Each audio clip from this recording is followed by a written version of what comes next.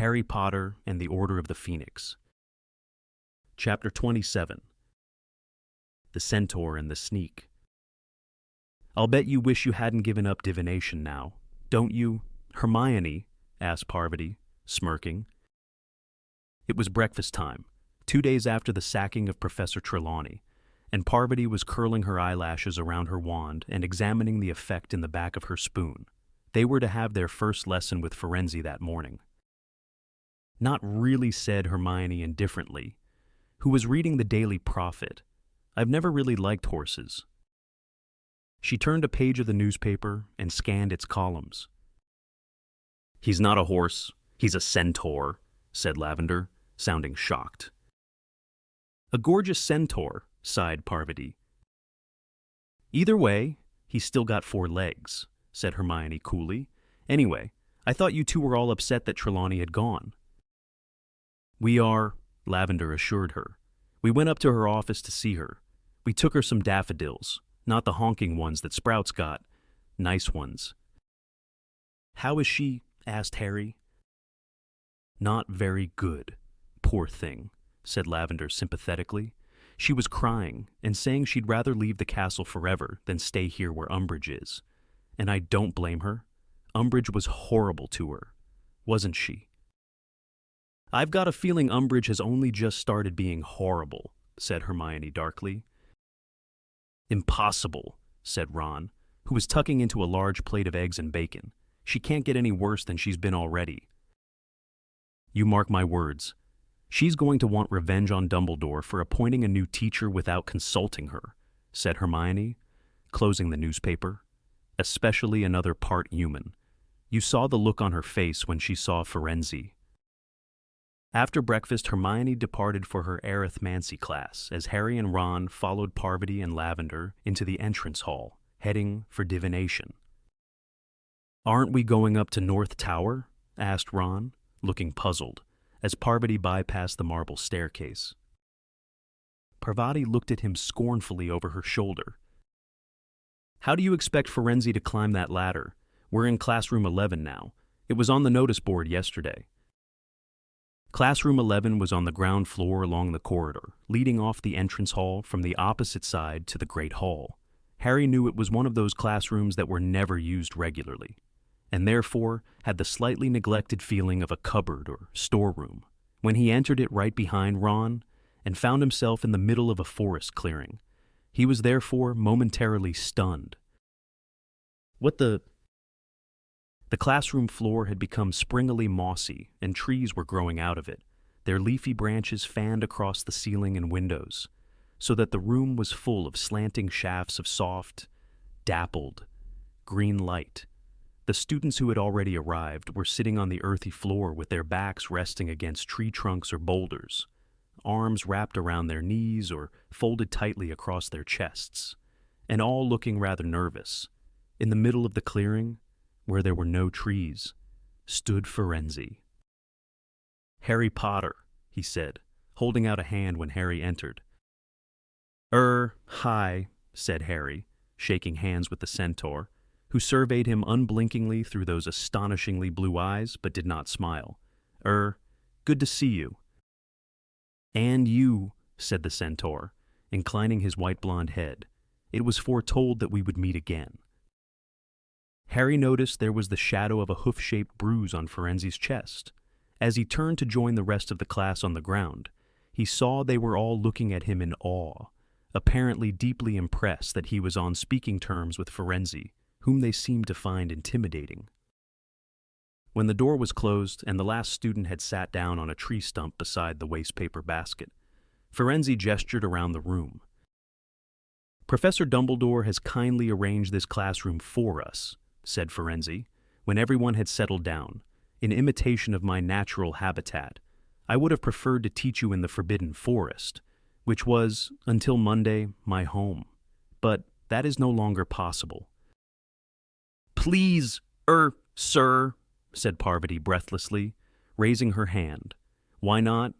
We've been in there with Hagrid. We're not frightened. It is not a question of your bravery, said Firenze, but of my position. I cannot return to the forest. My herd has banished me. Herd, said Lavender in a confused voice, and Harry knew she was thinking of cows. What? Oh. Comprehension dawned on her face. There are more OFU, she said, stunned. Did Hagrid breed you, like the Thestrals? Asked Dean eagerly. Firenze turned his head very slowly to face Dean, who seemed to realize at once that he had said something very offensive. I meant sorry, he finished in a hushed voice. Centaurs are not the servants or playthings of humans, said Firenze quietly. There was a pause. Then Parvati raised her hand again. Please, sir, why have the other centaurs banished you? Because I have agreed to work for Professor Dumbledore, said Firenze. They see this as a betrayal of our kind. Harry remembered how, nearly 4 years ago, the centaur Bane had shouted at Firenze for allowing Harry to ride to safety on his back. He had called him a common mule. He wondered whether it had been Bane who had kicked Firenze in the chest. Let us begin, said Firenze. He swished his long palomino tail, raised his hand towards the leafy canopy overhead, then lowered it slowly, and as he did so, the light in the room dimmed, so that they now seemed to be sitting in a forest clearing by twilight, and stars appeared on the ceiling. There were oohs and gasps, and Ron said audibly, Blimey. Lie back on the floor, said Firenze in his calm voice, and observe the heavens. Here is written, for those who can see, the fortune of our races. Harry stretched out on his back and gazed upwards at the ceiling. A twinkling red star winked at him from overhead. I know that you have learned the names of the planets and their moons in astronomy, said Firenze's calm voice, and that you have mapped the stars' progress through the heavens. Centaurs have unraveled the mysteries of these movements over centuries. Our findings teach us that the future may be glimpsed in the sky above us. Professor Trelawney did astrology with us, said Parvati excitedly, raising her hand in front of her so that it stuck up in the air as she lay on her back. Mars causes accidents and burns and things like that. And when it makes an angle to Saturn, like now, she drew a right angle in the air above her. That means people need to be extra careful when handling hot things. That, said Firenze calmly, is human nonsense. Parvati's hand fell limply to her side. Trivial hurts, tiny human accidents, said Firenze, as his hooves thudded over the mossy floor. These are of no more significance than the scurryings of ants to the wide universe, and are unaffected by planetary movements. Professor Trelawney, began Parvati, in a hurt and indignant voice. Is a human, said Firenze simply, and is therefore blinkered and fettered by the limitations of your kind. Harry turned his head very slightly to look at Parvati. She looked very offended, as did several of the people surrounding her. Sybil Trelawney may have seen. I do not know, continued Firenze, and Harry heard the swishing of his tail again as he walked up and down before them. But she wastes her time, in the main, on the self-flattering nonsense humans call fortune-telling. I, however, am here to explain the wisdom of centaurs, which is impersonal and impartial. We watch the skies for the great tides of evil or change that are sometimes marked there. It may take 10 years to be sure of what we are seeing. Firenze pointed to the red star directly above Harry. In the past decade, the indications have been that wizard kind is living through nothing more than a brief calm between two wars. Mars, bringer of battle, shines brightly above us, suggesting that the fight must soon break out again. How soon? Centaurs may attempt to divine by the burning of certain herbs and leaves, by the observation of fume and flame. It was the most unusual lesson Harry had ever attended.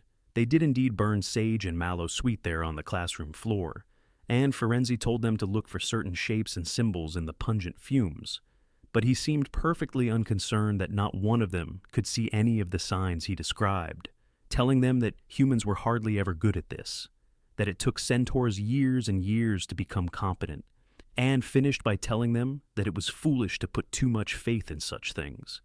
Anyway, because even centaurs sometimes read them wrongly. He was nothing like any human teacher Harry had ever had. His priority did not seem to be to teach them what he knew, but rather to impress upon them that nothing, not even centaur's knowledge, was foolproof. "He's not very definite on anything, is he?" said Ron in a low voice, as they put out their mallow-sweet fire. "I mean, I could do with a few more details about this war we're about to have. Couldn't you?" The bell rang right outside the classroom door, and everyone jumped. Harry had completely forgotten they were still inside the castle, and quite convinced that he was really in the forest. The class filed out, looking slightly perplexed. Harry and Ron were on the point of following them when Firenze called, "Harry Potter, a word, please." Harry turned. The centaur advanced a little towards him. Ron hesitated. "You may stay," Firenze told him, "but close the door, please." Ron hastened to obey. "Harry Potter, you are a friend of Hagrid's, are you not?" said the centaur. "Yes," said Harry. "Then give him a warning from me. His attempt is not working. He would do better to abandon it." "His attempt is not working," Harry repeated blankly. "And he would do better to abandon it," said Firenze, nodding. "I would warn Hagrid myself. But I am banished. It would be unwise for me to go too near the forest now. Hagrid has troubles enough, without a centaur's battle."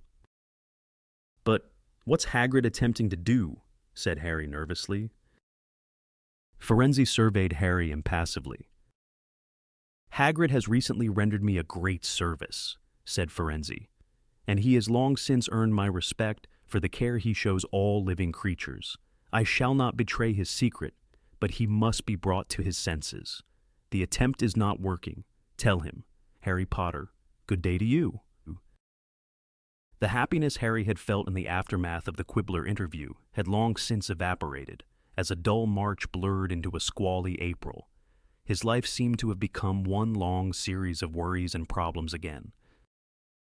Umbridge had continued attending all care of magical creatures lessons, so it had been very difficult to deliver a Firenze's warning to Hagrid, at last.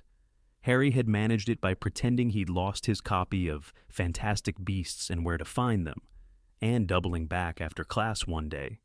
When he'd repeated Firenze's words, Hagrid gazed at him for a moment through his puffy, blackened eyes, apparently taken aback. Then he seemed to pull himself together. "Nice bloke, Firenze," he said gruffly, "but he don't know what he's talking about on this. The attempt's coming on fine." "Hagrid, what are you up to?" asked Harry seriously. "Because you've got to be careful. Umbridge has already sacked Trelawney, and, if you ask me, she's on a roll. If you're doing anything you shouldn't be, you'll be—" "There's things more important than keeping a job," said Hagrid, though his hands shook slightly as he said this, and a basin full of knarl droppings crashed to the floor. "Don't worry about me. Harry just as get along now. There's a good lad." Harry had no choice but to leave Hagrid mopping up the dung all over his floor, but he felt thoroughly dispirited as he trudged back up to the castle. Meanwhile, as the teachers and Hermione persisted in reminding them, the owls were drawing ever nearer. All the fifth years were suffering from stress to some degree. But Hannah Abbott became the first to receive a calming draft from Madame Pomfrey after she burst into tears during herbology and sobbed that she was too stupid to take exams and wanted to leave school now. If it had not been for the DA lessons, Harry thought he would have been extremely unhappy.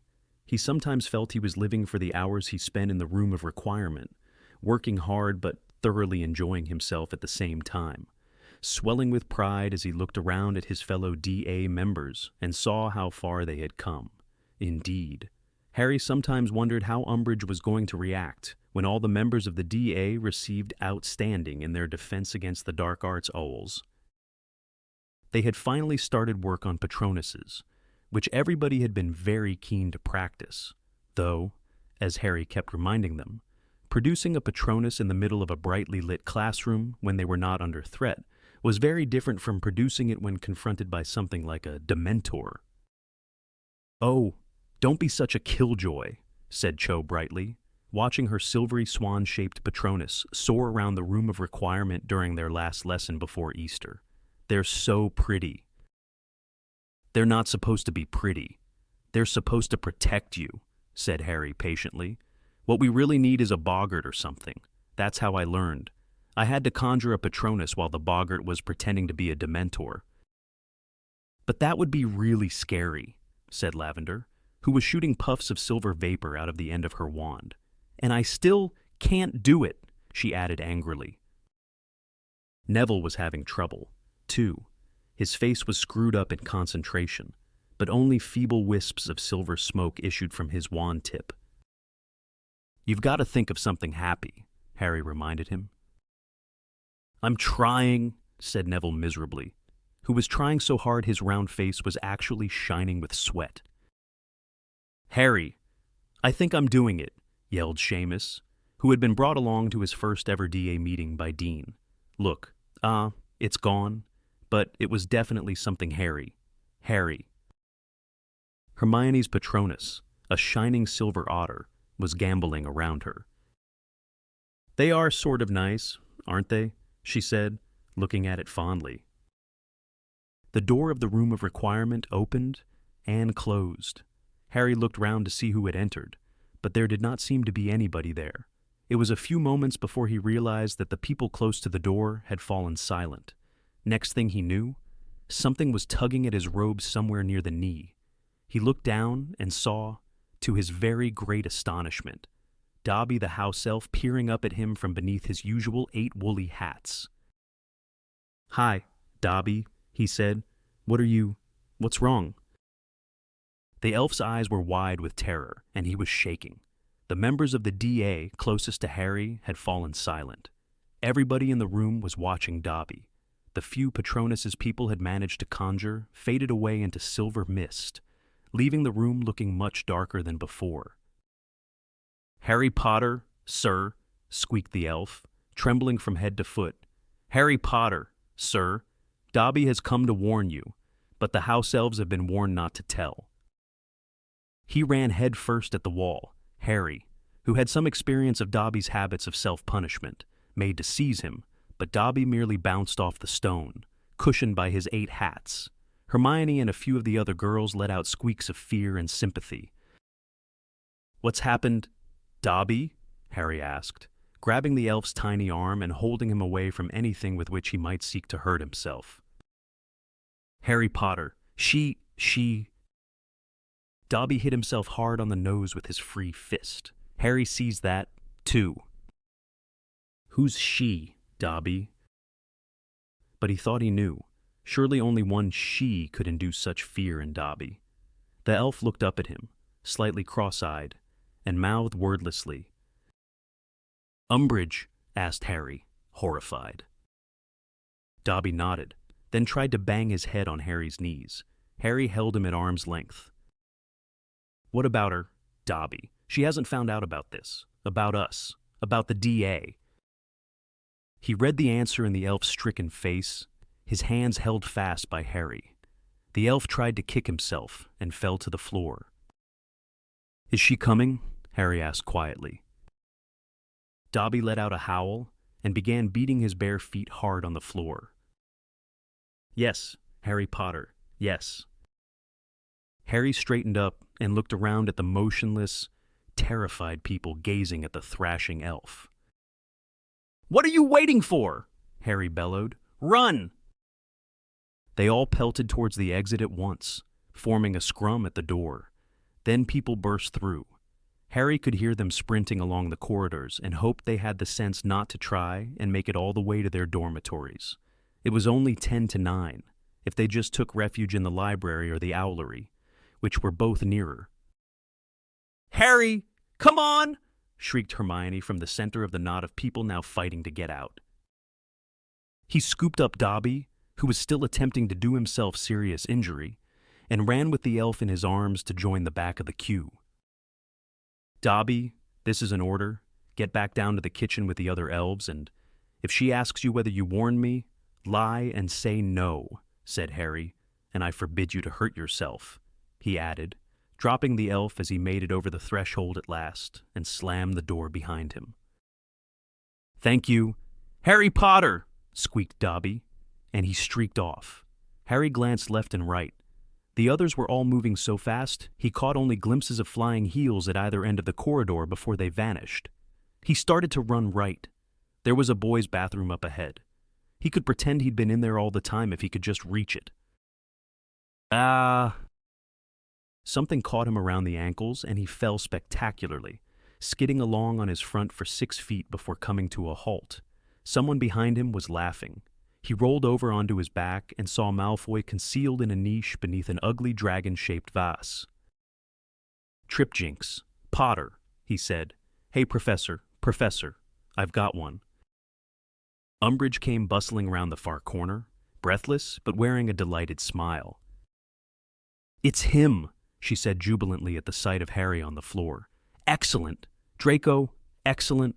Oh, very good. 50 points to Slytherin. I'll take him from here. Stand up. Potter." Harry got to his feet, glaring at the pair of them. He had never seen Umbridge looking so happy. She seized his arm in a vice-like grip and turned, beaming broadly, to Malfoy. "You hop along and see if you can round up any more of them. Draco," she said, "tell the others to look in the library. Anybody out of breath, check the bathrooms. Miss Parkinson can do the girls' ones. Off you go. And you," she added in her softest, most dangerous voice, as Malfoy walked away, "you can come with me to the headmaster's office. Potter." They were at the stone gargoyle within minutes. Harry wondered how many of the others had been caught. He thought of Ron. Mrs. Weasley would kill him, and of how Hermione would feel if she was expelled before she could take her owls.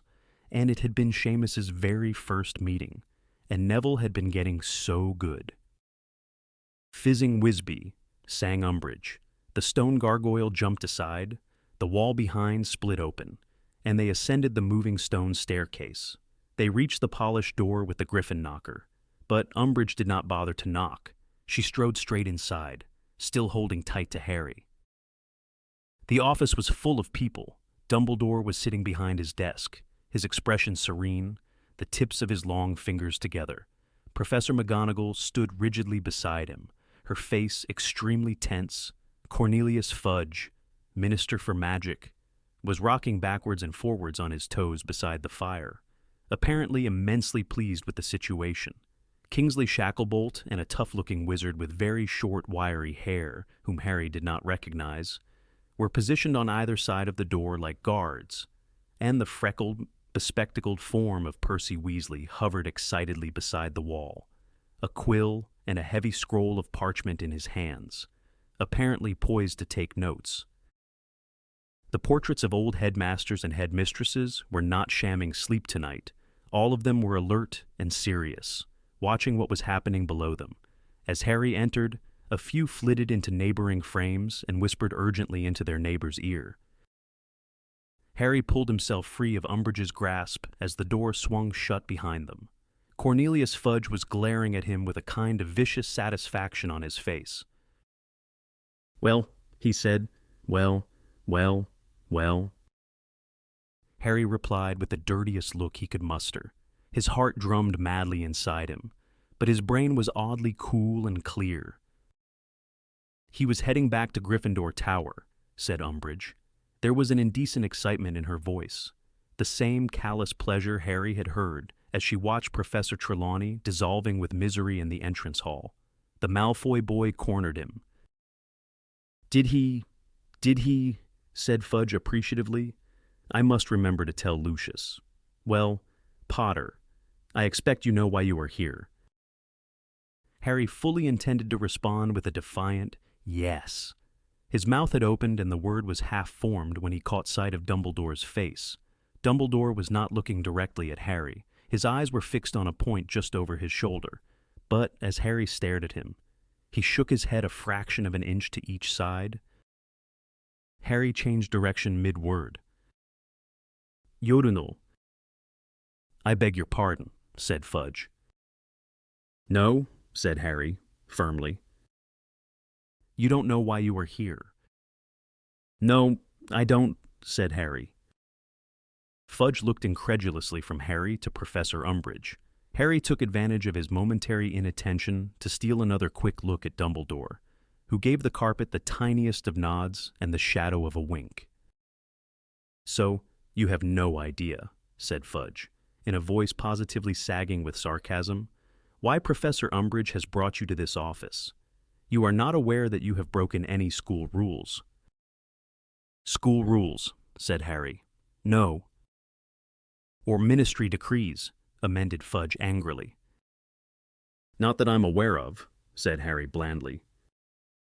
His heart was still hammering very fast. It was almost worth telling these lies to watch Fudge's blood pressure rising. But he could not see how on earth he would get away with them. If somebody had tipped off Umbridge about the D.A., then he, the leader, might as well be packing his trunk right now. "So, it's news to you, is it?" said Fudge, his voice now thick with anger, "that an illegal student organization has been discovered within this school."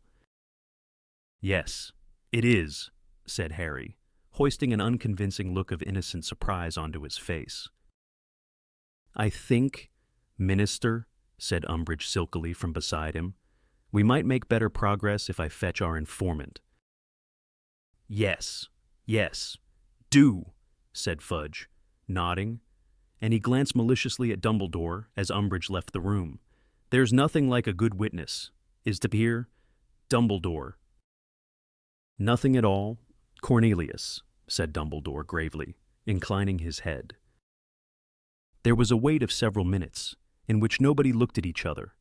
Then Harry heard the door open behind him. Umbridge moved past him into the room, gripping by the shoulder Cho's curly-haired friend, Marietta, who was hiding her face in her hands. "Don't be scared, dear. Don't be frightened," said Professor Umbridge softly, patting her on the back. "It's quite all right. Now, you have done the right thing. The minister is very pleased with you. He'll be telling your mother what a good girl you've been." "Marietta's mother, minister," she added, looking up at Fudge, "is Madam Edgecombe from the Department of Magical Transportation, Flu Network office. She's been helping us police the Hogwarts fires. You know." Jolly good," said Fudge heartily. "Like mother, like daughter. Well, come on, now, dear, look up. Don't be shy. Let's hear what you've got to, galloping gargoyles." As Marietta raised her head, Fudge leapt backwards in shock. Nearly landing himself in the fire, he cursed and stamped on the hem of his cloak, which had started to smoke. Marietta gave a wail and pulled the neck of her robes right up to her eyes, but not before everyone had seen that her face was horribly disfigured by a series of close-set purple pustules that had spread across her nose and cheeks to form the word sneak. "Never mind the spots now, dear," said Umbridge impatiently. "Just take your robes away from your mouth and tell the minister." But Marietta gave another muffled wail and shook her head frantically. "Oh, very well. You silly girl. I'll tell him," snapped Umbridge. She hitched her sickly smile back onto her face and said, "Well, minister, Miss Edgecombe here came to my office shortly after dinner this evening and told me she had something she wanted to tell me. She said that if I proceeded to a secret room on the 7th floor, sometimes known as the Room of Requirement, I would find out something to my advantage. I questioned her a little further, and she admitted that there was to be some kind of meeting there. Unfortunately, at that point, this hex," she waved impatiently at Marietta's concealed face, "came into operation, and upon catching sight of her face in my mirror, the girl became too distressed to tell me any more." "Well, now," said Fudge, fixing Marietta with what he evidently imagined was a kind and fatherly look, "it is very brave of you, my dear, coming to tell Professor Umbridge. You did exactly the right thing. Now, will you tell me what happened at this meeting? What was its purpose? Who was there?" But Marietta would not speak. She merely shook her head again, her eyes wide and fearful. "Haven't we got a counter-jinx for this?" Fudge asked Umbridge impatiently, gesturing at Marietta's face. "So, She can speak freely. I have not yet managed to find one, Umbridge admitted grudgingly, and Harry felt a surge of pride in Hermione's jinxing ability. But it doesn't matter if she won't speak. I can take up the story from here.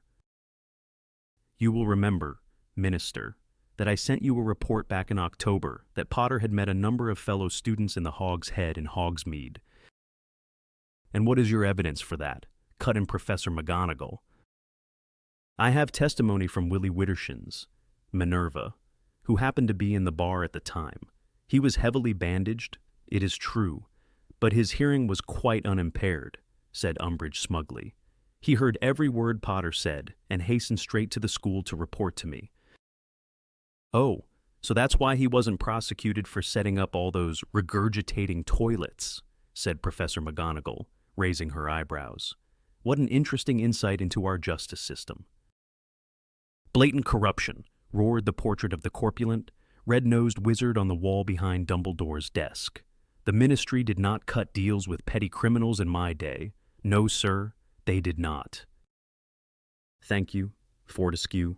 That will do, said Dumbledore softly.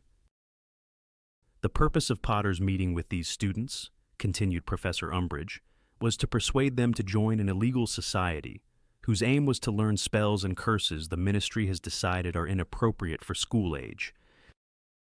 I think you'll find you're wrong there, Dolores, said Dumbledore quietly, peering at her over the half-moon spectacles perched halfway down his crooked nose. Harry stared at him. He could not see how Dumbledore was going to talk him out of this one.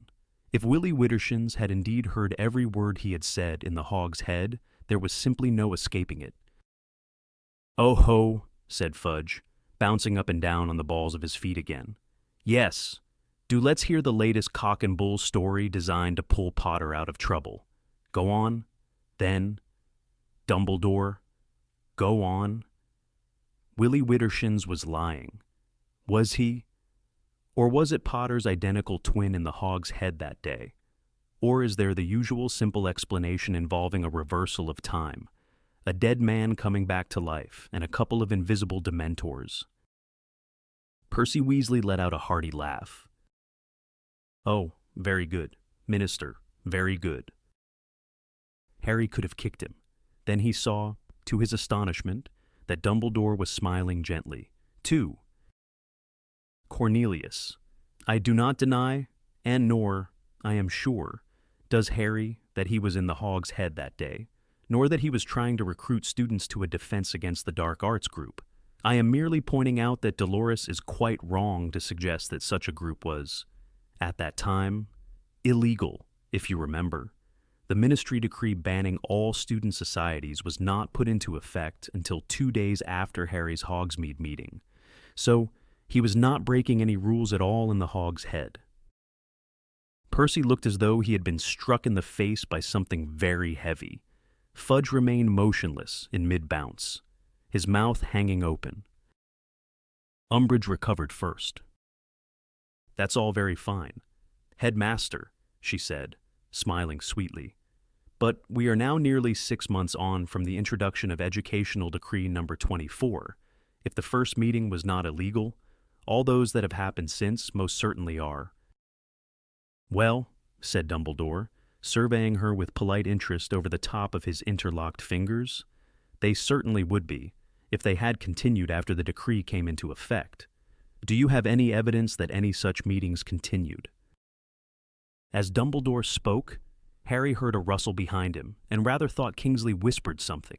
He could have sworn, too, that he felt something brush against his side, a gentle something, like a draft or bird wings. But looking down, he saw nothing there. Evidence, repeated Umbridge, with that horrible wide toad-like smile. Have you not been listening? Dumbledore, why do you think Miss Edgecombe is here? Oh, can she tell us about 6 months' worth of meetings? Said Dumbledore, raising his eyebrows. I was under the impression that she was merely reporting a meeting tonight.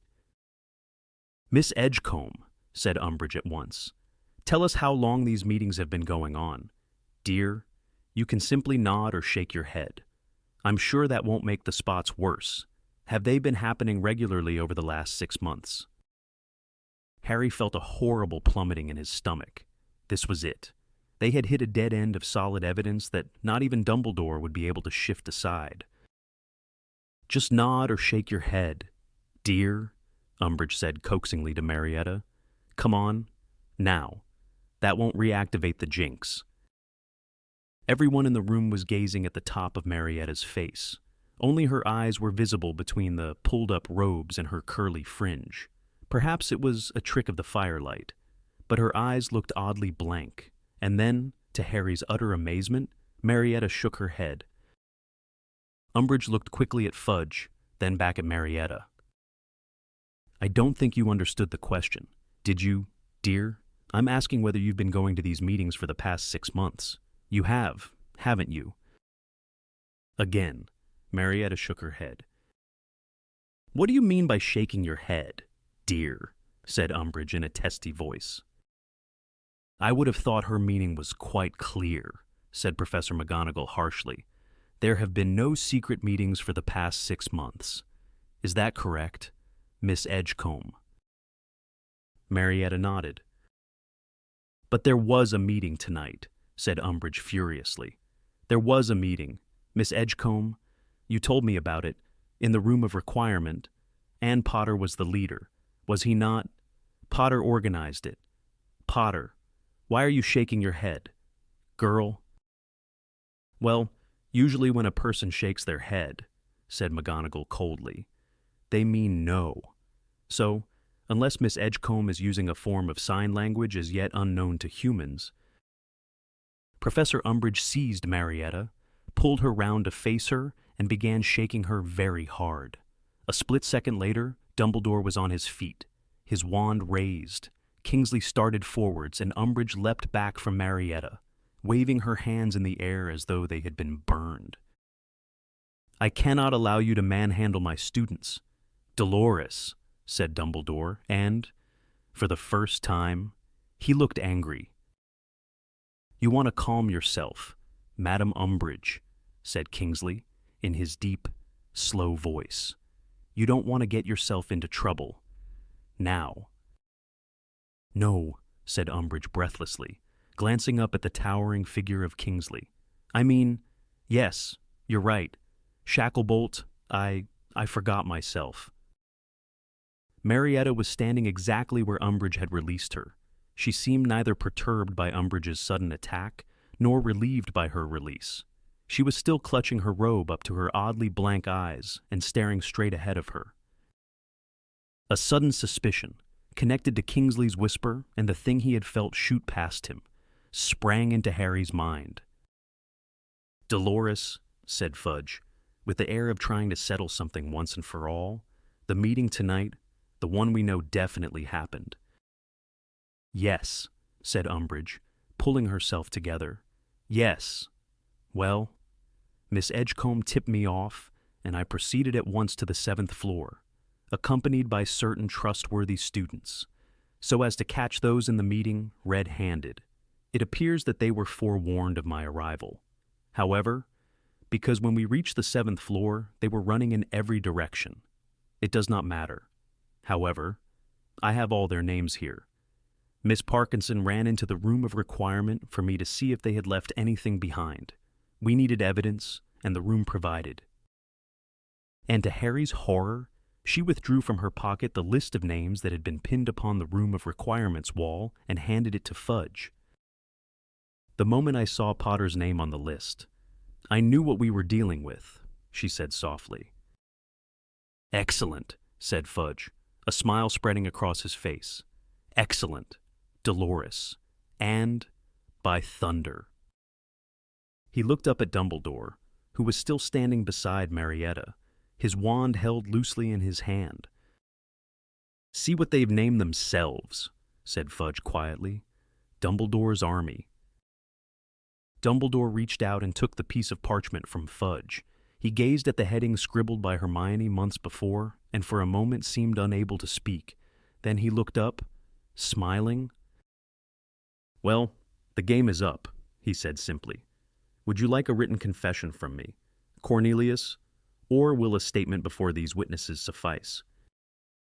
Harry saw McGonagall and Kingsley look at each other. There was fear in both faces. He did not understand what was going on, and nor, apparently, did Fudge. "Statement," said Fudge slowly. "What? I don't—" "Dumbledore's army. Cornelius," said Dumbledore, still smiling as he waved the list of names before Fudge's face. "Not Potter's army. Dumbledore's army." But, understanding blazed suddenly in Fudge's face. He took a horrified step backwards, yelped, and jumped out of the fire again. "You," he whispered, stamping again on his smoldering cloak. "That's right," said Dumbledore pleasantly. "You organized this?" "I did," said Dumbledore. "You recruited these students for your army." "Tonight was supposed to be the first meeting," said Dumbledore, nodding, merely to see whether they would be interested in joining me. "I see now that it was a mistake to invite Miss Edgecombe. Of course." Marietta nodded. Fudge looked from her to Dumbledore, his chest swelling. "Then you have been plotting against me," he yelled. "That's right," said Dumbledore cheerfully. "No!" shouted Harry. Kingsley flashed a look of warning at him. McGonagall widened her eyes threateningly. But it had suddenly dawned on Harry what Dumbledore was about to do, and he could not let it happen. "No, Professor Dumbledore." "Be quiet, Harry, or I am afraid you will have to leave my office," said Dumbledore calmly. "Yes, shut up, Potter," barked Fudge, who was still ogling Dumbledore with a kind of horrified delight. Well, I came here tonight expecting to expel Potter, and instead you get to arrest me," said Dumbledore, smiling. "It's like losing a Canute and finding a galleon, isn't it?" "Weasley!" cried Fudge, now positively quivering with delight. "Weasley! Have you written it all down? Everything he said, his confession. Have you got it?" "Yes, sir." "I think so, sir," said Percy eagerly, whose nose was splattered with ink from the speed of his note-taking. "The bit about how he's been trying to build up an army against the Ministry, how he's been working to destabilize me." "Yes, sir, I've got it. Yes," said Percy, scanning his notes joyfully. "Very well, then," said Fudge, now radiant with glee. "Duplicate your notes, Weasley, and send a copy to the Daily Prophet at once. If we send a fast owl, we should make the morning edition." Percy dashed from the room, slamming the door behind him, and Fudge turned back to Dumbledore. "You will now be escorted back to the Ministry, where you will be formally charged, then sent to Azkaban to await trial." "Ah," said Dumbledore gently. Yes. I thought we might hit that little snag." "Snag!" said Fudge, his voice still vibrating with joy. "I see no snag, Dumbledore." "Well," said Dumbledore apologetically, "I'm afraid I do." "Oh, really?" "Well, it's just that you seem to be laboring under the delusion that I am going to, what is the phrase, come quietly. I am afraid I am not going to come quietly at all. Cornelius, I have absolutely no intention of being sent to Azkaban. I could break out, of course, but what a waste of time. And frankly, I can think of a whole host of things I would rather be doing." Umbridge's face was growing steadily redder. She looked as though she was being filled with boiling water. Fudge stared at Dumbledore with a very silly expression on his face, as though he had just been stunned by a sudden blow and could not quite believe it had happened. He made a small choking noise, then looked round at Kingsley and the man with short gray hair, who alone of everyone in the room had remained entirely silent so far. The latter gave Fudge a reassuring nod and moved forwards a little, away from the wall. Harry saw his hand drift, almost casually, towards his pocket. "Don't be silly. Dawlish," said Dumbledore kindly. "I'm sure you are an excellent Auror. I seem to remember that you achieved outstanding in all your new TS. But if you attempt to Auror bring me in by force, I will have to hurt you." The man called Dawlish blinked rather foolishly. He looked towards Fudge again, but this time seemed to be hoping for a clue as to what to do next. "So," sneered Fudge, recovering himself, "you intend to take on Dawlish, Shacklebolt, Dolores and myself single-handed, do you, Dumbledore?" "Merlin's beard, no," said Dumbledore, smiling. "Not unless you are foolish enough to force me to." "He will not be single-handed," said Professor McGonagall loudly, plunging her hand inside her robes. "Oh, yes, he will. Minerva," said Dumbledore sharply, "Hogwarts needs you." "Enough of this rubbish," said Fudge, pulling out his own wand. "Dawlish, Shacklebolt, take him." A streak of silver light flashed around the room. There was a bang like a gunshot, and the floor trembled. A hand grabbed the scruff of Harry's neck and forced him down on the floor as a second silver flash went off. Several of the portraits yelled. Fawkes screeched and a cloud of dust filled the air, coughing in the dust. Harry saw a dark figure fall to the ground, with a crash in front of him. There was a shriek and a thud, and somebody cried, "No!" Then there was the sound of breaking glass, frantically scuffling footsteps, a groan, and silence. Harry struggled around to see who was half strangling him, and saw Professor McGonagall crouched beside him. She had forced both him and Marietta out of harm's way. Dust was still floating gently down through the air onto them. Panting slightly, Harry saw a very tall figure moving towards them. "Are you all right?" Dumbledore asked. "Yes," said Professor McGonagall, getting up and dragging Harry and Marietta with her. The dust was clearing. The wreckage of the office loomed into view. Dumbledore's desk had been overturned. All of the spindly tables had been knocked to the floor, their silver instruments in pieces. Fudge, Umbridge, Kingsley and Dawlish lay motionless on the floor. Fawkes the Phoenix soared in wide circles above them, singing softly. "Unfortunately, I had to hex Kingsley too, or it would have looked very suspicious," said Dumbledore in a low voice. He was remarkably quick on the uptake, modifying Miss Edgecombe's memory like that while everyone was looking the other way. "Thank him. For me. Won't you? Minerva." "Now, they will all awake very soon, and it will be best if they do not know that we had time to communicate. You must act as though no time has passed, as though they were merely knocked to the ground. They will not remember." "Where will you go?" "Dumbledore," whispered Professor McGonagall. "Grimmauld Place." "Oh, no," said Dumbledore, with a grim smile. "I am not leaving to go into hiding. Fudge will soon wish he'd never dislodged me from Hogwarts. I promise you." "Professor Dumbledore," Harry began. He did not know what to say first. How sorry he was that he had started the DA in the first place and caused all this trouble. Or how terrible he felt that Dumbledore was leaving to save him from expulsion. But Dumbledore cut him off before he could say another word.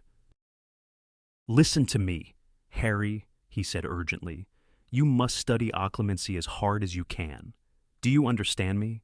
Do everything Professor Snape tells you and practice it particularly every night before sleeping so that you can close your mind to bad dreams. You will understand why soon enough, but you must promise me."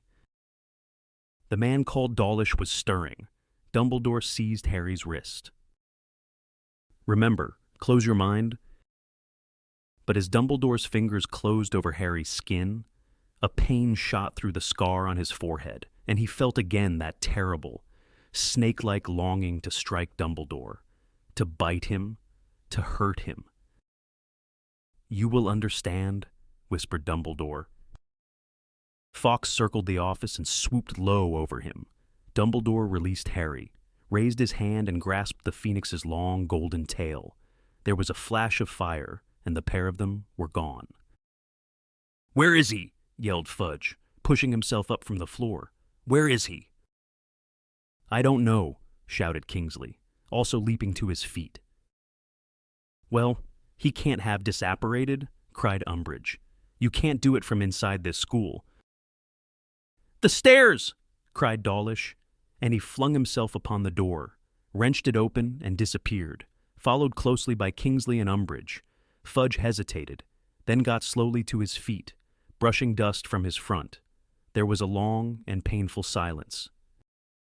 "Well, Minerva," said Fudge nastily, straightening his torn shirt sleeve.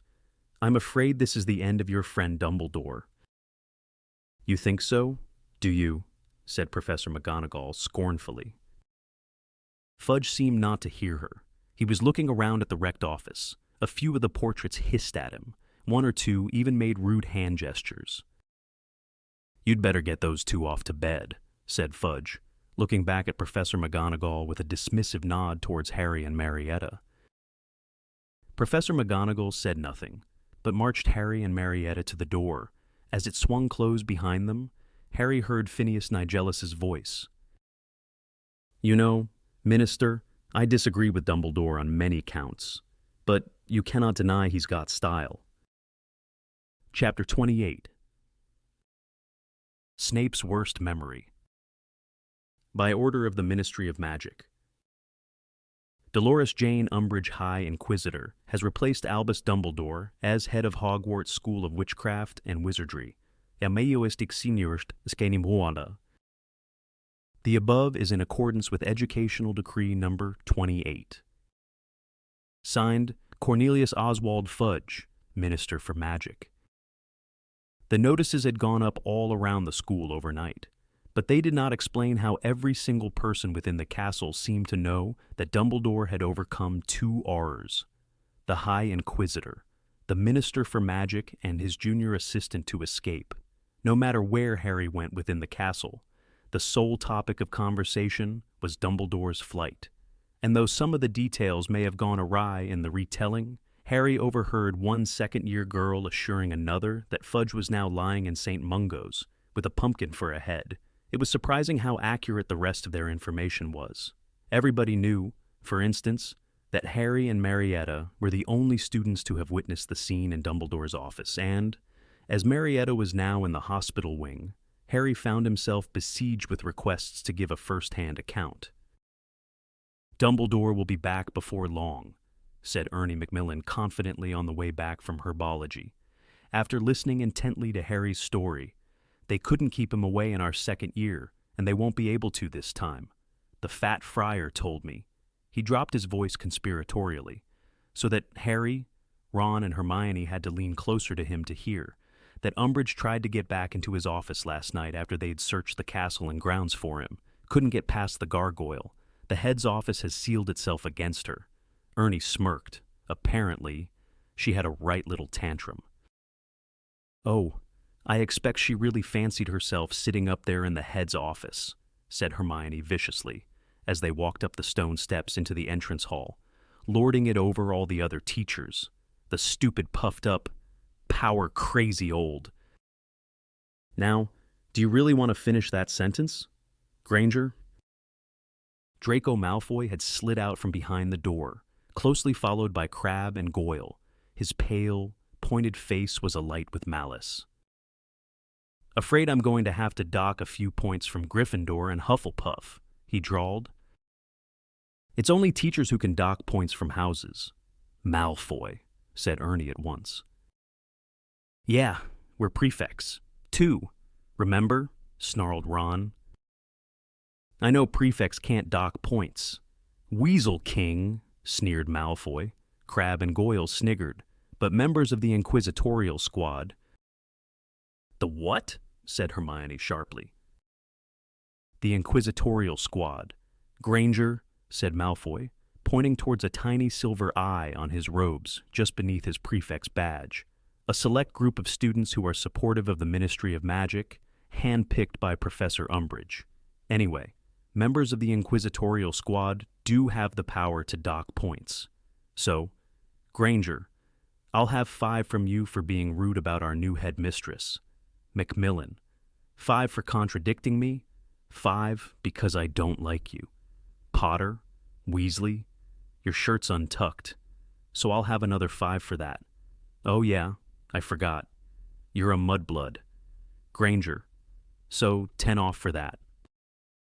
Ron pulled out his wand, but Hermione pushed it away, whispering, "Don't!" Wise move, Granger, breathed Malfoy.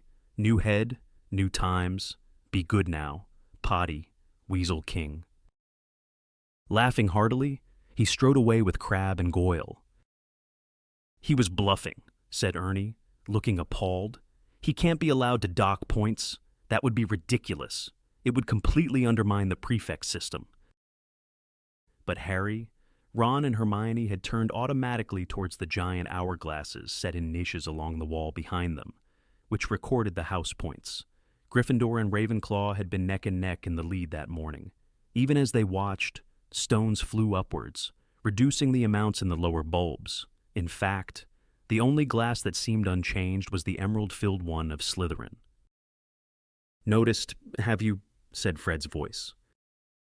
He and George had just come down the marble staircase and joined Harry, Ron, Hermione, and Ernie in front of the hourglasses. "Malfoy just docked us all about 50 points, said Harry furiously, as they watched several more stones fly upwards from the Gryffindor hourglass. "Yeah, Montague tried to do us during break," said George. "What do you mean? Tried," said Ron quickly. "He never managed to get all the words out," said Fred, due to the fact that we forced him headfirst into that vanishing cabinet on the first floor. Hermione looked very shocked. "But you'll get into terrible trouble." "Not until Montague reappears, and that could take weeks. I don't know where we send him," said Fred coolly. "Anyway, we've decided we don't care about getting into trouble anymore." "Have you ever?" asked Hermione. "Course we have," said George. "Never been expelled, have we?" "We've always known where to draw the line," said Fred. "We might have put a toe across it occasionally," said George. "But we've always stopped short of causing real mayhem," said Fred. "But now," said Ron tentatively. "Well, now," said George. "What with Dumbledore gone," said Fred. "We reckon a bit of mayhem," said George. "Is exactly what our dear new head deserves," said Fred. "You mustn't," whispered Hermione. "You really mustn't. She'd love a reason to expel you." "You don't get it. Hermione, do you?" said Fred, smiling at her. "We don't care about staying anymore. We'd walk out right now if we weren't determined to do our bit for Dumbledore first. So, anyway," he checked his watch. "Phase 1 is about to begin. I'd get in the Great Hall for lunch, if I were you. That way the teachers will see you can't have had anything to do with it." "Anything to do with what?" said Hermione anxiously. "You'll see," said George. "Run along, now." Fred and George turned away and disappeared into the swelling crowd descending the stairs towards lunch, looking highly disconcerted. Ernie muttered something about unfinished transfiguration homework and scurried away. "I think we should get out of here. You know," said Hermione nervously, "just in case." "Yeah, all right," said Ron, and the three of them moved towards the doors to the Great Hall. But Harry had barely glimpsed the day's ceiling of scudding white clouds when somebody tapped him on the shoulder, and, turning, he found himself almost nose to nose with Filch the caretaker. He took several hasty steps backwards. Filch was best viewed at a distance. "The headmistress would like to see you, Potter," he leered. "I didn't do it," said Harry stupidly, thinking of whatever Fred and George were planning. Filch's jowls wobbled with silent laughter. "Guilty conscience. He wheezed. "Follow me." Harry glanced back at Ron and Hermione, who were both looking worried. He shrugged and followed Filch back into the entrance hall, against the tide of hungry students. Filch seemed to be in an extremely good mood. He hummed creakily under his breath as they climbed the marble staircase. As they reached the first landing, he said, "Things are changing around here. Potter." "I've noticed," said Harry coldly. "Yearsy. I've been telling Dumbledore for years and years he's too soft with you all," said Filch, chuckling nastily. You filthy little beast would never have dropped stink pellets if you'd known I had it in my power to whip you raw. Would you? Now? Nobody would have thought of throwing fanged frisbees down the corridors if I could have strung you up by the ankles in my office. Would they? But when Educational Decree number 29 comes in, Potter, I'll be allowed to do them things. And she's asked the minister to sign an order for the expulsion of Peeves. Oh, things are going to be very different around here with her in charge. Umbridge had obviously gone to some lengths to get Filch on her side, Harry thought, and the worst of it was that he would probably prove an important weapon. His knowledge of the school's secret passageways and hiding places was probably second only to that of the Weasley twins. "Here we are," he said, leering down at Harry as he rapped 3 times on Professor Umbridge's door and pushed it open. "The Potter boy to see you. Ma'am?" Umbridge's office, so very familiar to Harry from his many detentions, was the same as usual except for the large wooden block lying across the front of her desk, on which golden letters spelled the word Headmistress. Also, his firebolt and Fred and George's clean sweeps, which he saw with a pang, were chained and padlocked to a stout iron peg in the wall behind the desk. Umbridge was sitting behind the desk, busily scribbling on some of her pink parchment, but she looked up and smiled widely at their entrance. "Thank you, Argus," she said sweetly. "Not at all, ma'am, not at all," said Filch, bowing as low as his rheumatism would permit, and exiting backwards. "Sit," said Umbridge curtly, pointing towards a chair. Harry sat. She continued to scribble for a few moments. He watched some of the foul kittens gamboling around the plates over her head, wondering what fresh horror she had in store for him. "Well, now," she said finally, setting down her quill and surveying him complacently, like a toad about to swallow a particularly juicy fly. "What would you like to drink?" "What?" said Harry, quite sure he had misheard her. "To drink, Mr. Potter," she said, smiling still more widely. "Tea, coffee, pumpkin juice." As she named each drink, she gave her short wand a wave, and a cup or glass of it appeared on her desk. "Nothing, thank you," said Harry.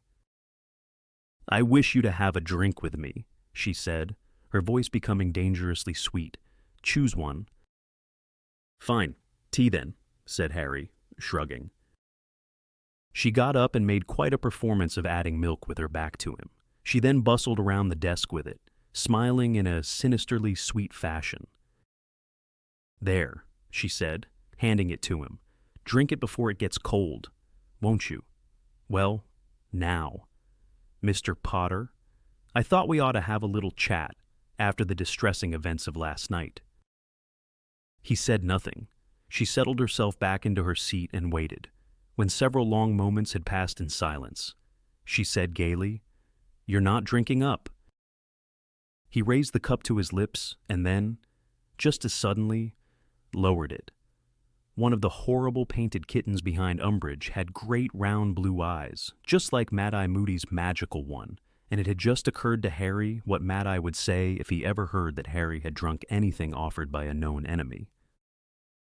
"What's the matter?" said Umbridge, who was still watching him closely. "Do you want sugar?" "No," said Harry. He raised the cup to his lips again and pretended to take a sip, though keeping his mouth tightly closed. Umbridge's smile widened. "Good," she whispered. "Very good. Now then." She leaned forwards a little. "Where is Albus Dumbledore?" "No idea," said Harry promptly.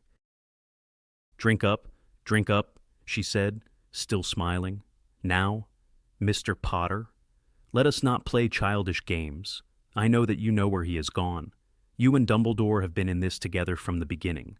Consider your position, Mr. Potter." "I don't know where he is," Harry repeated. He pretended to drink again. She was watching him very closely. "Very well," she said, though she looked displeased. "In that case, you will kindly tell me the whereabouts of Sirius Black." Harry's stomach turned over, and his hand holding the teacup shook so that it rattled in its saucer. He tilted the cup to his mouth with his lips pressed together so that some of the hot liquid trickled down onto his robes. "I don't know," he said, a little too quickly. "Mr. Potter," said Umbridge, "let me remind you that it was I who almost caught the criminal Black in the Gryffindor fire in October. I know perfectly well it was you he was meeting, and if I had had any proof neither of you would be at large today. I promise you, I repeat, Mr. Potter, where is Sirius Black?" "No idea," said Harry loudly. "Haven't got a clue." They stared at each other so long that Harry felt his eyes watering. Then Umbridge stood up.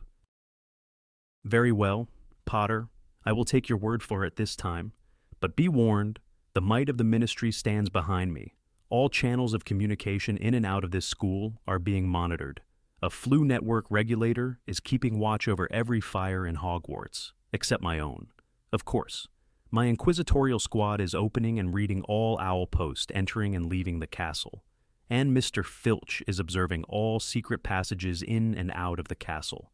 If I find a shred of evidence..." Boom! The very floor of the office shook. Umbridge slipped sideways, clutching her desk for support, and looking shocked. What was... She was gazing towards the door. Harry took the opportunity to empty his almost full cup of tea into the nearest vase of dried flowers. He could hear people running and screaming several floors below. "Back to lunch you go! Potter!" cried Umbridge, raising her wand and dashing out of the office. Harry gave her a few seconds' start, then hurried after her to see what the source of all the uproar was. It was not difficult to find. One floor down, pandemonium reigned. Somebody in Harry had a very shrewd idea, who had set off what seemed to be an enormous crate of enchanted fireworks. Dragons comprised entirely of green and gold sparks were soaring up and down the corridors, emitting loud fiery blasts and bangs as they went.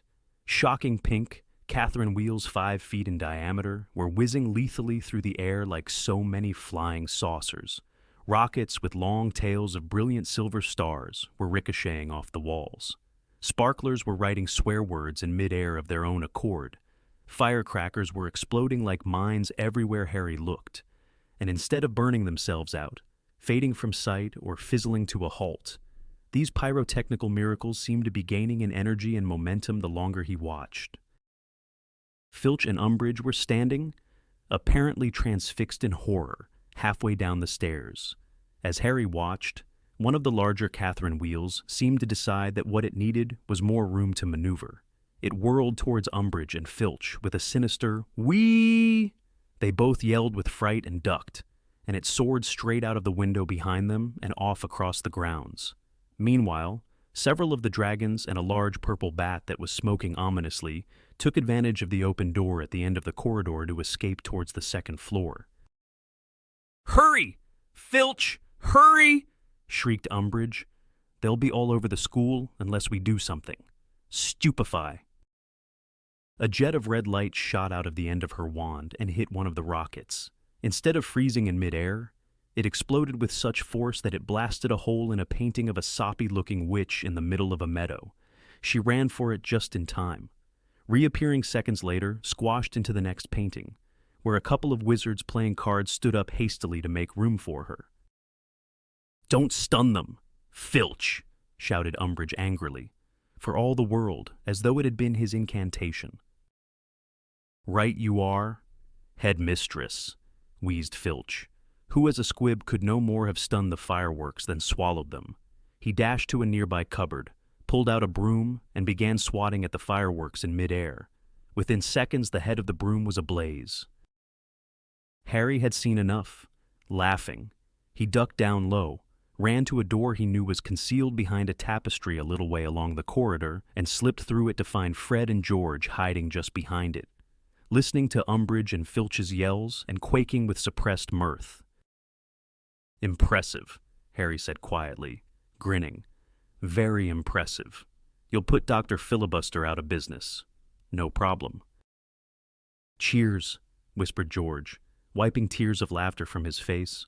"Oh, I hope she tries vanishing them next. They multiply by 10 every time you try.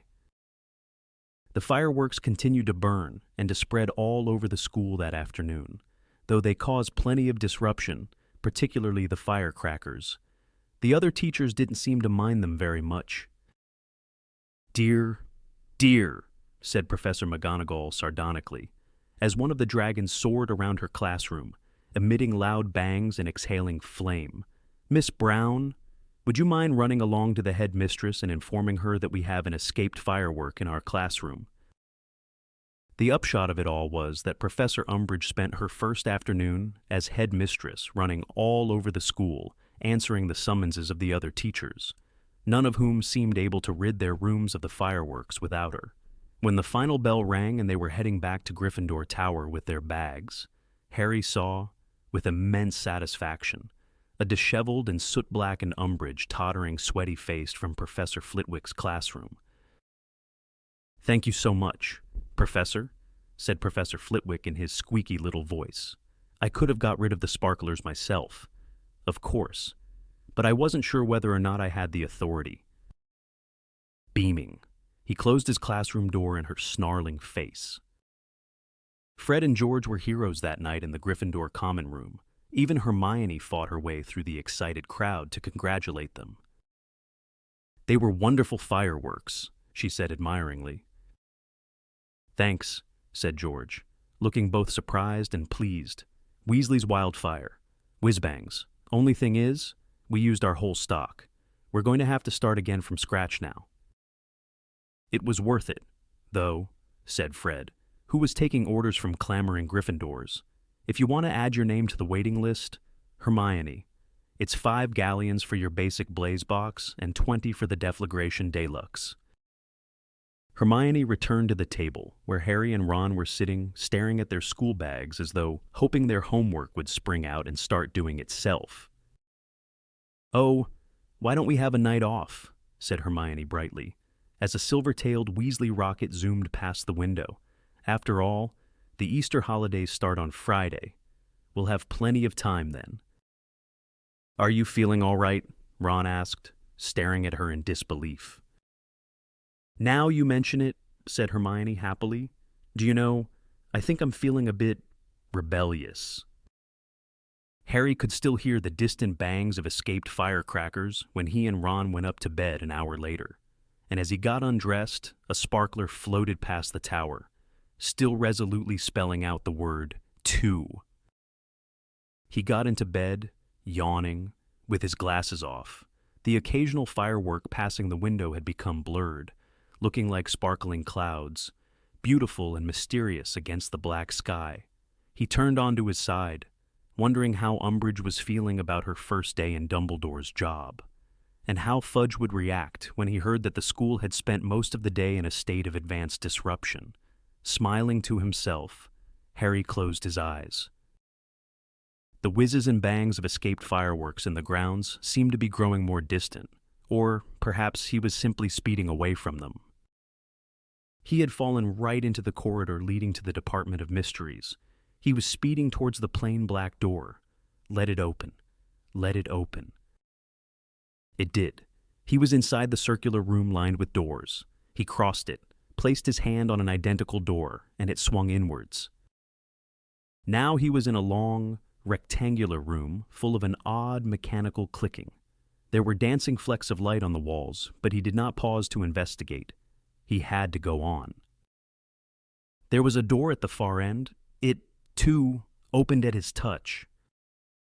And now he was in a dimly lit room as high and wide as a church, full of nothing but rows and rows of towering shelves, each laden with small, dusty, spun glass spheres. Now Harry's heart was beating fast with excitement. He knew where to go. He ran forwards, but his footsteps made no noise in the enormous but deserted room.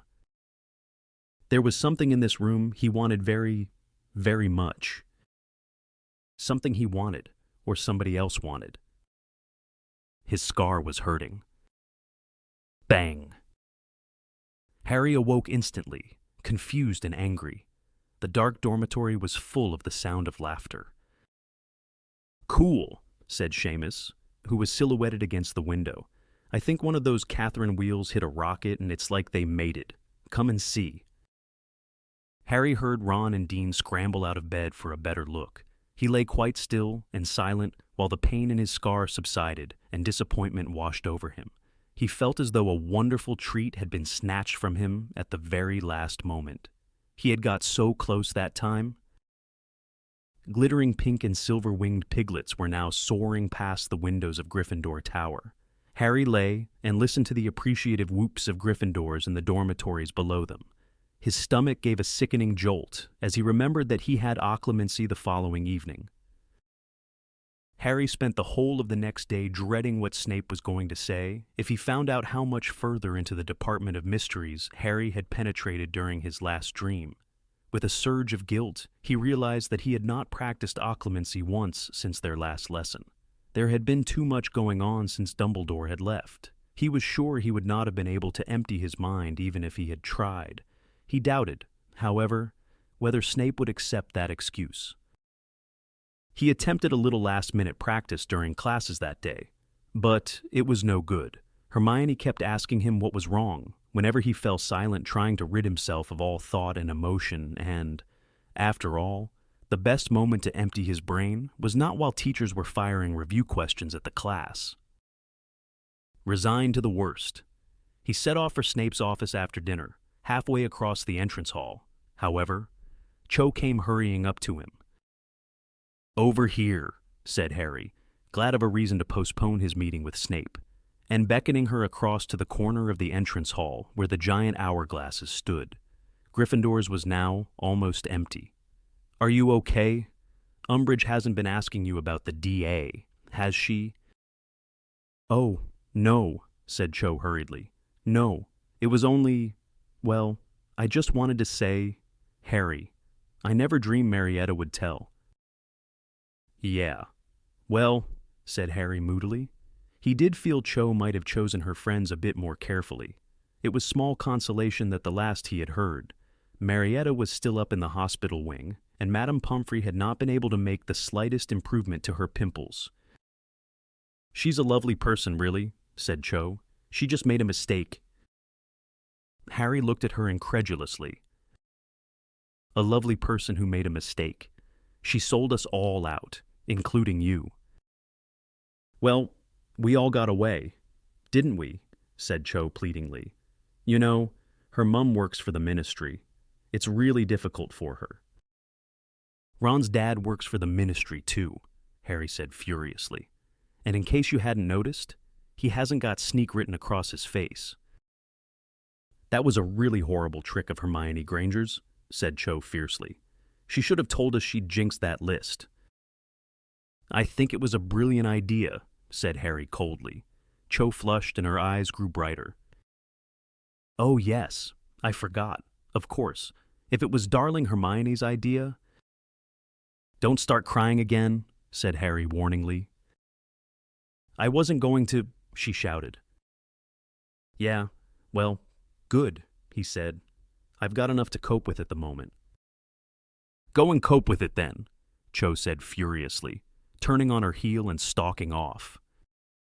Fuming, Harry descended the stairs to Snape's dungeon and, though he knew from experience how much easier it would be for Snape to penetrate his mind if he arrived angry and resentful, he succeeded in nothing but thinking of a few more things he should have said to Cho about Marietta before reaching the dungeon door.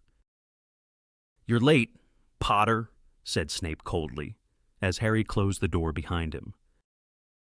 Snape was standing with his back to Harry, removing, as usual, certain of his thoughts and placing them carefully in Dumbledore's pensieve. He dropped the last silvery strand into the stone basin and turned to face Harry. "So," he said, "have you been practicing?" "Yes," Harry lied, looking carefully at one of the legs of Snape's desk. "Well, we'll soon find out, won't we?" said Snape smoothly. "Wand out. Potter." Harry moved into his usual position, facing Snape with the desk between them. His heart was pumping fast with anger at Cho, and anxiety about how much Snape was about to extract from his mind. "On the count of 3, then," said Snape lazily, 1, 2. Snape's office door banged open, and Draco Malfoy sped in. Professor Snape, sir. Oh, sorry. Malfoy was looking at Snape and Harry in some surprise. It's all right, Draco, said Snape, lowering his W, and Potter is here for a little remedial potions. Harry had not seen Malfoy look so gleeful since Umbridge had turned up to inspect Hagrid. I didn't know, he said, leering at Harry, who knew his face was burning. He would have given a great deal to be able to shout the truth at Malfoy, or, even better, to hit him with a good curse. Well, Draco, what is it? Asked Snape. It's Professor Umbridge, sir. She needs your help, said Malfoy. They've found Montague, sir. He's turned up jammed inside a toilet on the 4th floor. How did he get in there? Demanded Snape. I don't know, sir. He's a bit confused. Very well. Very well. Potter, said Snape. We shall resume this lesson tomorrow evening. He turned and swept from his office. Malfoy mouthed, remedial potions, at Harry behind Snape's back before following him. Seething, Harry replaced his wand inside his robes and made to leave the room. At least he had 24 more hours in which to practice. He knew he ought to feel grateful for the narrow escape, though it was hard that it came at the expense of Malfoy telling the whole school that he needed remedial potions. He was at the office door when he saw it, a patch of shivering light dancing on the doorframe. He stopped and stood looking at it, reminded of something. Then he remembered. It was a little like the lights he had seen in his dream last night, the lights in the second room he had walked through on his journey through the Department of Mysteries. He turned around. The light was coming from the pensieve sitting on Snape's desk. The silver-white contents were ebbing and swirling within. Snape's thoughts, things he did not want Harry to see if he broke through Snape's defenses accidentally. Harry gazed at the pensieve, curiosity welling inside him. What was it that Snape was so keen to hide from Harry? The silvery lights shivered on the wall. Harry took 2 steps toward the desk, thinking hard.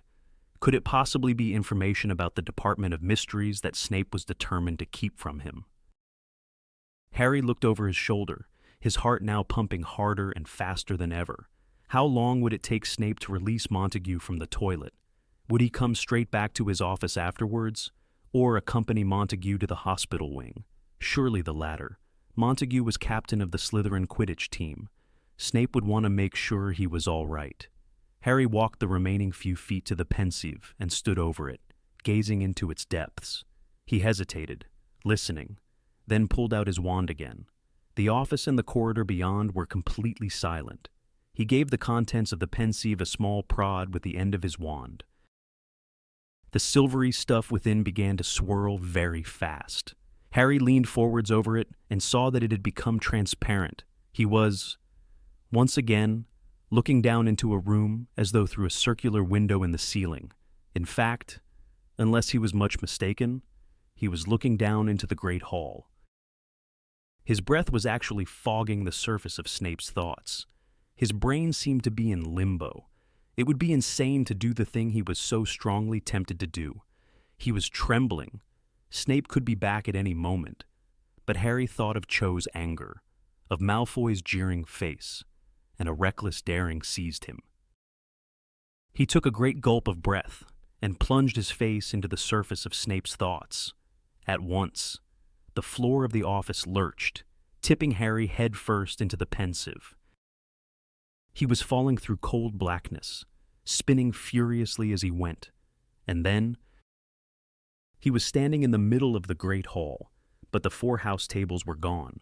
Instead, there were more than 100 smaller tables, all facing the same way, at each of which sat a student, head bent low, scribbling on a roll of parchment. The only sound was the scratching of quills and the occasional rustle as somebody adjusted their parchment. It was clearly exam time. Sunshine was streaming through the high windows onto the bent heads, which shone chestnut and copper and gold in the bright light. Harry looked around carefully. Snape had to be here somewhere. This was his memory. And there he was, at a table right behind Harry. Harry stared. Snape the teenager had a stringy, pallid look about him, like a plant kept in the dark. His hair was lank and greasy and was flopping onto the table, his hooked nose barely half an inch from the surface of the parchment as he scribbled. Harry moved around behind Snape and read the heading of the examination paper. Defense against the Dark Arts. Ordinary wizarding level. So, Snape had to be 15 or 16, around Harry's own age. His hand was flying across the parchment. He had written at least a foot more than his closest neighbors. And yet, his writing was minuscule and cramped. 5 more minutes. The voice made Harry jump, turning. He saw the top of Professor Flitwick's head moving between the desks a short distance away. Professor Flitwick was walking past a boy with untidy black hair. Very untidy black hair. Harry moved so quickly that, had he been solid, he would have knocked desks flying. Instead, he seemed to slide, dreamlike, across 2 aisles and up a third. The back of the black-haired boy's head drew nearer, and he was straightening up now, putting down his quill, pulling his roll of parchment towards him so as to reread what he had written. Harry stopped in front of the desk and gazed down at his 15-year-old father. Excitement exploded in the pit of his stomach. It was as though he was looking at himself but with deliberate mistakes. James's eyes were hazel, his nose was slightly longer than Harry's, and there was no scar on his forehead. But they had the same thin face, same mouth, same eyebrows. James's hair stuck up at the back exactly as Harry's did. His hands could have been Harry's, and Harry could tell that. When James stood up, they would be within an inch of each other in height. James yawned hugely and rumpled up his hair, making it even messier than it had been. Then, with a glance towards Professor Flitwick, he turned in his seat and grinned at a boy sitting 4 seats behind him. With another shock of excitement, Harry saw Sirius give James the thumbs up. Sirius was lounging in his chair at his ease, tilting it back on 2 legs. He was very good-looking.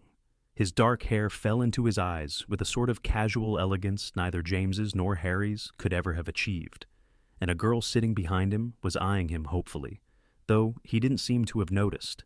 And 2 seats along from this girl, Harry's stomach gave another pleasurable squirm, was Remus Lupin.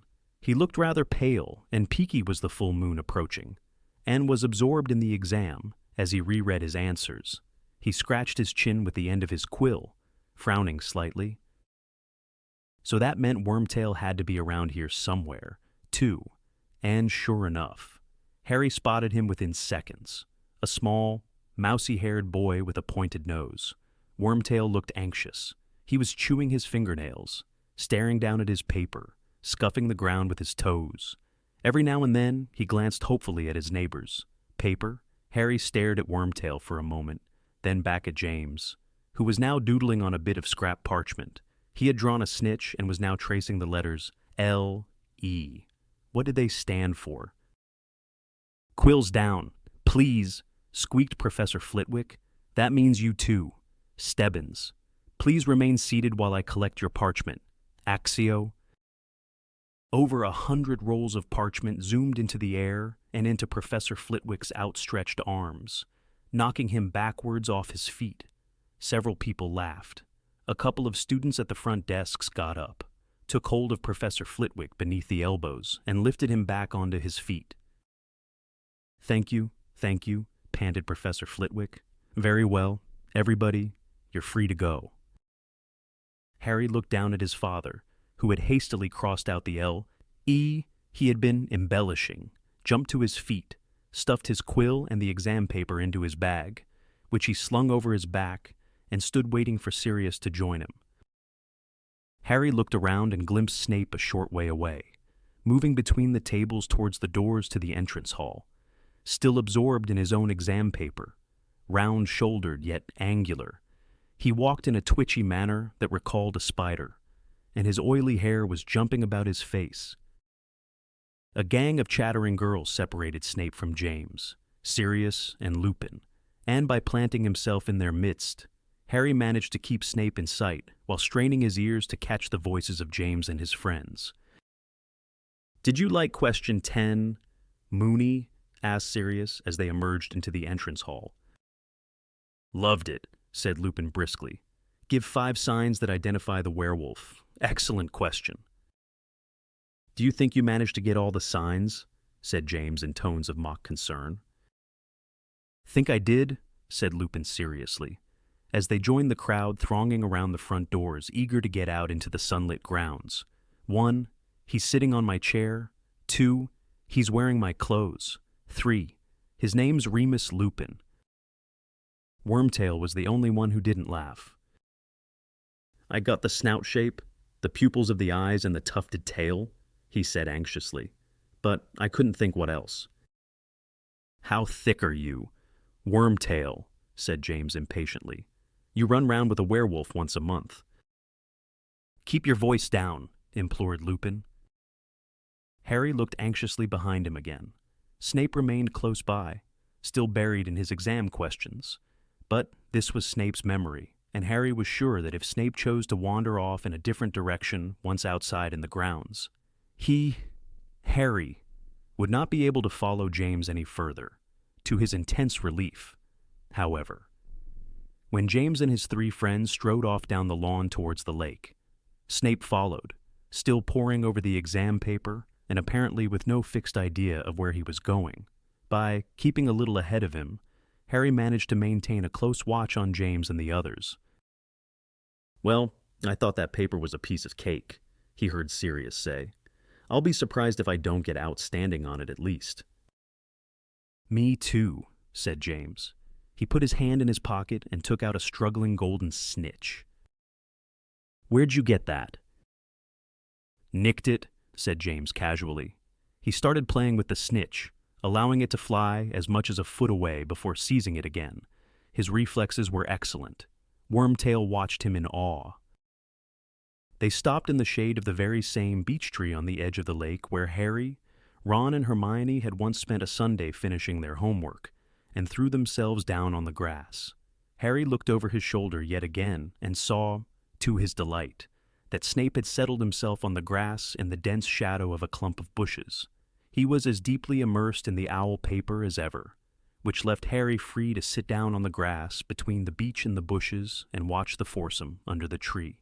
The sunlight was dazzling on the smooth surface of the lake, on the bank of which the group of laughing girls who had just left the great hall were sitting, with their shoes and socks off, cooling their feet in the water. Lupin had pulled out a book and was reading. Sirius stared around at the students milling over the grass, looking rather haughty and bored, but very handsomely so. James was still playing with the snitch, letting it zoom further and further away, almost escaping, but always grabbed at the last second. Wormtail was watching him with his mouth open. Every time James made a particularly difficult catch, Wormtail gasped and applauded.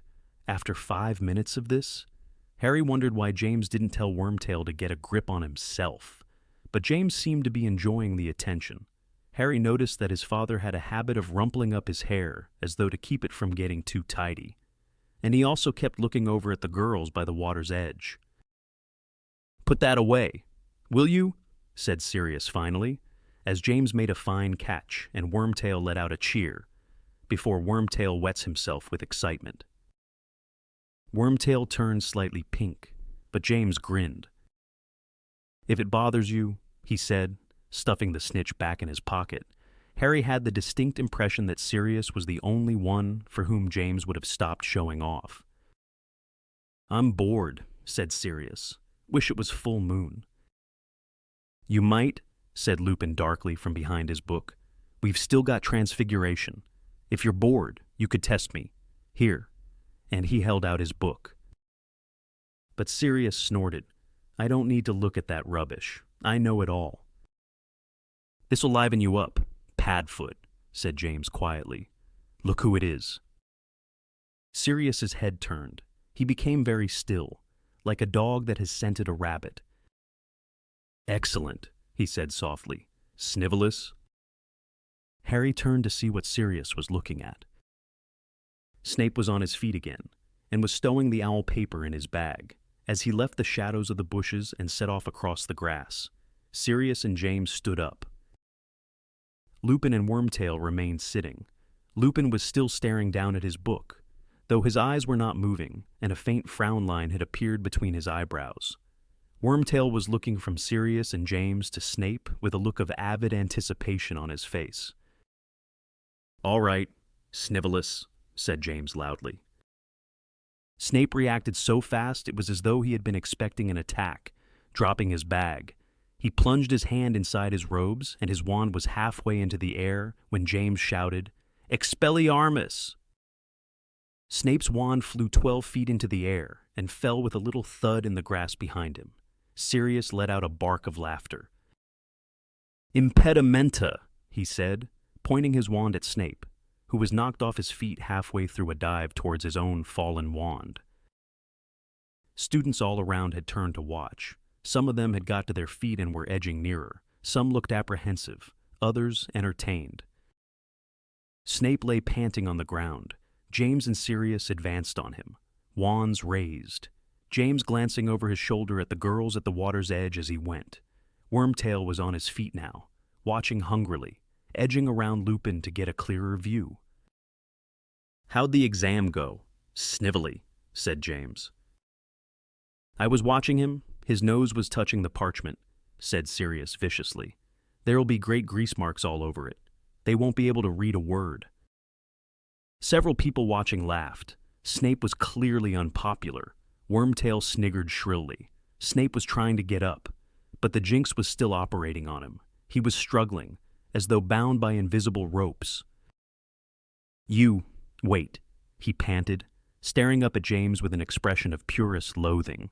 "You, wait." "Wait for what?" said Sirius coolly. "What are you going to do?" Snivelly. "Wipe your nose on us." Snape let out a stream of mixed swear words and hexes, but with his wand 10 feet away, nothing happened. "Wash out your mouth," said James coldly. "Scourgify." Pink soap bubbles streamed from Snape's mouth at once. The froth was covering his lips, making him gag, choking him. "Leave him alone." James and Sirius looked round. James's free hand immediately jumped to his hair. It was one of the girls from the lake edge. She had thick, dark red hair that fell to her shoulders, and startlingly green almond-shaped eyes, Harry's eyes. Harry's mother. "All right, Evans," said James, and the tone of his voice was suddenly pleasant, deeper, more mature. "Leave him alone," Lily repeated. She was looking at T. James with every sign of great dislike. "What's he done to you?" "Well," said James, appearing to deliberate the point, "it's more the fact that he exists, if you know what I mean." Many of the surrounding students laughed, Sirius and Wormtail included, but Lupin, still apparently intent on his book, didn't, and nor did Lily. "You think you're funny," she said coldly, "but you're just an arrogant, bullying toe-rag. Potter, leave him alone." "I will if you go out with me." "Evans," said James quickly, "go on, go out with me and I'll never lay a wand on old Snivelly again." Behind him, the impediment jinx was wearing off. Snape was beginning to inch towards his fallen wand, spitting out soapsuds as he crawled. "I wouldn't go out with you if it was a choice between you and the giant squid," said Lily. "Bad luck. Prongs?" said Sirius briskly, and turned back to Snape. "Oi!" But too late. Snape had directed his wand straight at James. There was a flash of light, and a gash appeared on the side of James's face, spattering his robes with blood. James whirled about. A second flash of light later. Snape was hanging upside down in the air, his robes falling over his head to reveal skinny, pallid legs and a pair of graying underpants. Many people in the small crowd cheered. Sirius, James and Wormtail roared with laughter. Lily, whose furious expression had twitched for an instant as though she was going to smile, said, "Let him down." "Certainly," said James, and he jerked his wand upwards. Snape fell into a crumpled heap on the ground. Disentangling himself from his robes, he got quickly to his feet, wand up, but Sirius said, "Locomotor mortis," and Snape keeled over again at once, rigid as a board. "Leave him alone," Lily shouted. She had her own wand out now. James and Sirius eyed it warily. "Ah, Evans, don't make me hex you," said James earnestly. "Take the curse off him, then—" James sighed deeply, then turned to Snape and muttered the counter-curse. "There you go," he said, as Snape struggled to his feet. "You're lucky Evans was here. Snivelous. I don't need help from filthy little mudbloods like her." Lily blinked. "Fine," she said coolly. "I won't bother in future, and I'd wash your pants if I were you. Snivelous." "Apologize to Evans!" James roared at Snape. His wand pointed threateningly at him. "I don't want you to make him apologize," Lily shouted, rounding on James. "You're as bad as he is." "What?" yelped James. "I'd never call you a you-know-what. Messing up your hair because you think it looks cool to look like you've just got off your broomstick. Showing off with that stupid snitch. Walking down corridors and hexing anyone who annoys you just because you can. I'm surprised your broomstick can get off the ground with that fat head on it. You make me sick." She turned on her heel and hurried away. "Evans!" James shouted after her. "Hey, Evans!" But she didn't look back. "What is it with her?" said James, trying and failing to look as though this was a throwaway question of no real importance to him. "Reading between the lines, I'd say she thinks you're a bit conceited, mate," said Sirius. "Right," said James, who looked furious now. "Right." There was another flash of light, and Snape was once again hanging upside down in the air. "Who wants to see me take off Snively's pants?" But whether James really did take off Snape's pants, Harry never found out. A hand had closed tight over his upper arm, closed with a pincer-like grip, wincing. Harry looked round to see who had hold of him, and saw, with a thrill of horror, a fully grown, adult-sized Snape standing right beside him, white with rage. Having fun. Harry felt himself rising into the air. The summer's day evaporated around him. He was floating upwards through icy blackness, Snape's hand still tight upon his upper arm. Then, with a swooping feeling as though he had turned head over heels in midair, his feet hit the stone floor of Snape's dungeon, and he was standing again beside the pensive on Snape's desk in the shadowy, present-day potion master's study. "So," said Snape, gripping Harry's arm so tightly Harry's hand was starting to feel numb. "So, been enjoying yourself, Potter?" "No," said Harry, trying to free his arm. It was scary. Snape's lips were shaking. His face was white. His teeth were bared. "Amusing man, your father, wasn't he?" said Snape, shaking Harry so hard his glasses slipped down his nose. "I didn't—" Snape threw Harry from him with all his might. Harry fell hard onto the dungeon floor. "You will not repeat what you saw to anybody," Snape bellowed. "No," said Harry, getting to his feet as far from Snape as he could. "No, of course I we." "Get out! Get out! I don't want to see you in this office ever again." And as Harry hurtled towards the door, a jar of dead cockroaches exploded over his head. He wrenched the door open and flew along the corridor, stopping only when he had put 3 floors between himself and Snape. There, he leaned against the wall, panting and rubbing his bruised arm. He had no desire at all to return to Gryffindor Tower so early, nor to tell Ron and Hermione what he had just seen. What was making Harry feel so horrified and unhappy was not being shouted at or having jars thrown at him. It was that he knew how it felt to be humiliated in the middle of a circle of onlookers, knew exactly how Snape had felt as his father had taunted him, and that judging from what he had just seen, his father had been every bit as arrogant as Snape had always told him. Chapter 29.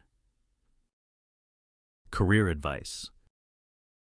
But why haven't you got occlumency lessons anymore? Said Hermione, frowning. I've told you, Harry muttered. Snape reckons I can carry on by myself now I've got the basics.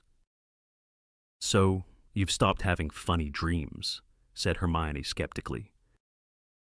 Pretty much, said Harry, not looking at her.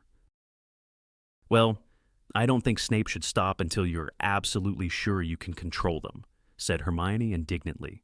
Harry, I think you should go back to him and ask. No, said Harry forcefully. Just drop it. Hermione, okay. It was the first day of the Easter holidays, and Hermione, as was her custom, had spent a large part of the day drawing up study schedule for the three of them. Harry and Ron had let her do it. It was easier than arguing with her, and, in any case, they might come in useful. Ron had been startled to discover there were only 6 weeks left until their exams. How can that come as a shock? Hermione demanded, as she tapped each little square on Ron's schedule with her wand, so that it flashed a different color according to its subject. I don't know, said Ron. There's been a lot going on. Well, there you are, she said, handing him his timetable. If you follow that, you should do fine. Ron looked down it gloomily, but then brightened. You've given me an evening off every week. That's for Quidditch practice, said Hermione. The smile faded from Ron's face. What's the point? He said dully. We've got about as much chance of winning the Quidditch Cup this year as Dad's got of becoming Minister for Magic. Hermione said nothing. She was looking at Harry, who was staring blankly at the opposite wall of the common room, while Crookshanks pawed at his hand, trying to get his ears scratched. What's wrong, Harry? What? He said quickly. Nothing. He seized his copy of Defensive Magical Theory and pretended to be looking something up in the index. Crookshanks gave him up as a bad job and slunk away under Hermione's chair. I saw Cho earlier, said Hermione tentatively. She looked really miserable. Too. Have you two had a row again? Oh, yeah, we have, said Harry, seizing gratefully on the excuse. What about that sneak friend of hers, Marietta, said Harry. Yeah, well, I don't blame you, said Ron angrily, setting down his revision timetable. If it hadn't been for her. Ron went into a rant about Marietta Edgecombe, which Harry found helpful. All he had to do was look angry, nod, and say, yeah, and that's right, whenever Ron drew breath, leaving his mind free to dwell, ever more miserably, on what he had seen in the pensieve. He felt as though the memory of it was eating him from inside. He had been so sure his parents were wonderful people that he had never had the slightest difficulty in disbelieving the aspersions Snape cast on his father's character. Hadn't people like Hagrid and Sirius told Harry how wonderful his father had been? Yeah. Well, look what Sirius was like himself, said a nagging voice inside Harry's head. He was as bad, wasn't he? Yes. He had once overheard Professor McGonagall saying that his father and Sirius had been troublemakers at school, but she had described them as forerunners of the Weasley twins, and Harry could not imagine Fred and George dangling someone upside down for the fun of it, not unless they really loathed them, perhaps Malfoy, or somebody who really deserved it.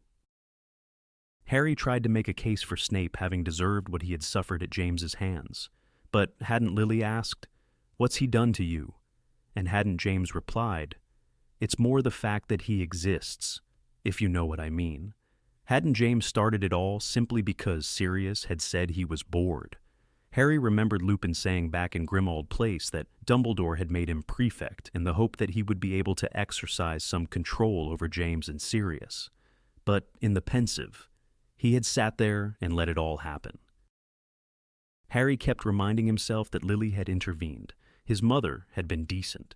Yet, the memory of the look on her face as she had shouted at James disturbed him quite as much as anything else.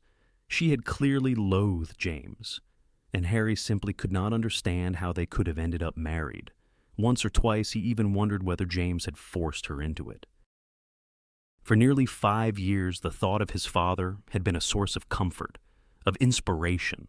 Whenever someone had told him he was like James, he had glowed with pride inside, and now he felt cold and miserable at the thought of him.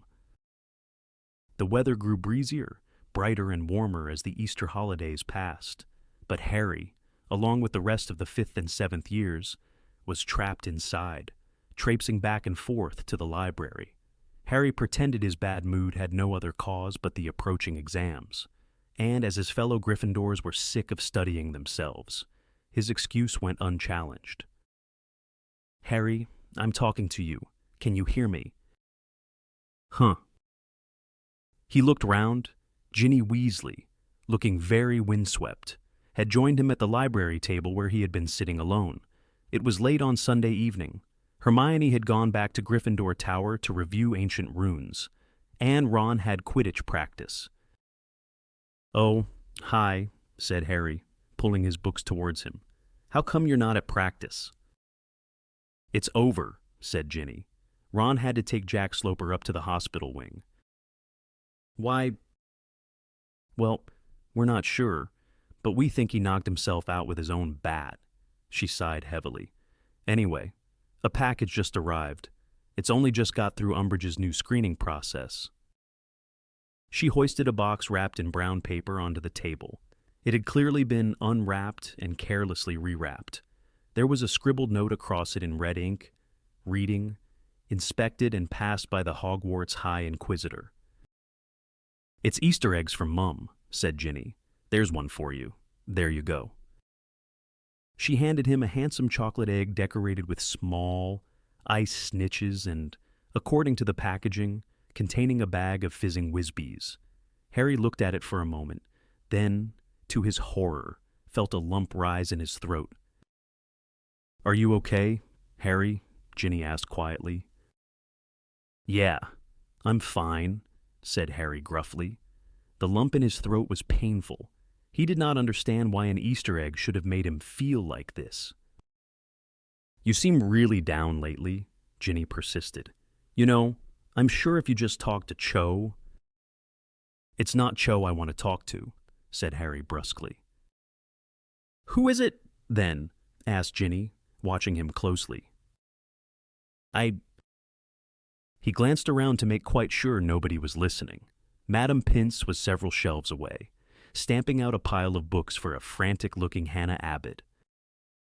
"I wish I could talk to Sirius," he muttered, "but I know I can't." Ginny continued to watch him thoughtfully, more to give himself something to do than because he really wanted any. Harry unwrapped his Easter egg, broke off a large bit, and put it into his mouth. "Well," said Ginny slowly, helping herself to a bit of egg, too, "if you really want to talk to Sirius, I expect we could think of a way to do it." "Come on," said Harry dully, "with Umbridge policing the fires and reading all our mail." "The thing about growing up with Fred and George," said Ginny thoughtfully, "is that you sort of start thinking anything's possible if you've got enough nerve." Harry looked at her. Perhaps it was the effect of the chocolate. Lupin had always advised eating some after encounters with Dementors, or simply because he had finally spoken aloud the wish that had been burning inside him for a week. But he felt a bit more hopeful. "What do you think you are doing?" "Oh, damn," whispered Ginny, jumping to her feet. "I forgot. Madame Pince was swooping down on them, her shriveled face contorted with rage. "Chocolate in the library," she screamed. "Out, out, out," and whipping out her wand, she caused Harry's books, bag, and ink bottle to chase him and Ginny from the library, whacking them repeatedly over the head as they ran. As though to underline the importance of their upcoming examinations, a batch of pamphlets, leaflets, and notices concerning various wizarding careers appeared on the tables in Gryffindor Tower shortly before the end of the holidays, along with yet another notice on the board, which read, "All 5th years are required to attend a short meeting with their head of house during the first week of the summer term to discuss their future careers. Times of individual appointments are listed below." Harry looked down the list and found that he was expected in Professor McGonagall's office at 2:30 on Monday, which would mean missing most of divination. He and the other fifth years spent a considerable part of the final weekend of the Easter break reading all the careers information that had been left there for their perusal.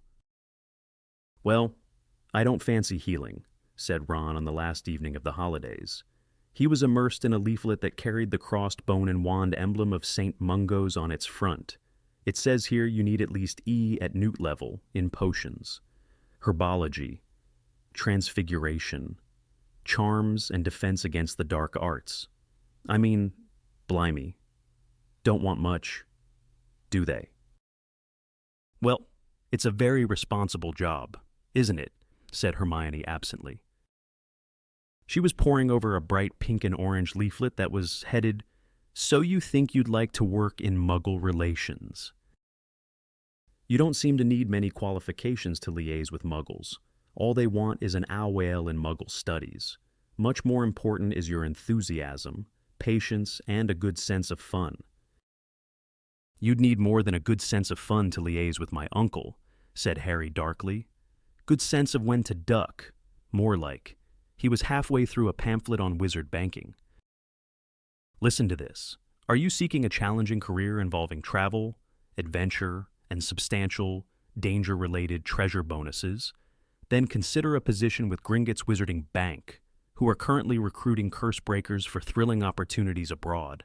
They want arithmancy, though you could do it, Hermione." "I don't much fancy banking," said Hermione vaguely, now immersed in, "Have you got what it takes to train security trolls?" "Hey," said a voice in Harry's ear. He looked round. Fred and George had come to join them. "Ginny's had a word with us about you," said Fred, stretching out his legs on the table in front of them and causing several booklets on careers with the Ministry of Magic to slide off onto the floor. "She says you need to talk to Sirius." "What?" said Hermione sharply, freezing with her hand halfway towards picking up "Make a Bang at the Department of Magical Accidents and Catastrophes." "Yeah," said Harry, trying to sound casual.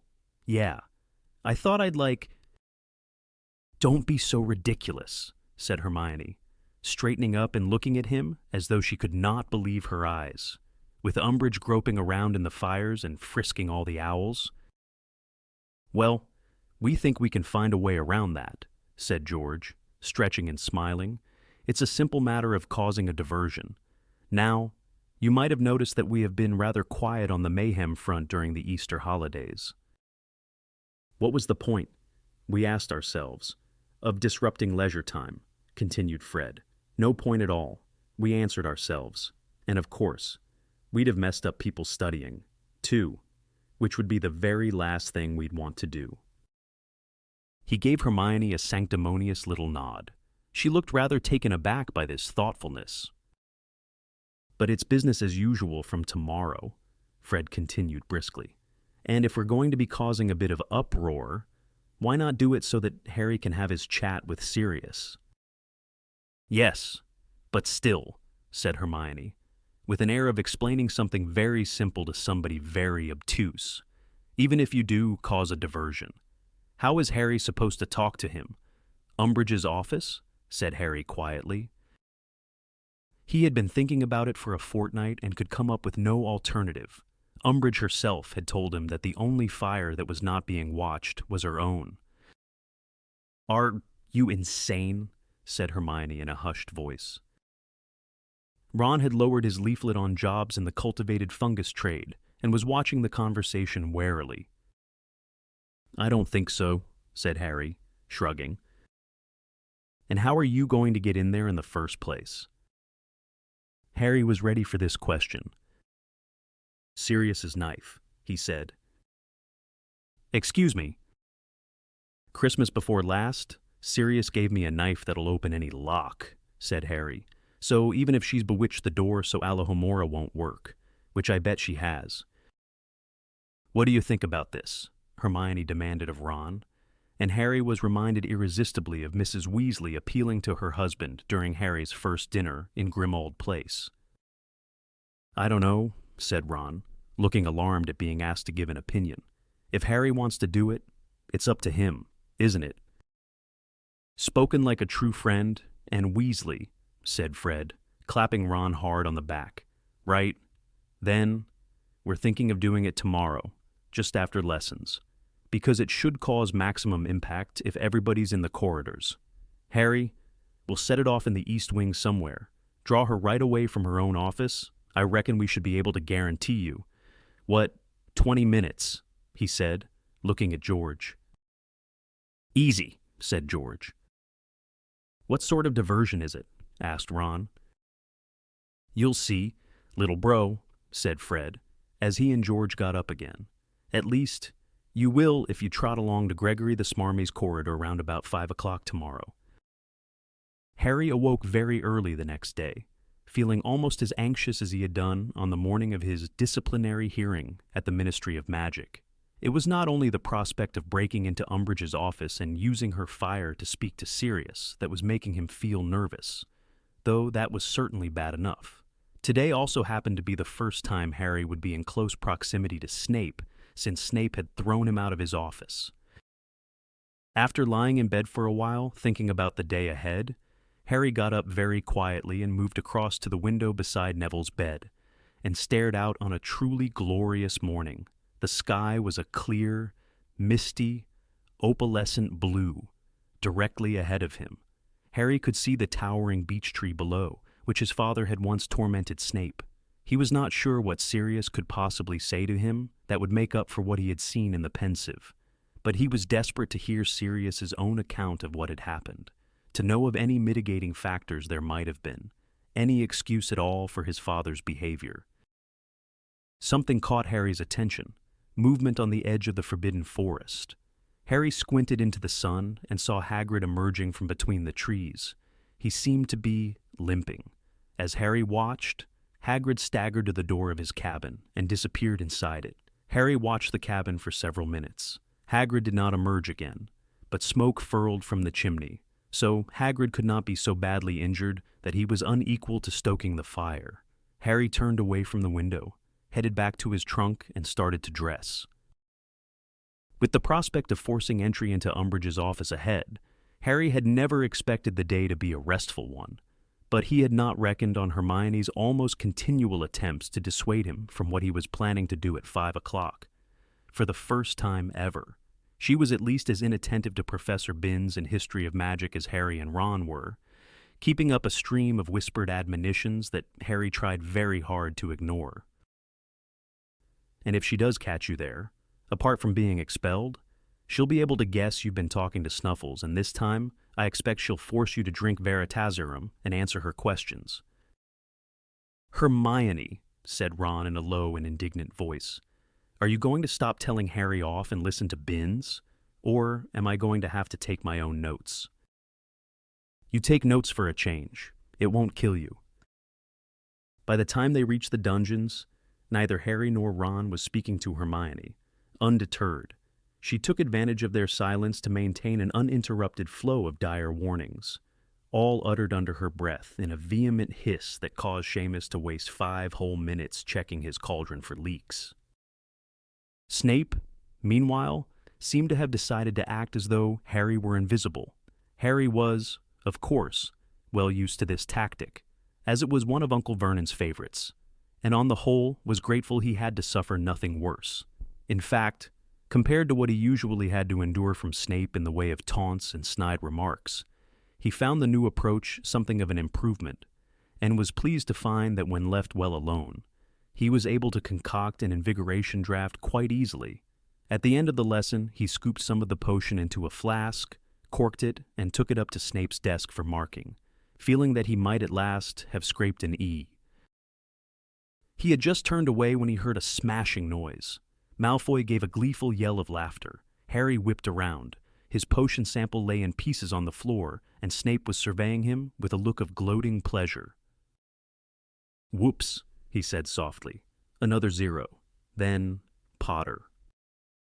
Harry was too incensed to speak. He strode back to his cauldron, intending to fill another flask and force Snape to mark it, but saw to his horror that the rest of the contents had vanished. "I'm sorry," said Hermione, with her hands over her mouth. "I'm really sorry. Harry, I thought you'd finished, so I cleared up." Harry could not bring himself to answer. When the bell rang, he hurried out of the dungeon without a backwards glance, and made sure that he found himself a seat between Neville and Seamus for lunch, so that Hermione could not start nagging him again about using Umbridge's office. He was in such a bad mood by the time he got to divination that he had quite forgotten his careers appointment with Professor McGonagall, remembering it only when Ron asked him why he wasn't in her office. He hurtled back upstairs and arrived out of breath, only a few minutes late. "Sorry, Professor," he panted as he closed the door. "I forgot." "No matter, Potter," she said briskly, but as she spoke, somebody else sniffed from the corner. Harry looked round. Professor Umbridge was sitting there, a clipboard on her knee, a fussy little pie frill around her neck, and a small, horribly smug smile on her face. "Sit down, Potter," said Professor McGonagall tersely. Her hands shook slightly as she shuffled the many pamphlets littering her desk. Harry sat down with his back to Umbridge and did his best to pretend he could not hear the scratching of her quill on her clipboard. "Well, Potter, this meeting is to talk over any career ideas you might have, and to help you decide which subjects you should continue into the 6th and 7th years," said Professor McGonagall. "Have you had any thoughts about what you would like to do after you leave Hogwarts?" Said Harry. He was finding the scratching noise from behind him very distracting. "Yes," Professor McGonagall prompted Harry. "Well, I thought of maybe being an Auror," Harry mumbled. "You'd need top grades for that," said Professor McGonagall, extracting a small, dark leaflet from under the mass on her desk and opening it. "They ask for a minimum of 5 newts, and nothing under exceeds expectations grade." "I see. Then you would be required to undergo a stringent series of character and aptitude tests at the Auror office. It's a difficult career path. Potter, they only take the best. In fact, I don't think anybody has been taken on in the last 3 years." At this moment, Professor Umbridge gave a very tiny cough, as though she was trying to see how quietly she could do it. Professor McGonagall ignored her. "You'll want to know which subjects you ought to take. I suppose," she went on, talking a little louder than before. "Yes," said Harry. "Defense against the dark arts. I suppose." "Naturally," said Professor McGonagall crisply. "I would also advise—" Professor Umbridge gave another cough, a little more audible this time. Professor McGonagall closed her eyes for a moment, opened them again, and continued as though nothing had happened. "I would also advise transfiguration, because Aurors frequently need to transfigure or untransfigure in their work, and I ought to tell you now, Potter, that I do not accept students into my newt classes unless they have achieved exceeds expectations or higher at ordinary wizarding level. I'd say you're averaging acceptable at the moment, so you'll need to put in some good hard work before the exams to stand a chance of continuing. Then you ought to do charms, always useful, and potions. Yes. Potter, potions," she added, with the merest flicker of a smile. "Poisons and antidotes are essential study for Aurors, and I must tell you that Professor Snape absolutely refuses to take students who get anything other than outstanding in their OLs. So," Professor Umbridge gave her most pronounced cough yet. "May I offer you a cough drop, Dolores?" Professor McGonagall asked curtly, without looking at Professor Umbridge. "Oh, no. Thank you very much," said Umbridge, with that simpering laugh Harry hated so much. "I just wondered whether I could make the teensiest interruption. Minerva." "I dare say you'll find you can," said Professor McGonagall through tightly gritted teeth. "I was just wondering whether Mr. Potter has quite the temperament for an Auror," said Professor Umbridge sweetly. "Were you," said Professor McGonagall haughtily. "Well, Potter," she continued, as though there had been no interruption, "if you are serious in this ambition, I would advise you to concentrate hard on bringing your transfiguration and potions up to scratch. I see Professor Flitwick has graded you between acceptable and exceeds expectations for the last 2 years. So, your charm work seems satisfactory. As for defense against the dark arts, your marks have been generally high. Professor Lupin in particular thought you. Are you quite sure you wouldn't like a cough drop? Dolores. Oh, no need, thank you, Minerva simpered Professor Umbridge, who had just coughed her loudest yet. I was just concerned that you might not have Harry's most recent defense against the dark arts marks in front of you. I'm quite sure I slipped in a note. What? This thing, said Professor McGonagall in a tone of revulsion, as she pulled a sheet of pink parchment from between the leaves of Harry's folder.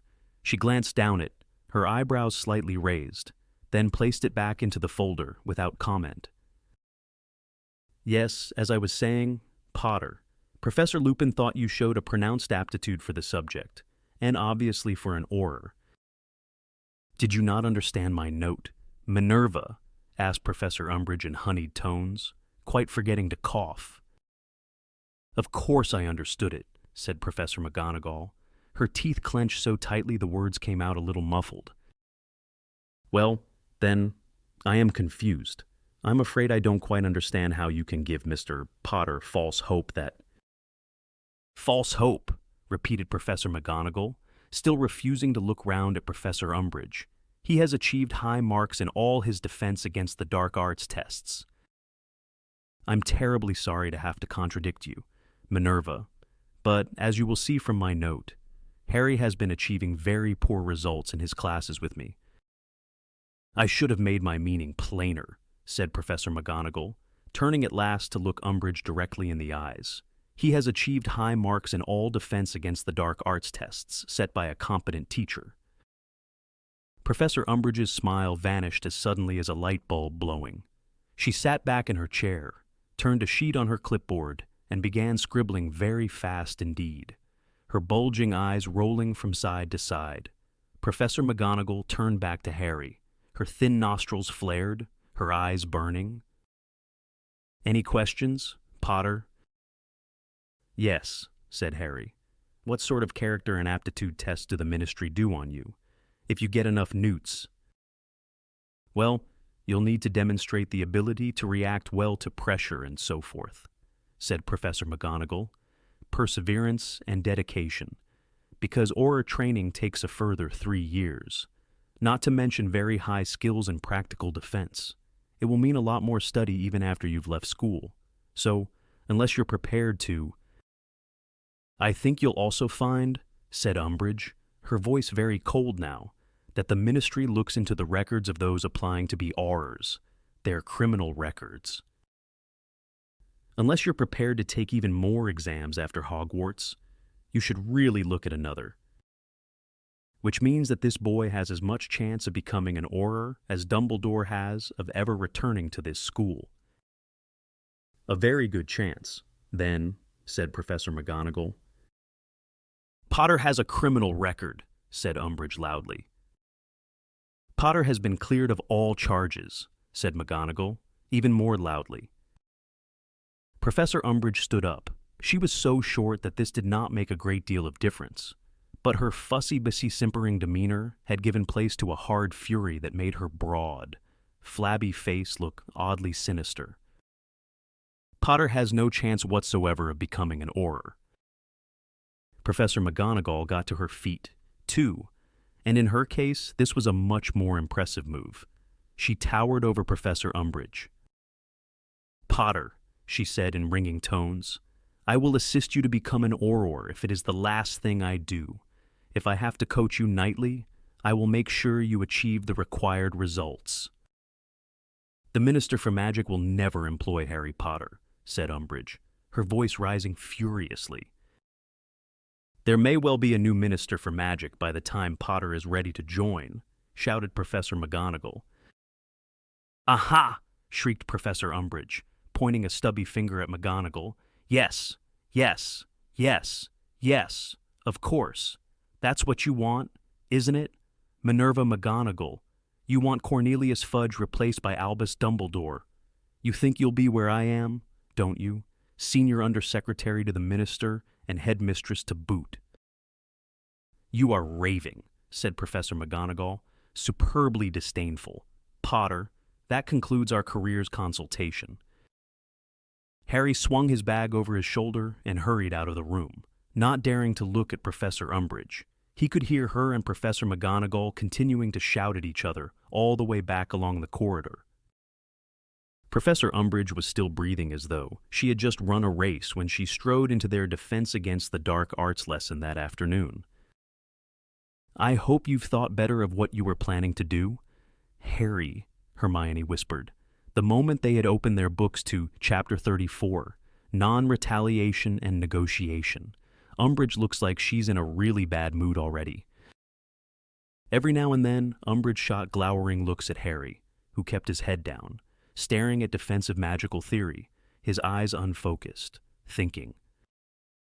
He could just imagine Professor McGonagall's reaction if he was caught trespassing in Professor Umbridge's office mere hours after she had vouched for him.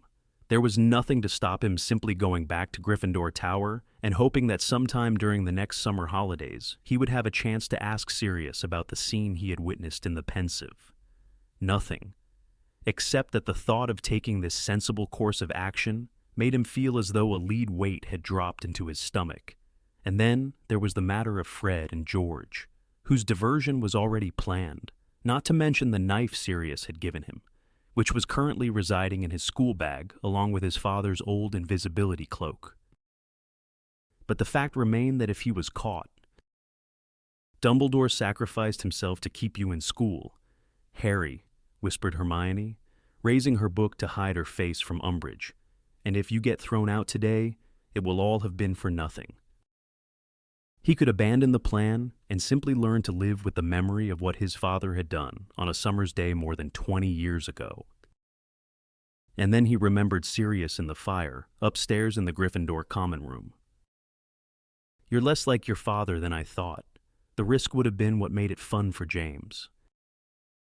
But did he want to be like his father anymore? Harry, don't do it. Please don't do it, Hermione said in anguished tones as the bell rang at the end of the class. He did not answer. He did not know what to do. Ron seemed determined to give neither his opinion nor his advice. He would not look at Harry, though when Hermione opened her mouth to try dissuading Harry some more, he said in a low voice, "Give it a rest. Okay, he can make up his own mind." Harry's heart beat very fast as he left the classroom. He was halfway along the corridor outside when he heard the unmistakable sounds of a diversion going off in the distance. There were screams and yells reverberating from somewhere above them. People exiting the classrooms all around Harry were stopping in their tracks and looking up at the ceiling fearfully. Umbridge came pelting out of her classroom as fast as her short legs would carry her. Pulling out her wand, she hurried off in the opposite direction. It was now or never. Harry, please, Hermione pleaded weakly. But he had made up his mind. Hitching his bag more securely onto his shoulder, he set off at a run, weaving in and out of students now hurrying in the opposite direction to see what all the fuss was about in the East Wing. Harry reached the corridor to Umbridge's office and found it deserted, dashing behind a large suit of armor whose helmet creaked around to watch him. He pulled open his bag, seized Sirius's knife, and donned the invisibility cloak. He then crept slowly and carefully back out from behind the suit of armor and along the corridor until he reached Umbridge's door. He inserted the blade of the magical knife into the crack around it and moved it gently up and down, then withdrew it. There was a tiny click, and the door swung open. He ducked inside the office, closed the door quickly behind him, and looked around. Nothing was moving except the horrible kittens that were still frolicking on the wall plates above the confiscated broomsticks. Harry pulled off his cloak and, striding over to the fireplace, found what he was looking for within seconds, a small box containing glittering flue powder. He crouched down in front of the empty grate, his hands shaking. He had never done this before, though he thought he knew how it must work, sticking his head into the fireplace. He took a large pinch of powder and dropped it onto the log stacked neatly beneath him, They exploded at once into emerald green flames. "Number 12, Grimmauld Place," Harry said loudly and clearly. It was one of the most curious sensations he had ever experienced. He had traveled by flue powder before, of course, but then it had been his entire body that had spun around and around in the flames through the network of wizarding fireplaces that stretched over the country. This time, his knees remained firm upon the cold floor of Umbridge's office, and only his head hurtled through the emerald fire. And then, as abruptly as it had begun, the spinning stopped. Feeling rather sick, and as though he were wearing an exceptionally hot muffler around his head, Harry opened his eyes to find that he was looking up out of the kitchen fireplace at the long, wooden table, where a man sat poring over a piece of parchment. Sirius. The man jumped and looked around. It was not Sirius, but Lupin. "Harry," he said, looking thoroughly shocked. What's happened? Is everything all right?" "Yeah," said Harry. I just fancied a chat with Sirius." "I'll call him," said Lupin, getting to his feet, still looking perplexed. He went upstairs to look for Creature. He seems to be hiding in the attic again. And Harry saw Lupin hurry out of the kitchen. Now he was left with nothing to look at but the chair and table legs. He wondered why Sirius had never mentioned how very uncomfortable it was to speak out of the fire. His knees were already objecting painfully to their prolonged contact with Umbridge's hard stone floor. Lupin returned with Sirius at his heels moments later. "What is it?" said Sirius urgently, sweeping his long dark hair out of his eyes and dropping to the ground in front of the fire, so that he and Harry were on a level. Lupin knelt down too, looking very concerned. "Are you all right? Do you need help?" "No," said Harry. "It's nothing like that. I just wanted to talk about my dad." They exchanged a look of great surprise, but Harry did not have time to feel awkward or embarrassed. His knees were becoming sorer by the second, and he guessed 5 minutes had already passed from the start of the diversion. George had only guaranteed him 20. He therefore plunged immediately into the story of what he had seen in the Pensive. When he had finished, neither Sirius nor Lupin spoke for a moment. Then Lupin said quietly, "I wouldn't like you to judge your father on what you saw there. Harry, he was only 15. "I'm 15, said Harry heatedly. "Look," Harry said Sirius placatingly, "James and Snape hated each other from the moment they set eyes on each other. It was just one of those things. You can understand that, can't you? I think James was everything Snape wanted to be. He was popular. He was good at Quidditch, good at pretty much everything. And Snape was just this little oddball who was up to his eyes in the dark arts. And James, whatever else he may have appeared to you, Harry, always hated the dark arts." "Yeah," said Harry, "but he just attacked Snape for no good reason. Just because you said you were bored," he finished, with a slightly apologetic note in his voice. "I'm not proud of it," said Sirius quickly. Lupin looked sideways at Sirius, then said, "Look, Harry, what you've got to understand is that your father and Sirius were the best in the school at whatever they did. Everyone thought they were the height of cool, if they sometimes got a bit carried away. If we were sometimes arrogant little Burks, you mean," said Sirius. Lupin smiled. "He kept messing up his hair," said Harry in a pained voice. Sirius and Lupin laughed. "I'd forgotten he used to do that," said Sirius affectionately. "Was he playing with the snitch?" said Lupin eagerly. "Yeah," said Harry, watching uncomprehendingly as Sirius and Lupin beamed reminiscently. "Well, I thought he was a bit of an idiot." "Of course he was a bit of an idiot," said Sirius bracingly. "We were all idiots. Well, not Moony so much," he said fairly, looking at Lupin. But Lupin shook his head. "Did I ever tell you to lay off Snape?" he said. "Did I ever have the guts to tell you I thought you were out of order?" "Yeah, well," said Sirius, You made us feel ashamed of ourselves sometimes. That was something. And, said Harry doggedly, determined to say everything that was on his mind, now he was here. He kept looking over at the girls by the lake, hoping they were watching him. Oh, well, he always made a fool of himself whenever Lily was around, said Sirius, shrugging. He couldn't stop himself showing off whenever he got near her. How come she married him? Harry asked miserably. She hated him. Nah, she didn't, said Sirius. She started going out with him in 7th year, said Lupin. Once James had deflated his head a bit, said Sirius. And stopped hexing people just for the fun of it, said Lupin. Even Snape, said Harry. Well, said Lupin slowly, Snape was a special case, I mean.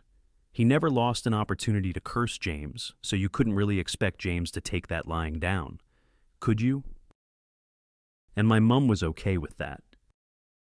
She didn't know too much about it. To tell you the truth, said Sirius. I mean, James didn't take Snape on dates with her and jinx him in front of her, did he? Sirius frowned at Harry, who was still looking unconvinced. Look, he said, your father was the best friend I ever had, and he was a good person. A lot of people are idiots at the age of 15. He grew out of it. Yeah, okay, said Harry heavily. I just never thought I'd feel sorry for Snape. Now you mention it, said Lupin, a faint crease between his eyebrows. How did Snape react when he found you'd seen all this? He told me he'd never teach me occlumency again, said Harry indifferently. Like, that's a big disappoint. He what? Shouted Sirius, causing Harry to jump and inhale a mouthful of ashes. Are you serious? Harry, said Lupin quickly. He stopped giving you lessons. Yeah, said Harry, surprised at what he considered a great overreaction. But it's okay. I don't care. It's a bit of a relief to tell you I'm coming up there to have a word with Snape, said Sirius forcefully, and he actually made to stand up. But Lupin wrenched him back down again. If anyone's going to tell Snape, it will be me, he said firmly. But Harry, first of all, you're to go back to Snape and tell him that on no account is he to stop giving you lessons when Dumbledore hears. I can't tell him that. He'd kill me, said Harry, outraged. You didn't see him when we got out of the pensive. Harry, there is nothing so important as you learning occlumency, said Lupin sternly. Do you understand me? Nothing?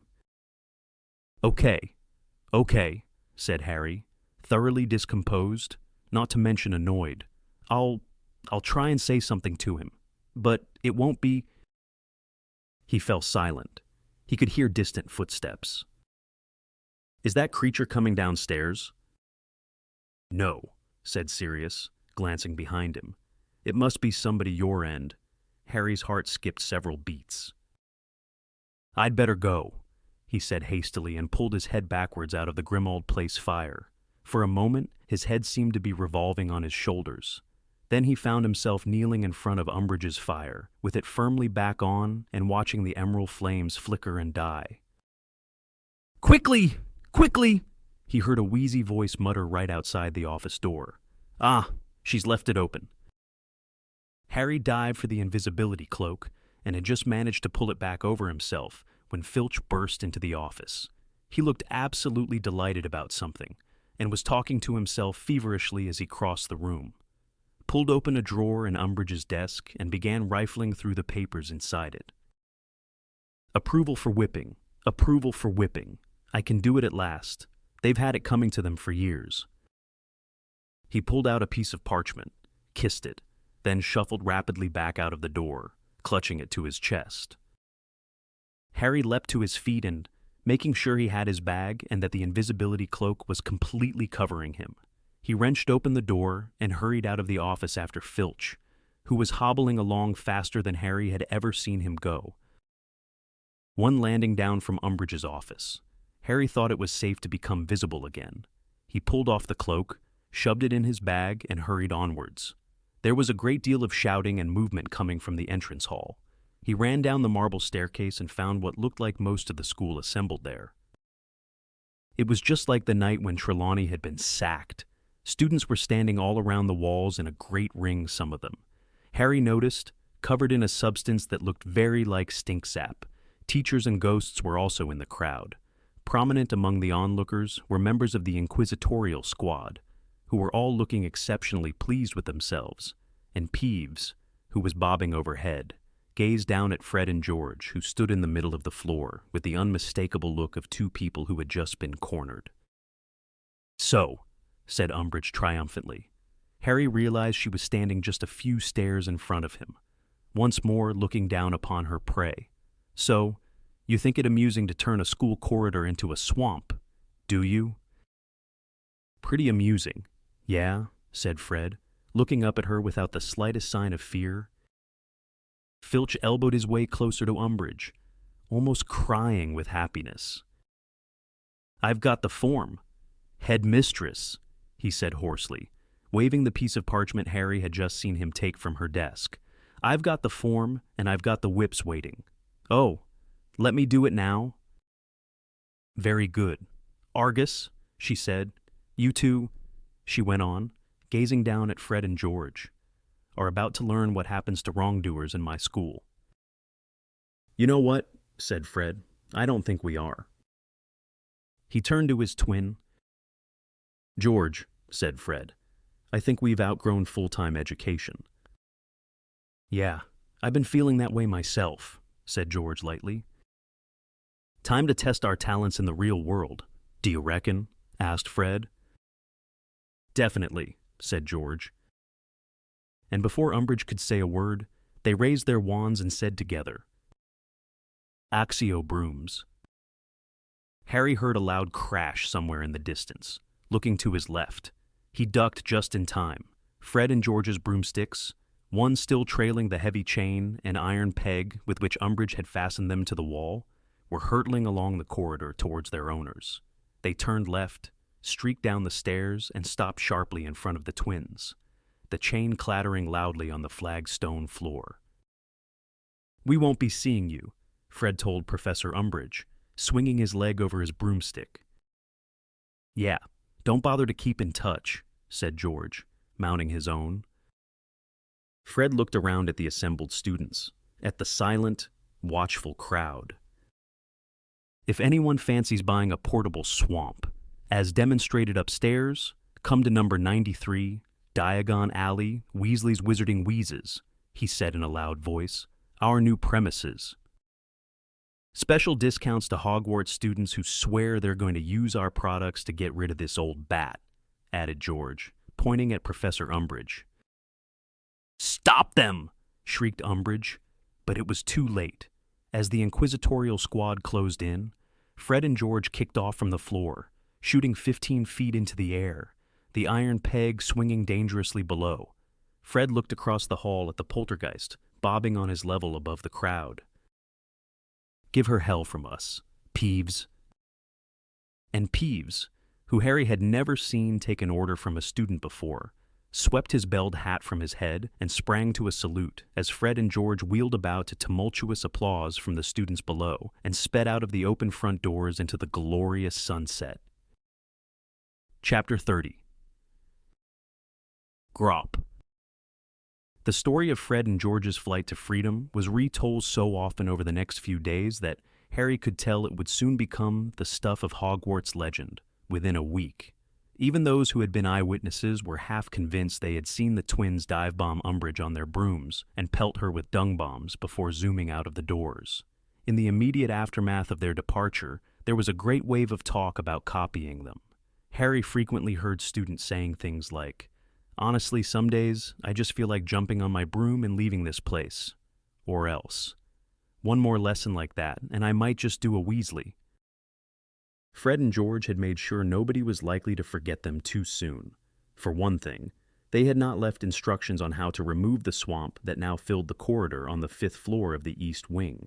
Umbridge and Filch had been observed trying different means of removing it, but without success. Eventually, the area was roped off, and Filch, gnashing his teeth furiously, was given the task of punting students across it to their classrooms. Harry was certain that teachers like McGonagall or Flitwick could have removed the swamp in an instant, but, just as in the case of Fred and George Wildfire Whizbangs, they seemed to prefer to watch Umbridge struggle. Then there were the two large broom-shaped holes in Umbridge's office door, through which Fred and George's clean sweeps had smashed to rejoin their masters. Filch fitted a new door and removed Harry's firebolt to the dungeons where, it was rumored, Umbridge had set an armed security troll to guard it. However, her troubles were far from over. Inspired by Fred and George's example, a great number of students were now vying for the newly vacant positions of troublemakers-in-chief. In spite of the new door, somebody managed to slip a hairy-snouted niffler into Umbridge's office, which promptly tore the place apart in its search for shiny objects, leapt on Umbridge when she entered, and tried to gnaw the rings off her stubby fingers. Dung bombs and stink pellets were dropped so frequently in the corridors that it became the new fashion for students to perform bubblehead charms on themselves before leaving lessons, which ensured them a supply of fresh air, even though it gave them all the peculiar appearance of wearing upside-down goldfish bowls on their heads. Filch prowled the corridors with a horsewhip ready in his hands, desperate to catch miscreants. But the problem was that there were now so many of them he never knew which way to turn. The inquisitorial squad was attempting to help him, but odd things kept happening to its members. Warrington of the Slytherin Quidditch team reported to the hospital wing with a horrible skin complaint that made him look as though he had been coated in cornflakes. Pansy Parkinson, to Hermione's delight, missed all her lessons the following day as she had sprouted antlers. Meanwhile, it became clear just how many skiving snack boxes Fred and George had managed to sell before leaving Hogwarts. Umbridge only had to enter her classroom for the students assembled there to faint, vomit, develop dangerous fevers, or else spout blood from both nostrils. Shrieking with rage and frustration, she attempted to trace the mysterious symptoms to their source, but the students told her stubbornly they were suffering from Umbridge-itis. After putting 4 successive classes in detention and failing to discover their secret, she was forced to give up and allow the bleeding, swooning, sweating and vomiting students to leave her classes in droves. But not even the users of the snack boxes could compete with that master of chaos, Peeves, who seemed to have taken Fred's parting words deeply to heart. Cackling madly, he soared through the school, upending tables, bursting out of blackboards, toppling statues and vases. Twice he shut Mrs. Norris inside a suit of armor, from which she was rescued, yowling loudly, by the furious caretaker. Peeves smashed lanterns and snuffed out candles, juggled burning torches over the heads of screaming students, caused neatly stacked piles of parchment to topple into fires or out of windows, flooded the second floor when he pulled off all the taps in the bathrooms, dropped a bag of tarantulas in the middle of the Great Hall during breakfast, and, whenever he fancied a break, spent hours at a time floating along after Umbridge and blowing loud raspberries every time she spoke. None of the staff but Filch seemed to be stirring themselves to help her. Indeed, a week after Fred and George's departure, Harry witnessed Professor McGonagall walking right past Peeves, who was determinedly loosening a crystal chandelier, and could have sworn he heard her tell the poltergeist out of the corner of her mouth. It unscrews the other way. To cap matters, Montague had still not recovered from his sojourn in the toilet. He remained confused and disorientated, and his parents were to be observed one Tuesday morning striding up the front drive, looking extremely angry. "Should we say something?" said Hermione in a worried voice, pressing her cheek against the Charms window so that she could see Mr. and Mrs. Montague marching inside, about what happened to him, in case it helps Madame Pomfrey cure him. "Course not. He'll recover," said Ron indifferently. "Anyway, more trouble for Umbridge, isn't it?" said Harry in a satisfied voice. He and Ron both tapped the teacups they were supposed to be charming with their wands. Harry spouted 4 very short legs that could not reach the desk and wriggled pointlessly in midair. Ron's grew 4 very thin, spindly legs that hoisted the cup off the desk with great difficulty, trembled for a few seconds, then folded, causing the cup to crack into two. "Reparo," said Hermione quickly, mending Ron's cup with a wave of her wand. "That's all very well, but what if Montague's permanently injured?" "Who cares?" said Ron irritably, while his teacup stood up drunkenly again, trembling violently at the knees. "Montague shouldn't have tried to take all those points from Gryffindor, should he? If you want to worry about anyone, Hermione, worry about me." "You," she said, catching her teacup as it scampered happily away across the desk on four sturdy little willow-patterned legs, and replacing it in front of her. "Why should I be worried about you?" "When Mum's next letter finally gets through Umbridge's screening process," said Ron bitterly, now holding his cup up while its frail legs tried feebly to support its weight, "I'm going to be in deep trouble. I wouldn't be surprised if she's sent another howler. But it'll be my fault Fred and George left." "You wait," said Ron darkly. "She'll say I should have stopped them leaving. I should have grabbed the ends of their brooms and hung on or something. Yeah, it'll be all my fault." "Well, if she does say that, it'll be very unfair. You couldn't have done anything. But I'm sure she won't. I mean, if it's really true they've got premises in Diagon Alley, they must have been planning this for ages." "Yeah, but that's another thing." "How did they get premises?" said Ron, hitting his teacup so hard with his wand that its legs collapsed again and it lay twitching before him. "It's a bit dodgy, isn't it? They'll need loads of galleons to afford the rent on a place in Diagon Alley. She'll want to know what they've been up to get their hands on that sort of gold." "Well, yes, that occurred to me, too," said Hermione, allowing her teacup to jog in neat little circles around Harry's, whose stubby little legs were still unable to touch the desktop. "I've been wondering whether Mundungus has persuaded them to sell stolen goods or something awful." "He hasn't," said Harry curtly. "How do you know?" said Ron and Hermione together. "Because," Harry hesitated, but the moment to confess finally seemed to have come. There was no good to be gained in keeping silent if it meant anyone suspected that Fred and George were criminals. "Because they got the gold from me. I gave them my Triwizard winnings last June." There was a shocked silence. Then Hermione's teacup jogged right over the edge of the desk and smashed on the floor. "Oh, Harry, you didn't," she said. "Yes, I did," said Harry mutinously, "and I don't regret it, either. I didn't need the gold, and they'll be great at running a joke shop." "But this is excellent," said Ron, looking thrilled. "It's all your fault.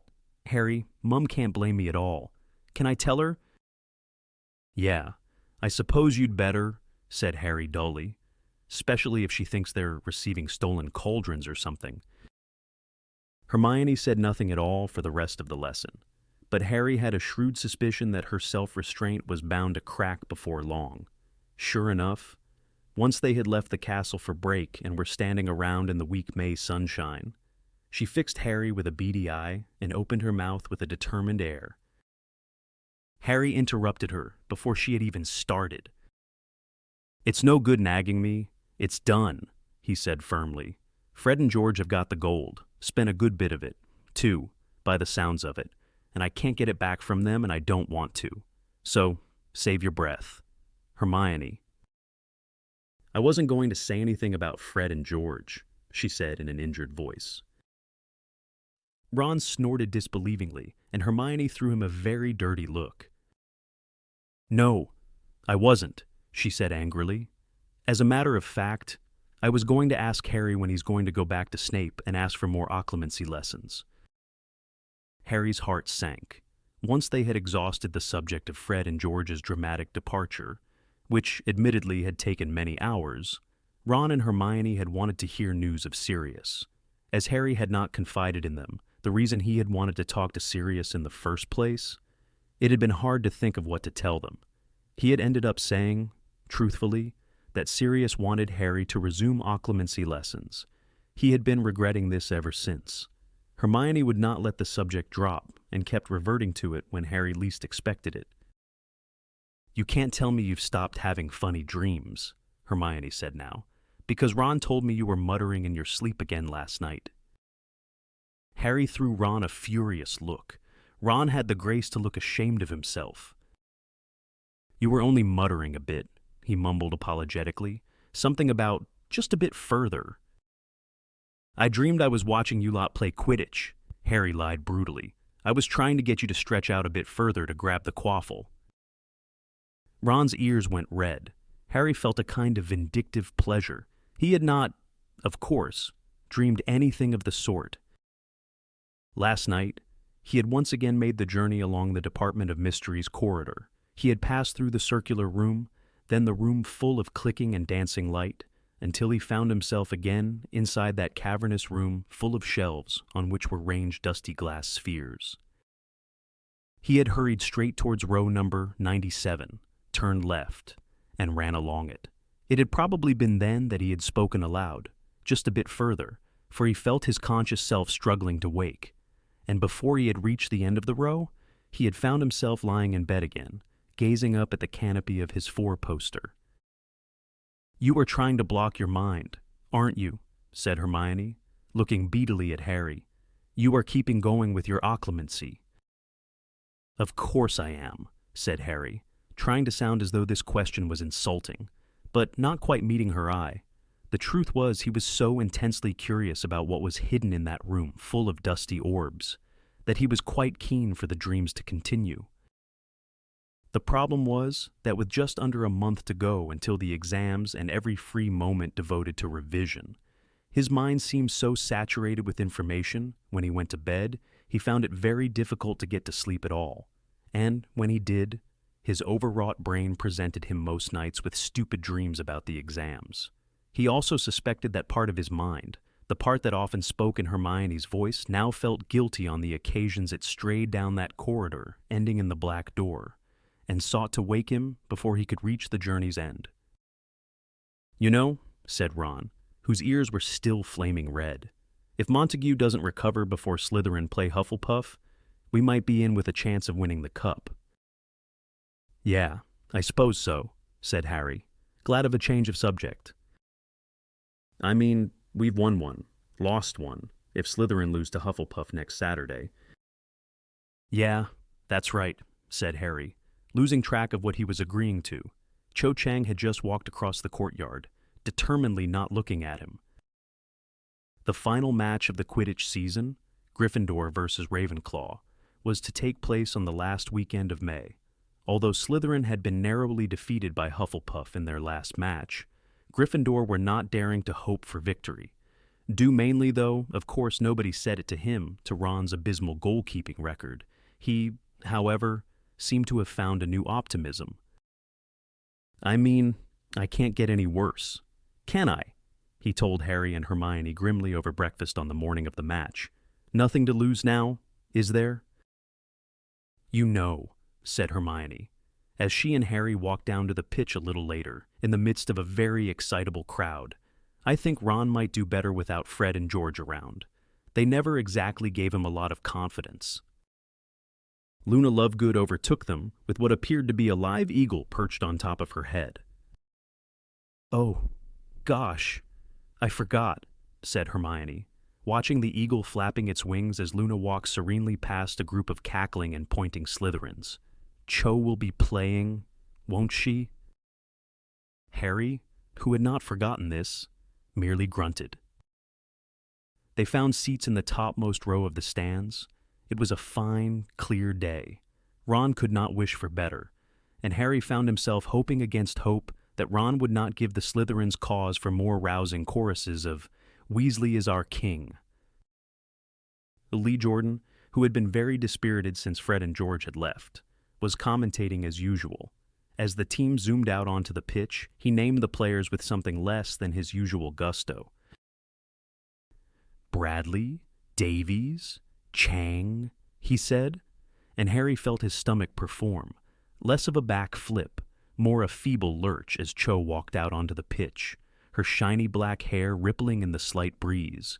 He was not sure what he wanted to happen anymore, except that he could not stand any more ruse. Even the sight of her chatting animatedly to Roger Davies as they prepared to mount their brooms caused him only a slight twinge of jealousy. "And they're off," said Lee, and Davies takes the quaffle immediately. Ravenclaw, Captain Davies, with the quaffle. He dodges Johnson, he dodges Bell, he dodges Spinette as well, he's going straight for goal, he's going to shoot, and Lee swore very loudly, and he scored. Harry and Hermione groaned with the rest of the Gryffindors.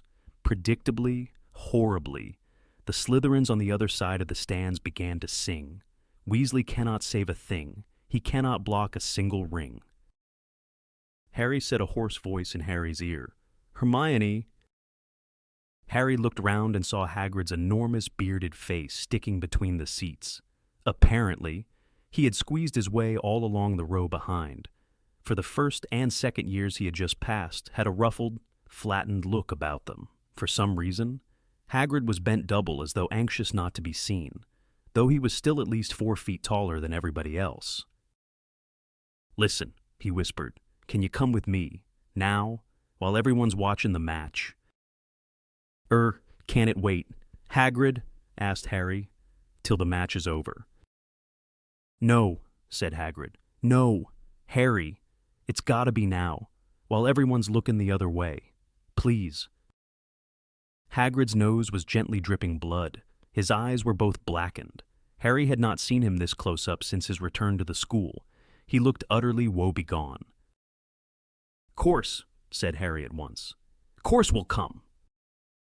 He and Hermione edged back along their row of seats, causing much grumbling among the students who had to stand up for them. The people in Hagrid's row were not complaining, merely attempting to make themselves as small as possible. "I appreciate this. You too?" "I really do," said Hagrid as they reached the stairs. He kept looking around nervously as they descended towards the lawn below. "I just hope she doesn't notice us going." "You mean Umbridge," said Harry. "She won't?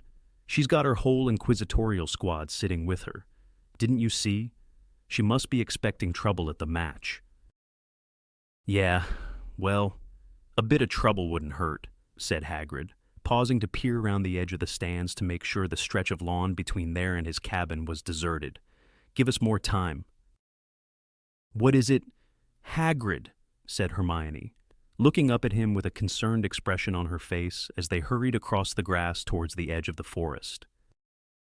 "Yeah, you'll see in a mo," said Hagrid, looking over his shoulder as a great roar rose from the stands behind them. "Hey, did someone just score?" "It'll be Ravenclaw," said Harry heavily.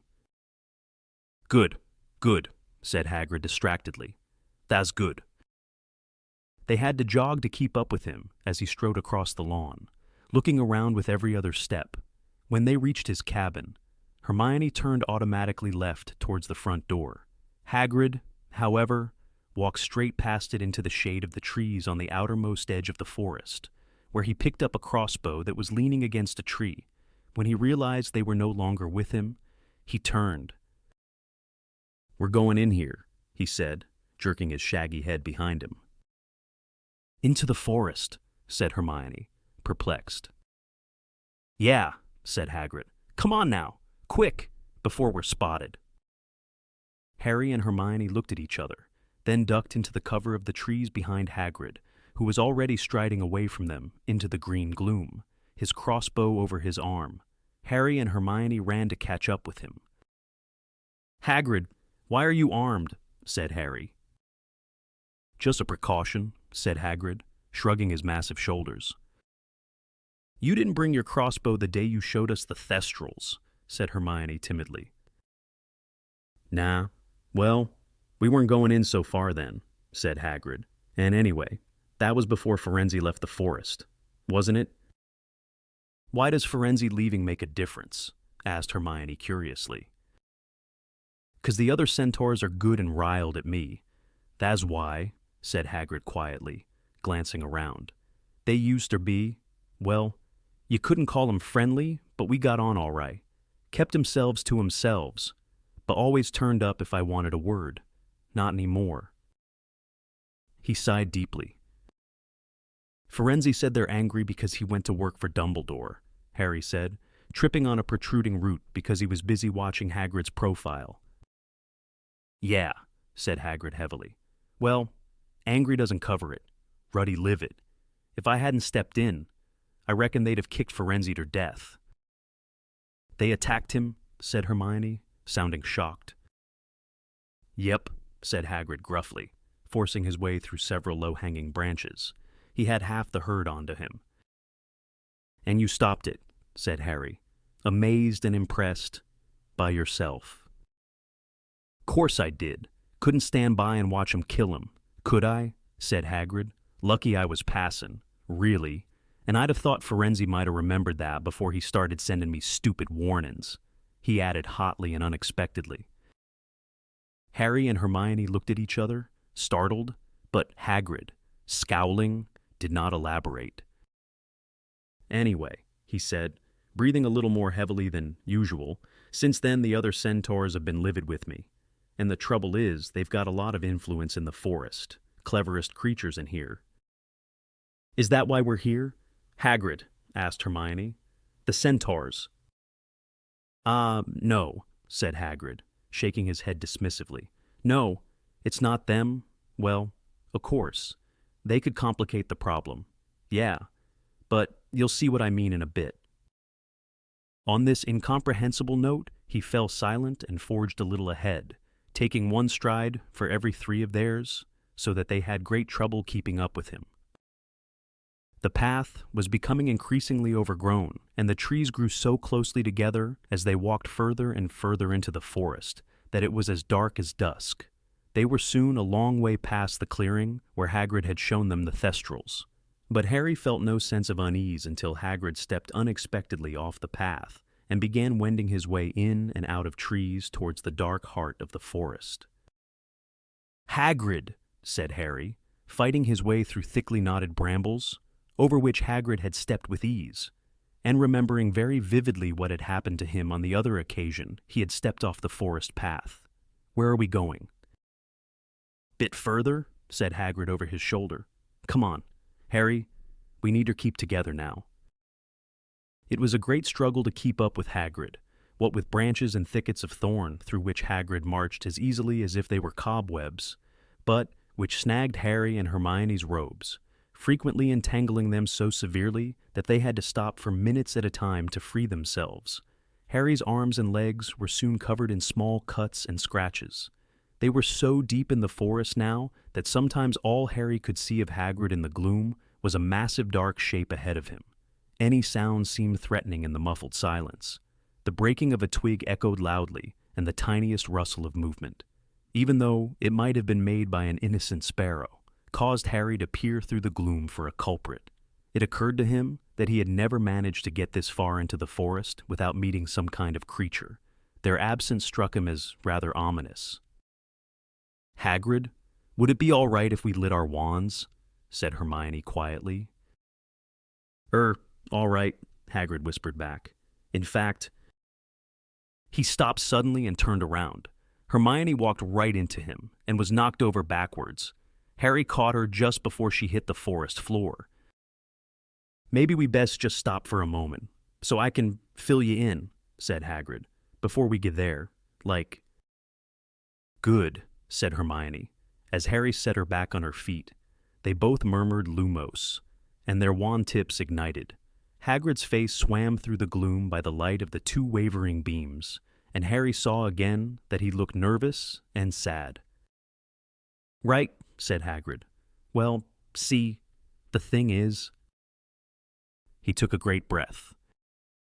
Well, there's a good chance I'm going to be getting the sack any day now, he said. Harry and Hermione looked at each other, then back at him. But you've lasted this long, Hermione said tentatively. What makes you think... Umbridge reckons it was me that put that niffler in her office. And was it, said Harry, before he could stop himself. No, it ruddy well wasn't, said Hagrid indignantly. Only anything to do with magical creatures, and she thinks it's got something to do with me. You know she's been looking for a chance to get rid of me ever since I got back. I don't want her go. Of course. But if it wasn't for, well, the special circumstances I'm about to explain to you, I'd leave right now before she's got the chance to do it in front of the whole school, like she did with Trelawney. Harry and Hermione both made noises of protest, but Hagrid overrode them with a wave of one of his enormous hands.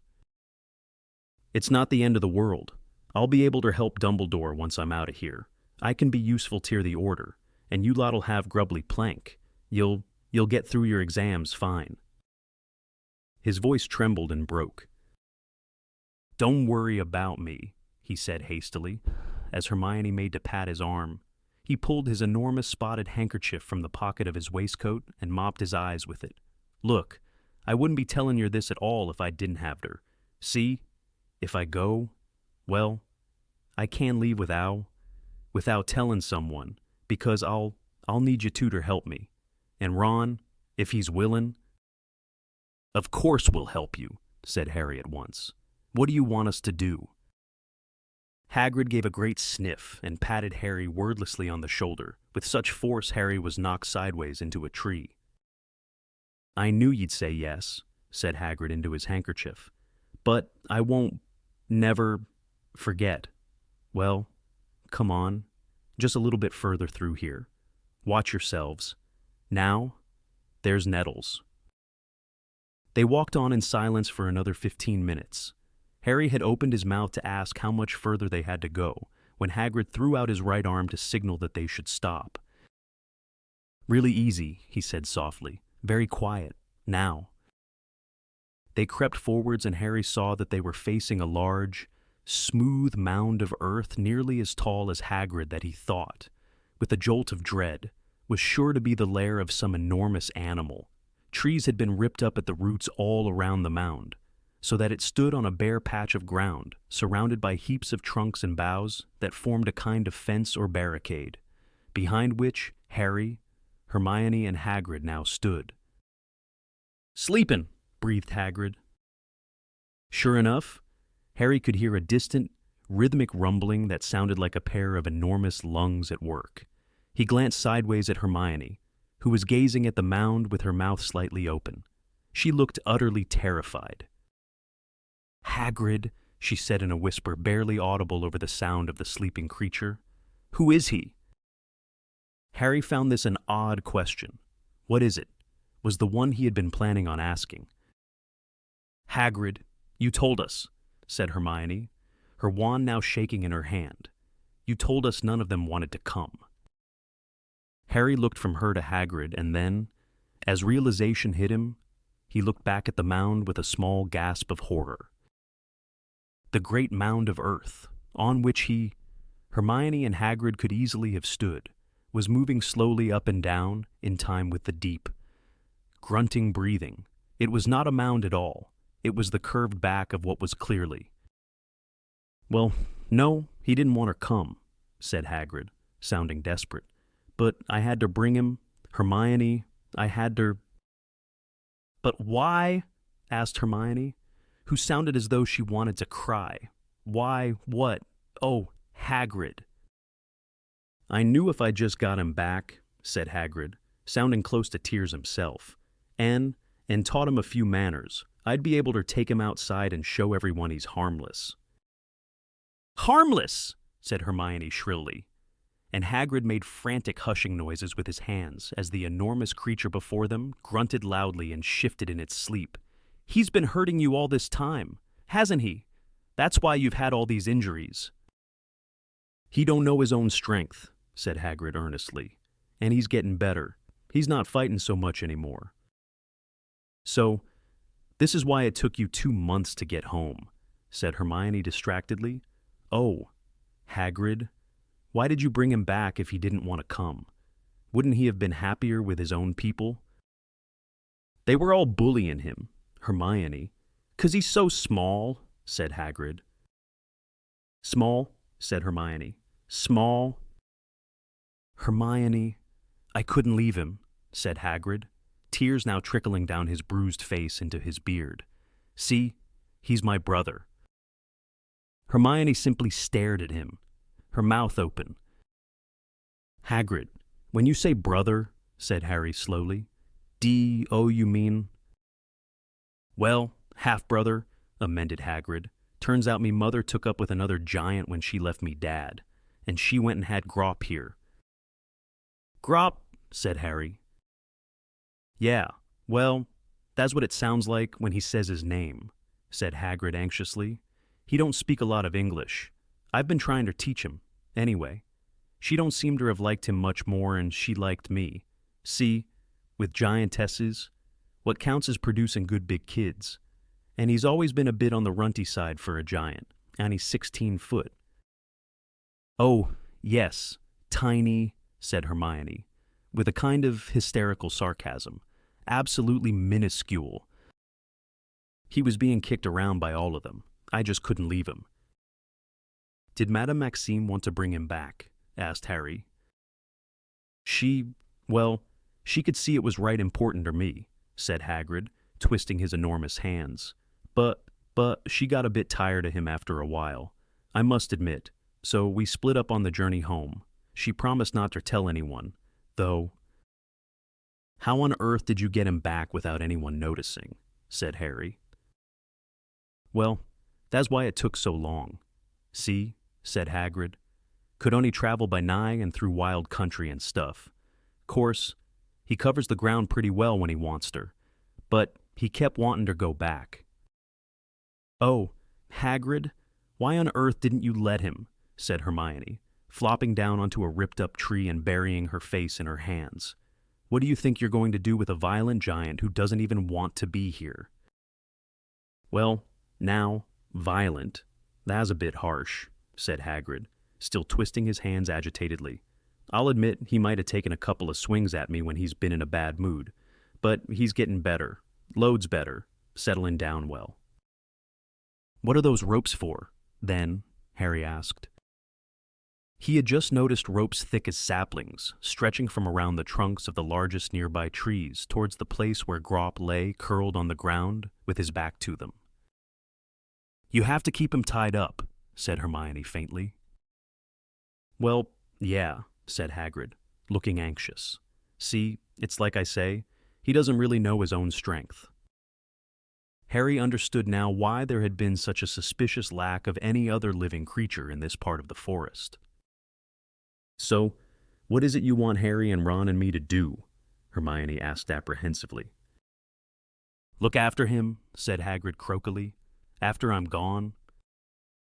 Harry and Hermione exchanged miserable looks, Harry uncomfortably aware that he had already promised Hagrid that he would do whatever he asked. What does that involve, exactly? Hermione inquired.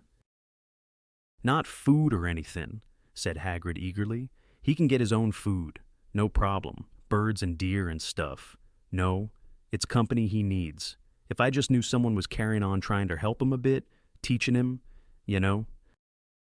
Harry said nothing, but turned to look back at the gigantic form lying asleep on the ground in front of them.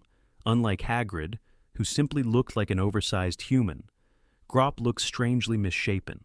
What Harry had taken to be a vast mossy boulder to the left of the great earthen mound, he now recognized as Grop's head. It was much larger in proportion to the body than a human head, and was almost perfectly round and covered with tightly curling, close-growing hair the color of bracken. The rim of a single large, fleshy ear was visible on top of the head, which seemed to sit, rather like Uncle Vernon's, directly upon the shoulders with little or no neck in between. The back, under what looked like a dirty brownish smock comprised of animal skins sewn roughly together, was very broad, and as Grop slept, it seemed to strain a little at the rough seams of the skins. The legs were curled up under the body. Harry could see the soles of enormous, filthy, bare feet, large as sledges, resting one on top of the other on the earthy forest floor. You want us to teach him, Harry said in a hollow voice. He now understood what Firenze's warning had meant. His attempt is not working. He would do better to abandon it. Of course, the other creatures who lived in the forest would have heard Hagrid's fruitless attempts to teach Grop English. Yeah, even if you just talk to him a bit, said Hagrid hopefully, 'cause I reckon, if he can talk to people, He'll understand more that we all like him really, and want him to stay. Harry looked at Hermione, who peered back at him from between the fingers over her face. "Kinda makes you wish we had Norbert back, doesn't it?" he said, and she gave a very shaky laugh. "You'll do it, then," said Hagrid, who did not seem to have caught what Harry had just said. "We'll," said Harry, already bound by his promise. "We'll try. Hagrid." "I knew I could count on ye, Harry," Hagrid said, beaming in a very watery way and dabbing at his face with his handkerchief again. "And I don't want you to put yourself out too much. Like, I know you've got exams. If you could just nip down here in your invisibility cloak, maybe once a week, and have a little chat with him. I'll wake him up, then introduce you." "Well, no," said Hermione, jumping up. "Hagrid, no, don't wake him. Really, we don't need—" But Hagrid had already stepped over the great tree trunk in front of them and was proceeding towards Grop. When he was about 10 feet away, he lifted a long, broken bough from the ground, smiled reassuringly over his shoulder at Harry and Hermione, then poked Grop hard in the middle of the back with the end of the bough. The giant gave a roar that echoed around the silent forest. Birds in the treetops overhead rose twittering from their perches and soared away. In front of Harry and Hermione, meanwhile, the gigantic Grop was rising from the ground, which shuddered as he placed an enormous hand upon it to push himself onto his knees. He turned his head to see who and what had disturbed him. "All right, Groppy," said Hagrid, in a would-be cheery voice, backing away with the long bough raised, ready to poke Grop again. "Had a nice sleep, eh?" Harry and Hermione retreated as far as they could, while still keeping the giant within their sights. Grop knelt between two trees he had not yet uprooted. They looked up into his startlingly huge face that resembled a gray full moon swimming in the gloom of the clearing. It was as though the features had been hewn onto a great stone ball. The nose was stubby and shapeless, the mouth lopsided and full of misshapen yellow teeth the size of half bricks. The eyes, small by giant standards, were a muddy greenish brown and just now were half gummed together with sleep.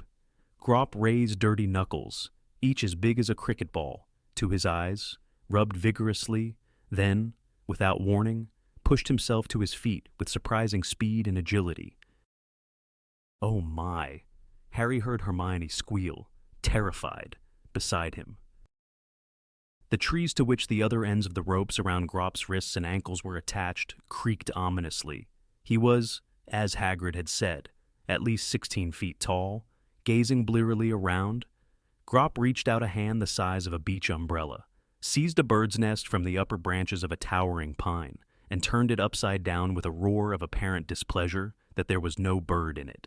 Eggs fell like grenades towards the ground, and Hagrid threw his arms over his head to protect himself. "Anyway, Groppy," shouted Hagrid, looking up apprehensively in case of further falling eggs, "I've brought some friends to meet you. Remember? I told ye I might.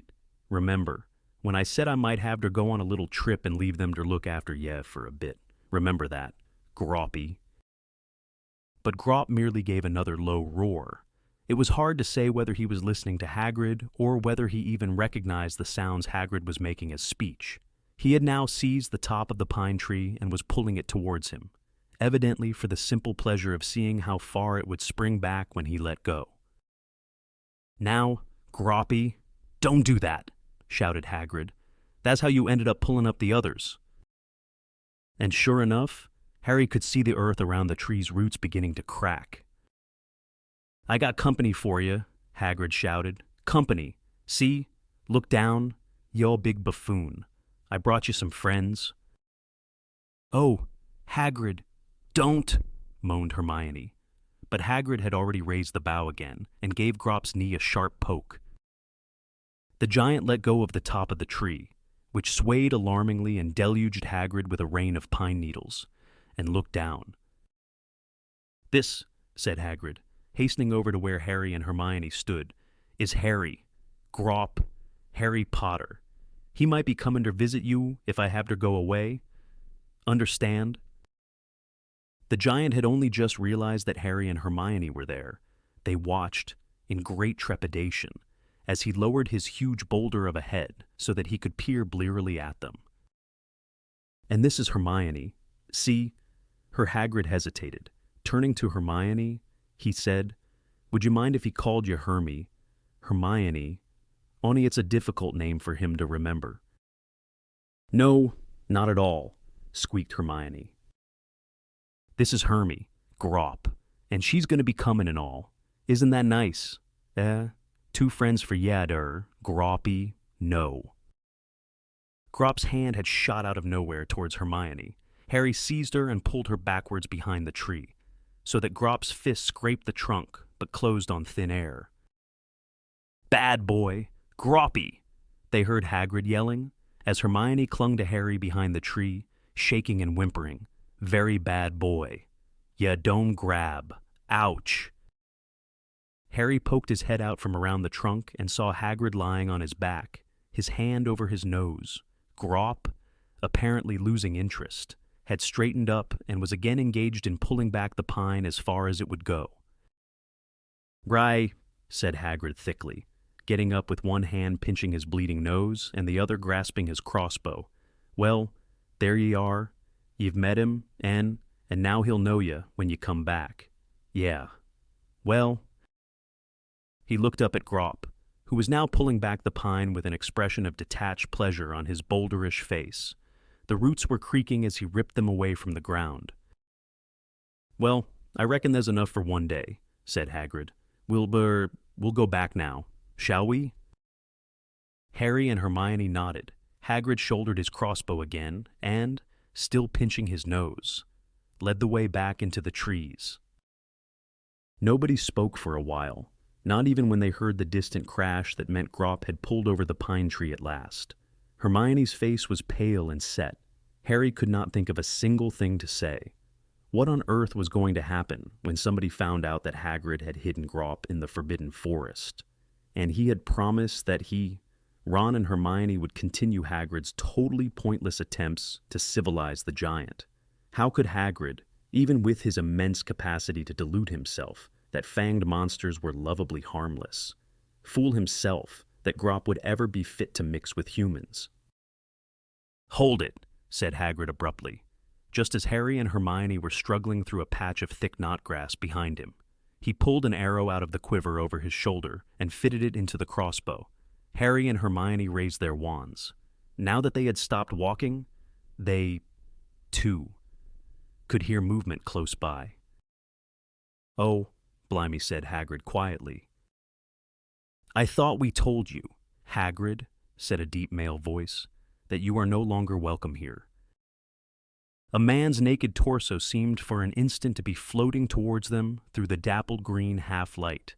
Then they saw that his waist joined smoothly into a horse's chestnut body. This centaur had a proud, high cheekboned face and long black hair. Like Hagrid, he was armed. A quiver full of arrows and a longbow were slung over his shoulders. "How are you, Megorian?" said Hagrid warily. The trees behind the centaur rustled, and 4 or 5 more centaurs emerged behind him. Harry recognized the black-bodied and bearded Bane, whom he had met nearly 4 years ago, on the same night he had met Firenze. Bane gave no sign that he had ever seen Harry before. "So," he said, with a nasty inflection in his voice, before turning immediately to Megorian, "we agreed, I think, what we would do if this human ever showed his face in the forest again." "This human now, am I?" said Hagrid testily, "just for stopping all of you committing murder." "You ought not to have meddled, Hagrid," said Megorian. "Our ways are not yours, nor are our laws. Firenze has betrayed and dishonored us." "I don't know how you work that out," said Hagrid impatiently. "He's done nothing except help Albus Dumbledore." "Firenze has entered into servitude to humans," said a gray centaur with a hard, deeply lined face. "Servitude," said Hagrid scathingly. "He's doing Dumbledore a favor is all." "He is peddling our knowledge and secrets among humans," said Megorian quietly. "There can be no return from such disgrace." If you say so, said Hagrid, shrugging. But personally, I think you're making a big mistake. As are you, human, said Bane, coming back into our forest when we warned you. Now, ye listen to me, said Hagrid angrily. I'll have less of the our forest. If it's all the same to ye, it's not up to ye who comes and goes in here. No more is it up to you, Hagrid, said Megorian smoothly. I shall let you pass today because you are accompanied by your young. They're not his, interrupted Bane contemptuously. Students, Megorian, from up at the school, they have probably already profited from the traitor Firenze's teachings. Nevertheless, said Megorian calmly, the slaughter of foals is a terrible crime. We do not touch the innocent. Today, Hagrid, you pass. Henceforth, stay away from this place. You forfeited the friendship of the centaurs when you helped the traitor Firenze escape us. I won't be kept out of the fours by a bunch of old mules like ye, said Hagrid loudly. Hagrid, said Hermione in a high-pitched and terrified voice, as both Bane and the Grey Centaur pawed at the ground. Let's go. Please, let's go. Hagrid moved forwards, but his crossbow was still raised, and his eyes were still fixed threateningly upon Megorian. We know what you are keeping in the forest, Hagrid, Megorian called after them, as the centaurs slipped out of sight, and our tolerance is waning. Hagrid turned and gave every appearance of wanting to walk straight back to Megorian. You'll tolerate him as long as he's here. It's as much his forest as yours, he yelled, as Harry and Hermione both pushed with all their might against Hagrid's moleskin waistcoat in an effort to keep him moving forwards. Still scowling, he looked down. His expression changed to mild surprise at the sight of them both pushing him. He seemed not to have felt it. Calm down, you two, he said, turning to walk on while they panted along behind him. Ruddy old mules, though, eh? Hagrid, said Hermione breathlessly, skirting the patch of nettles they had passed on their way there. If the centaurs don't want humans in the forest, it doesn't really look as though Harry and I will be able. Ah, you heard what they said, said Hagrid dismissively. They wouldn't hurt foals. I mean, kids. Anyway, we can't let ourselves be pushed around by that lot. Nice try, Harry murmured to Hermione, who looked crestfallen. At last they rejoined the path and, after another 10 minutes, the trees began to thin. They were able to see patches of clear blue sky again, and, in the distance, the definite sounds of cheering and shouting. Was that another goal? Asked Hagrid, pausing in the shelter of the trees as the Quidditch stadium came into view. Or do you reckon the match is over? I don't know, said Hermione miserably. Harry saw that she looked much the worse for wear. Her hair was full of twigs and leaves. Her robes were ripped in several places, and there were numerous scratches on her face and arms. He knew he must look little better. I reckon it's over. You know, said Hagrid, still squinting towards the stadium. Look, there's people coming out already. If you two hurry, you'll be able to blend in with the crowd, and no one'll know you weren't there. Good idea, said Harry. Well, see you later. Then, Hagrid. I don't believe him, said Hermione in a very unsteady voice. The moment they were out of earshot of Hagrid. I don't believe him. I really don't believe him. Calm down, said Harry. Calm down, she said feverishly. A giant in the forest. And we're supposed to give him English lessons. Always assuming, of course, we can get past the herd of murderous centaurs on the way in and out. I don't believe him. We haven't got to do anything yet, Harry tried to reassure her in a quiet voice, as they joined a stream of jabbering Hufflepuffs heading back towards the castle. He's not asking us to do anything unless he gets chucked out, and that might not even happen. Oh, come off it? Harry, said Hermione angrily, stopping dead in her tracks so that the people behind had to swerve to avoid her. Of course he's going to be chucked out, and, to be perfectly honest, after what we've just seen, who can blame Umbridge? There was a pause in which Harry glared at her, and her eyes filled slowly with tears. You didn't mean that, said Harry quietly. No, well, all right, I didn't, she said, wiping her eyes angrily. But why does he have to make life so difficult for himself? For us? I don't know. Weasley is our king. Weasley is our king. He didn't let the quaffle in. Weasley is our king. And I wish they'd stop singing that stupid song, said Hermione miserably. Haven't they gloated enough? A great tide of students was moving up the sloping lawns from the pitch. Oh, let's get in before we have to meet the Slytherins, said Hermione. Weasley can save anything. He never leaves a single ring. That's why Gryffindors all sing. Weasley is our king. Hermione, said Harry slowly.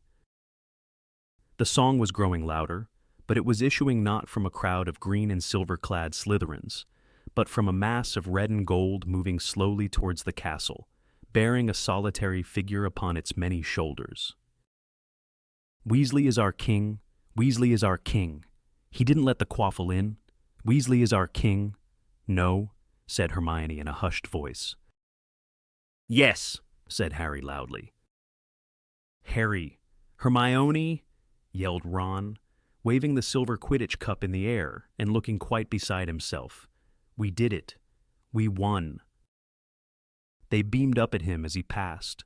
There was a scrum at the door of the castle, and Ron's head got rather badly bumped on the lintel, but nobody seemed to want to put him down. Still singing. The crowd squeezed itself into the entrance hall and out of sight.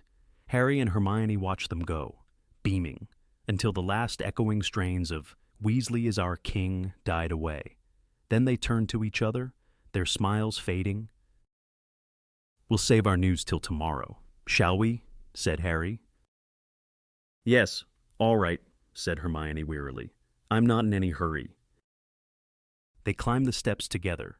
At the front doors, both instinctively looked back at the forbidden forest. Harry was not sure whether or not it was his imagination, but he rather thought he saw a small cloud of birds erupting into the air over the treetops in the distance, almost as though the tree in which they had been nesting had just been pulled up by the roots. Chapter 31. OWLs. Ron's euphoria at helping Gryffindor scrape the Quidditch cup was such that he couldn't settle to anything next day. All he wanted to do was talk over the match, so Harry and Hermione found it very difficult to find an opening in which to mention Grawp. Not that either of them tried very hard. Neither was keen to be the one to bring Ron back to reality in quite such a brutal fashion. As it was another fine, warm day, they persuaded him to join them in revising under the beech tree at the edge of the lake, where they had less chance of being overheard than in the common room. Ron was not particularly keen on this idea at first. He was thoroughly enjoying being patted on the back by every Gryffindor who walked past his chair, not to mention the occasional outbursts of, Weasley is our king, but after a while he agreed that some fresh air might do him good. They spread their books out in the shade of the beech tree and sat down while Ron talked them through his first save of the match for what felt like the dozenth time.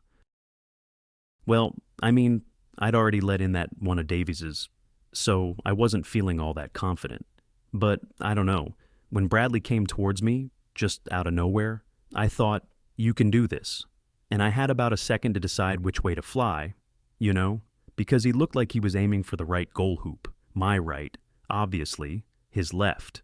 But I had a funny feeling that he was fainting, and so I took the chance and flew left, his right, and, well, you saw what happened, he concluded modestly, sweeping his hair back quite unnecessarily so that it looked interestingly windswept and glancing around to see whether the people nearest to them, a bunch of gossiping third-year Hufflepuffs, had heard him. And then, when Chambers came at me about 5 minutes later, "What?" Ron asked, having stopped mid-sentence at the look on Harry's face. "Why are you grinning?" "I'm not," said Harry quickly, and looked down at his transfiguration notes, attempting to straighten his face. The truth was that Ron had just reminded Harry forcibly of another Gryffindor Quidditch player who had once sat rumpling his hair under this very tree. "I'm just glad we won, that's all." "Yeah," said Ron slowly, savoring the words. "We won. Did you see the look on Chang's face when Ginny got the snitch right out from under her nose? I suppose she cried? Did she? Said Harry bitterly. Well, yeah, more out of temper than anything. Though, Ron frowned slightly. But you saw her chuck her broom away when she got back to the ground, didn't you? Said Harry. Well, actually, no. Ron, said Hermione with a heavy sigh, putting down her book and looking at him apologetically. As a matter of fact, the only bit of the match Harry and I saw was Davis's first goal.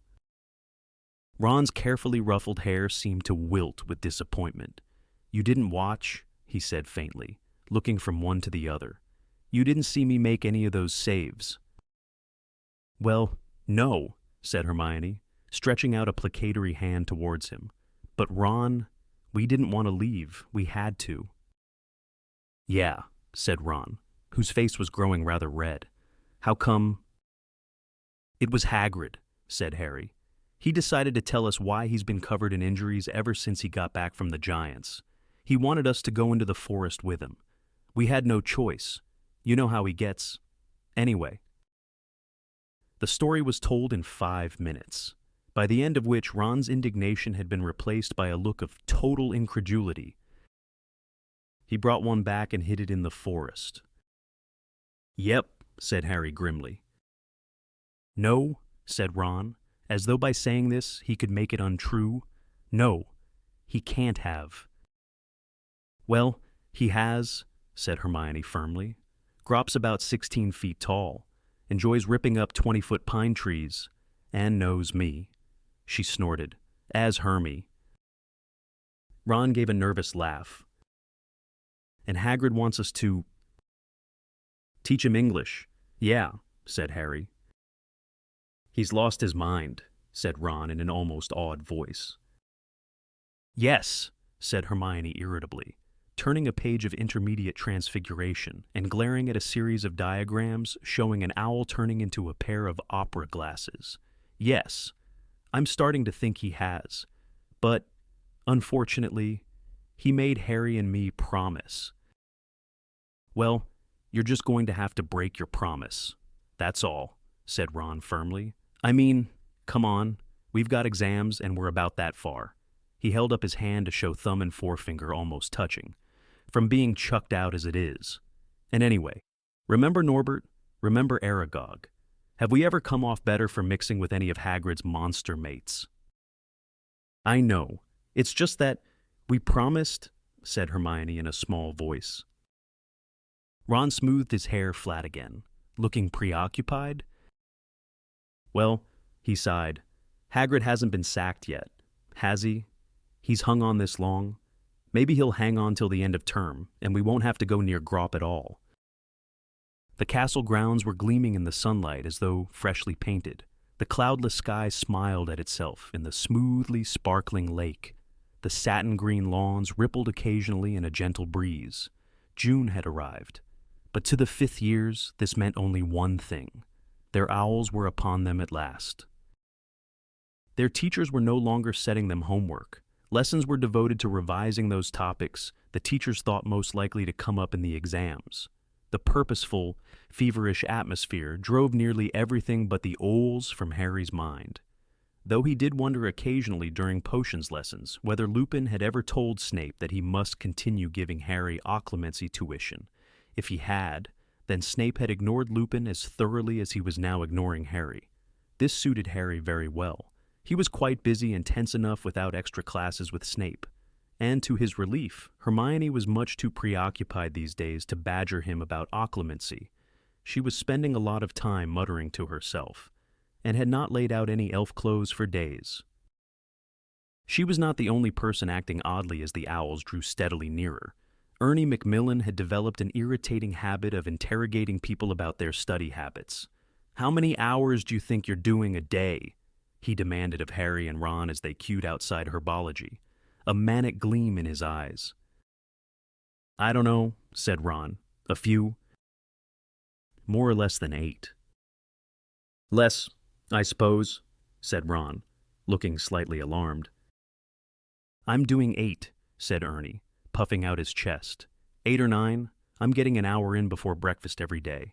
8's my average. I can do 10 on a good weekend day. I did 9.5 on Monday.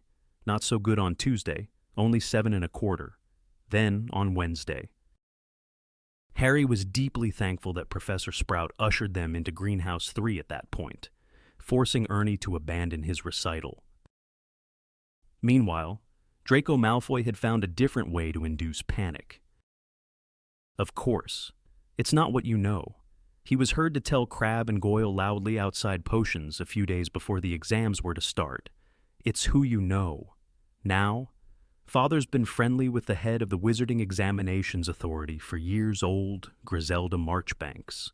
We've had her round for dinner and everything. Do you think that's true? Hermione whispered in alarm to Harry and Ron. Nothing we can do about it if it is, said Ron gloomily. I don't think it's true, said Neville quietly from behind them, because Griselda Marchbanks is a friend of my Gran's, and she's never mentioned the Malfoys. What's she like, Neville? Asked Hermione at once. Is she strict? Bit like Gran, really, said Neville in a subdued voice.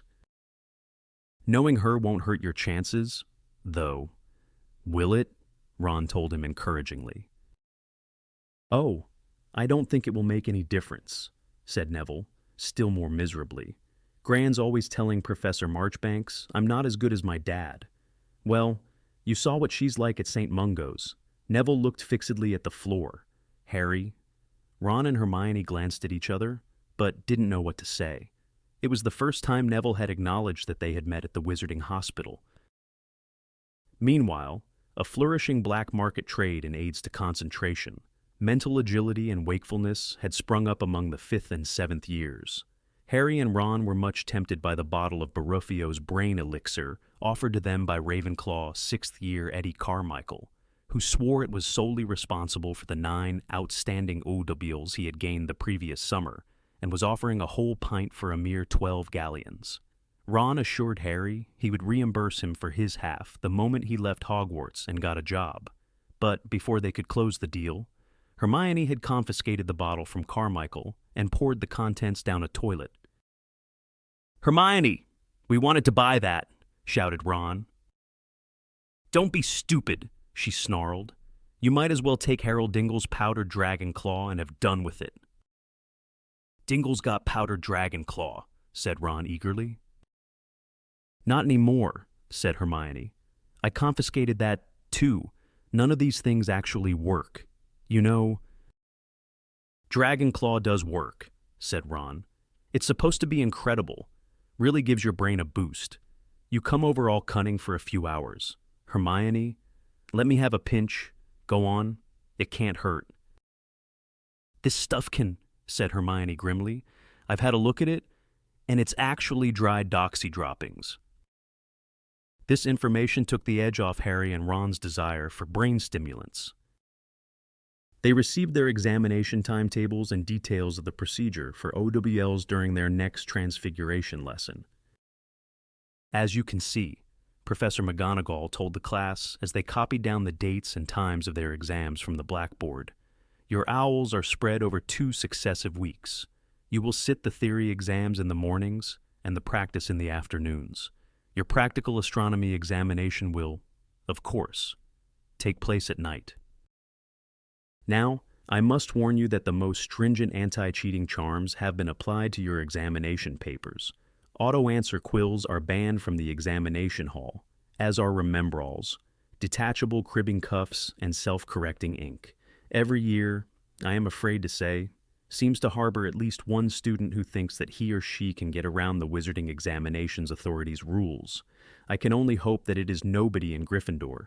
Our new headmistress, Professor McGonagall, pronounced the word with the same look on her face that Aunt Petunia had whenever she was contemplating a particularly stubborn bit of dirt, has asked the heads of house to tell their students that cheating will be punished most severely, because, of course, your examination results will reflect upon the headmistress's new regime at the school. Professor McGonagall gave a tiny sigh. Harry saw the nostrils of her sharp nose flare. However, That is no reason not to do your very best. You have your own futures to think about. Please! Professor, said Hermione, her hand in the air. When will we find out our results? An owl will be sent to you sometime in July, said Professor McGonagall. Excellent, said Dean Thomas in an audible whisper. So, we don't have to worry about it till the holidays. Harry imagined sitting in his bedroom in Privet Drive in 6 weeks' time, waiting for his owl results. Well, he thought dully, at least he would be sure of one bit of post next summer. Their first examination, Theory of Charms, was scheduled for Monday morning. Harry agreed to test Hermione after lunch on Sunday, but regretted it almost at once. She was very agitated and kept snatching the book back from him to check that she had got the answer completely right, finally hitting him hard on the nose with the sharp edge of achievements in charming. "Why don't you just do it yourself?" he said firmly, handing the book back to her, his eyes watering. Meanwhile, Ron was reading 2 years' worth of charms notes with his fingers in his ears, his lips moving soundlessly. Seamus Finnegan was lying flat on his back on the floor, reciting the definition of a substantive charm while Dean checked it against the standard book of spells. Grade 5, Anne Parvati and Lavender, who were practicing basic locomotion charms, were making their pencil cases race each other around the edge of the table. Dinner was a subdued affair that night. Harry and Ron did not talk much, but ate with gusto, having studied hard all day. Hermione, on the other hand, kept putting down her knife and fork and diving under the table for her bag, from which she would seize a book to check some fact or figure. Ron was just telling her that she ought to eat a decent meal, or she would not sleep that night, when her fork slid from her limp fingers and landed with a loud tinkle on her plate. "Oh, my goodness," she said faintly, staring into the entrance hall. "Is that them? Is that the examiners?" Harry and Ron whipped around on their bench. Through the doors to the great hall, they could see Umbridge standing with a small group of ancient-looking witches and wizards. Umbridge, Harry was pleased to see, looked rather nervous. "Shall we go and have a closer look?" said Ron. Harry and Hermione nodded, and they hastened towards the double doors into the entrance hall, slowing down as they stepped over the threshold to walk sedately past the examiners. Harry thought Professor Marchbanks must be the tiny, stooped witch with a face so lined it looked as though it had been draped in cobwebs. Umbridge was speaking to her deferentially. Professor Marchbanks seemed to be a little deaf. She was answering Professor Umbridge very loudly, considering they were only a foot apart. "Journey was fine. Journey was fine. We've made it plenty of times before," she said impatiently. "Now, I haven't heard from Dumbledore lately," she added, peering around the hall as though hopeful he might suddenly emerge from a broom cupboard. "No idea where he is, I suppose?" "None at all," said Umbridge, shooting a malevolent look at Harry, Ron, and Hermione, who were now dawdling around the foot of the stairs as Ron pretended to do up his shoelace. "But I dare say the Ministry of Magic will track him down soon enough." "I doubt it," shouted tiny Professor Marchbanks. "Not if Dumbledore doesn't want to be found. I should know. Examined him personally in Transfiguration and Charms when he did Newts. Did things with a wand I'd never seen before." "Yes. Well," said Professor Umbridge, as Harry, Ron, and Hermione dragged their feet up the marble staircase as slowly as they dared. "Let me show you to the staff room. I dare say you'd like a cup of tea after your journey." It was an uncomfortable sort of an evening. Everyone was trying to do some last-minute revising, but nobody seemed to be getting very far. Harry went to bed early, but then lay awake for what felt like hours. He remembered his careers consultation and McGonagall's furious declaration that she would help him become an Auror if it was the last thing she did.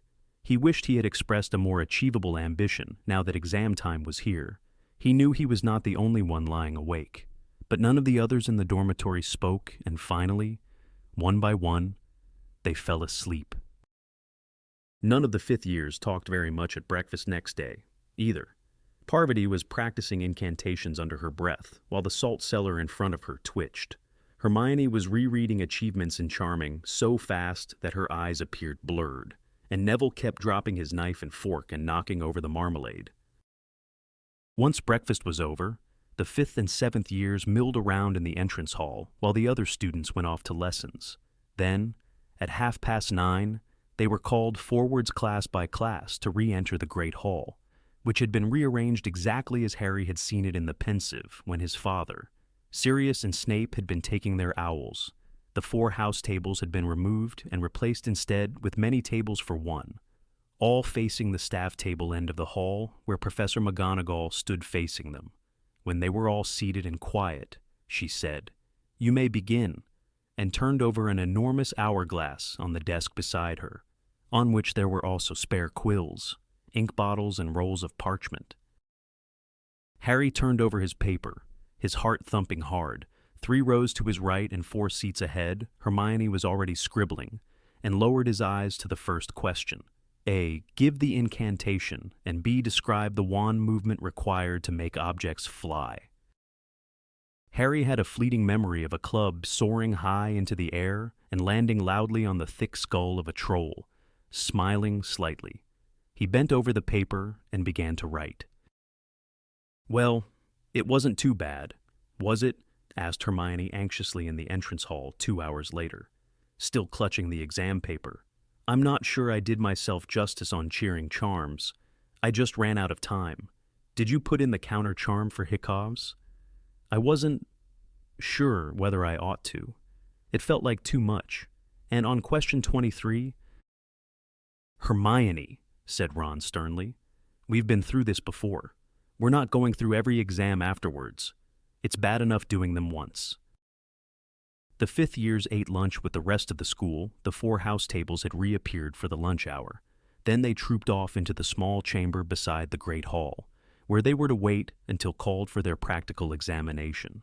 As small groups of students were called forwards in alphabetical order, those left behind muttered incantations and practiced wand movements, occasionally poking each other in the back or eye by mistake. Hermione's name was called Trembling. She left the chamber with Anthony Goldstein, Gregory Goyle, and Daphne Greengrass. Students who had already been tested did not return afterwards, so Harry and Ron had no idea how Hermione had done. "She'll be fine. Remember, she got 112% on one of our charms tests," said Ron. 10 minutes later, Professor Flitwick called, "Parkinson, Pansy, Paddle, Padma, Paddle, Parvati, Potter, Harry." "Good luck," said Ron quietly. Harry walked into the Great Hall, clutching his wand so tightly his hand shook. "Professor Tofty is free." "Potter," squeaked Professor Flitwick, who was standing just inside the door. He pointed Harry towards what looked like the very oldest and baldest examiner, who was sitting behind a small table in a far corner, a short distance from Professor Marchbanks, who was halfway through testing Draco Malfoy. "Potter, is it?" said Professor Tofty, consulting his notes and peering over his pince-nez at Harry as he approached, the famous Potter. Out of the corner of his eye, Harry distinctly saw Malfoy throw a scathing look over at him. The wineglass Malfoy had been levitating, fell to the floor, and smashed. Harry could not suppress a grin. Professor Tofty smiled back at him encouragingly. "That's it," he said in his quavery old voice. "No need to be nervous. Now, if I could ask you to take this egg cup and make it do some cartwheels for me." On the whole, Harry thought it went rather well. His levitation charm was certainly much better than Malfoy's had been, though he wished he had not mixed up the incantations for color change and growth charms, so that the rat he was supposed to be turning orange swelled shockingly and was the size of a badger before Harry could rectify his mistake. He was glad Hermione had not been in the hall at the time and neglected to mention it to her afterwards. He could tell Ron, though. Ron had caused a dinner plate to mutate into a large mushroom and had no idea how it had happened. There was no time to relax that night. They went straight to the common room after dinner and submerged themselves in revision for Transfiguration next day. Harry went to bed with his head buzzing with complex spell models and theories. He forgot the definition of a switching spell during his written paper next morning, but thought his practical could have been a lot worse.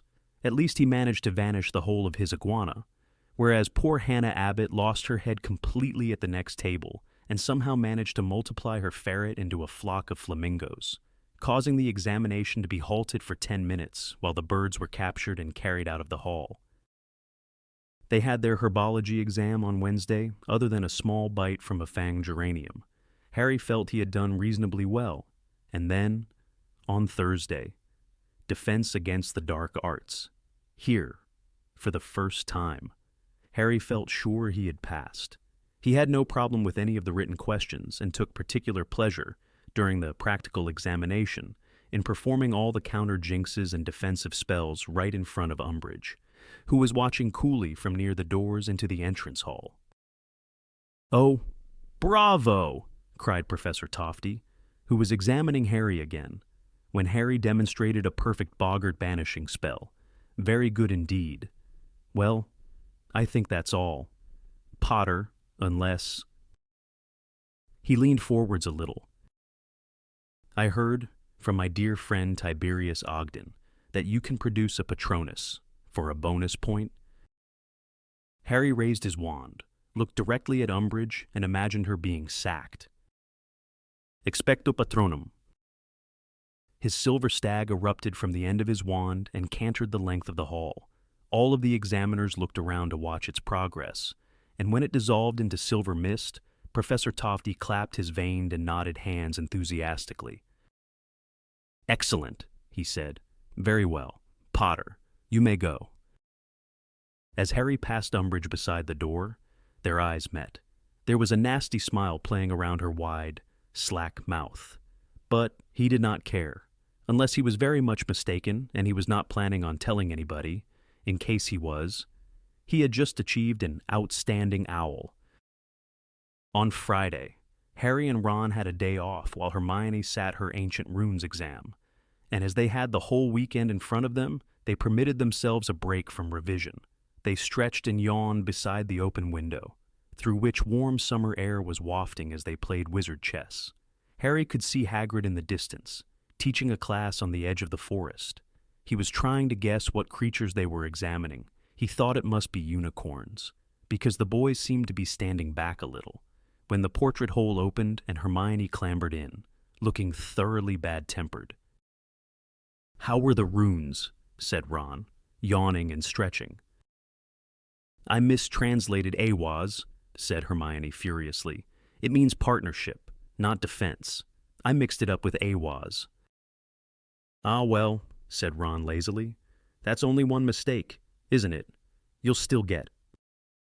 "Oh, shut up," said Hermione angrily. "It could be the one mistake that makes the difference between a pass and a fail. And what's more, someone's put another Niffler in Umbridge's office. I don't know how they got it through that new door, but I just walked past there, and Umbridge is shrieking her head off, by the sound of it.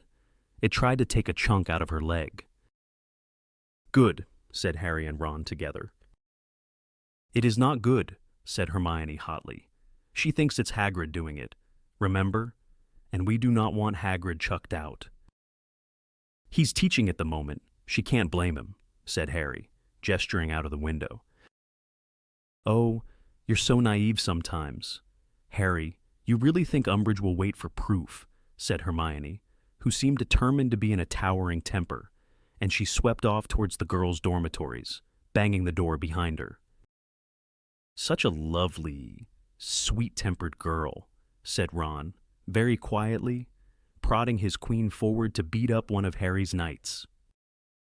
Hermione's bad mood persisted for most of the weekend, though Harry and Ron found it quite easy to ignore as they spent most of Saturday and Sunday revising for potions on Monday, the exam which Harry had been looking forward to least, and which he was sure would be the downfall of his ambitions to become an Auror. Sure enough, he found the written paper difficult, though he thought he might have got full marks on the question about Polyjuice Potion. He could describe its effects accurately, having taken it illegally in his second year. The afternoon practical was not as dreadful as he had expected it to be. With Snape absent from the proceedings, he found that he was much more relaxed than he usually was while making potions.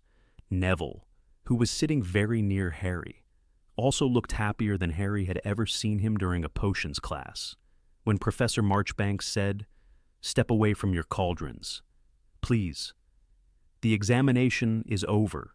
Harry corked his sample flask, feeling that he might not have achieved a good grade, but he had, with luck, avoided a fail. "Only 4 exams left," said Parvati Patil wearily as they headed back to Gryffindor common room. "Only," said Hermione snappishly. "I've got arithmancy and it's probably the toughest subject there is." Nobody was foolish enough to snap back, so she was unable to vent her spleen on any of them and was reduced to telling off some first years for giggling too loudly in the common room. Harry was determined to perform well in Tuesday's Care of Magical Creatures exam so as not to let Hagrid down. The practical examination took place in the afternoon on the lawn on the edge of the Forbidden Forest, where students were required to correctly identify the Knarl hidden among a dozen hedgehogs. The trick was to offer them all milk in turn. Gnarls, highly suspicious creatures whose quills had many magical properties, generally went berserk at what they saw as an attempt to poison them, then demonstrate correct handling of a bowtruckle, feed and clean out a fire crab without sustaining serious burns, and choose, from a wide selection of food, the diet they would give a sick unicorn. Harry could see Hagrid watching anxiously out of his cabin window, when Harry's examiner, a plump little witch this time, smiled at him and told him he could leave. Harry gave Hagrid a fleeting thumbs up before heading back to the castle. The astronomy theory paper on Wednesday morning went well enough. Harry was not convinced he had got the names of all Jupiter's moons right, but was at least confident that none of them was inhabited by mice. They had to wait until evening for their practical astronomy. The afternoon was devoted instead to divination. Even by Harry's low standards in divination, the exam went very badly. He might as well have tried to see moving pictures on the desktop, as in the stubbornly blank crystal ball. He lost his head completely during tea leaf reading, saying it looked to him as though Professor Marchbanks would shortly be meeting a round, dark, soggy stranger, and rounded off the whole fiasco by mixing up the life and headlines on her palm and informing her that she ought to have died the previous Tuesday. "Well, we were always going to fail that one," said Ron gloomily as they ascended the marble staircase.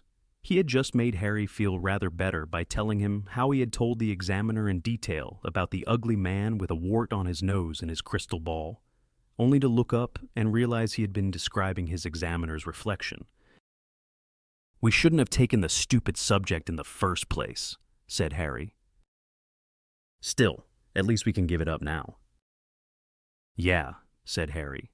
"No more pretending we care what happens when Jupiter and Uranus get too friendly. And from now on, I don't care if my tea leaves spell die.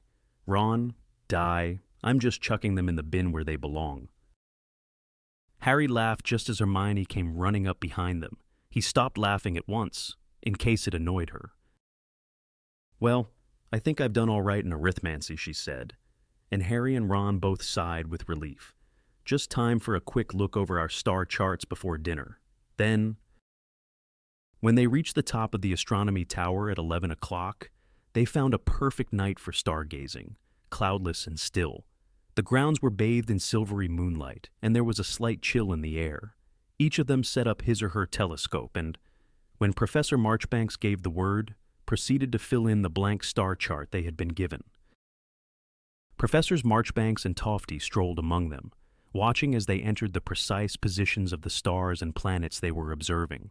All was quiet except for the rustle of parchment, the occasional creak of a telescope as it was adjusted on its stand, and the scribbling of many quills. Half an hour passed, then an hour. The little squares of reflected gold light flickering on the ground below started to vanish as lights in the castle windows were extinguished. As Harry completed the constellation, Orion on his chart, however, the front doors of the castle opened directly below the parapet where he was standing, so that light spilled down the stone steps a little way across the lawn. Harry glanced down as he made a slight adjustment to the position of his telescope and saw 5 or 6 elongated shadows moving over the brightly lit grass before the doors swung shut and the lawn became a sea of darkness once more. Harry put his eye back to his telescope and refocused it, now examining Venus. He looked down at his chart to enter the planet there, but something distracted him. Pausing with his quill suspended over the parchment, he squinted down into the shadowy grounds and saw half a dozen figures walking over the lawn. If they had not been moving, and the moonlight had not been gilding the tops of their heads, they would have been indistinguishable from the dark ground on which they walked. Even at this distance, Harry had a funny feeling he recognized the walk of the squattest of them, who seemed to be leading the group. He could not think why Umbridge would be taking a stroll outside after midnight, much less accompanied by 5 others. Then somebody coughed behind him, and he remembered that he was halfway through an exam. He had quite forgotten Venus's position, jamming his eye to his telescope. He found it again and was once more about to enter it on his chart when, alert for any odd sound, he heard a distant knock which echoed through the deserted grounds, followed immediately by the muffled barking of a large dog. He looked up, his heart hammering. There were lights on in Hagrid's windows, and the people he had observed crossing the lawn were now silhouetted against them. The door opened, and he distinctly saw 6 sharply defined figures walk over the threshold. The door closed again, and there was silence. Harry felt very uneasy. He glanced around to see whether Ron or Hermione had noticed what he had, but Professor Marchbanks came walking behind him at that moment, and, not wanting to look as though he was sneaking looks at anyone else's work, Harry hastily bent over his star chart and pretended to be adding notes to it while really peering over the top of the parapet towards Hagrid's cabin. Figures were now moving across the cabin windows, temporarily blocking the light. He could feel Professor Marchbanks's eyes on the back of his neck and pressed his eye again to his telescope, staring up at the moon, though he had marked its position an hour ago. But as Professor Marchbanks moved on, he heard a roar from the distant cabin that echoed through the darkness right to the top of the astronomy tower. Several of the people around Harry ducked out from behind their telescopes and peered instead in the direction of Hagrid's cabin. Professor Tofty gave another dry little cough. "Try and concentrate now, boys and girls," he said softly. Most people returned to their telescopes. Harry looked to his left. Hermione was gazing transfixed at Hagrid's cabin. 20 minutes to go," said Professor Tofty. Hermione jumped and returned at once to her star chart. Harry looked down at his own and noticed that he had mislabeled Venus as Mars. He bent to correct it. There was a loud bang from the grounds. Several people cried, "Ouch!" when they poked themselves in the face with the ends of their telescopes as they hastened to see what was going on below. Hagrid's door had burst open, and by the light flooding out of the cabin, they saw him quite clearly, a massive figure roaring and brandishing his fists, surrounded by 6 people, all of whom, judging by the tiny threads of red light they were casting in his direction, seemed to be attempting to stun him. "No!" cried Hermione. "My dear," said Professor Tofty in a scandalized voice, "this is an examination." But nobody was paying the slightest attention to their star charts anymore. Jets of red light were still flying about beside Hagrid's cabin, yet somehow they seemed to be bouncing off him. He was still upright and still, as far as Harry could see, fighting. Cries and yells echoed across the grounds. A man yelled, "Be reasonable, Hagrid." Hagrid roared, "Reasonable be damned. You won't take me like this. Dawlish." Harry could see the tiny outline of Fang, attempting to defend Hagrid, leaping repeatedly at the wizards surrounding him until a stunning spell caught him and he fell to the ground. Hagrid gave a howl of fury, lifted the culprit bodily from the ground, and threw him. The man flew what looked like 10 feet and did not get up again. Hermione gasped, both hands over her mouth. Harry looked round at Ron and saw that he, too, was looking scared. None of them had ever seen Hagrid in a real temper before. "Look!" squealed Parvati, who was leaning over the parapet and pointing to the foot of the castle where the front doors had opened again. More light was spilling out onto the dark lawn, and a single long black shadow was now rippling across the lawn. "Now? Really?" said Professor Tofty anxiously. "Only 16 minutes left. You know." but nobody paid him the slightest attention. They were watching the person now sprinting towards the battle beside Hagrid's cabin. "How dare you!" the figure shouted as she ran. "How dare you!" "It's McGonagall," whispered Hermione. "Leave him alone." "Alone, I say," said Professor McGonagall's voice through the darkness. "On what grounds are you attacking him? He has done nothing. Nothing to warrant such." "Hermione!" Parvati and Lavender all screamed. No fewer than 4 stunners had shot from the figures around the cabin toward Professor McGonagall. Halfway between cabin and castle, the red beams collided with her. For a moment, she looked luminous, illuminated by an eerie red glow, then was lifted right off her feet, landed hard on her back, and moved no more. "Galloping gargoyles!" shouted Professor Tofty, who seemed to have forgotten the exam completely, not so much as a warning. Outrageous behavior. "Cowards!" bellowed Hagrid, his voice carrying clearly to the top of the tower, and several lights flickered back on inside the castle. "Ruddy cowards! Have some of that and that." "Oh my," gasped Hermione. Hagrid took 2 massive swipes at his closest attackers. Judging by their immediate collapse, they had been knocked cold. Harry saw Hagrid double over, and thought he had finally been overcome by a spell. But, on the contrary, next moment, Hagrid was standing again, with what appeared to be a sack on his back. Then Harry realized that Fang's limp body was draped around his shoulders. "Get him! Get him!" screamed Umbridge. But her remaining helpers seemed highly reluctant to go within reach of Hagrid's fists. Indeed, he was backing away so fast he tripped over one of his unconscious colleagues and fell over. Hagrid had turned and begun to run with Fang still hung around his neck. Umbridge sent one last stunning spell after him, but it missed, and Hagrid, running full pelt towards the distant gates, disappeared into the darkness. There was a long minute's quivering silence as everybody gazed open-mouthed into the grounds. Then Professor Tofty's voice said feebly, 5 minutes to go. Everybody." Though he had only filled in 2/3 of his chart, Harry was desperate for the exam to end. When it came at last, Ron and Hermione forced their telescopes haphazardly back into their holders and dashed back down the spiral staircase. None of the students were going to bed.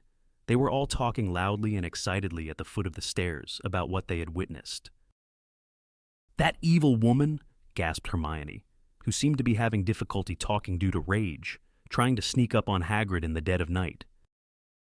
"She clearly wanted to avoid another scene like Trelawney's," said Ernie Macmillan sagely, squeezing over to join them. "Hagrid did well, didn't he?" said Ron, who looked more alarmed than impressed. "How come all the spells bounced off him?" "It'll be his giant blood," said Hermione shakily. "It's very hard to stun a giant. They're like trolls, really tough, but poor Professor McGonagall, 4 stunners straight in the chest, and she's not exactly young, is she?" "Dreadful, dreadful," said Ernie, shaking his head pompously. "Well, I'm off to bed. Night, all." People around them were drifting away, still talking excitedly about what they had just seen. "At least they didn't get to take Hagrid off to Azkaban," said Ron. "I expect he's gone to join Dumbledore, hasn't he?" "I suppose so," said Hermione, who looked tearful. "Oh, this is awful. I really thought Dumbledore would be back before long, but now we've lost Hagrid too." They traipsed back to the Gryffindor common room to find it full. The commotion out in the grounds had woken several people who had hastened to rouse their friends. Seamus and Dean, who had arrived ahead of Harry, Ron, and Hermione, were now telling everyone what they had seen and heard from the top of the astronomy tower. "But why sack Hagrid now?" asked Angelina Johnson, shaking her head. "It's not like Trelawney. He's been teaching much better than usual this year." "Umbridge hates part humans," said Hermione bitterly, flopping down into an armchair. "She was always going to try and get Hagrid out." "And she thought Hagrid was putting nifflers in her office," piped up Katie Bell. "Oh, blimey," said Lee Jordan, covering his mouth. "It's me who's been putting the nifflers in her office. Fred and George left me a couple. I've been levitating them in through her window." "She'd have sacked him anyway," said Dean. "He was too close to Dumbledore." "That's true," said Harry, sinking into an armchair beside Hermione's. "I just hope Professor McGonagall's all right," said Lavender tearfully. They carried her back up to the castle. "We watched through the dormitory window," said Colin Creevey. "She didn't look very well." "Madame Pomfrey will sort her out," said Alicia Spinnet firmly. "She's never failed yet." It was nearly 4 a.m. before the common room cleared. Harry felt wide awake. The image of Hagrid sprinting away into the dark was haunting him. He was so angry with Umbridge, he could not think of a punishment bad enough for her, though Ron's suggestion of having her fed to a box of starving blast-ended scroots had its merits. He fell asleep contemplating hideous revenges, and arose from bed 3 hours later feeling distinctly unrested. Their final exam, History of Magic, was not to take place until that afternoon. Harry would very much have liked to go back to bed after breakfast, but he had been counting on the morning for a spot of last-minute revision. So instead he sat with his head in his hands by the common room window, trying hard not to doze off as he read through some of the notes stacked 3.5 feet high that Hermione had lent him. The fifth years entered the Great Hall at 2 o'clock and took their places in front of their face-down examination papers. Harry felt exhausted. He just wanted this to be over, so that he could go and sleep. Then tomorrow, he and Ron were going to go down to the Quidditch pitch. He was going to have a fly on Ron's broom and savor their freedom from revision. "Turn over your papers," said Professor Marchbanks from the front of the hall, flicking over the giant hourglass. "You may begin." Harry stared fixedly at the first question. It was several seconds before it occurred to him that he had not taken in a word of it. There was a wasp buzzing distractingly against one of the high windows. Slowly, tortuously, he at last began to write an answer.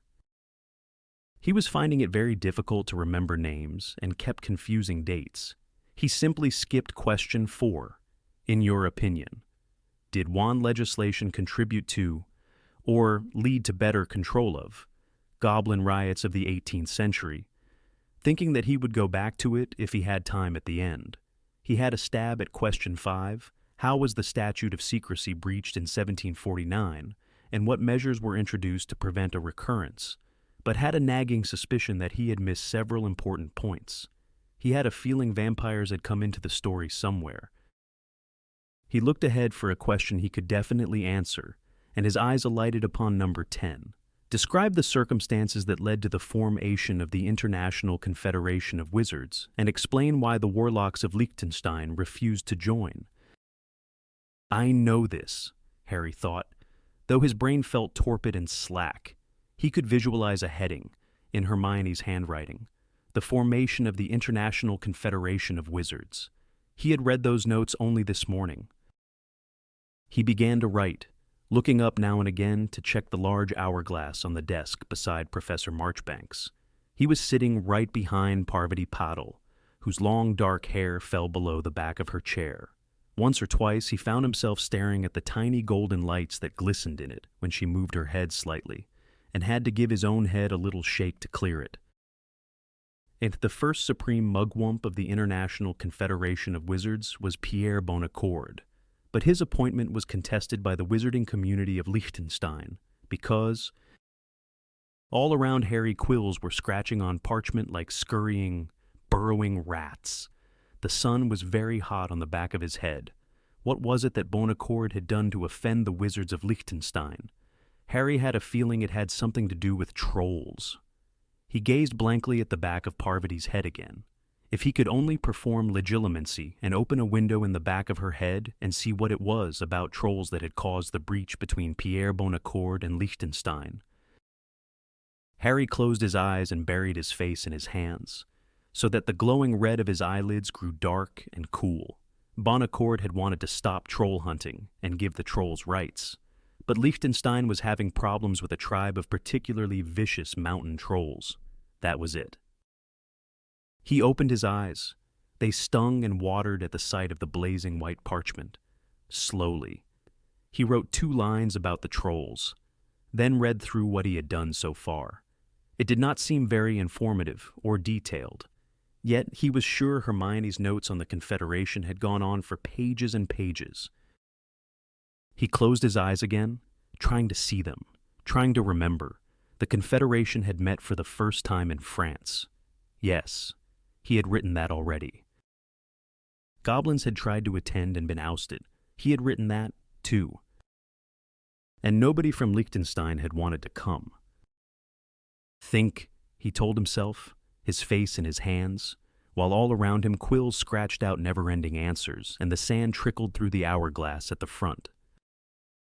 He was walking along the cool, dark corridor to the Department of Mysteries again, walking with a firm and purposeful tread, breaking occasionally into a run, determined to reach his destination at last. The black door swung open for him as usual, and here he was in the circular room with its many doors. Straight across the stone floor and through the second door, patches of dancing light on the walls and floor, and that odd mechanical clicking, but no time to explore. He must hurry. He jogged the last few feet to the third door, which swung open just like the others. Once again he was in the cathedral-sized room full of shelves and glass spheres. His heart was beating very fast now. He was going to get there this time. When he reached number 97, he turned left and hurried along the aisle between 2 rows. But there was a shape on the floor at the very end, a black shape moving on the floor like a wounded animal. Harry's stomach contracted with fear, with excitement. A voice issued from his own mouth, a high, cold voice empty of any human kindness.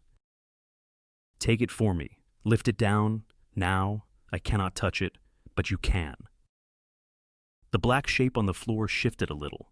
Harry saw a long-fingered white hand clutching a wand rise at the end of his own arm, heard the high, cold voice say, "Crucio." The man on the floor let out a scream of pain, attempted to stand but fell back, writhing. Harry was laughing. He raised his wand, the curse lifted, and the figure groaned and became motionless. Lord Voldemort is waiting. Very slowly, his arms trembling, the man on the ground raised his shoulders a few inches and lifted his head. His face was blood-stained and gaunt, twisted in pain, yet rigid with defiance. "You'll have to kill me," whispered Sirius. "Undoubtedly I shall in the end," said the cold voice, "but you will fetch it for me first. Black, you think you have felt pain thus far. Think again. We have hours ahead of us and nobody to hear you scream." But somebody screamed as Voldemort lowered his wand again. Somebody yelled and fell sideways off a hot desk onto the cold stone floor. Harry awoke as he hit the ground, still yelling, his scar on fire, as the great hall erupted all around him. Chapter 32. Out of the fire.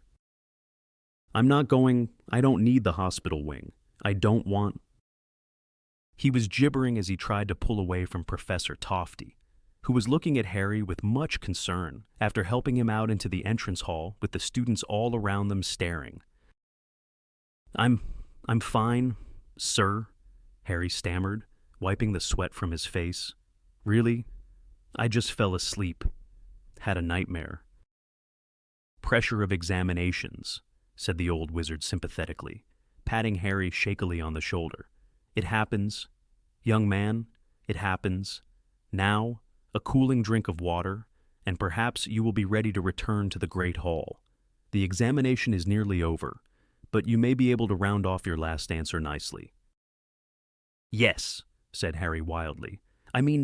No, I've done as much as I can. I think..." Very well, said the old wizard gently. "I shall go and collect your examination paper, and I suggest that you go and have a nice lie down." "I'll do that," said Harry, nodding vigorously. "Thanks very much." The second that the old man's heels disappeared over the threshold into the great hall, Harry ran up the marble staircase, hurtled along the corridor so fast the portraits he passed muttered reproaches.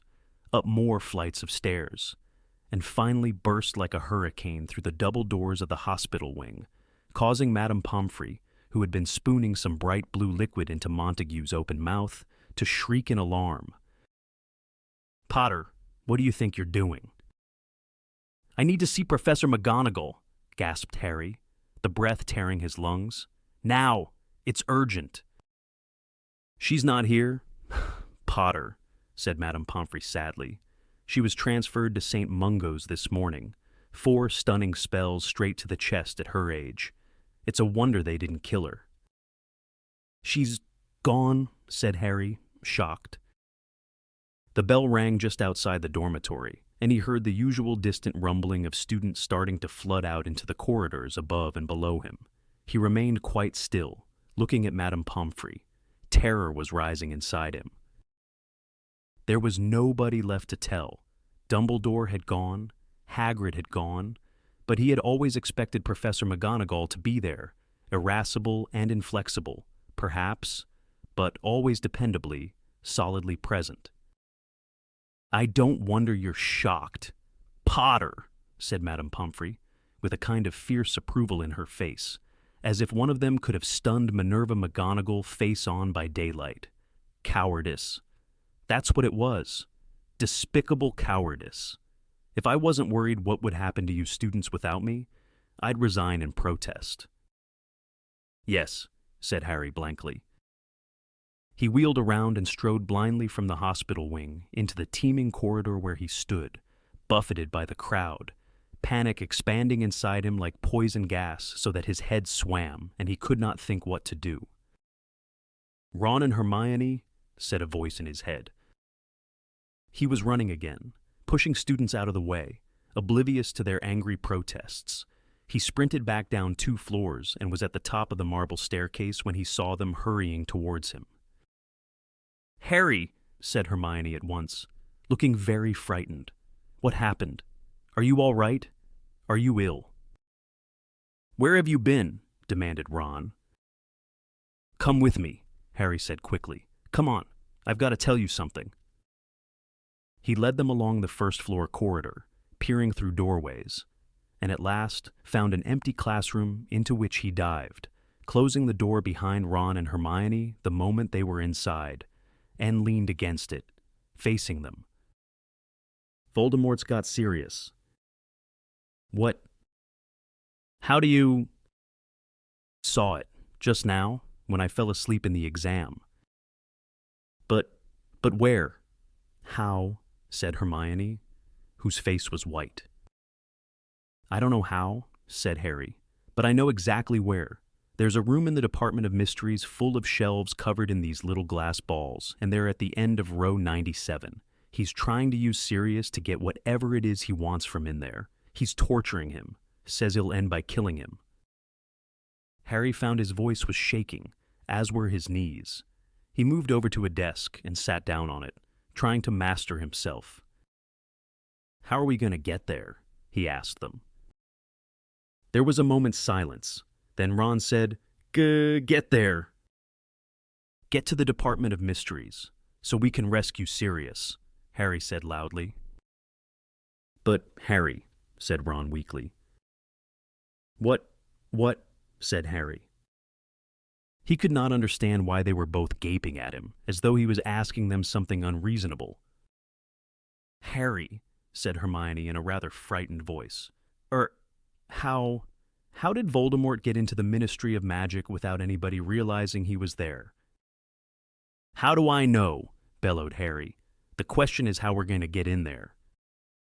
"But, Harry, think about this," said Hermione, taking a step towards him. "It's 5 o'clock in the afternoon. The Ministry of Magic must be full of workers. How would Voldemort and Sirius have got in without being seen? Harry, they're probably the 2 most wanted wizards in the world. You think they could get into a building full of Aurors undetected?" "I don't know. Voldemort used an invisibility cloak or something," Harry shouted. "Anyway, the Department of Mysteries has always been completely empty whenever I've been." "You've never been there, Harry," said Hermione quietly. "You've dreamed about the place. That's all." They're not normal dreams, Harry shouted in her face, standing up and taking a step closer to her in turn. He wanted to shake her. How do you explain Ron's dad then? What was all that about? How come I knew what had happened to him? He's got a point, said Ron quietly, looking at Hermione. But this is just sounds unlikely, said Hermione desperately. Harry, how on earth could Voldemort have got hold of Sirius when he's been in Grimmauld Place all the time? Sirius might have cracked and just wanted some fresh air, said Ron, sounding worried. He's been desperate to get out of that house for ages. But why? Hermione persisted. Why on earth would Voldemort want to use Sirius to get the weapon? Or whatever the thing is. I don't know. There could be loads of reasons, Harry yelled at her. Maybe Sirius is just someone Voldemort doesn't care about seeing hurt. You know what? I've just thought of something, said Ron in a hushed voice. Sirius's brother was a Death Eater, wasn't he? Maybe he told Sirius the secret of how to get the weapon. Yeah, and that's why Dumbledore's been so keen to keep Sirius locked up all the time, said Harry. Look, I'm sorry, cried Hermione, but neither of you is making sense, and we've got no proof for any of this. No proof Voldemort and Sirius are even there. Hermione, Harry's seen them, said Ron, rounding on her. Okay, she said, looking frightened yet determined. I've just got to say this. What? This isn't a criticism, Harry, but you do sort of, don't you think you got a bit of a saving people thing, she said. He glared at her. And what's that supposed to mean? A saving people thing? Well, she looked more apprehensive than ever. Last year, for instance, in the lake, during the tournament, you shouldn't have, you didn't need to save that little Delacour girl. You got a bit carried away. A wave of hot, prickly anger swept through Harry's body. How could she remind him of that blunder now? It was really great of you and everything, said Hermione quickly, looking positively petrified at the look on Harry's face. Everyone thought it was a wonderful thing to do. That's funny, said Harry through gritted teeth, because I definitely remember Ron saying I'd wasted time acting the hero. Is that what you think this is? You reckon I want to act the hero again? No, said Hermione, looking aghast. That's not what I mean at all. Well, spit out what you got to say, because we're wasting time here, Harry shouted. I'm trying to say, Voldemort knows you, Harry. He took Ginny down into the Chamber of Secrets to lure you there. It's the kind of thing he does. He knows you're the sort of person who'd go to Sirius's aid. What if he's just trying to get you into the Department of Mist? Hermione, it doesn't matter if he's done it to get me there or not. They've taken McGonagall to St. Mungo's. There isn't anyone from the Order left at Hogwarts who we can tell. And if we don't go, Sirius is dead. But Harry, what if your dream was just that? A dream. Harry let out a roar of frustration. Hermione actually stepped back from him, looking alarmed. You don't get it, Harry shouted at her. I'm not having nightmares. I'm not just dreaming. What do you think all the occlumency was for? Why do you think Dumbledore wanted me prevented from seeing these things? Because they're real. Hermione, Sirius is trapped. I've seen him. Voldemort's got him, and no one else knows. And that means we're the only ones who can save him. And if you don't want to do it, fine. But I'm going, understand? And if I remember rightly, you didn't have a problem with my saving people thing when it was you I was saving from the Dementors. Or, he rounded on Ron, when it was your sister I was saving from the Basilisk. I never said I had a problem, said Ron heatedly. But Harry, you've just said it, said Hermione fiercely. Dumbledore wanted you to learn to shut these things out of your mind. If you'd done occlumency properly, you'd never have seen this. If you think I'm just going to act like I haven't seen...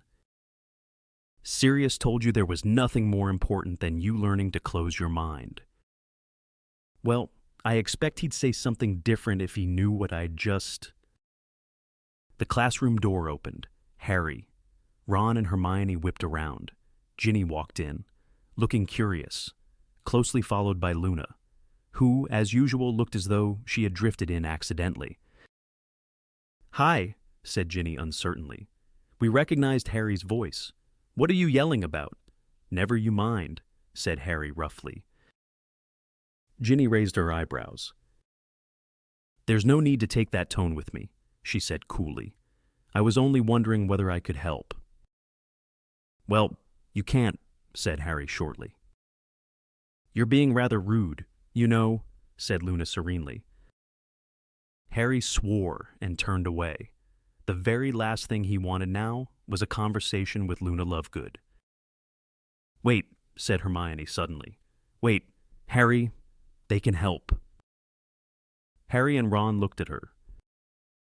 "Listen," she said urgently. "Harry, we need to establish whether Sirius really has left headquarters." "I've told you. I saw." "Harry, I'm begging you. Please," said Hermione desperately. "Please, let's just check that Sirius isn't at home before we go charging off to London. If we find out he's not there, then I swear I won't try to stop you. I'll come. I'll do whatever it takes to try and save him." "Sirius is being tortured now," shouted Harry. "We haven't got time to waste." "But if this is a trick of Voldemort's, Harry, we've got to check. We've got to..." "How?" Harry demanded. "How are we going to check?" "We'll have to use Umbridge's fire and see if we can contact him," said Hermione, who looked positively terrified at the thought. "We'll draw Umbridge away again, but we'll need lookouts. And that's where we can use Ginny and Luna."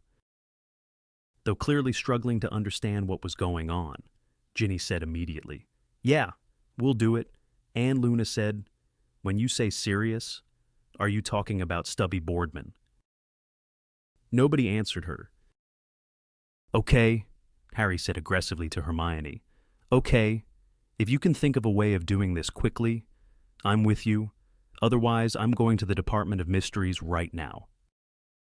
"The Department of Mysteries," said Luna, looking mildly surprised.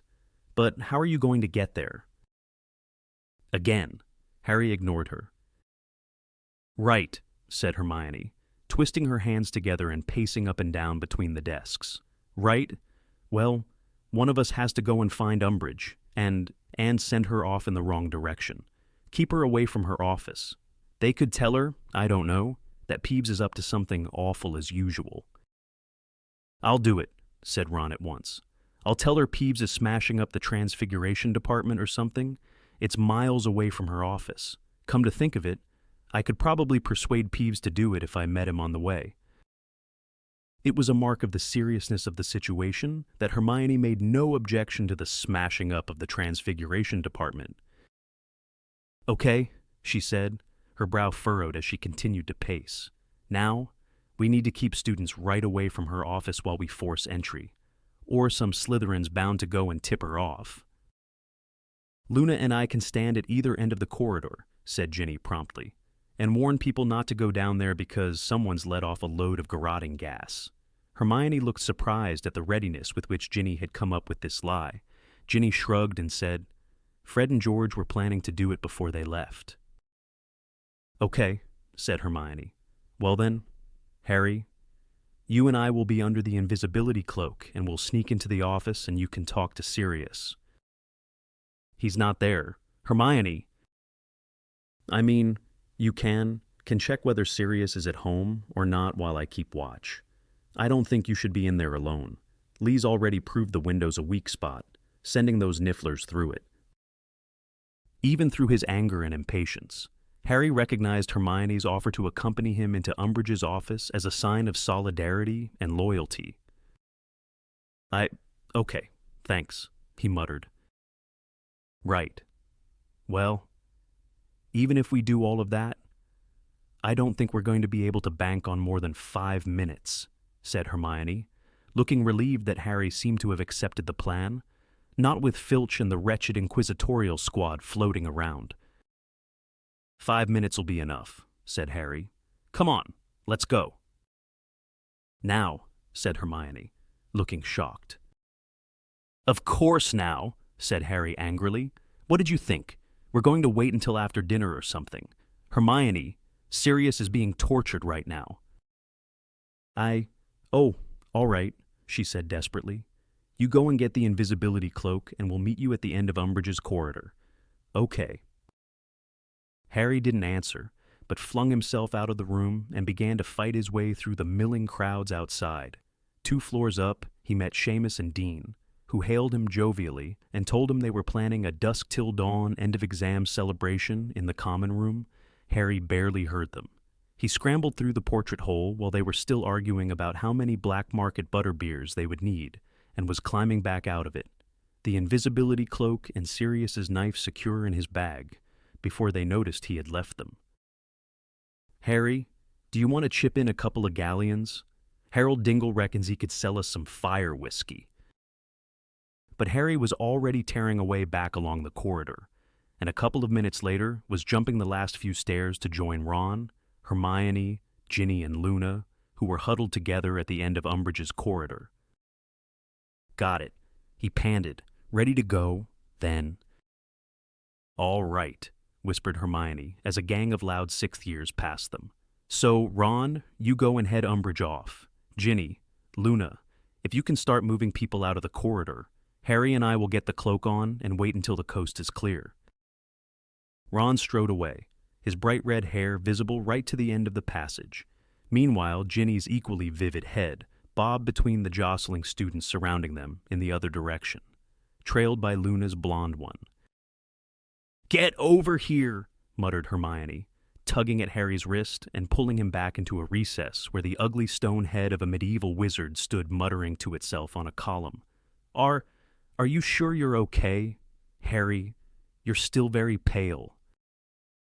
I'm fine, he said shortly, tugging the invisible eye tie cloak from out of his bag. In truth, his scar was aching, but not so badly that he thought Voldemort had yet dealt Sirius a fatal blow.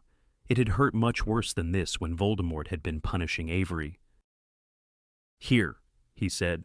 He threw the invisibility cloak over both of them, and they stood listening carefully over the Latin mumblings of the bust in front of them. You can't come down here? Ginny was calling to the crowd. No, sorry. You're going to have to go round by the swiveling staircase. Someone's let off garroting gas just along here. They could hear people complaining. One surly voice said, I can't see no gas. That's because it's colorless, said Ginny in a convincingly exasperated voice. But if you want to walk through it, carry on. Then we'll have your body as proof for the next idiot who doesn't believe us. Slowly, the crowd thinned. The news about the garroting gas seemed to have spread. People were not coming this way anymore. When at last the surrounding area was quite clear, Hermione said quietly, I think that's as good as we're going to get. Harry, come on, let's do it. They moved forwards, covered by the cloak. Luna was standing with her back to them at the far end of the corridor. As they passed Ginny, Hermione whispered, Good one, don't forget the signal. What's the signal? Muttered Harry, as they approached Umbridge's door. A loud chorus of, Weasley is our king, if they see Umbridge coming, replied Hermione, as Harry inserted the blade of Sirius's knife in the crack between door and wall. The lock clicked open, and they entered the office. The garish kittens were basking in the late afternoon sunshine that was warming their plates, but otherwise the office was as still and unoccupied as last time. Hermione breathed a sigh of relief. I thought she might have added extra security after the second Niffler. They pulled off the cloak. Hermione hurried over to the window and stood out of sight, peering down into the grounds with her wand out. Harry dashed over to the fireplace, seized the pot of flue powder, and threw a pinch into the grate, causing emerald flames to burst into life there. He knelt down quickly, thrust his head into the dancing fire, and cried, Number 12, Grimmauld Place. His head began to spin as though he had just got off a fairground ride, though his knees remained firmly planted on the cold office floor. He kept his eyes screwed up against the whirling ash, and when the spinning stopped, he opened them to find himself looking out at the long, cold kitchen of Grimmauld Place. There was nobody there. He had expected this, yet was not prepared for the molten wave of dread and panic that seemed to burst through his stomach at the sight of the deserted room. "Sirius!" he shouted. "Sirius! Are you there?" His voice echoed around the room, but there was no answer except a tiny scuffing sound to the right of the fire. "Who's there?" he called, wondering whether it was just a mouse. Creature the house elf crept into view. He looked highly delighted about something, though he seemed to have recently sustained a nasty injury to both hands, which were heavily bandaged. "It's the Potter boy's head in the fire," Creature informed the empty kitchen, stealing furtive, oddly triumphant glances at Harry. What has he come for? Creature wonders. "Where's Sirius?" "Creature!" Harry demanded. The house elf gave a wheezy chuckle. "Master has gone out, Harry Potter." "Where's he gone? Where's he gone? Creature?" Creature merely cackled. "I'm warning you," said Harry, fully aware that his scope for inflicting punishment upon Creature was almost non-existent in this position. "What about Lupin, Mad-Eye, any of them? Are any of them there?" "Nobody here but Creature," said the elf gleefully, and turning away from Harry, he began to walk slowly towards the door at the end of the kitchen. "Creature thinks he will have a little chat with his mistress now. Yes, he hasn't had a chance in a long time. Creature's master has been keeping him away from her." "Where has Sirius gone?" Harry yelled after the elf. "Creature, has he gone to the Department of Mysteries?" Creature stopped in his tracks. Harry could just make out the back of his bald head through the forest of chair legs before him. "Master does not tell poor Creature where he's going," said the elf quietly. "But you know," shouted Harry, "don't you? You know where he is." There was a moment's silence. Then the elf let out his loudest cackle yet. "Master will not come back from the Department of Mysteries," he said gleefully. "Creature and his mistress are alone again." And he scurried forwards and disappeared through the door to the hall. "You..." But before he could utter a single curse or insult, Harry felt a great pain at the top of his head. He inhaled a lot of ash and, choking, found himself being dragged backwards through the flames, until, with a horrible abruptness, he was staring up into the wide, pallid face of Professor Umbridge, who had dragged him backwards out of the fire by the hair, and was now bending his neck back as far as it would go, as though she were going to slit his throat. "You think," she whispered, bending Harry's neck back even further, so that he was looking up at the ceiling, "that after 2 nifflers I was going to let one more foul, scavenging little creature enter my office without my knowledge. I had stealth censoring spells placed all around my doorway after the last one got in. You foolish boy. Take his wand." She barked at someone he could not see, and he felt a hand grope inside the chest pocket of his robes and remove the wand. Hers, too. Harry heard a scuffle over by the door and knew that Hermione had also just had her wand wrested from her. "I want to know why you are in my office," said Umbridge, shaking the fist clutching his hair so that he staggered. "I was trying to get my firebolt," Harry croaked. "Liar." She shook his head again. "Your firebolt is under strict guard in the dungeons, as you very well know. Potter, you had your head in my fire. With whom have you been communicating?" "No one," said Harry, trying to pull away from her. He felt several hairs part company with his scalp. "Liar!" shouted Umbridge. She threw him from her, and he slammed into the desk. Now he could see Hermione pinioned against the wall by Millicent Bulstrode. Malfoy was leaning on the windowsill, smirking as he threw Harry's wand into the air one-handed and caught it again. There was a commotion outside, and several large Slytherins entered, each gripping Ron, Ginny, Luna, and, to Harry's bewilderment, Neville, who was trapped in a stranglehold by Crabbe and looked in imminent danger of suffocation. All 4 of them had been gagged. "Got 'em all," said Warrington. shoving Ron roughly forwards into the room. That one. He poked a thick finger at Neville, tried to stop me taking her. He pointed at Ginny, who was trying to kick the shins of the large Slytherin girl holding her. So, I brought him along too. Good, good, said Umbridge, watching Ginny's struggles. Well, it looks as though Hogwarts will shortly be a Weasley-free zone, doesn't it? Malfoy laughed loudly and sycophantically. Umbridge gave her wide, complacent smile and settled herself into a chintz-covered armchair, blinking up at her captives like a toad in a flower bed. So, Potter, she said, you stationed lookouts around my office and you sent this buffoon. She nodded at Ron. Malfoy laughed even louder. To tell me the poltergeist was wreaking havoc in the Transfiguration department when I knew perfectly well that he was busy smearing ink on the eyepieces of all the school telescopes. Mr. Filch having just informed me so. Clearly, it was very important for you to talk to somebody. Was it Albus Dumbledore? Or the half-breed, Hagrid? I doubt it was Minerva McGonagall. I hear she is still too ill to talk to anyone. Malfoy and a few of the other members of the inquisitorial squad laughed some more at that. Harry found he was so full of rage and hatred, he was shaking. It's none of your business who I talk to, he snarled. Umbridge's slack face seemed to tighten. Very well, she said in her most dangerous and falsely sweet voice. Very well. Mr. Potter, I offered you the chance to tell me freely. You refused. I have no alternative but to force you. Draco fetch Professor Snape. Malfoy stowed Harry's wand inside his robes and left the room smirking.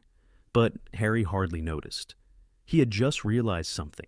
He could not believe he had been so stupid as to forget it. He had thought that all the members of the Order, all those who could help him save Sirius, were gone. But he had been wrong. There was still a member of the Order of the Phoenix at Hogwarts, Snape. There was silence in the office except for the fidgetings and scufflings resulting from the Slytherins' efforts to keep Ron and the others under control. Ron's lip was bleeding onto Umbridge's carpet as he struggled against Warrington's half-Nelson. Ginny was still trying to stamp on the feet of the sixth-year girl, who had both her upper arms in a tight grip. Neville was turning steadily more purple in the face while tugging at Crabbe's arms, and Hermione was attempting, in vain, to throw Millicent Bulstrode off her. Luna, however, stood limply by the side of her captor, gazing vaguely out of the window, as though rather bored by the proceedings. Harry looked back at Umbridge, who was watching him closely. He kept his face deliberately smooth and blank as footsteps were heard in the corridor outside, and Draco Malfoy entered the room, closely followed by Snape. "You wanted to see me, headmistress," said Snape, looking around at all the pairs of struggling students with an expression of complete indifference. "Ah, Professor Snape," said Umbridge, smiling widely and standing up again. "Yes, I would like another bottle of Veritaserum, as quick as you can, please." "You took my last bottle to interrogate Potter," he said, surveying her coolly through his greasy curtains of black hair. "Surely you did not use it all. I told you that 3 drops would be sufficient." Umbridge flushed. "You can make some more, can't you?"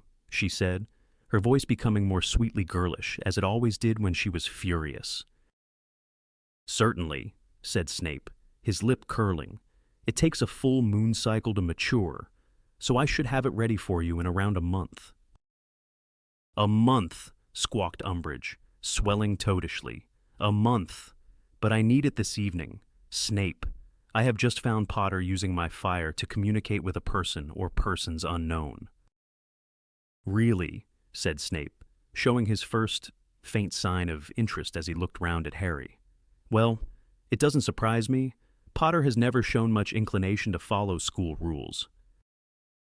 His cold, dark eyes were boring into Harry's, who met his gaze unflinchingly, concentrating hard on what he had seen in his dream, willing Snape to read it in his mind, to understand. "I wish to interrogate him," repeated Umbridge angrily, and Snape looked away from Harry, back into her furiously quivering face. I wish you to provide me with a potion that will force him to tell me the truth."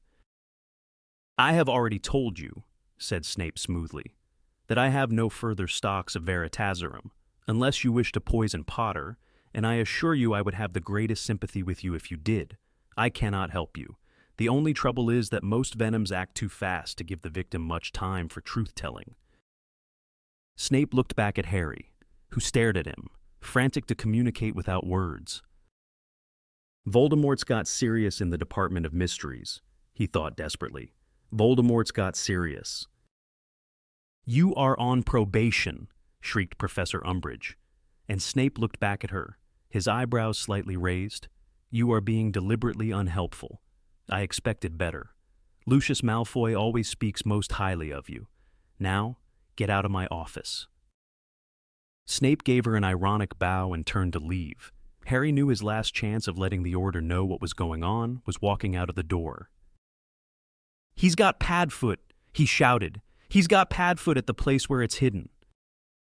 Snape had stopped with his hand on Umbridge's door handle. "Padfoot," cried Professor Umbridge, looking eagerly from Harry to Snape. "What is Padfoot? What is hidden? What does he mean? Snape." Snape looked round at Harry. His face was inscrutable. Harry could not tell whether he had understood or not, but he did not dare speak more plainly in front of Umbridge. "I have no idea," said Snape coldly. "Potter, when I want nonsense shouted at me, I shall give you a babbling beverage. And Crabbe, loosen your hold a little. If Longbottom suffocates, it will mean a lot of tedious paperwork, and I'm afraid I shall have to mention it on your reference if ever you apply for a job." He closed the door behind him with a snap, leaving Harry in a state of worse turmoil than before. Snape had been his very last hope. He looked at Umbridge, who seemed to be feeling the same way. Her chest was heaving with rage and frustration. "Very well," she said, and she pulled out her wand. "Very well. I am left with no alternative. This is more than a matter of school discipline. This is an issue of ministry security. Yes, yes." She seemed to be talking herself into something. She was shifting her weight nervously from foot to foot, staring at Harry, beating her wand against her empty palm and breathing heavily. As he watched her, Harry felt horribly powerless without his own wand. "You are forcing me. Potter." "I do not want to," said Umbridge, still moving restlessly on the spot. "But sometimes circumstances justify the use. I am sure the minister will understand that I had no choice." Malfoy was watching her with a hungry expression on his face. "The Cruciatus curse ought to loosen your tongue," said Umbridge quietly. "No!" shrieked Hermione. "Professor Umbridge, it's illegal." But Umbridge took no notice. There was a nasty, eager, excited look on her face that Harry had never seen before. She raised her wand. "The minister wouldn't want you to break the law." "Professor Umbridge!" cried Hermione. "What Cornelius doesn't know won't hurt him," said Umbridge, who was now panting slightly as she pointed her wand at different parts of Harry's body in turn, apparently trying to decide where it would hurt most. "He never knew I ordered Dementors to go after Potter last summer, but he was delighted to be given the chance to expel him, all the same." "It was you," gasped Harry. "You sent the Dementors after me?" "Somebody had to act," breathed Umbridge, as her wand came to rest pointing directly at Harry's forehead. "They were all bleating about silencing you somehow, discrediting you. But I was the one who actually did something about it. Only you wriggled out of that one, didn't you? Potter. Not today, though. Not now." And taking a deep breath, she cried, "Krook." "No," shouted Hermione in a cracked voice from behind Millicent Bulstrode. "No, Harry, we'll have to tell her." "No way," yelled Harry, staring at the little of Hermione he could see. "We'll have to, Harry. She'll force it out of you anyway. What's the point?" And Hermione began to cry weakly into the back of Millicent Bulstrode's robes. Millicent stopped trying to squash her against the wall immediately, and dodged out of her way looking disgusted. Well, said Umbridge, looking triumphant. Little Miss Question, all is going to give us some answers. Come on then, girl, come on. My knee, no, shouted Ron through his gag. Ginny was staring at Hermione as though she had never seen her before. Neville, still choking for breath, was gazing at her, too. But Harry had just noticed something. Though Hermione was sobbing desperately into her hands, there was no trace of a tear. I'm sorry, everyone, said Hermione, but I can't stand it. That's right, girl, said Umbridge, seizing Hermione by the shoulders, thrusting her into the abandoned chintz chair and leaning over her. Now then, with whom was Potter communicating just now? Well, gulped Hermione into her hands. Well, he was trying to speak to Professor Dumbledore. Ron froze, his eyes wide. Ginny stopped trying to stamp on her Slytherin captor's toes, and even Luna looked mildly surprised. Fortunately, the attention of Umbridge and her minions was focused too exclusively upon Hermione to notice these suspicious signs. Dumbledore, said Umbridge eagerly. You know where Dumbledore is, then. Well, no, sobbed Hermione. We've tried the Leaky Cauldron in Diagon Alley and the Three Broomsticks, and even the Hog's Head. Idiot girl, Dumbledore won't be sitting in a pub when the whole ministry's looking for him, shouted Umbridge, disappointment etched in every sagging line of her face. But we needed to tell him something important, wailed Hermione, holding her hands more tightly over her face. Not, Harry knew, out of anguish, but to disguise the continued absence of tears. Yes, said Umbridge with a sudden resurgence of excitement. What was it you wanted to tell him? We wanted to tell him it's ready, choked Hermione. What's ready? Demanded Umbridge, and now she grabbed Hermione's shoulders again and shook her slightly. What's ready, girl? The weapon, said Hermione. Weapon, said Umbridge, and her eyes seemed to pop with excitement. You have been developing some method of resistance, a weapon you could use against the Ministry, on Professor Dumbledore's orders, of course. Yes, gasped Hermione, but he had to leave before it was finished, and now we finished it for him, and we can't find him to tell him. What kind of weapon is it? Said Umbridge harshly, her stubby hands still tight on Hermione's shoulders.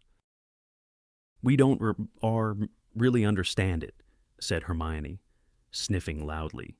We just did what Professor Dumbledore told us to do. Umbridge straightened up, looking exultant. Lead me to the weapon, she said. I'm not showing them, said Hermione shrilly, looking around at the Slytherins through her fingers. It is not for you to set conditions, said Professor Umbridge harshly. Fine, said Hermione, now sobbing into her hands again. Fine, let them see it. I hope they use it on you. In fact, I wish you'd invite loads and loads of people to come and see. That would serve you right. Oh, I'd love it if the whole school knew where it was, and how to use it. And then, if you annoy any of them, they'll be able to sort you out. These words had a powerful impact on Umbridge. She glanced swiftly and suspiciously around at her inquisitorial squad, her bulging eyes resting for a moment on Malfoy, who was too slow to disguise the look of eagerness and greed that had appeared on his face. Umbridge contemplated Hermione for another long moment, then spoke in what she clearly thought was a motherly voice. All right, dear, let's make it just you and me, and we'll take Potter, too, shall we? Get up, now. Professor, said Malfoy eagerly, Professor Umbridge, I think some of the squad should come with you to look after. I am a fully qualified ministry official, Malfoy. Do you really think I cannot manage two wandless teenagers alone? Asked Umbridge sharply. In any case, it does not sound as though this weapon is something that school children should see. You will remain here until I return and make sure none of these. She gestured around at Ron, Ginny, Neville, and Luna escape. All right, said Malfoy, looking sulky and disappointed. And you two can go ahead of me and show me the way, said Umbridge, pointing at Harry and Hermione with her wand. Lead on. Chapter 33. Fight and Flight. Harry had no idea what Hermione was planning, or even whether she had a plan. He walked half a pace behind her as they headed down the corridor outside Umbridge's office. Knowing it would look very suspicious if he appeared not to know where they were going, he did not dare attempt to talk to her. Umbridge was walking so closely behind them that he could hear her ragged breathing. Hermione led the way down the stairs into the entrance hall. The din of loud voices and the clatter of cutlery on plates echoed from out of the double doors to the great hall. It seemed incredible to Harry that 20 feet away were people who were enjoying dinner, celebrating the end of exams. Not a care in the world. Hermione walked straight out of the oak front doors and down the stone steps into the balmy evening air. The sun was falling toward the tops of the trees in the Forbidden Forest now. And as Hermione marched purposefully across the grass, Umbridge jogging to keep up, their long, dark shadows rippled over the grass behind them like cloaks. It's hidden in Hagrid's hut, is it? Said Umbridge eagerly in Harry's ear. Of course not, said Hermione scathingly. Hagrid might have set it off accidentally. Yes, said Umbridge, whose excitement seemed to be mounting. Yes, he would have done. Of course, the great half-breed oaf. She laughed. Harry felt a strong urge to swing round and seize her by the throat, but resisted. His scar was throbbing in the soft evening air, but it had not yet burned white hot, as he knew it would if Voldemort had moved in for the kill. Then, where is it?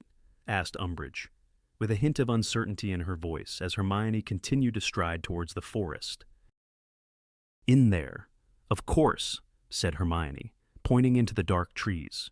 It had to be somewhere that students weren't going to find it accidentally, didn't it? Of course, said Umbridge, though she sounded a little apprehensive now. Of course. Very well. Then, you two stay ahead of me. Can we have your wand, then, if we're going first? Harry asked her. No, I don't think so. Mr. Potter, said Umbridge sweetly, poking him in the back with it. The ministry places a rather higher value on my life than yours. I'm afraid. As they reached the cool shade of the first trees, Harry tried to catch Hermione's eye. Walking into the forest without wands seemed to him to be more foolhardy than anything they had done so far this evening. She, however, merely gave Umbridge a contemptuous glance and plunged straight into the trees, moving at such a pace that Umbridge, with her shorter legs, had difficulty in keeping up. Is it very far in? Umbridge asked, as her robe ripped on a bramble. Oh yes, said Hermione. Yes, it's well hidden. Harry's misgivings increased. Hermione was not taking the path they had followed to visit Grop, but the one he followed 3 years ago to the lair of the monster Aragog. Hermione had not been with him on that occasion. He doubted she had any idea what danger lay at the end of it. Are you sure this is the right way? He asked her pointedly. Oh, yes, she said in a steely voice, crashing through the undergrowth with what he thought was a wholly unnecessary amount of noise. Behind them, Umbridge tripped over a fallen sapling. Neither of them paused to help her up again. Hermione merely strode on, calling loudly over her shoulder. It's a bit further in. Hermione, keep your voice down, Harry muttered, hurrying to catch up with her. Anything could be listening in here. I want us heard, she answered quietly, as Umbridge jogged noisily after them. You'll see. They walked on for what seemed a long time, until they were once again so deep into the forest that the dense tree canopy blocked out all light. Harry had the feeling he had had before in the forest. one of being watched by unseen eyes. "How much further?" demanded Umbridge angrily from behind him. "Not far now," shouted Hermione, as they emerged into a dim, dank clearing. "Just a little bit." An arrow flew through the air and landed with a menacing thud in the tree just over her head. The air was suddenly full of the sound of hooves. Harry could feel the forest floor trembling. Umbridge gave a little scream and pushed him in front of her like a shield. He wrenched himself free of her and turned. Around 50 centaurs were emerging on every side, their bows raised and loaded, pointing at Harry, Hermione, and Umbridge. They backed slowly into the center of the clearing, Umbridge uttering odd little whimpers of terror. Harry looked sideways at Hermione. She was wearing a triumphant smile. "Who are you?" said a voice. Harry looked left. The chestnut-bodied centaur called Megorian was walking towards them out of the circle. His bow, like those of the others, was raised. On Harry's right, Umbridge was still whimpering, her wand trembling violently as she pointed it at the advancing centaur. "I asked you, who are you? Human," said Megorian roguely. "I am Dolores Umbridge," said Umbridge in a high-fee, sassy-titched, terrified voice, Senior Undersecretary to the Minister for Magic and Headmistress and High Inquisitor of Hogwarts. "You are from the Ministry of Magic," said Megorian, as many of the centaurs in the surrounding circle shifted restlessly. "That's right," said Umbridge, in an even higher voice. "So, be very careful. By the laws laid down by the Department for the Regulation and Control of Magical Creatures, any attack by half-breeds such as yourselves on a human—" "What did you call us?" shouted a wild-looking black centaur, whom Harry recognized as Bane. There was a great deal of angry muttering and tightening of bowstrings around them. "Don't call them that," Hermione said furiously. But Umbridge did not appear to have heard her. Still pointing her shaking wand at Megorian, she continued, Law 15.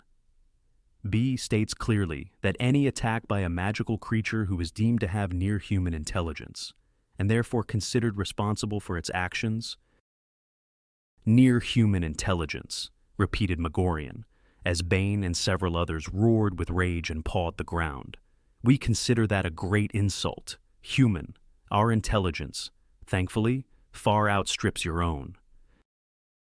"What are you doing in our forest?" bellowed the hard-faced gray centaur Harry and Hermione had seen on their last trip into the forest. "Why are you here?" "Your forest," said Umbridge, shaking now not only with fright, but also, it seemed, with indignation. "I would remind you that you live here only because the Ministry of Magic permits you certain areas of land." An arrow flew so close to her head that it caught at her mousy hair in passing. She let out an ear-splitting scream and threw her hands over her head, while some of the centaurs bellowed their approval and others laughed raucously, the sound of their wild, neighing laughter echoing around the dimly lit clearing, and the sight of their pawing hooves was extremely unnerving. "Whose forest is it now? Human," bellowed Bane. "Filthy half-breeds," she screamed, her hands still tight over her head. "Beasts, uncontrolled animals."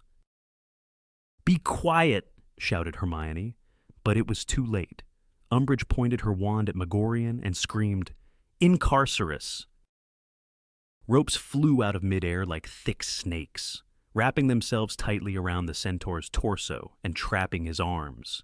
He gave a cry of rage and reared onto his hind legs, attempting to free himself, while the other centaurs charged. Harry grabbed Hermione and pulled her to the ground, face down on the forest floor. He knew a moment of terror as hooves thundered around him, but the centaurs leapt over and around them, bellowing and screaming with rage. "No," he heard Umbridge shriek, "no! I am Senior Undersecretary. You cannot unhand me, you animals. No!" Harry saw a flash of red light and knew she had attempted to stun one of them. Then she screamed very loudly. Lifting his head a few inches, Harry saw that Umbridge had been seized from behind by Bane and lifted high into the air, wriggling and yelling with fright. Her wand fell from her hand to the ground, and Harry's heart leapt. If he could just reach it. But as he stretched out a hand towards it, a centaur's hoof descended upon the wand, and it broke cleanly in half. "Now!" roared a voice in Harry's ear, and a thick, hairy arm descended from thin air and dragged him upright. Hermione, too, had been pulled to her feet. Over the plunging, many-colored backs and heads of the centaurs, Harry saw Umbridge being borne away through the trees by Bane, screaming non-stop. Her voice grew fainter and fainter until they could no longer hear it over the trampling of hooves surrounding them. "And these," said the hard-faced, gray centaur holding Hermione. "They are young," said a slow, doleful voice from behind Harry. "We do not attack foals." "They brought her here. Ronan," replied the centaur who had such a firm grip on Harry. "And they are not so young. He is nearing manhood. This one." He shook Harry by the neck of his robes. "Please," said Hermione breathlessly. "Please, don't attack us. We don't think like her. We aren't Ministry of Magic employees. We only came in here because we hoped you'd drive her off for us." Harry knew at once, from the look on the face of the gray centaur holding Hermione, that she had made a terrible mistake in saying this. The gray centaur threw back his head, his back legs stamping furiously, and bellowed, "You see, Ronan, they already have the arrogance of their kind. So, we were to do your dirty work. Were we, human girl? We were to act as your servants, drive away your enemies like obedient hounds." "No," said Hermione in a horror-struck squeak. "Please, I didn't mean that. I just hoped you'd be able to help us." But she seemed to be going from bad to worse. "We do not help humans," snarled the centaur holding Harry, tightening his grip and rearing a little at the same time, so that Harry's feet left the ground momentarily.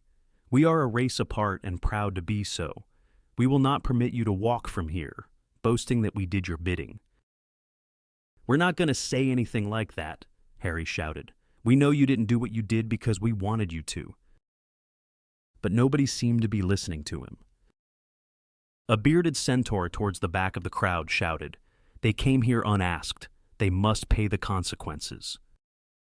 A roar of approval met these words, and a dun-colored centaur shouted, "They can join the woman." "You said you didn't hurt the innocent," shouted Hermione, real tears sliding down her face now. "We haven't done anything to hurt you. We haven't used wands or threats. We just want to go back to school. Please let us go back." "We are not all like the traitor Firenze. Human girl," shouted the gray centaur, to more neighing roars of approval from his fellows. "Perhaps you thought us pretty talking horses. We are an ancient people who will not stand wizard invasions and insults. We do not recognize your laws. We do not acknowledge your superiority. We are—" But they did not hear what else centaurs were, for at that moment there came a crashing noise on the edge of the clearing, so loud that all of them, Harry, Hermione, and the 50 or so centaurs filling the clearing, looked around. Harry's centaur let him fall to the ground again, as his hands flew to his bow and quiver of arrows. Hermione had been dropped, too, and Harry hurried towards her as two thick tree trunks parted ominously, and the monstrous form of Grop the giant appeared in the gap. The centaurs nearest him backed into those behind. The clearing was now a forest of bows and arrows waiting to be fired, all pointing upwards at the enormous grayish face now looming over them from just beneath the thick canopy of branches. Grop's lopsided mouth was gaping stupidly. They could see his brick-like yellow teeth glimmering in the half-light. His dull, sludge-colored eyes narrowed as he squinted down at the creatures at his feet. Broken ropes trailed from both ankles. He opened his mouth even wider. "Hagar." Harry did not know what Hagar meant, or what language it was from, nor did he much care. He was watching Grop's feet, which were almost as long as Harry's whole body. Hermione gripped his arm tightly. The centaurs were quite silent, staring up at the giant, whose huge as round head moved from side to side as he continued to peer amongst them as though looking for something he had dropped. "Hagar," he said again, more insistently. "Get away from here. Giant, called Megorian. You are not welcome among us." These words seemed to make no impression whatsoever on Grop. He stooped a little, the centaur's arms tensed on their bows, then bellowed, "Hagar!" A few of the centaurs looked worried now. Hermione, however, gave a gasp. "Harry," she whispered. "I think he's trying to say Hagrid." At this precise moment, Grop caught sight of them, the only two humans in a sea of centaurs. He lowered his head another foot or so, staring intently at them. Harry could feel Hermione shaking as Grop opened his mouth wide again and said, in a deep, rumbling voice, "Hermy."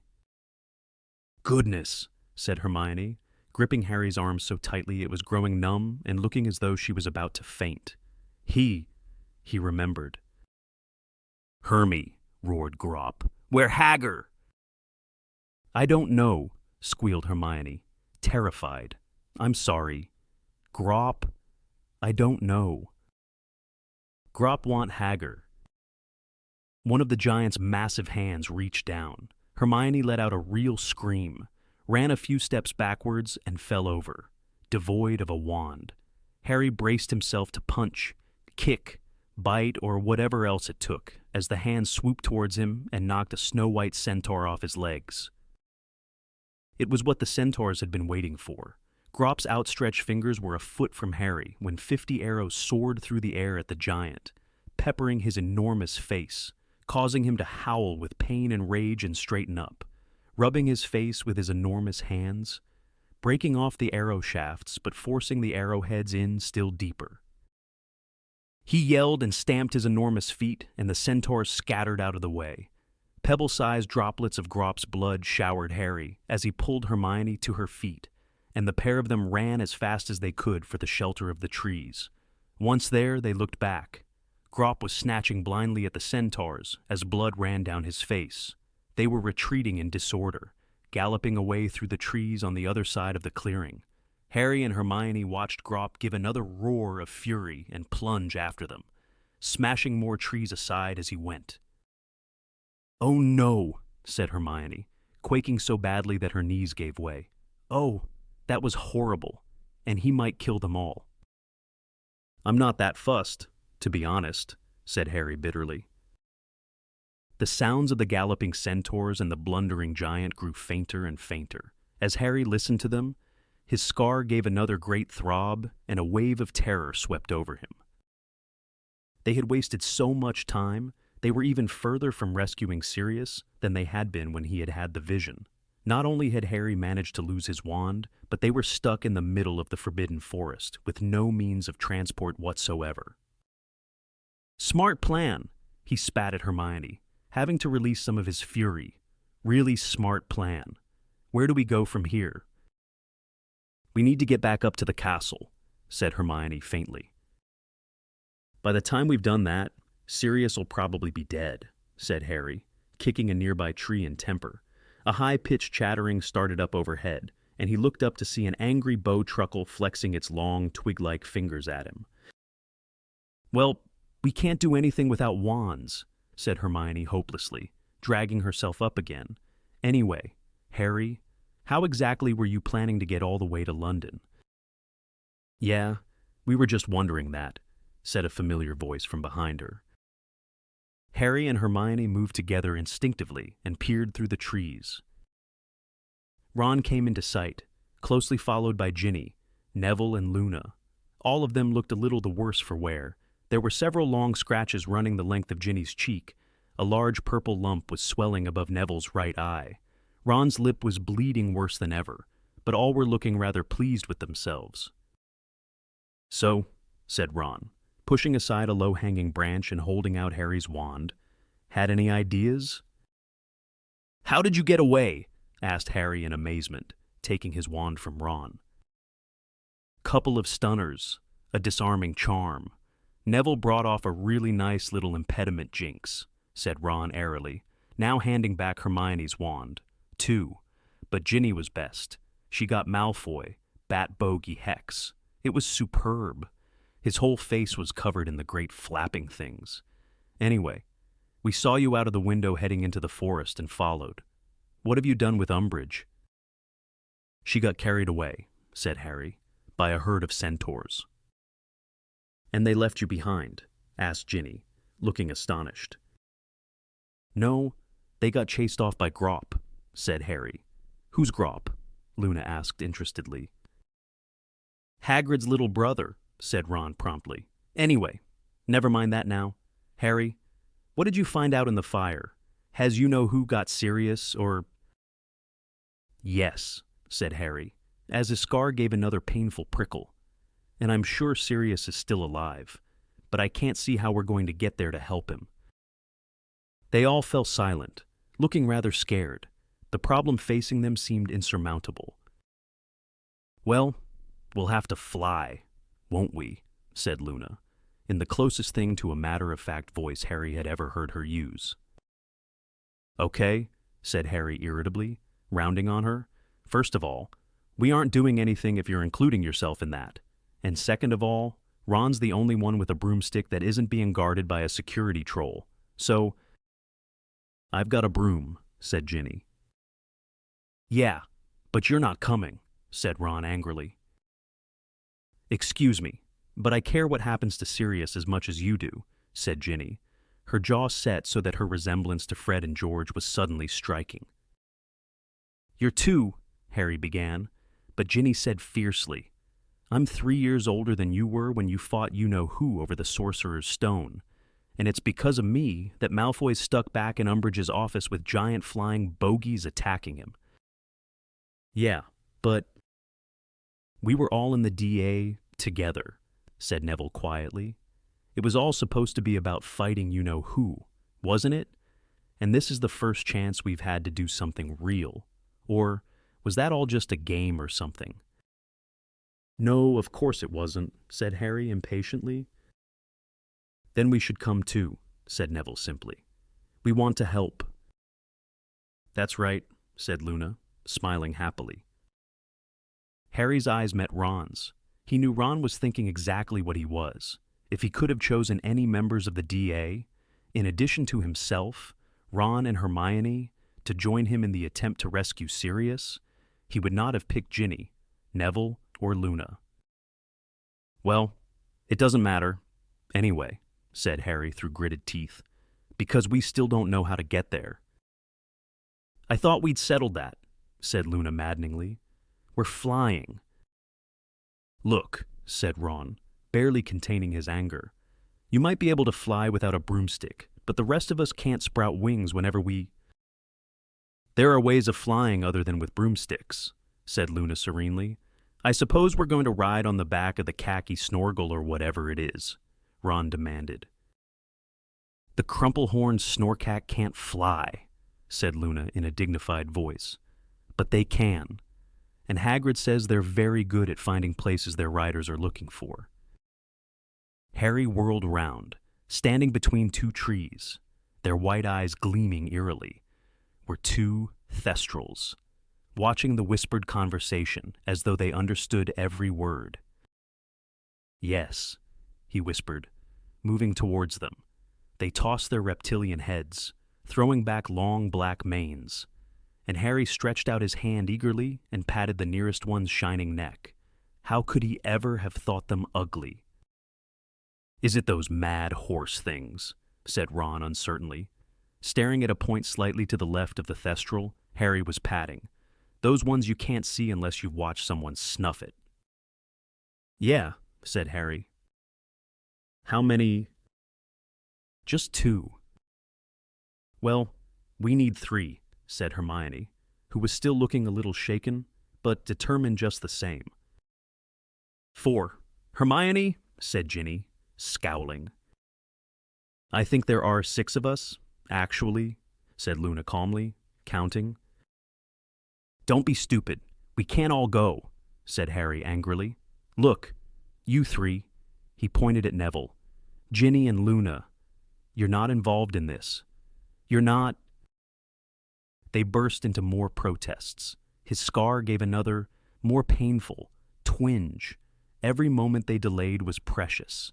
He did not have time to argue. "Okay, fine. It's your choice," he said curtly. "But unless we can find more thestrals, you're not going to be able." "Oh, more of them will come," said Ginny confidently, who like Ron was squinting in quite the wrong direction, apparently under the impression that she was looking at the horses. "What makes you think that?" "Because, in case you hadn't noticed, you and Hermione are both covered in blood," she said coolly, "and we know Hagrid lures thestrals with raw meat. That's probably why these two turned up in the first place." Harry felt a soft tug on his robes at that moment and looked down to see the closest thestral licking his sleeve, which was damp with Grop's blood. "Okay, then," he said, a bright idea occurring. "Ron and I will take these two and go ahead, and Hermione can stay here with you three and she'll attract more thestrals." "I'm not staying behind," said Hermione furiously. "There's no need," said Luna, smiling. "Look, here come more now. You two must really smell." Harry turned. No fewer than 6 or 7 thestrals were picking their way through the trees, their great leathery wings folded tight to their bodies, their eyes gleaming through the darkness. He had no excuse now. "All right," he said angrily. "Pick one and get on. Then—" Chapter 34. The Department of Mysteries. Harry wound his hand tightly into the mane of the nearest thestral, placed a foot on a stump nearby, and scrambled clumsily onto the horse's silken back. It did not object, but twisted its head around, fangs bared, and attempted to continue its eager licking of his robes. He found there was a way of lodging his knees behind the wing joints that made him feel more secure, then looked around at the others. Neville had heaved himself over the back of the next thestral and was now attempting to swing one short leg over the creature's back. Luna was already in place, sitting side saddle and adjusting her robes as though she did this every day. Ron, Hermione, and Ginny, however, were still standing motionless on the spot, open-mouthed and staring. "What?" he said. "How are we supposed to get on?" said Ron faintly. "When we can't see the things?" "Oh, it's easy," said Luna, sliding obligingly from her thestral and marching over to him. "Hermione and Ginny, come here."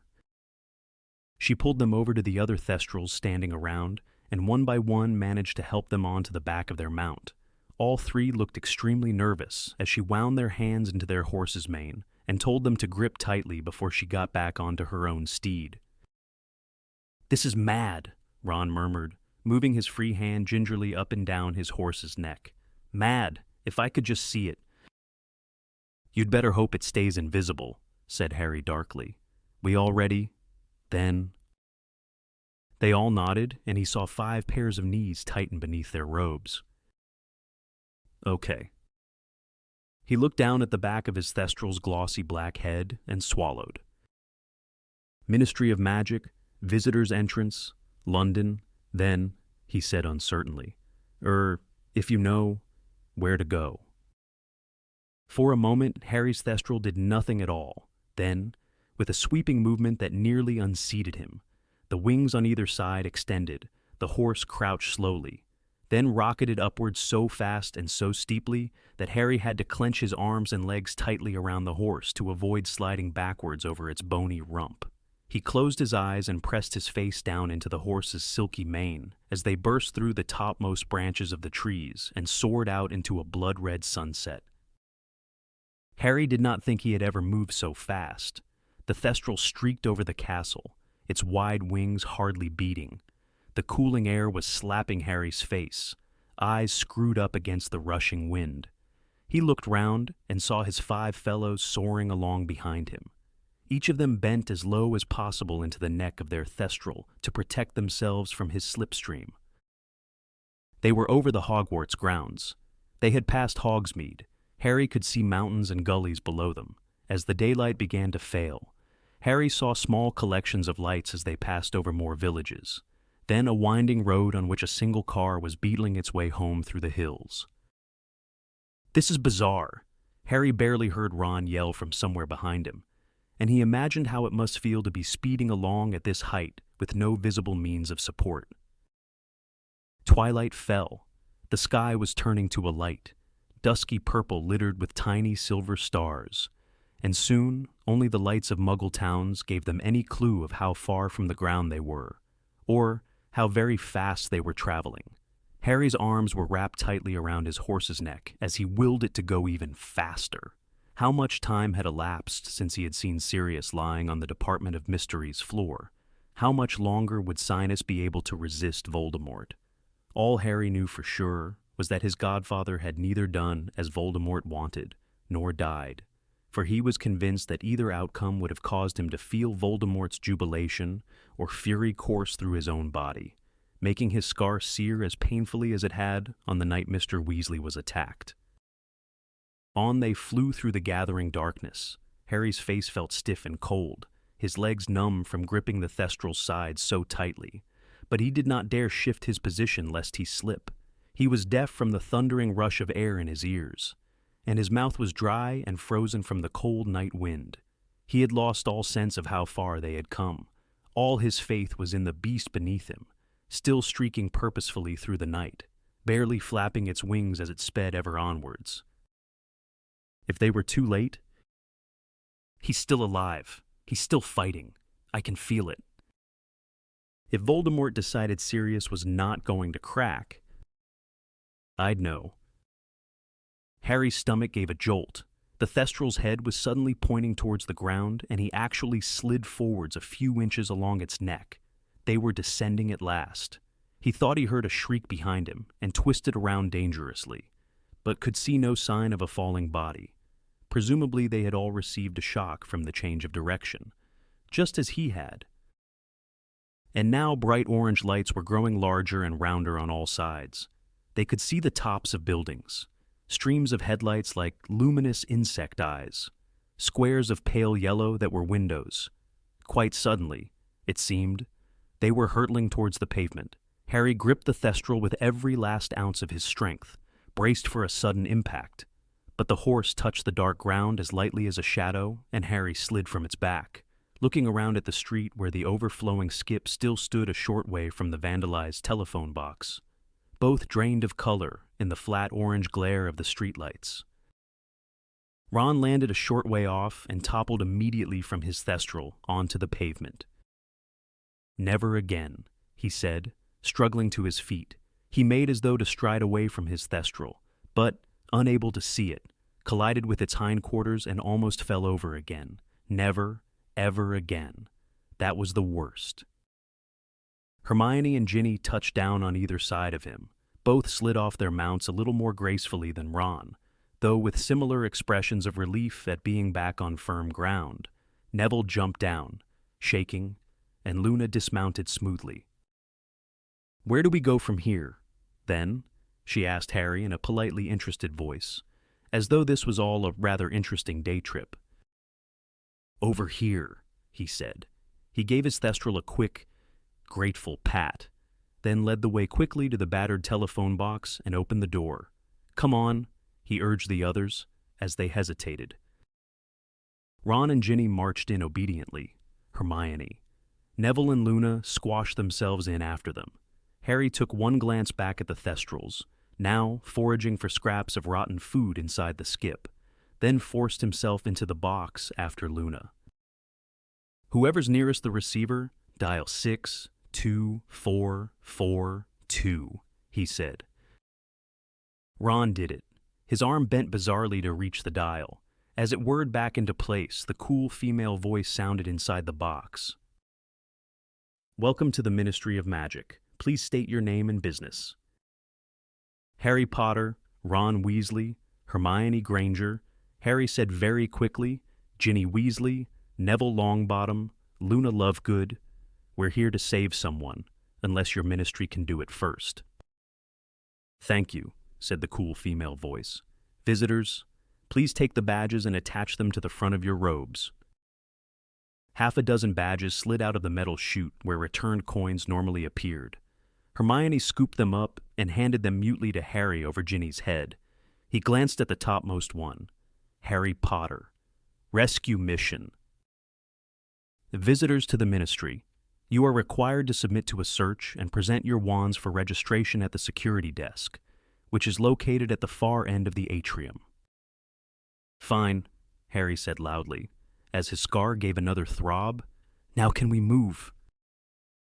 The floor of the telephone box shuddered, and the pavement rose up past its glass windows. The scavenging thestrals were sliding out of sight. Blackness closed over their heads, and with a dull grinding noise, they sank down into the depths of the Ministry of Magic. A chink of soft golden light hit their feet and, widening, rose up their bodies. Harry bent his knees and held his wand as ready as he could in such cramped conditions as he peered through the glass to see whether anybody was waiting for them in the atrium. But it seemed to be completely empty.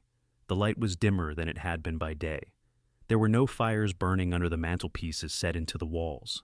But as the lift slid smoothly to a halt, he saw that golden symbols continued to twist sinuously in the dark blue ceiling. "The Ministry of Magic wishes you a pleasant evening," said the woman's voice. The door of the telephone box burst open. Harry toppled out of it, closely followed by Neville and Luna. The only sound in the atrium was the steady rush of water from the golden fountain, where jets from the wands of the witch and wizard, the point of the centaur's arrow, the tip of the goblin's hat, and the house elf's ears continued to gush into the surrounding pool. "Come on," said Harry quietly, and the six of them sprinted off down the hall, Harry in the lead, past the fountain towards the desk, where the security man who had weighed Harry's wand had sat, and which was now deserted. Harry felt sure there ought to be a security person there, sure that their absence was an ominous sign, and his feeling of foreboding increased as they passed through the golden gates to the lifts. He pressed the nearest down button, and a lift clattered into sight almost immediately. The golden grills slid apart with a great, echoing clanking, and they dashed inside. Harry stabbed the number 9 button, the grills closed with a bang, and the lift began to descend, jangling and rattling. Harry had not realized how noisy the lifts were on the day he had come with Mr. Weasley. He was sure the din would raise every security person within the building. Yet, when the lift halted, the cool female voice said, "Department of Mysteries," and the grills slid open. They stepped out into the corridor where nothing was moving but the nearest torches, flickering in the rush of air from the lift.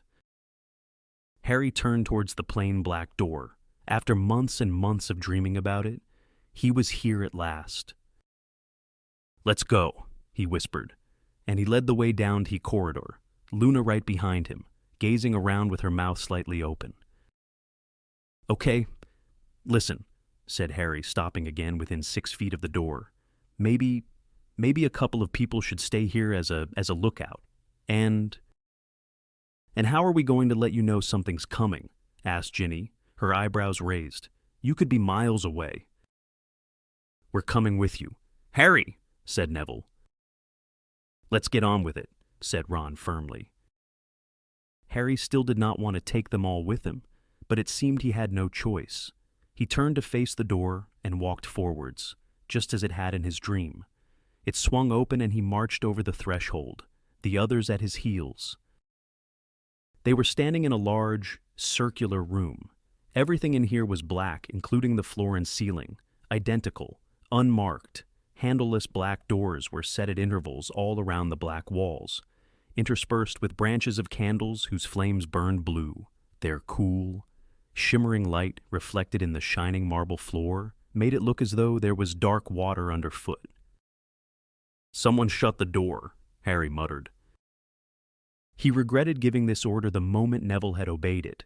Without the long chink of light from the torchlit corridor behind them, the place became so dark that for a moment the only things they could see were the bunches of shivering blue flames on the walls and their ghostly reflections in the floor.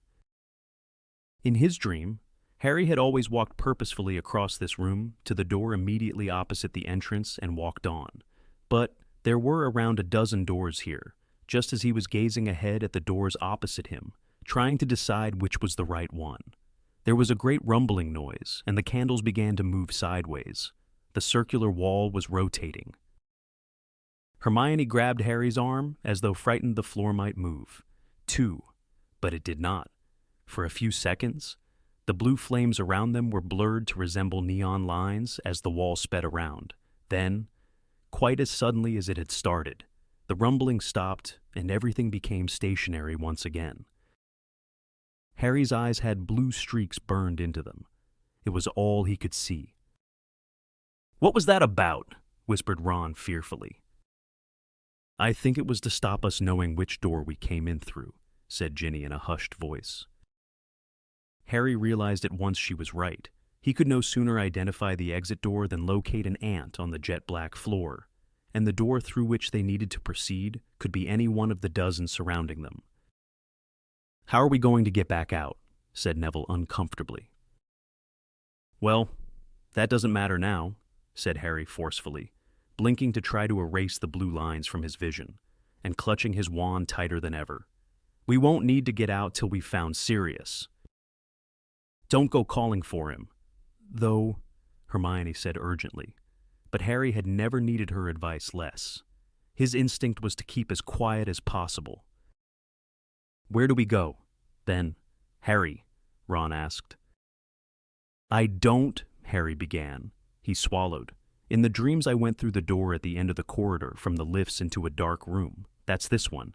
And then I went through another door into a room that kind of glitters. We should try a few doors," he said hastily. "I'll know the right way when I see it. Come on." He marched straight at the door now facing him, the others following close behind him, set his left hand against its cool, shining surface, raised his wand ready to strike the moment it opened, and pushed. It swung open easily. After the darkness of the first room, the lamps hanging low on golden chains from this ceiling gave the impression that this long, rectangular room was much brighter, though there were no glittering, shimmering lights as Harry had seen in his dreams. The place was quite empty except for a few desks and, in the very middle of the room, an enormous glass tank of deep green liquid, big enough for all of them to swim in. A number of pearly white objects were drifting around lazily in it. "What are those things?" whispered Ron. "Dunno," said Harry. "Are they fish?" breathed Ginny. "Aquavirius maggots," said Luna excitedly. "Dad said the Ministry were breeding." "No," said Hermione. She sounded odd. She moved forward to look through the side of the tank. "They're brains." "Brains?" "Yes. I wonder what they're doing with them." Harry joined her at the tank. Sure enough, there could be no mistake. Now he saw them at close quarters, glimmering eerily. They drifted in and out of sight in the depths of the green liquid, looking something like slimy cauliflowers. "Let's get out of here," said Harry. "This isn't right. We need to try another door." "There are doors here, too," said Ron, pointing around the walls. Harry's heart sank. How big was this place?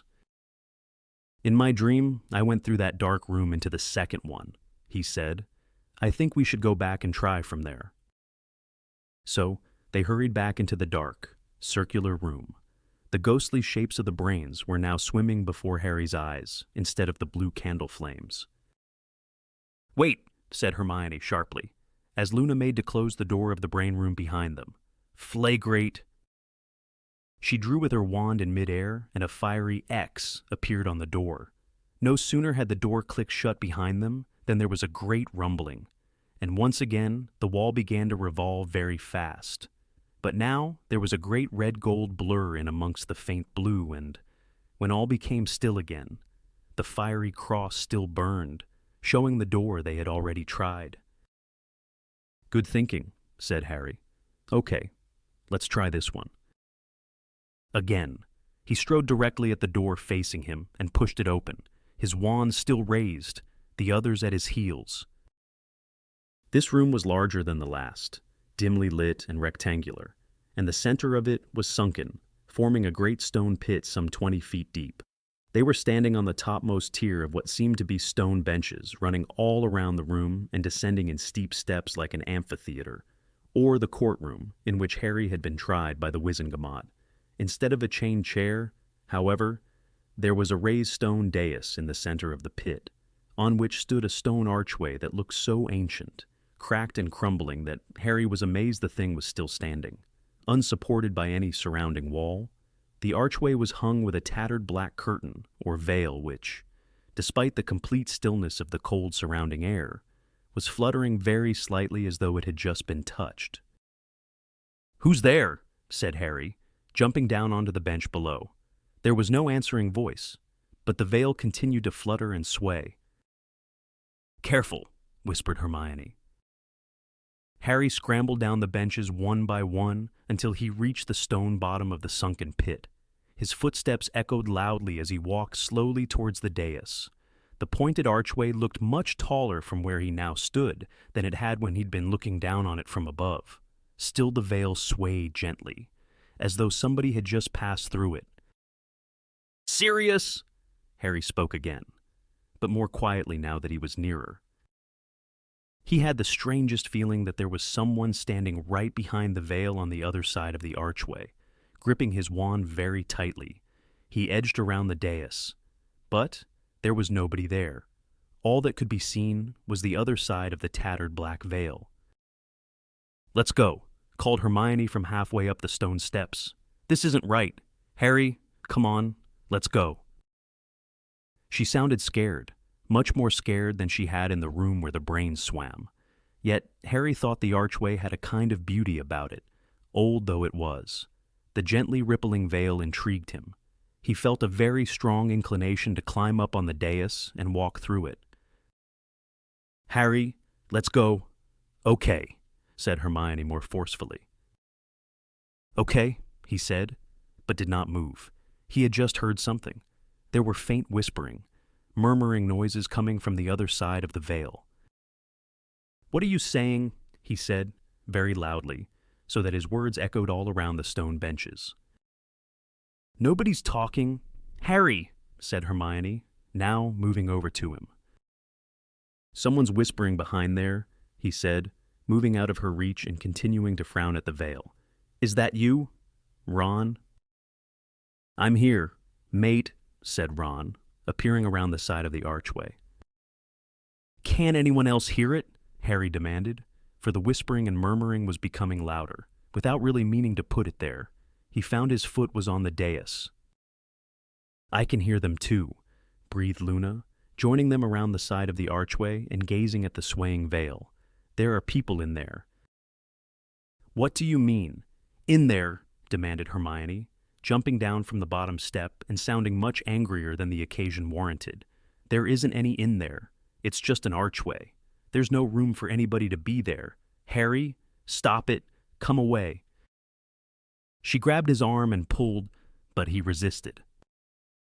"Harry, we are supposed to be here for Sirius," she said in a high-pitched, strained voice. "Sirius," Harry repeated, still gazing, mesmerized, at the continuously swaying veil. "Yeah." Something finally slid back into place in his brain. Sirius, captured, bound and tortured, and he was staring at this archway. He took several paces back from the dais and wrenched his eyes from the veil. "Let's go," he said. "That's what I've been trying to, well, come on." "Then," said Hermione, and she led the way back around the dais.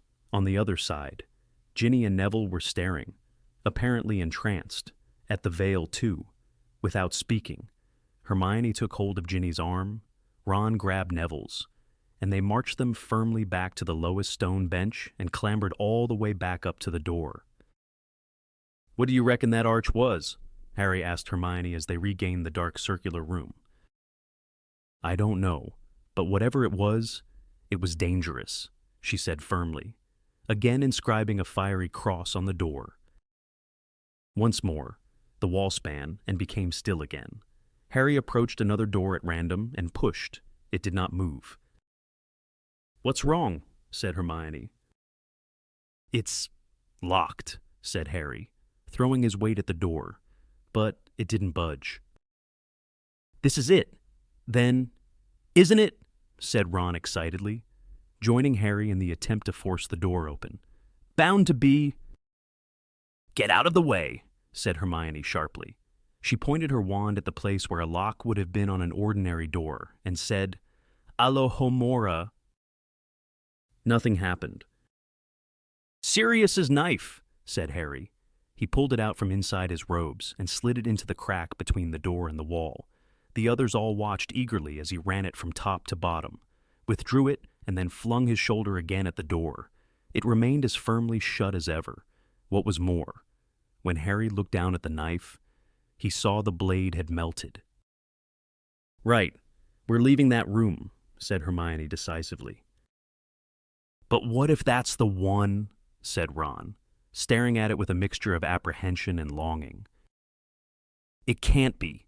Harry could get through all the doors in his dream, said Hermione, marking the door with another fiery cross as Harry replaced the now useless handle of Sirius's knife in his pocket. You know what could be in there, said Luna eagerly, as the wall started to spin yet again. Something blibbering? No doubt, said Hermione under her breath, and Neville gave a nervous little laugh. The wall slid to a halt, and Harry, with a feeling of increasing desperation, pushed the next door open. This is it. He knew it at once by the beautiful, dancing, diamond-sparkling light. As Harry's eyes became accustomed to the brilliant glare, he saw clocks gleaming from every surface, large and small, grandfather and carriage, hanging in spaces between the bookcases or standing on desks ranging the length of the room, so that a busy, relentless ticking filled the place like thousands of minuscule, marching footsteps, the source of the dancing. Diamond-bright light was a towering crystal ball jar that stood at the far end of the room. This way. Harry's heart was pumping frantically now that he knew they were on the right track. He led the way down the narrow space between the lines of desks, heading, as he had done in his dream, for the source of the light, the crystal bell jar quite as tall as he was, that stood on a desk and appeared to be full of a billowing, glittering wind.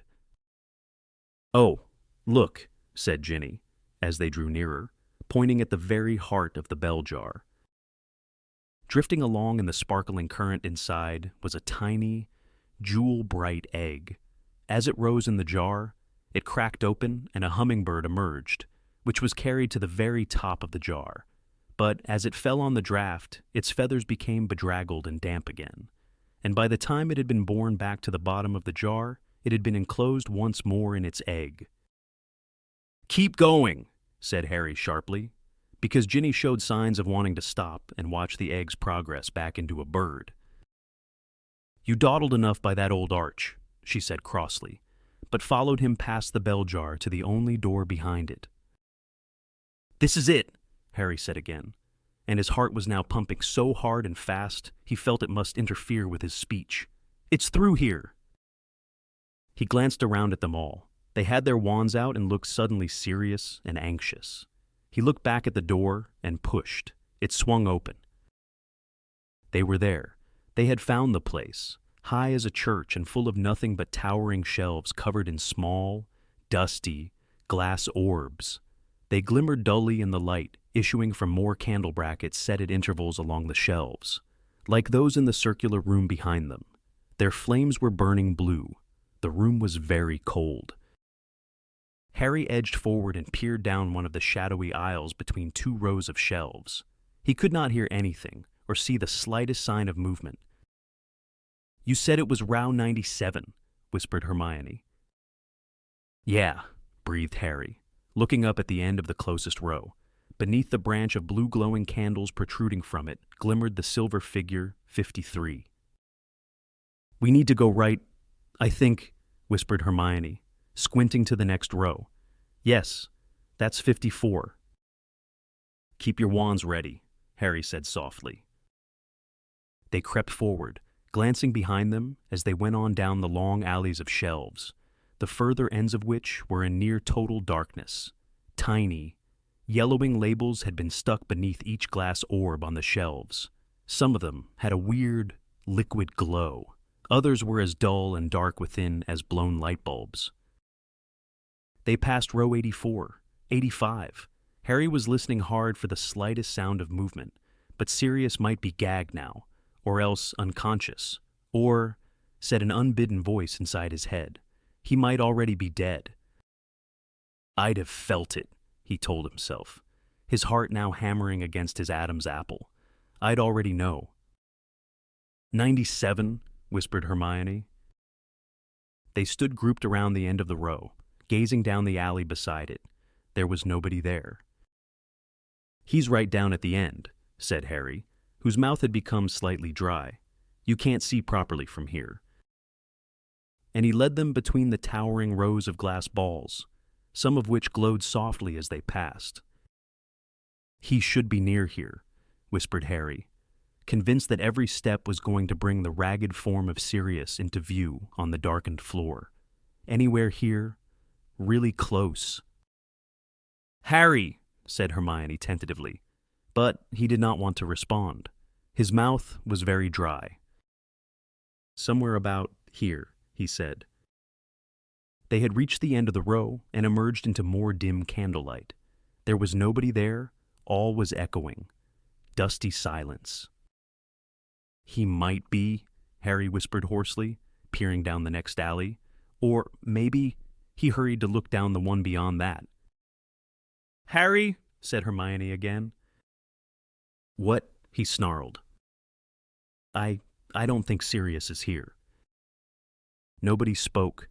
Harry did not want to look at any of them. He felt sick. He did not understand why Sirius was not here. He had to be here. This was where Harry, had seen him. He ran up the space at the end of the rows, staring down them. Empty aisle after empty aisle flickered past. He ran the other way, back past his staring companions. There was no sign of Sirius anywhere, nor any hint of a struggle. Harry, Ron called. What? He did not want to hear what Ron had to say. Did not want to hear Ron tell him he had been stupid or suggest that they ought to go back to Hogwarts. But the heat was rising in his face, and he felt as though he would like to skulk down here in the darkness for a long while before facing the brightness of the atrium above and the others' accusing stares. Have you seen this? Said Ron. What? Said Harry, but eagerly this time. It had to be a sign that Sirius had been there, a clue. He strode back to where they were all standing, a little way down, row 97, but found nothing except Ron staring at one of the dusty glass spheres on the shelf. What? Harry repeated glumly. It's got your name on, said Ron. Harry moved a little closer. Ron was pointing at one of the small glass spheres that glowed with a dull inner light, though it was very dusty and appeared not to have been touched for many years. My name? Said Harry blankly. He stepped forwards, not as tall as Ron. He had to crane his neck to read the yellowish label affixed to the shelf right beneath the dusty glass ball. In spidery writing was written a date of some 16 years previously, and below that, SPT to APWBD. Dark Lord and Harry Potter. Harry stared at it. What is it? Ron asked, sounding unnerved. What's your name doing down here? He glanced along at the other labels on that stretch of shelf. I'm not here, he said, sounding perplexed. None of the rest of us are here. Harry, I don't think you should touch it, said Hermione sharply, as he stretched out his hand. Why not? He said. It's something to do with me, isn't it? Don't, Harry, said Neville suddenly. Harry looked at him. Neville's round face was shining slightly with sweat. He looked as though he could not take much more suspense. It's got my name on, said Harry. And feeling slightly reckless, he closed his fingers around the dusty ball's surface. He had expected it to feel cold, but it did not. On the contrary, it felt as though it had been lying in the sun for hours, as though the glow of light within was warming it, expecting, even hoping, that something dramatic was going to happen, something exciting that might make their long and dangerous journey worthwhile after all. Harry lifted the glass ball down from its shelf and stared at it. Nothing whatsoever happened. The others moved in closer around Harry, gazing at the orb as he brushed it free of the clogging dust. And then, from right behind them, a drawling voice spoke. "Very good, Potter. Now turn around, nice and slowly, and give that to me." Chapter 35. Beyond the veil. Black shapes were emerging out of thin air all around them, blocking their way left and right. Eyes glinted through slits in hoods. A dozen lit wand tips were pointing directly at their hearts. Ginny gave a gasp of horror. "To me, Potter," repeated the drawling voice of Lucius Malfoy as he held out his hand. Palm up. Harry's insides plummeted sickeningly. They were trapped and outnumbered 2-1. "To me," said Malfoy yet again. "Where's Sirius?" Harry said. Several of the Death Eaters laughed. A harsh female voice from the midst of the shadowy figures to Harry's left said triumphantly, "The Dark Lord always knows." "Always," echoed Malfoy softly. "Now, give me the prophecy, Potter." "I want to know where Sirius is." "I want to know where Sirius is," mimicked the woman to his left. She and her fellow Death Eaters had closed in so that they were mere feet away from Harry and the others, the light from their wands dazzling Harry's eyes. "You've got him," said Harry, ignoring the rising panic in his chest, the dread he had been fighting since they had first entered the 97th row. "He's here. I know he is." "The little baby woke up frightened, and for what it dreamed was two," said the woman in a horrible, mock baby voice. Harry felt Ron stir beside him. "Don't do anything," Harry muttered. "Not yet." The woman who had mimicked him let out a raucous scream of laughter. "You hear him. You hear him, giving instructions to the other children as though he thinks of fighting us." "Oh, you don't know Potter as I do. Bellatrix," said Malfoy softly. "He has a great weakness for heroics. The Dark Lord understands this about him. Now, give me the prophecy, Potter." "I know Sirius is here," said Harry, though panic was causing his chest to constrict and he felt as though he could not breathe properly. "I know you've got him." More of the Death Eaters laughed, though the woman laughed loudest of all. "It's time you learned the difference between life and dreams, Potter," said Malfoy. "Now give me the prophecy, or we start using wands." "Go on, then," said Harry, raising his own wand to chest height. As he did so, the 5 wands of Ron, Hermione, Neville, Ginny and Luna rose on either side of him. The knot in Harry's stomach tightened. If Sirius really was not here, he had led his friends to their deaths for no reason at all. But the Death Eaters did not strike. "Hand over the prophecy and no one need get hurt," said Malfoy coolly. It was Harry's turn to laugh. "Yeah, right," he said. "I give you this. Prophecy. Is it? And you'll just let us skip off home, will you?" The words were hardly out of his mouth when the female Death Eater shrieked, "Actio Prof." Harry was just ready for her. He shouted Protego before she had finished her spell, and though the glass sphere slipped to the tips of his fingers, he managed to cling on to it. "Oh, he knows how to play. Little bitty baby Potter," she said, her mad eyes staring through the slits in her hood. "Very well. Then—" "I told you! No!" Lucius Malfoy roared at the woman. "If you smash it, it bestabs. Harry's mind was racing. The Death Eaters wanted this dusty spun glass sphere. He had no interest in it. He just wanted to get them all out of this alive, to make sure none of his friends paid a terrible price for his stupidity.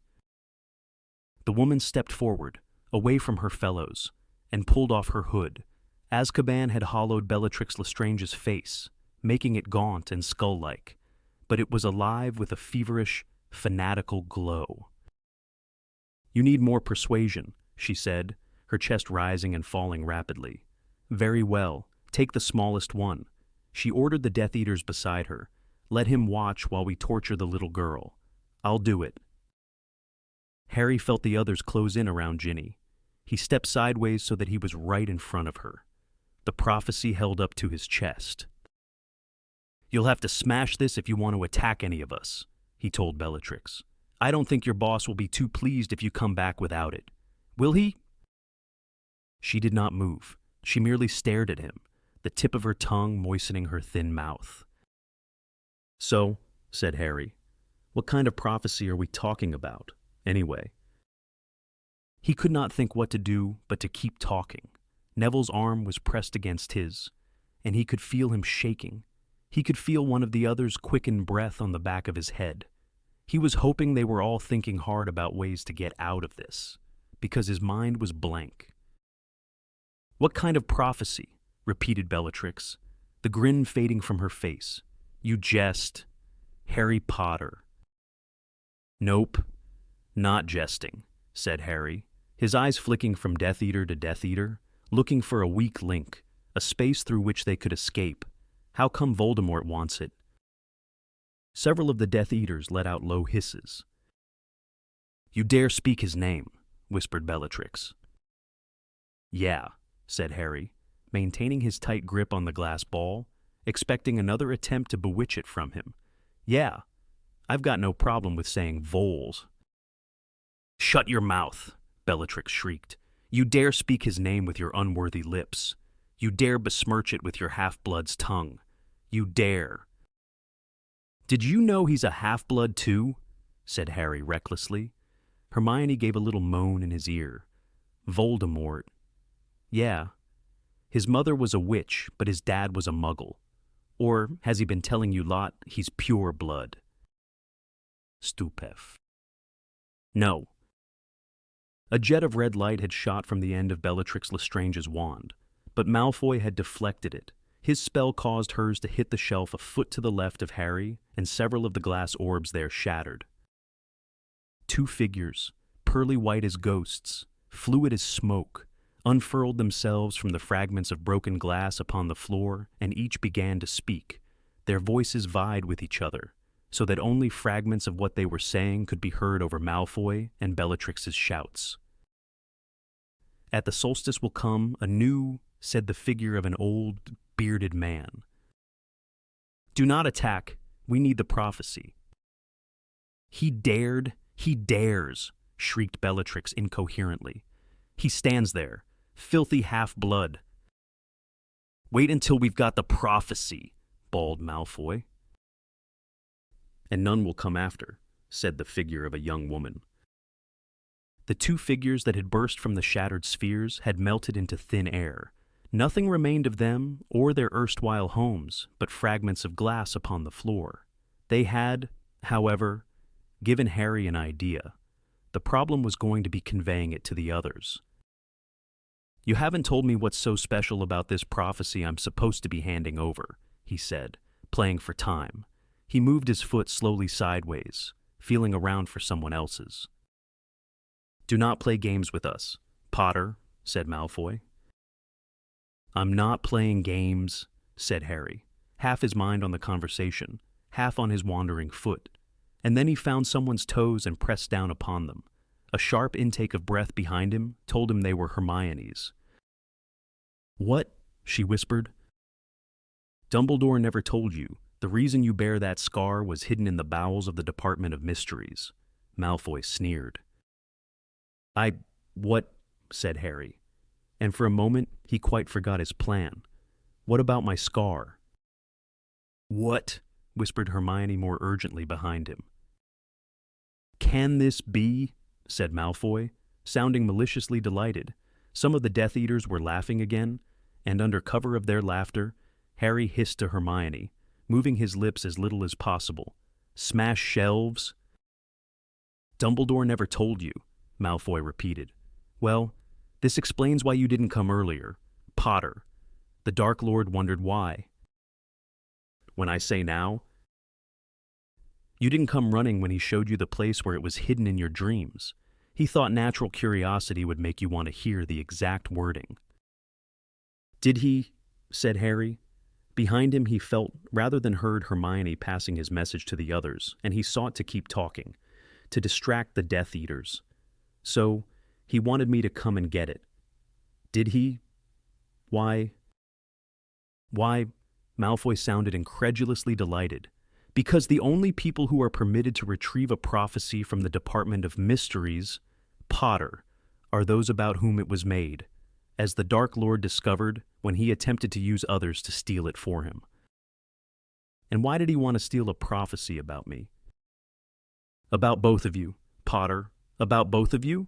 Haven't you ever wondered why the Dark Lord tried to kill you as a baby? Harry stared into the slitted eye holes through which Malfoy's gray eyes were gleaming. Was this prophecy the reason Harry's parents had died? The reason he carried his lightning bolt scar? Was the answer to all of this clutched in his hand? Someone made a prophecy about Voldemort and me, he said quietly, gazing at Lucius Malfoy, his fingers tightening over the warm glass sphere in his hand. It was hardly larger than a snitch and still gritty with dust. And he's made me come and get it for him. Why couldn't he come and get it himself? Get it himself, shrieked Bellatrix, over a cackle of mad laughter.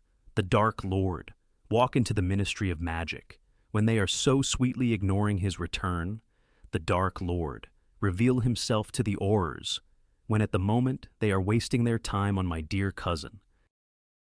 So, he's got you doing his dirty work for him, has he? Said Harry, like he tried to get Sturgis to steal it, and Bode. Very good, Potter, very good, said Malfoy slowly. But the Dark Lord knows you are not unintelli. Now, yelled Harry. 5 different voices behind him bellowed, Reducto! 5 curses flew in 5 different directions, and the shelves opposite them exploded as they hit. The towering structure swayed as 100 glass spheres burst apart. Pearly white figures unfurled into the air and floated there, their voices echoing from who knew what, long dead past amid the torrent of crashing glass and splintered wood now raining down upon the floor. Run! Harry yelled, as the shelves swayed precariously and more glass spheres began to fall from above.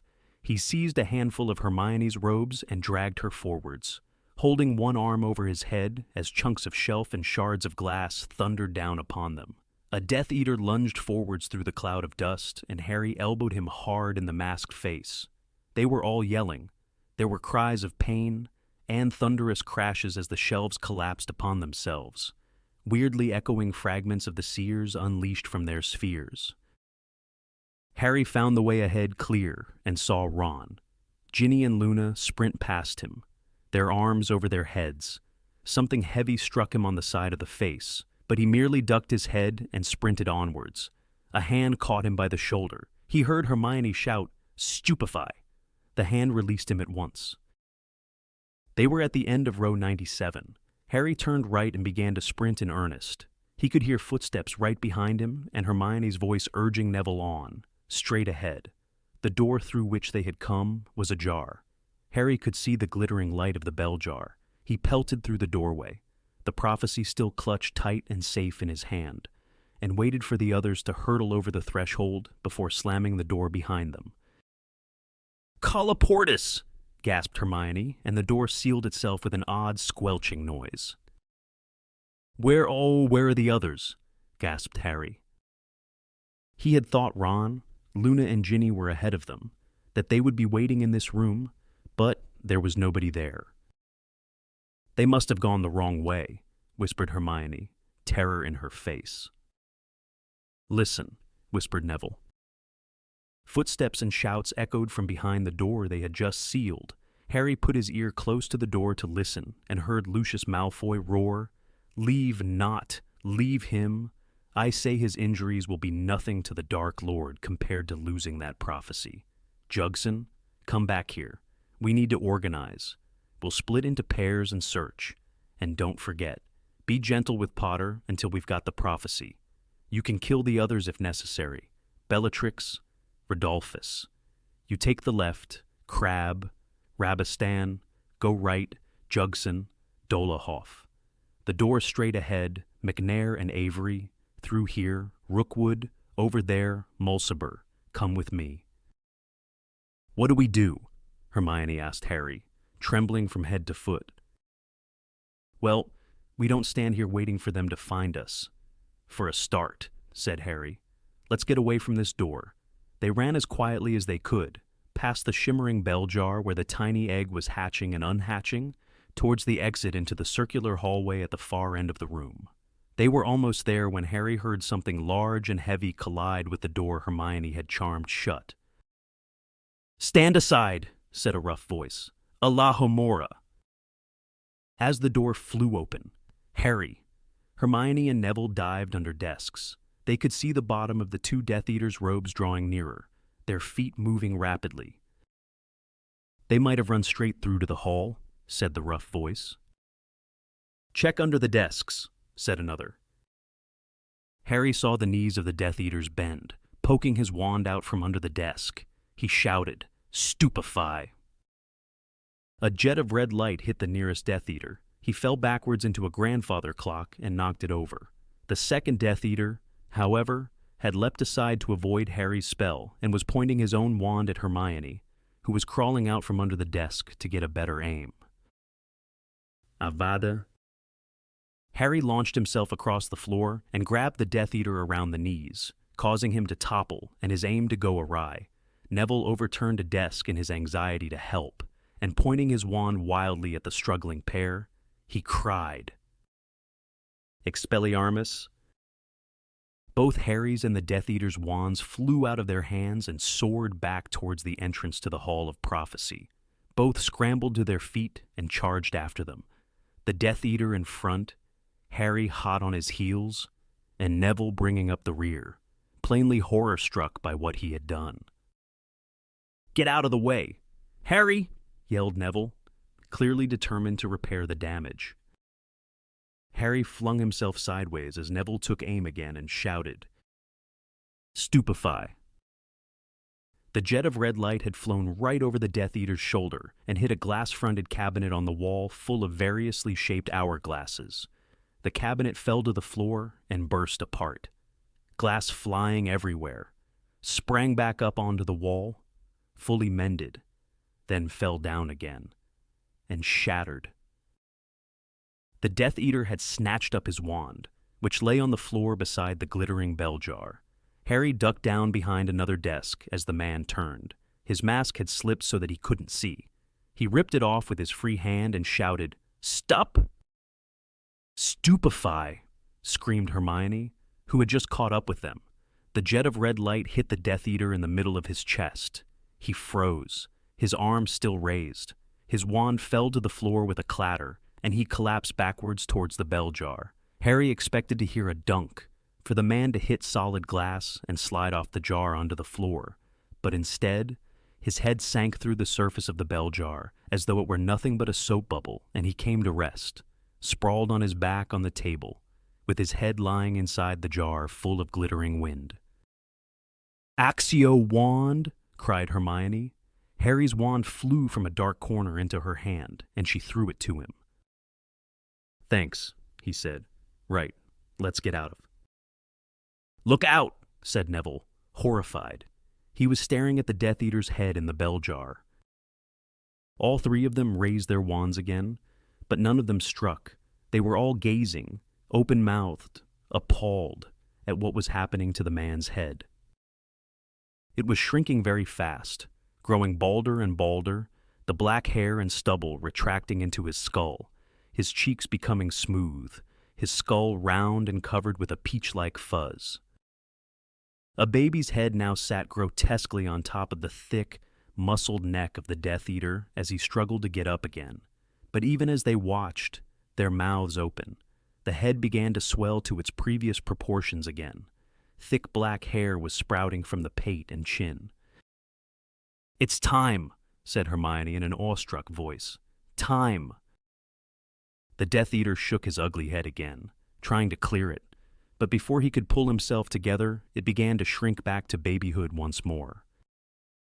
There was a shout from a room nearby, then a crash and a scream. "Ron!" Harry yelled, turning quickly from the monstrous transformation taking place before them. "Ginny? Luna?" "Harry!" Hermione screamed.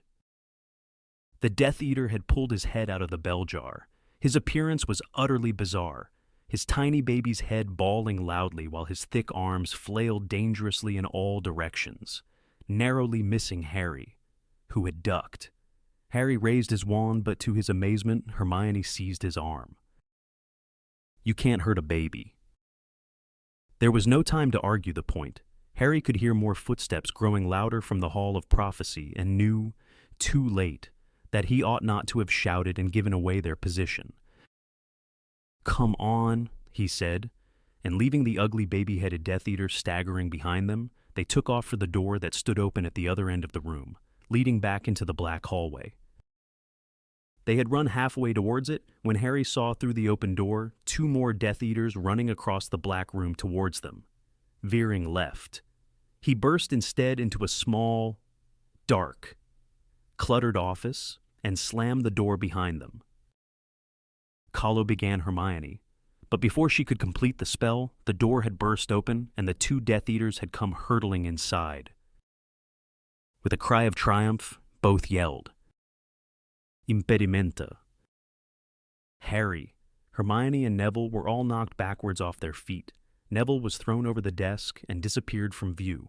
Hermione smashed into a bookcase and was promptly deluged in a cascade of heavy books. The back of Harry's head slammed into the stone wall behind him.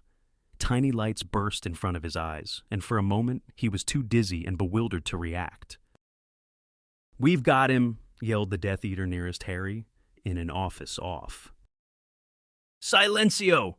cried Hermione, and the man's voice was extinguished. He continued to mouth through the hole in his mask, but no sound came out. He was thrust aside by his fellow Death Eater. "Petrificus totalis!" shouted Harry. As the second Death Eater raised his wand, his arms and legs snapped together and he fell forwards, face down onto the rug at Harry's feet, stiff as a board and unable to move. "Well done, But the Death Eater Hermione had just struck dumb, made a sudden slashing movement with his wand. A streak of what looked like purple flame passed right across Hermione's chest. She gave a tiny, "oh," as though of surprise, and crumpled onto the floor, where she lay motionless. "Hermione." Harry fell to his knees beside her as Neville crawled rapidly towards her from under the desk, his wand held up in front of him. The Death Eater kicked out hard at Neville's head as he emerged. His foot broke Neville's wand in 2 and connected with his face. Neville gave a howl of pain and recoiled, clutching his mouth and nose. Harry twisted around, his own wand held high, and saw that the Death Eater had ripped off his mask and was pointing his wand directly at Harry, who recognized the long, pale, twisted face from the Daily Prophet, Antonin Dolohov, the wizard who had murdered the Prewets. Dolohov grinned. With his free hand, he pointed from the prophecy still clutched in Harry's hand to himself, then at Hermione. Though he could no longer speak, his meaning could not have been clearer. "Give me the prophecy, or you get the same as her. Like you won't kill us all anyway, the moment I hand it over," said Harry. A whine of panic inside his head was preventing him thinking properly. He had one hand on Hermione's shoulder, which was still warm, yet did not dare look at her properly. "Don't let her be dead. Don't let her be dead. It's my fault if she's dead." "Whatever you do, Harry," said Neville fiercely from under the desk, lowering his hands to show a clearly broken nose and blood pouring down his mouth and chin, "don't give it to him." Then there was a crash outside the door, and Dolohov looked over his shoulder. The baby-headed Death Eater had appeared in the doorway, his head bawling, his great fists still flailing uncontrollably at everything around him. Harry seized his chance. Petrificus totalis. The spell hit Dolohov before he could block it, and he toppled forwards across his comrade, both of them rigid as boards and unable to move an inch. "Hermione," Harry said at once, shaking her as the baby-headed Death Eater blundered out of sight again. "Hermione! Wake up!" "What did he do to her?" said Neville, crawling out from under the desk to kneel at her other side, blood streaming from his rapidly swelling nose. "I don't know. Neville groped for Hermione's wrist. "That's a pulse, Harry. I'm sure it is." Such a powerful wave of relief swept through Harry that for a moment he felt lightheaded. "She's alive!" "Yeah, I think so." There was a pause in which Harry listened hard for the sound of more footsteps, but all he could hear were the whimpers and blunderings of the baby-headed Death Eater in the next room. "Neville." "We're not far from the exit," Harry whispered. "We're right next to that circular room. If we can just get you across it and find the right door before any more Death Eaters come, I'll bet you can get Hermione up the corridor and into the lift. Then you could find someone. Raise the alarm." "And what are you going to do?" said Neville, mopping his bleeding nose with his sleeve and frowning at Harry. "I've got to find the others," said Harry. "Well, I'm going to find them with you," said Neville firmly. "But Hermione—" "We'll take her with us," said Neville firmly. "I'll carry her. You're better at feeding them than I ab." He stood up and seized one of Hermione's arms, glaring at Harry, who hesitated, then grabbed the other and helped hoist Hermione's limp form over Neville's shoulders. "Wait," said Harry, snatching up Hermione's wand from the floor and shoving it into Neville's hand. "You'd better take this." Neville kicked aside the broken fragments of his own wand as they walked slowly towards the door. "My gran's goin' do kill bee," said Neville thickly, blood spattering from his nose as he spoke. "Dat was by Dad's old wand." Harry stuck his head out of the door and looked around cautiously. The baby-headed Death Eater was screaming and banging into things, toppling grandfather clocks and overturning desks, bawling and confused, while the glass-fronted cabinet that Harry now suspected had contained time-turners continued to fall, shatter, and repair itself on the wall behind them. "He's never going to notice us," he whispered. "Come on, keep close behind me." They crept out of the office and back towards the door into the black hallway, which now seemed completely deserted. They walked a few steps forwards, Neville tottering slightly due to Hermione's weight. The door of the time room swung shut behind them, and the walls began to rotate once more. The recent blow on the back of Harry's head seemed to have unsteadied him. He narrowed his eyes, swaying slightly, until the walls stopped moving again. With a sinking heart, Harry saw that Hermione's fiery crosses had faded from the doors. "So which way do you wreck?" But before they could make a decision as to which way to try, a door to their right sprang open, and 3 people fell out of it. "Ron," croaked Harry, dashing towards them. "Ginny, are you all—" "Harry," said Ron, giggling weakly, lurching forwards, seizing the front of Harry's robes and gazing at him with unfocused eyes. "There you are. Ha ha ha. You look funny. Harry, you're all messed up." Ron's face was very white, and something dark was trickling from the corner of his mouth. Next moment, his knees had given way, but he still clutched the front of Harry's robes, so that Harry was pulled into a kind of bow. "Ginny," Harry said fearfully. "What happened?" But Ginny shook her head and slid down the wall into a sitting position, panting and holding her ankle. "I think her ankle's broken.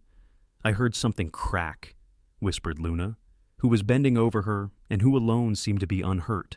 4 of them chased us into a dark room full of planets. It was a very odd place. Some of the time, we were just floating in the dark. "Harry, we saw Uranus up close," said Ron, still giggling feebly. "Get it. Harry, we saw Uranus. Ha ha ha." A bubble of blood grew at the corner of Ron's mouth and burst. Anyway, one of them grabbed Ginny's foot. I used the reductor curse and blew up Pluto in his face. But Luna gestured hopelessly at Ginny, who was breathing in a very shallow way, her eyes still closed. "And what about Ron?" said Harry fearfully, as Ron continued to giggle, still hanging off the front of Harry's robes. "I don't know what they hit him with," said Luna sadly, "but he's gone a bit funny. I could hardly get him along at all." "Harry," said Ron, pulling Harry's ear down to his mouth and still giggling weakly. "You know who this girl is? Harry? She's Loony. Loony Lovegood. Ha ha ha." "We've got to get out of here," said Harry firmly. "Luna, can you help Ginny?" "Yes," said Luna, sticking her wand behind her ear for safekeeping, then putting an arm around Ginny's waist and pulling her up. "It's only my ankle. I can do it myself," said Ginny impatiently. But next moment, she had collapsed sideways and grabbed Luna for support. Harry pulled Ron's arm over his shoulder, just as, so many months ago, he had pulled Dudley's. He looked around. They had a 1 in 12 chance of getting the exit right first time. He heaved Ron towards a door. They were within a few feet of it when another door across the hall burst open and 3 Death Eaters sped in, led by Bellatrix Lestrange. "There they are," she shrieked. Stunning spells shot across the room. Harry smashed his way through the door ahead, flung Ron unceremoniously from him, and ducked back to help Neville in with Hermione. They were all over the threshold just in time to slam the door against Bellatrix.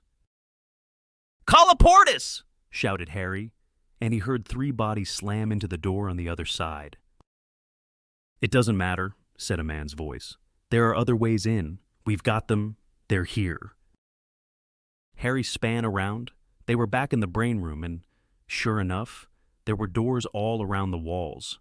He could hear footsteps in the hall behind them as more Death Eaters came running to join the first. "Luna, Neville, help me." The 3 of them tore around the room, sealing the doors as they went. Harry crashed into a table and rolled over the top of it in his haste to reach the next door. Colloportus. There were footsteps running along behind the doors. Every now and then, another heavy body would launch itself against one. So, it creaked and shuddered. Luna and Neville were bewitching the doors along the opposite wall. Then, as Harry reached the very top of the room, he heard Luna cry, "Colloair!" He turned in time to see her flying through the air. 5 Death Eaters were surging into the room through the door she had not reached in time. Luna hit a desk, slid over its surface and onto the floor on the other side, where she lay sprawled, as still as Hermione. "Get Potter!" shrieked Bellatrix, and she ran at him. He dodged her and sprinted back up the room. He was safe as long as they thought they might hit the prophecy. "Hey," said Ron, who had staggered to his feet and was now tottering drunkenly towards Harry. Giggling, "Hey, Harry, there are brains in here. Ha, ha. Isn't that weird, Harry?" "Ron, get out of the way. Get down." But Ron had already pointed his wand at the tank. "Honest, Harry, they're brains. Look, Axio Brain." The scene seemed momentarily frozen. Harry, Ginny and Neville and each of the Death Eaters turned in spite of themselves to watch the top of the tank as a brain burst from the green liquid like a leaping fish. For a moment, it seemed suspended in midair. Then it soared towards Ron, spinning as it came, and what looked like ribbons of moving images flew from it, unraveling like rolls of film. "Ha ha ha ha! Harry, look at it," said Ron, watching it disgorge its gaudy innards. "Harry, come and touch it. Bet it's weird." "Ron, no." Harry did not know what would happen if Ron touched the tentacles of thought now flying behind the brain. But he was sure it would not be anything good. He darted forwards, but Ron had already caught the brain in his outstretched hands. The moment they made contact with his skin, the tentacles began wrapping themselves around Ron's arms like ropes. "Harry, look what's happened. No, I don't like it. No, stop. But the thin ribbons were spinning around Ron's chest now. He tugged and tore at them as the brain was pulled tight against him like an octopus's body. "Defindo!" yelled Harry, trying to sever the feelers wrapping themselves tightly around Ron before his eyes. But they would not break. Ron fell over, still thrashing against his bonds. "Harry, it'll suffocate him!" screamed Ginny. immobilized by her broken ankle on the floor. Then, a jet of red light flew from one of the Death Eater's wands and hit her squarely in the face. She keeled over sideways and lay there unconscious.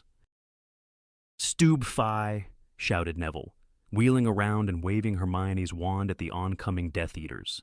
"Stubify, stubify." But nothing happened. One of the Death Eaters shot their own stunning spell at Neville. It missed him by inches. Harry and Neville were now the only two left, fighting the 5 Death Eaters, 2 of whom sent off streams of silver light like arrows which missed, but left craters in the wall behind them. Harry ran for it as Bellatrix Lestrange raced right at him, holding the prophecy high above his head. He sprinted back up the room. All he could think of doing was to draw the Death Eaters away from the others. It seemed to have worked. They streaked after him, knocking chairs and tables flying but not daring to bewitch him in case they hurt the prophecy. And he dashed through the only door still open, the one through which the Death Eaters themselves had come, inwardly praying that Neville would stay with Ron and find some way of releasing him. He ran a few feet into the new room and felt the floor vanish. He was falling down steep stone step after steep stone step, bouncing on every tier until at last, with a crash that knocked all the breath out of his body, he landed flat on his back in the sunken pit where the stone archway stood on its dais. The whole room was ringing with the Death Eaters' laughter. He looked up and saw the 5 who had been in the brain room descending towards him, while as many more emerged through other doorways and began leaping from bench to bench towards him. Harry got to his feet, though his legs were trembling so badly they barely supported him. The prophecy was still miraculously unbroken in his left hand, his wand clutched tightly in his right. He backed away, looking around, trying to keep all the Death Eaters within his sight. The back of his legs hit something solid. He had reached the dais where the archway stood. He climbed backwards onto it. The Death Eaters all halted, gazing at him. Some were panting as hard as he was. One was bleeding badly. Dolohov, freed of the body-bind curse, was leering, his wand pointing straight at Harry's face. "Potter, your race is run," drawled Lucius Malfoy, pulling off his mask. "Now hand me the prophecy like a good boy." Let the others go, and I'll give it to you," said Harry desperately. A few of the Death Eaters laughed. "You are not in a position to bargain, Potter," said Lucius Malfoy. His pale face flushed with pleasure. "You see, there are 10 of us and only 1 of you. Or hasn't Dumbledore ever taught you how to count?" "He's Dot alone," shouted a voice from above them. "He's still God be." Harry's heart sank. Neville was scrambling down the stone benches towards them. Hermione's wand held fast in his trembling hand. "Neville, no, go back to Ron." "Stubfy," Neville shouted again, pointing his wand at each Death Eater in turn. "Stubfy! Stub!" One of the largest Death Eaters seized Neville from behind, pinioning his arms to his sides. He struggled and kicked. Several of the Death Eaters laughed. "It's Longbottom. Isn't it?" sneered Lucius Malfoy. "Well, your grandmother is used to losing family members to our cause. Your death will not come as a great shock." "Longbottom," repeated Bellatrix, and a truly evil smile lit her gaunt face. "Why, I have had the pleasure of meeting your parents, boy." "I do you have," roared Neville, and he fought so hard against his captor's encircling grip that the Death Eater shouted, "Someone stun him." "No, no, no," said Bellatrix. She looked transported, alive with excitement as she glanced at Harry, then back at Neville. "No, let's see how long Longbottom lasts before he cracks like his parents, unless Potter wants to give us the prophecy." "Don't gib I do dem," roared Neville, who seemed beside himself, kicking and writhing as Bellatrix drew nearer to him and his captor, her wand raised. "Don't gib I do dem. Harry!" Bellatrix raised her wand, Crucio. Neville screamed, his legs drawn up to his chest so that the Death Eater holding him was momentarily holding him off the ground. The Death Eater dropped him and he fell to the floor, twitching and screaming in agony. "That was just a taster," said Bellatrix, raising her wand so that Neville's screams stopped and he lay sobbing at her feet. She turned and gazed up at Harry. "Now, Potter, either give us the prophecy or watch your little friend die the hard way." Harry did not have to think. There was no choice. The prophecy was hot with the heat of his clutching hand as he held it out. Malfoy jumped forwards to take it. Then, high above them, 2 more doors burst open and 5 more people sprinted into the room. Sirius, Lupin, Moody, Tonks, and Kingsley. Malfoy turned and raised his wand, but Tonks had already sent a stunning spell right at him. Harry did not wait to see whether it had made contact, but dived off the dais out of the way.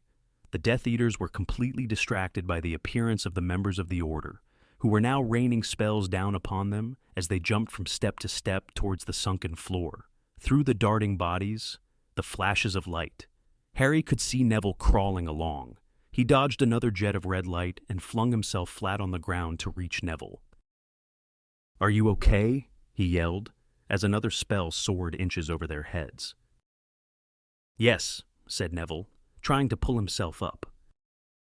"And Ron?" "I think he's all right. He was still fighting the brain when I left." The stone floor between them exploded as a spell hit it, leaving a crater right where Neville's hand had been only seconds before. Both scrambled away from the spot. Then a thick arm came out of nowhere, seized Harry around the neck and pulled him upright, so that his toes were barely touching the floor. "Give it to me," growled a voice in his ear. "Give me the prophecy." The man was pressing so tightly on Harry's windpipe that he could not breathe. Through watering eyes he saw Sirius dueling with a Death Eater some 10 feet away. Kingsley was fighting 2 at once. Tonks, still halfway up the tiered seats, was firing spells down at Bellatrix. Nobody seemed to realize that Harry was dying. He turned his wand backwards towards the man's side, but had no breath to utter an incantation, and the man's free hand was groping towards the hand in which Harry was grasping the prophecy. Neville had come lunging out of nowhere, unable to articulate a spell. He had jabbed Hermione's wand hard into the eye-hole of the Death Eater's mask. The man relinquished Harry at once with a howl of pain. Harry whirled around to face him and gasped. "Stupefy." The Death Eater keeled over backwards and his mask slipped off. It was McNair, Buckbeak's would-be killer, one of his eyes now swollen and bloodshot. "Thanks," Harry said to Neville, pulling him aside as Sirius and his Death Eater lurched past, dueling so fiercely that their wands were blurs. Then Harry's foot made contact with something round and hard, and he slipped. For a moment, he thought he had dropped the prophecy. But then he saw Moody's magical eye spinning away across the floor. Its owner was lying on his side, bleeding from the head, and his attacker was now bearing down upon Harry and Neville, Dolohov, his long pale face twisted with glee. "Tarrant Allegra," he shouted, his wand pointing at Neville, whose legs went immediately into a kind of frenzied tap dance, unbalancing him and causing him to fall to the floor again. "Now, Potter." He made the same slashing movement with his wand that he had used on Hermione just as Harry yelled, "Protego!" Harry felt something streak across his face like a blunt knife. The force of it knocked him sideways, and he fell over Neville's jerking legs. But the shield charm had stopped the worst of the spell. Dolohov raised his wand again. "Accio Prof." Sirius had hurtled out of nowhere, rammed Dolohov with his shoulder, and sent him flying out of the way. The prophecy had again flown to the tips of Harry's fingers, but he had managed to cling onto it. Now, Sirius and Dolohov were dueling, their wands flashing like swords, sparks flying from their wand tips. Dolohov drew back his wand to make the same slashing movement he had used on Harry and Hermione. Springing up, Harry yelled, "Petrificus Totalis," once again. Dolohov's arms and legs snapped together, and he keeled over backwards, landing with a crash on his back. "Nice one," shouted Sirius, forcing Harry's head down as a pair of stunning spells flew towards them. Now, I want you to get out of... They both ducked again. A jet of green light had narrowly missed Sirius. Across the room, Harry saw Tonks fall from halfway up the stone steps, her limp form toppling from stone seat to stone seat, and Bellatrix, triumphant, running back towards the fray. "Harry, take the prophecy. Grab Neville and run," Sirius yelled, dashing to meet Bellatrix. Harry did not see what happened next. Kingsley swayed across his field of vision, battling with the pockmarked and no longer masked Rookwood. Another jet of green light flew over Harry's head as he launched himself towards Neville. "Can you stand?" he bellowed in Neville's ear, as Neville's legs jerked and twitched uncontrollably. "Put your arm round my neck." Neville did so. Harry heaved. Neville's legs were still flying in every direction. They would not support him. And then, out of nowhere, a man lunged at them. Both fell backwards, Neville's legs waving wildly like an overturned beetle's. Harry with his left arm held up in the air to try to save the small glass ball from being smashed. "The prophecy! Give me the prophecy, Potter!" snarled Lucius Malfoy's voice in his ear, and Harry felt the tip of Malfoy's wand pressing hard between his ribs. "No, get off me, Neville, catch it." Harry flung the prophecy across the floor. Neville spun himself around on his back and scooped the ball to his chest. Malfoy pointed the wand instead at Neville, but Harry jabbed his own wand back over his shoulder and yelled, "Impedimenta!" Malfoy was blasted off his back. As Harry scrambled up again, he looked around and saw Malfoy smash into the dais on which Sirius and Bellatrix were now dueling. Malfoy aimed his wand at Harry and Neville again, but before he could draw breath to strike, Lupin had jumped between them. "Harry, round up the others and go." Harry seized Neville by the shoulder of his robes and lifted him bodily onto the first tier of stone steps. Neville's legs twitched and jerked and would not support his weight. Harry heaved again with all the strength he possessed, and they climbed another step. A spell hit the stone bench at Harry's heel. It crumbled away, and he fell back to the step below. Neville sank to the ground, his legs still jerking and thrashing, and he thrust the prophecy into his pocket. "Come on," said Harry desperately, hauling at Neville's robes. "Just try and push with your legs." He gave another stupendous heave, and Neville's robes tore all along the left seam. The small spun glass ball dropped from his pocket and, before either of them could catch it, one of Neville's floundering feet kicked it. It flew some 10 feet to their right and smashed on the step beneath them. As both of them stared at the place where it had broken, appalled at what had happened, a pearly white figure with hugely magnified eyes rose into the air, unnoticed by any but them. Harry could see its mouth moving, but in all the crashes and screams and yells surrounding them, not one word of the prophecy could he hear. The figure stopped speaking and dissolved into nothingness. "Harry, I'm sorry," cried Neville, his face anguished as his legs continued to flounder. "I'm so sorry. Harry, I didn't mean to." "It doesn't matter," Harry shouted. "Just try and stand. Let's get out of..." "Dumbledore," said Neville, his sweaty face suddenly transported, staring over Harry's shoulder. "What?" "Dumbledore." Harry turned to look where Neville was staring. Directly above them, framed in the doorway from the brain room, stood Albus Dumbledore, his wand aloft, his face white and furious. Harry felt a kind of electric charge surge through every particle of his body. They were saved. Dumbledore sped down the steps past Neville and Harry, who had no more thoughts of leaving. Dumbledore was already at the foot of the steps when the Death Eaters nearest realized he was there and yelled to the others. One of the Death Eaters ran for it, scrabbling like a monkey up the stone steps opposite.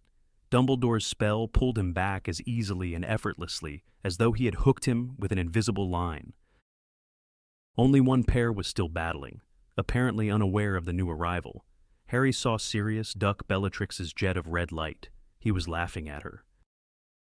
"Come on, you can do better than that," he yelled, his voice echoing around the cavernous room. The second jet of light hit him squarely on the chest. The laughter had not quite died from his face, but his eyes widened in shock. Harry released Neville, though he was unaware of doing so. He was jumping down the steps again, pulling out his wand, as Dumbledore, too, turned towards the dais. It seemed to take Sirius an age to fall. His body curved in a graceful arc as he sank backwards through the ragged veil hanging from the arch. Harry saw the look of mingled fear and surprise on his godfather's wasted, once handsome face as he fell through the ancient doorway and disappeared behind the veil, which fluttered for a moment as though in a high wind, then fell back into place. Harry heard Bellatrix Lestrange's triumphant scream, but knew it meant nothing. Sirius had only just fallen through the archway. He would reappear from the other side any second. But Sirius did not reappear. "Sirius!" Harry yelled. "Sirius!" He had reached the floor, his breath coming in searing gasps. Sirius must be just behind the curtain. Harry, would pull him back out. But as he reached the ground and sprinted towards the dais, Lupin grabbed Harry around the chest, holding him back. "There's nothing you can do, Harry. Get him. Save him. He's only just gone through." "It's too late, Harry. We can still reach him." Harry struggled hard and viciously, but Lupin would not let go. "There's nothing you can do, Harry. Nothing. He's gone." Chapter 36. The only one he ever feared. "He hasn't gone," Harry yelled. He did not believe it. He would not believe it. Still he fought Lupin with every bit of strength he had. Lupin did not understand. People hid behind that curtain. Harry had heard them whispering the first time he had entered the room. Sirius was hiding, simply lurking out of sight. "Sirius!" he bellowed. "Sirius!" "He can't come back." "Harry," said Lupin, his voice breaking as he struggled to contain Harry. "He can't come back because he's "He is not dead," roared Harry. "Sirius." There was movement going on around them, pointless bustling, the flashes of more spells. To Harry, it was meaningless noise. The deflected curses flying past them did not matter. Nothing mattered except that Lupin should stop pretending that Sirius, who was standing feet from them behind that old curtain, was not going to emerge at any moment, shaking back his dark hair and eager to re-enter the battle. Lupin dragged Harry away from the dais. Harry, still staring at the archway, was angry at Sirius now for keeping him waiting. But some part of him realized, even as he fought to break free from Lupin, that Sirius had never kept him waiting before. Sirius had risked everything, always, to see Harry, to help him, if Sirius was not reappearing out of that archway when Harry was yelling for him, as though his life depended on it. The only possible explanation was that he could not come back, that he really was. Dumbledore had most of the remaining Death Eaters grouped in the middle of the room, seemingly immobilized by invisible ropes. Mad-Eye Moody had crawled across the room to where Tonks lay. Anne was attempting to revive her. Behind the dais, there were still hashes of light, grunts and cries. Kingsley had run forward to continue Sirius's duel with Bellatrix. Harry.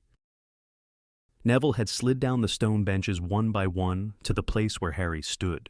Harry was no longer struggling against Lupin, who maintained a precautionary grip on his arm nevertheless.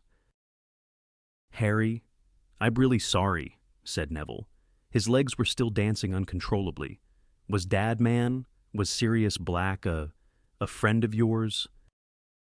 Harry nodded.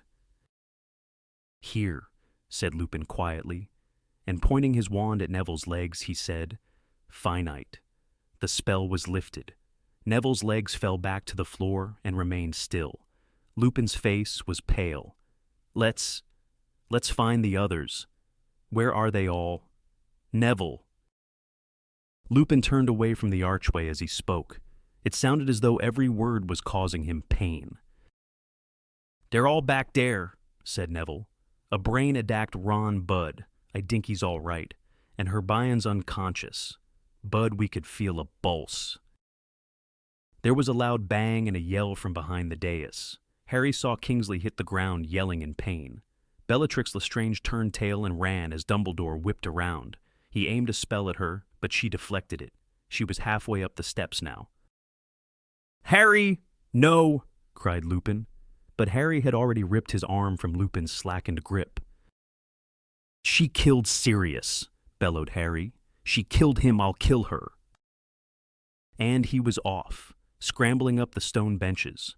People were shouting behind him, but he did not care. The hem of Bellatrix's robes whipped out of sight ahead, and they were back in the room where the brains were swimming. She aimed a curse over her shoulder. The tank rose into the air and tipped. Harry was deluged in the foul-smelling potion within. The brains slipped and slid over him and began spinning their long, colored tentacles. But he shouted, "Wingardium Leviosa!" and they flew off him up into the air, slipping and sliding. He ran on towards the door. He leapt over Luna, who was groaning on the floor, past Ginny, who said, "Harry, what?" past Ron, who giggled feebly, and Hermione, who was still unconscious. He wrenched open the door into the circular black hall and saw Bellatrix disappearing through a door on the other side of the room. Beyond her was the corridor leading back to the lifts. He ran, but she had slammed the door behind her and the walls were already rotating. Once more, he was surrounded by streaks of blue light from the whirling candelabra. "Where's the exit?" he shouted desperately, as the wall rumbled to a halt again. "Where's the way out?" The room seemed to have been waiting for him to ask. The door right behind him flew open and the corridor towards the lifts stretched ahead of him, torchlit and empty. He ran. He could hear a lift clattering ahead. He sprinted up the passageway, swung around the corner, and slammed his fist onto the button to call a second lift. It jangled and banged lower and lower. The grills slid open and Harry dashed inside, now hammering the button marked Atrium. The doors slid shut and he was rising. He forced his way out of the lift before the grills were fully open and looked around. Bellatrix was almost at the telephone lift at the other end of the hall, but she looked back as he sprinted towards her and aimed another spell at him. He dodged behind the Fountain of Magical Brethren. The spell zoomed past him and hit the wrought gold gates at the other end of the atrium so that they rang like bells. There were no more footsteps. She had stopped running. He crouched behind the statues, listening. Come out, little Harry," she called in her mock baby voice, which echoed off the polished wooden floors. "What did you come after me for?" Then, "I thought you were here to avenge my dear cousin." "I am," shouted Harry, and a score of ghostly Harrys seemed to chorus, I am, all around the room. Ah, did you love him? Little baby Potter. Hatred rose in Harry such as he had never known before. He flung himself out from behind the fountain and bellowed, "Crucio!" Bellatrix screamed. The spell had knocked her off her feet. But she did not writhe and shriek with pain as Neville had. She was already back on her feet, breathless, no longer laughing. Harry dodged behind the golden fountain again. Her counterspell hit the head of the handsome wizard, which was blown off and landed 20 feet away, gouging long scratches into the wooden floor. "Never used an unforgivable curse before. Have you?" "Boy!" she yelled. She had abandoned her baby voice now. "You need to mean them, Potter. You need to really want to cause pain, to enjoy it. Righteous anger won't hurt me for long. I'll show you how it is done. Shall I? I'll give you a lesson." Harry was edging around the fountain on the other side when she screamed, "Crucio!" and he was forced to duck down again as the centaur's arm, holding its bow, span off and landed with a crash on the floor a short distance from the golden wizard's head. "Potter, you cannot win against me," she cried. He could hear her moving to the right, trying to get a clear shot of him. He backed around the statue away from her, crouching behind the centaur's legs, his head level with the house elf's.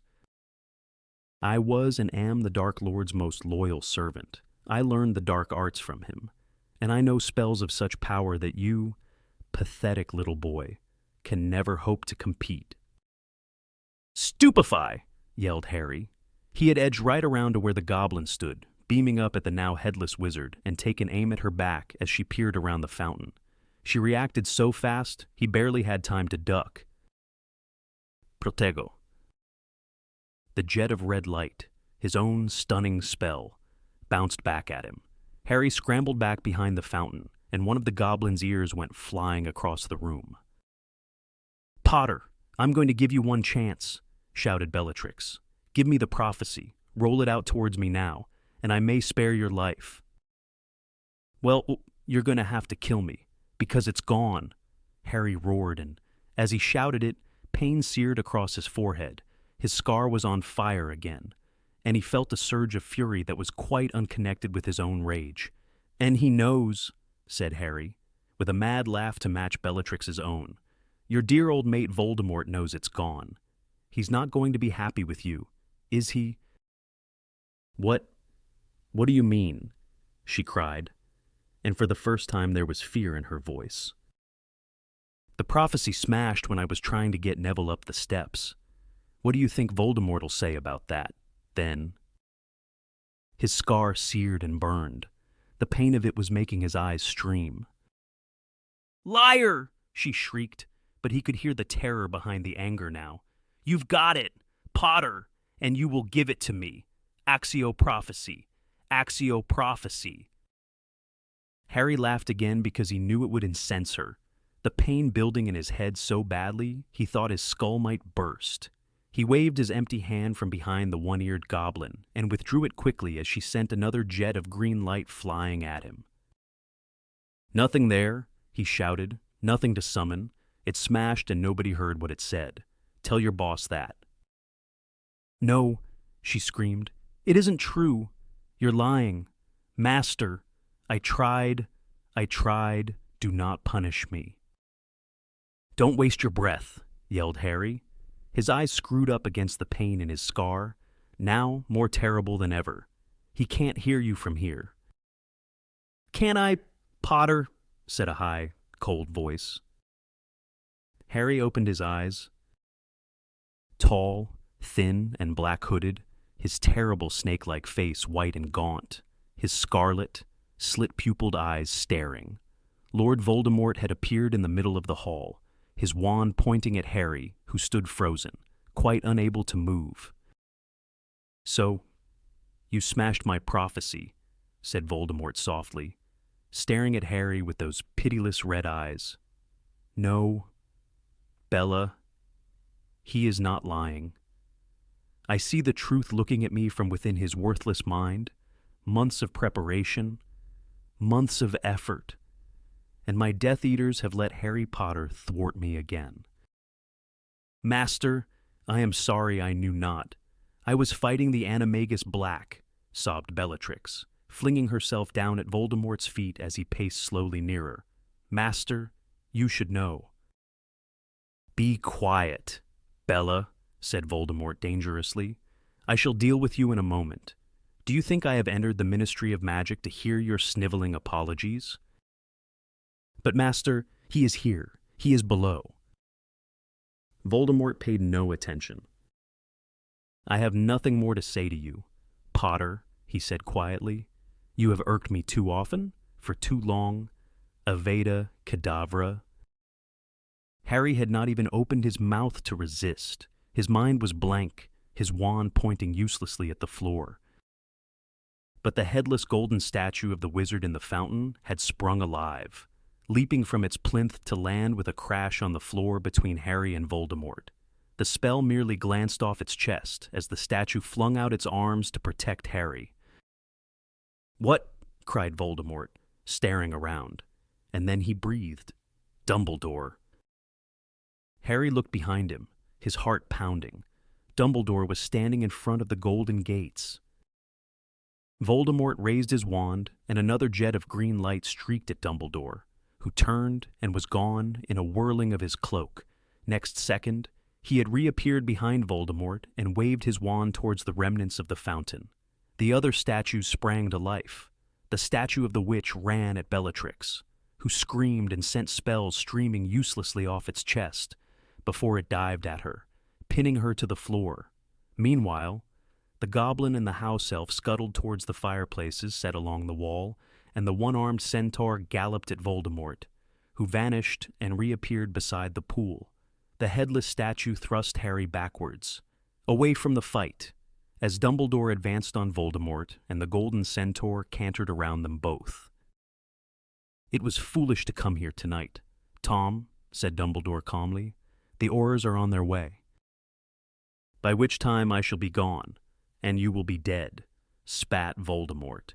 He sent another killing curse at Dumbledore but missed, instead hitting the security guard's desk, which burst into flame. Dumbledore flicked his own wand. The force of the spell that emanated from it was such that Harry, though shielded by his golden guard, felt his hair stand on end as it passed, and this time Voldemort was forced to conjure a shining silver shield out of thin air to deflect it. The spell, whatever it was, caused no visible damage to the shield, though a deep, gong-like note reverberated from it, an oddly chilling sound. "You do not seek to kill me, Dumbledore," called Voldemort. His scarlet eyes narrowed over the top of the shield. "Above such brutality, are you? We both know that there are other ways of destroying a man, Tom," Dumbledore said calmly, continuing to walk towards Voldemort as though he had not a fear in the world, as though nothing had happened to interrupt his stroll up the hall. "Merely taking your life would not satisfy me, I admit." "There is nothing worse than death, Dumbledore," snarled Voldemort. "You are quite wrong," said Dumbledore, still closing in upon Voldemort and speaking as lightly as though they were discussing the matter over drinks. Harry felt scared to see him walking along, undefended, shieldless. He wanted to cry out a warning, but his headless guard kept shunting him backwards towards the wall, blocking his every attempt to get out from behind it. "Indeed, your failure to understand that there are things much worse than death has always been your greatest weakness." Another jet of green light flew from behind the silver shield. This time, it was the one-armed centaur, galloping in front of Dumbledore. That took the blast and shattered into 100 pieces. But before the fragments had even hit the floor, Dumbledore had drawn back his wand and waved it as though brandishing a whip. A long, thin flame flew from the tip. It wrapped itself around Voldemort, shield and all. For a moment, it seemed Dumbledore had won. But then the fiery rope became a serpent, which relinquished its hold on Voldemort at once and turned, hissing furiously, to face Dumbledore. Voldemort vanished. The snake reared from the floor, ready to strike. There was a burst of flame in midair above Dumbledore, just as Voldemort reappeared, standing on the plinth in the middle of the pool where so recently the 5 statues had stood. "Look out!" Harry yelled. But even as he shouted, another jet of green light flew at Dumbledore from Voldemort's wand, and the snake had struck. Fawkes swooped down in front of Dumbledore, opened his beak wide, and swallowed the jet of green light whole. He burst into flame and fell to the floor, small, wrinkled, and flightless. At the same moment, Dumbledore brandished his wand in one long, fluid movement. The snake, which had been an instant from sinking its fangs into him, flew high into the air and vanished in a wisp of dark smoke, and the water in the pool rose up and covered Voldemort like a cocoon of molten glass. For a few seconds, Voldemort was visible only as a dark, rippling, faceless figure, shimmering and indistinct upon the plinth, clearly struggling to throw off the suffocating mass. Then he was gone, and the water fell with a crash back into its pool, slopping wildly over the sides, drenching the polished floor. "Master!" screamed Bellatrix. Sure it was over. Sure Voldemort had decided to flee. Harry made to run out from behind his statue guard, but Dumbledore bellowed, "Stay where you are, Harry." For the first time, Dumbledore sounded frightened. Harry could not see why. The hall was quite empty, but for themselves. The sobbing Bellatrix still trapped under the witch statue, and the baby phoenix fawkes croaking feebly on the floor. And then Harry's scar burst open and he knew he was dead. It was pain beyond imagining, pain past endurance. He was gone from the hall. He was locked in the coils of a creature with red eyes, so tightly bound that Harry did not know where his body ended and the creature's began. They were fused together, bound by pain, and there was no escape. And when the creature spoke, it used Harry's mouth, so that in his agony he felt his jaw move. "Kill me now, Dumbledore." Blinded and dying, every part of him screaming for release, Harry felt the creature use him again. If death is nothing, Dumbledore, kill the boy. Let the pain stop, thought Harry. Let him kill us. End it. Dumbledore, death is nothing compared to this. And I'll see Sirius again. And as Harry's heart filled with emotion, the creature's coils loosened. The pain was gone. Harry was lying face down on the floor, his glasses gone, shivering as though he lay upon ice, not wood. And there were voices echoing through the hall, more voices than there should have been. Harry opened his eyes, saw his glasses lying by the heel of the headless statue that had been guarding him, but which now lay flat on its back, cracked and immobile. He put them on and raised his head a little to find Dumbledore's crooked nose inches from his own. "Are you all right, Harry?" "Yes," said Harry, shaking so violently he could not hold his head up properly. "Yeah, where's Voldemort? Who are all these, The atrium was full of people. The floor was reflecting the emerald green flames that had burst into life in all the fireplaces along one wall, and streams of witches and wizards were emerging from them. As Dumbledore pulled him back to his feet, Harry saw the tiny gold statues of the house elf and the goblin, leading a stunned-looking Cornelius Fudge forward. "He was there," shouted a scarlet-robed man with a ponytail, who was pointing at a pile of golden rubble on the other side of the hall, where Bellatrix had lain trapped only moments before. "I saw him. Mr. Fudge. I swear it was you-know-who. He grabbed a woman and disapparated." "I know. Williamson. I know. I saw him too," gibbered Fudge, who was wearing pajamas under his pinstriped cloak and was gasping as though he had just run miles. "Merlin's beard. Here, in the Ministry of Magic. Great heavens above. It doesn't seem possible. My word. How can this be?" "If you proceed downstairs into the Department of Mysteries, Cornelius," said Dumbledore, apparently satisfied that Harry was all right. And walking forward so that the newcomers realized he was there for the first time, a few of them raised their wands. Others simply looked amazed. The statues of the elf and goblin applauded, and Fudge jumped so much that his slipper-clad feet left the floor.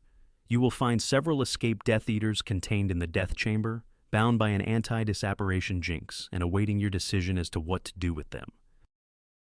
"Dumbledore!" gasped Fudge, beside himself with amazement. "You hear I...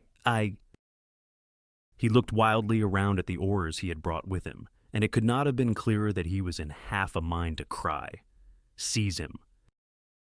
"Cornelius, I am ready to fight your men and win again," said Dumbledore in a thunderous voice. "But a few minutes ago you saw proof, with your own eyes, that I have been telling you the truth for a year. Lord Voldemort has returned. You have been chasing the wrong man for 12 months. And it is time. You listen to sense." "I don't," blustered Fudge, looking around as though hoping somebody was going to tell him what to do. When nobody did, he said, "Very well, Dawlish. Williamson, go down to the Department of Mysteries and see. Dumbledore, you will need to tell me exactly, the Fountain of Magical Brethren, what happened," he added in a kind of whimper, staring around at the floor, where the remains of the statues of the witch, wizard and centaur now lay scattered. "We can discuss that after I have sent Harry back to Hogwarts," said Dumbledore. Harry Potter." Fudge wheeled around and stared at Harry. who was still standing against the wall beside the fallen statue that had guarded him during Dumbledore and Voldemort's duel. Here, said Fudge, goggling at Harry. Why, what's all this about? I shall explain everything, repeated Dumbledore, when Harry is back at school. He walked away from the pool to the place where the golden wizard's head lay on the floor. He pointed his wand at it and muttered, Portus. The head glowed blue and trembled noisily against the wooden floor for a few seconds, then became still once more. Now see here, Dumbledore, said Fudge, as Dumbledore picked up the head and walked back to Harry carrying it. You haven't got authorization for that portkey. You can't do things like that right in front of the Minister for Magic. You. His voice faltered as Dumbledore surveyed him magisterially over his half-moon spectacles. You will give the order to remove Dolores Umbridge from Hogwarts, said Dumbledore. You will tell your Aurors to stop searching for my Care of Magical Creatures teacher so that he can return to work. I will give you... Dumbledore pulled a watch with 12 hands from his pocket and surveyed it. Half an hour of my time tonight, in which I think we shall be more than able to cover the important points of what has happened here. After that, I shall need to return to my school. If you need more help from me, you are, of course, more than welcome to contact me at Hogwarts. Letters addressed to the headmaster will find me. Fudge goggled worse than ever. His mouth was open, and his round face grew pinker under his rumpled gray hair. Dumbledore turned his back on him. Take this portkey, Harry. He held out the golden head of the statue, and Harry placed his hand on it, past caring what he did next or where he went. I shall see you in half an hour, said Dumbledore quietly. 1, 2, 3. Harry felt the familiar sensation of a hook being jerked behind his navel. The polished wooden floor was gone from beneath his feet. The atrium. Fudge and Dumbledore had all disappeared, and he was flying forwards in a whirlwind of color and sound. Chapter 37.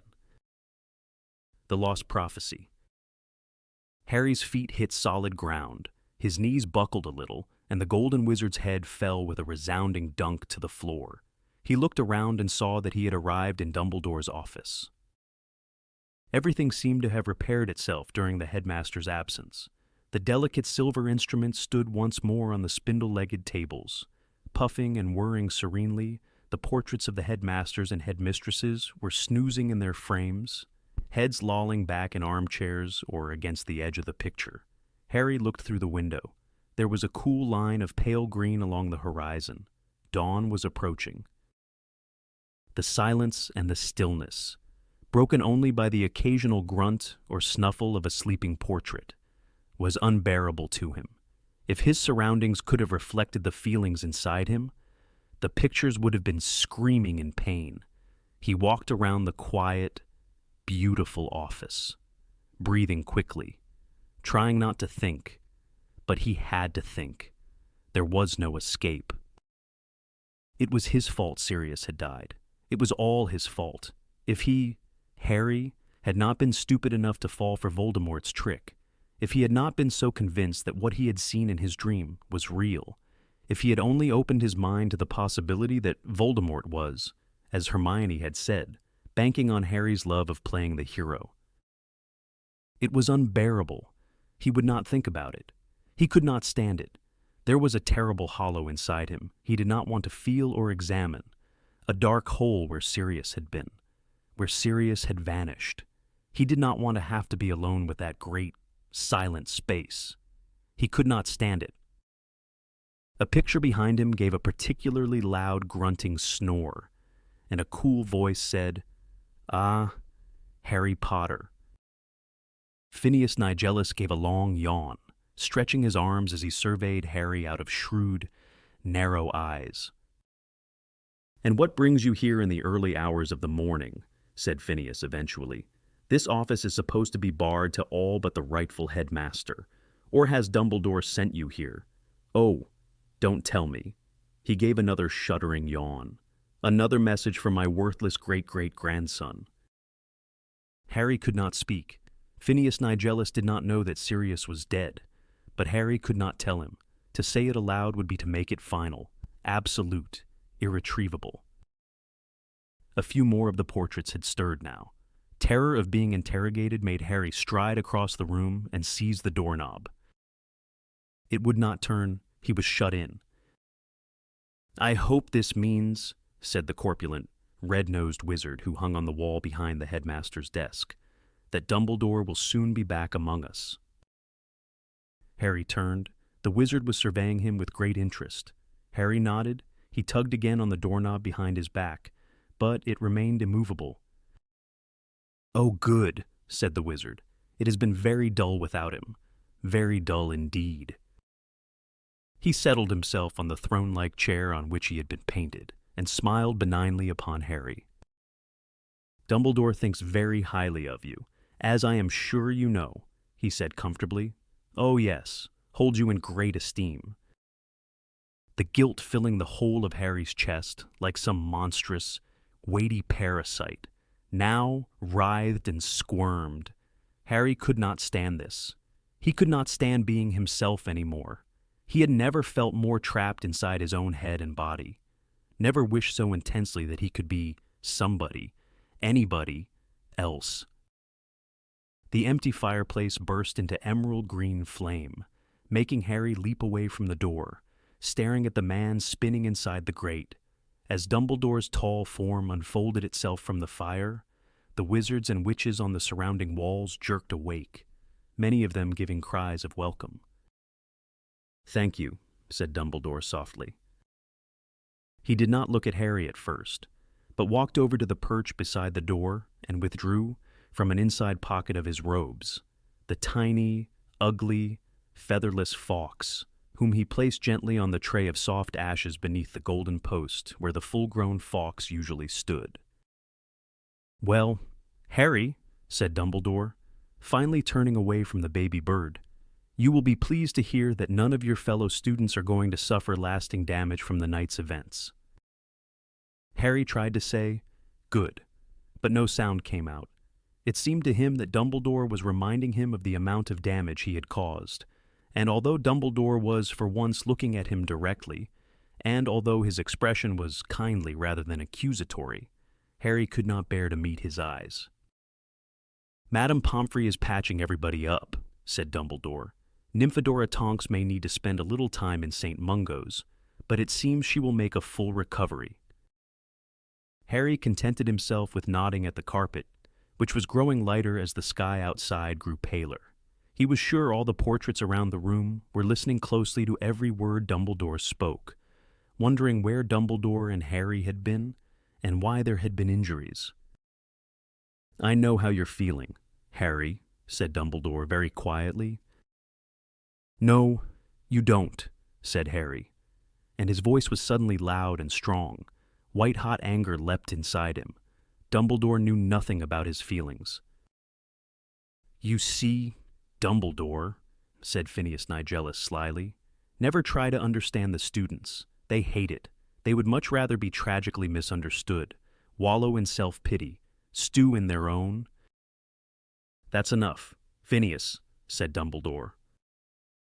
Harry turned his back on Dumbledore and stared determinedly out of the window.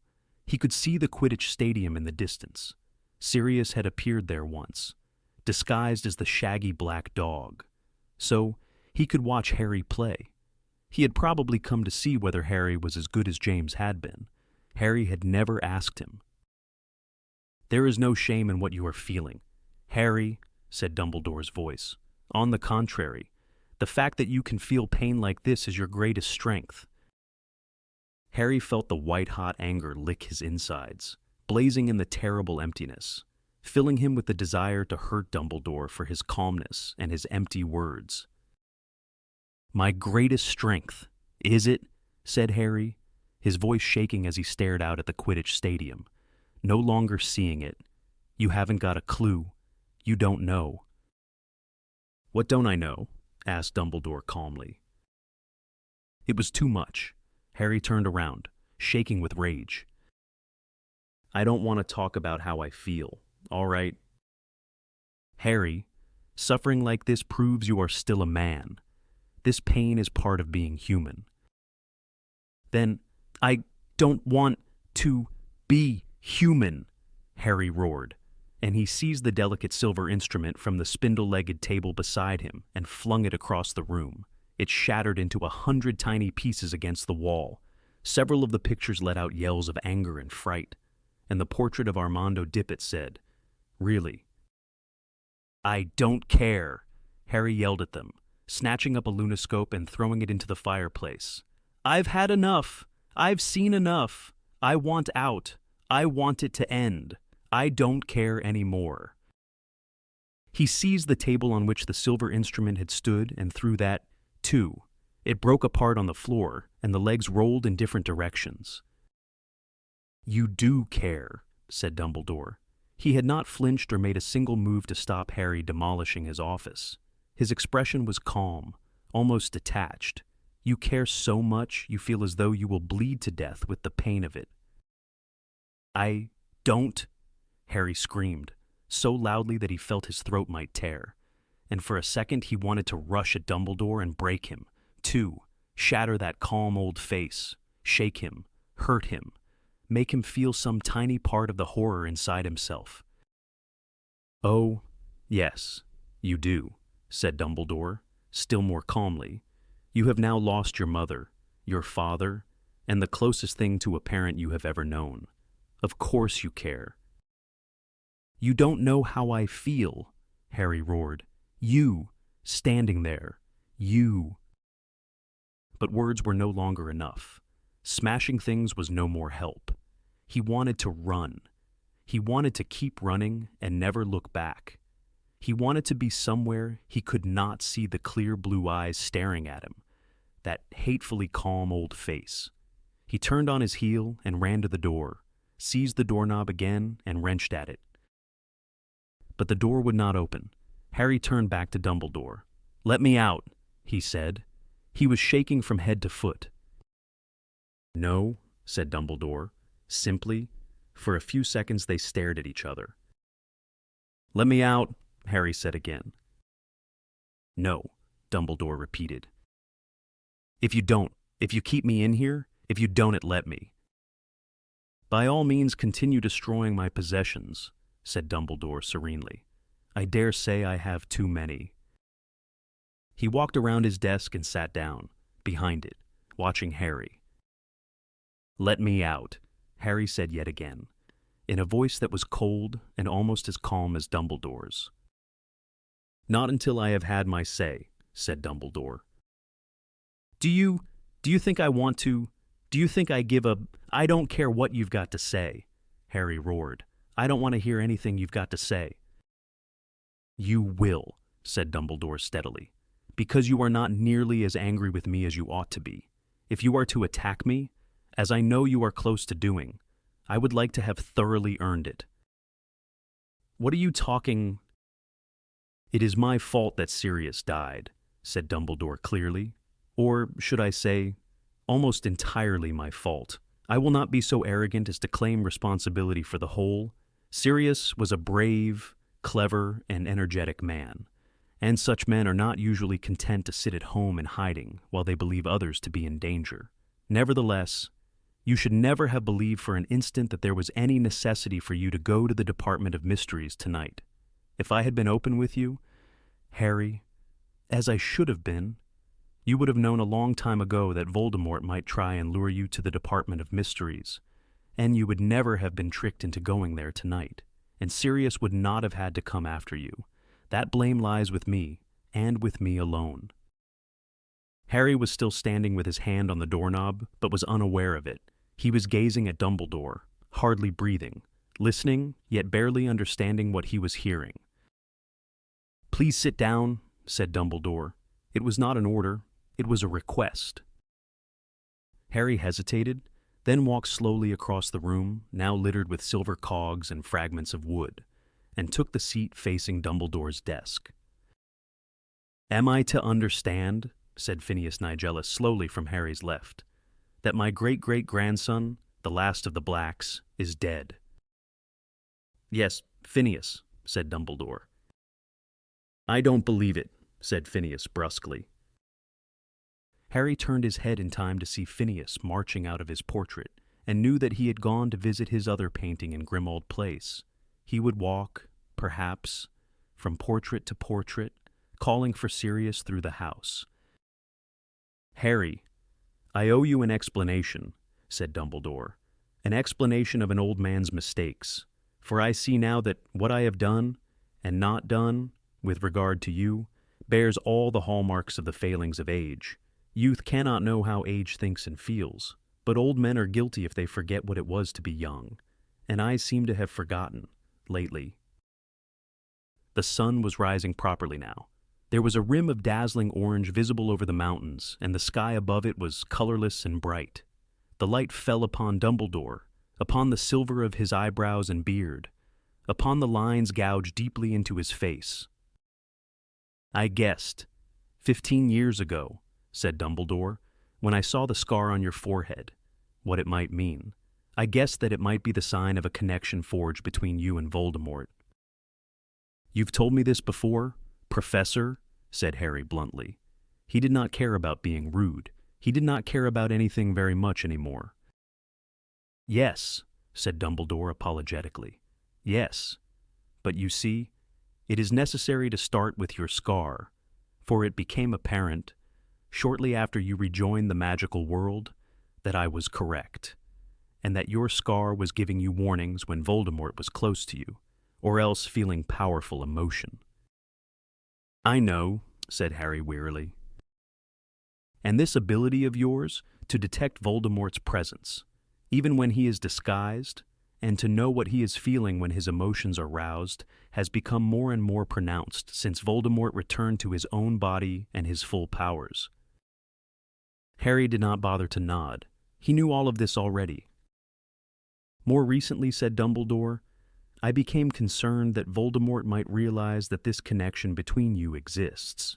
Sure enough, there came a time when you entered so far into his mind and thoughts that he sensed your presence.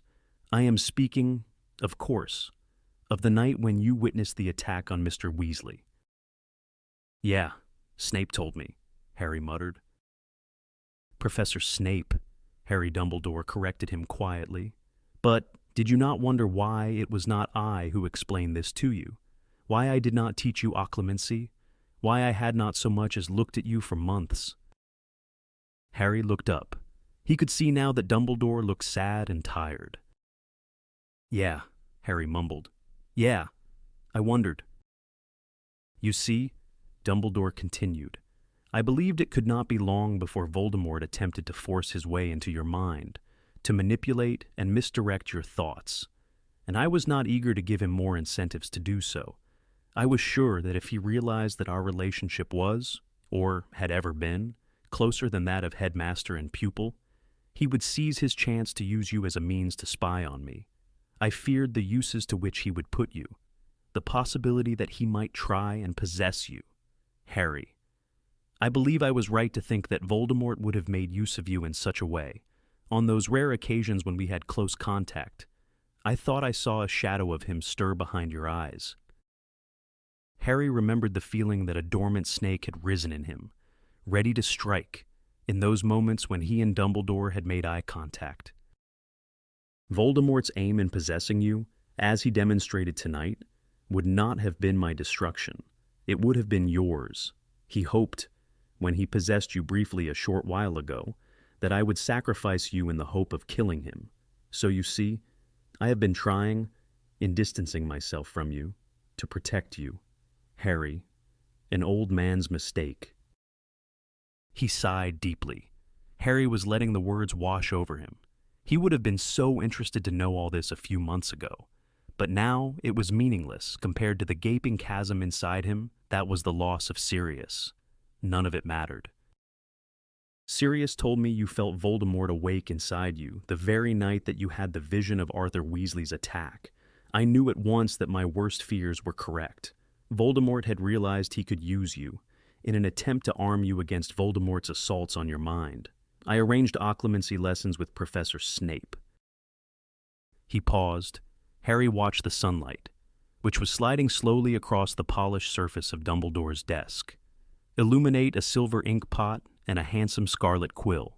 Harry could tell that the portraits all around them were awake and listening raptly to Dumbledore's explanation. He could hear the occasional rustle of robes, the slight clearing of a throat. Phineas Nigellus had still not returned. Professor Snape discovered, Dumbledore resumed, that you had been dreaming about the door to the Department of Mysteries for months. Voldemort, of course, had been obsessed with the possibility of hearing the prophecy ever since he regained his body, and as he dwelled on the door, so did you, though you did not know what it meant. And then you saw Rockwood, who worked in the Department of Mysteries before his arrest, telling Voldemort what we had known all along, that the prophecies held in the Ministry of Magic are heavily protected. Only the people to whom they refer can lift them from the shelves without suffering madness. In this case, either Voldemort himself would have to enter the Ministry of Magic and risk revealing himself at last, or else you would have to take it for him. It became a matter of even greater urgency that you should master occlumency. But I didn't, muttered Harry. He said it aloud to try and ease the dead weight of guilt inside him. A confession must surely relieve some of the terrible pressure squeezing his heart. I didn't practice. I didn't bother. I could have stopped myself having those dreams. Hermione kept telling me to do it. If I had, he'd never have been able to show me where to go. And Sirius wouldn't. Something was erupting inside Harry's head, a need to justify himself, to explain. I tried to check he'd really taken Sirius. I went to Umbridge's office. I spoke to Creature in the Fire, and he said Sirius wasn't there. He said he'd gone. Creature lied, said Dumbledore calmly. You are not his master. He could lie to you without even needing to punish himself. Creature intended you to go to the Ministry of Magic. He sent me on purpose. Oh yes, Creature, I am afraid, has been serving more than one master for months. How? Said Harry blankly. He hasn't been out of Grimmauld Place for years. Creature seized his opportunity shortly before Christmas, said Dumbledore, when Sirius, apparently, shouted at him to get out. He took Sirius at his word and interpreted this as an order to leave the house. He went to the only Black family member for whom he had any respect left, Black's cousin Narcissa, sister of Bellatrix and wife of Lucius Malfoy. How do you know all this? Harry said. His heart was beating very fast. He felt sick. He remembered worrying about Creature's odd absence over Christmas. Remembered him turning up again in the attic. Creature told me last night, said Dumbledore. You see, when you gave Professor Snape that cryptic warning, he realized that you had had a vision of Sirius trapped in the bowels of the Department of Mysteries. He, like you, attempted to contact Sirius at once. I should explain that members of the Order of the Phoenix have more reliable methods of communicating than the fire in Dolores Umbridge's office. Professor Snape found that Sirius was alive and safe in Grimmauld Place. When, however, you did not return from your trip into the forest with Dolores Umbridge, Professor Snape grew worried that you still believed Sirius to be a captive of Lord Voldemort's. He alerted certain Order members at once. Dumbledore heaved a great sigh and continued. Alastor Moody, Nymphadora Tonks, Kingsley Shacklebolt, and Remus Lupin were at headquarters when he made contact. All agreed to go to your aid at once. Professor Snape requested that Sirius remain behind, as he needed somebody to remain at headquarters to tell me what had happened, for I was due there at any moment. In the meantime, he, Professor Snape, intended to search the forest for you. But Sirius did not wish to remain behind while the others went to search for you. He delegated to Creature the task of telling me what had happened, and so it was that when I arrived in Grimmauld Place shortly after they had all left for the Ministry, it was the elf who told me, laughing fit to burst, where Sirius had gone. He was laughing, said Harry in a hollow voice. Oh, yes, said Dumbledore. You see, Creature was not able to betray us totally. He is not secret keeper for the Order. He could not give the Malfoys our whereabouts, or tell them any of the Order's confidential plans that he had been forbidden to reveal. He was bound by the enchantments of his kind, which is to say that he could not disobey a direct order from his master, Sirius. But he gave Narcissa information of the sort that is very valuable to Voldemort, yet must have seemed much too trivial for Sirius to think of banning him from repeating it. "Like what?" said Harry. "Like the fact that the person Sirius cared most about in the world was you," said Dumbledore quietly. "Like the fact that you were coming to regard Sirius as a mixture of father and brother." Voldemort knew already, of course, that Sirius was in the Order, and that you knew where he was. But Kreacher's information made him realize that the one person for whom you would go to any lengths to rescue was Sirius Black. Harry's lips were cold and numb. "So, when I asked Kreacher if Sirius was there last night, the Malfoys, undoubtedly on Voldemort's instructions, had told him he must find a way of keeping Sirius out of the way once you had seen the vision of Sirius being tortured. Then, if you decided to check whether Sirius was at home or not, Kreacher would be able to pretend he was not. Kreacher injured Buckbeak the Hippogriff yesterday, and, at the moment when you made your appearance in the fire, Sirius was upstairs tending to him." There seemed to be very little air in Harry's lungs. His breathing was quick and shallow.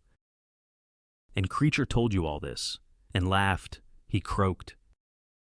"He did not wish to tell me," said Dumbledore, "but I am a sufficiently accomplished legilimens myself to know when I am being lied to, and I persuaded him to tell me the full story before I left for the Department of Mysteries." "And," whispered Harry, his hands curled in cold fists on his knees, "and Hermione kept telling us to be nice to him."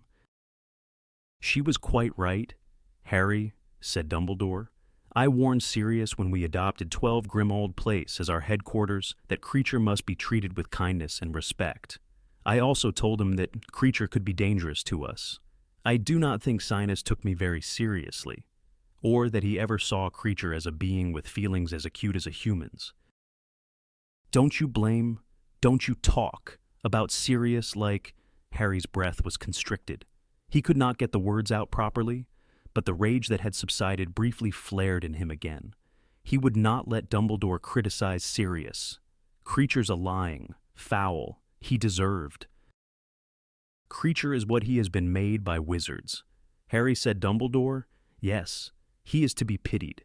His existence has been as miserable as your friend Dobby's. He was forced to do Sirius's bidding, because Sirius was the last of the family to which he was enslaved. But he felt no true loyalty to him, and whatever Kreacher's faults, it must be admitted that Sirius did nothing to make Kreacher's lot easier." "Don't talk about Sirius like that," Harry yelled. He was on his feet again, furious, ready to fly at Dumbledore, who had plainly not understood Sirius at all, how brave he was, how much he had suffered. "What about Snape?" Harry spat. "You're not talking about him, are you? When I told him Voldemort had Sirius, he just sneered at me as usual."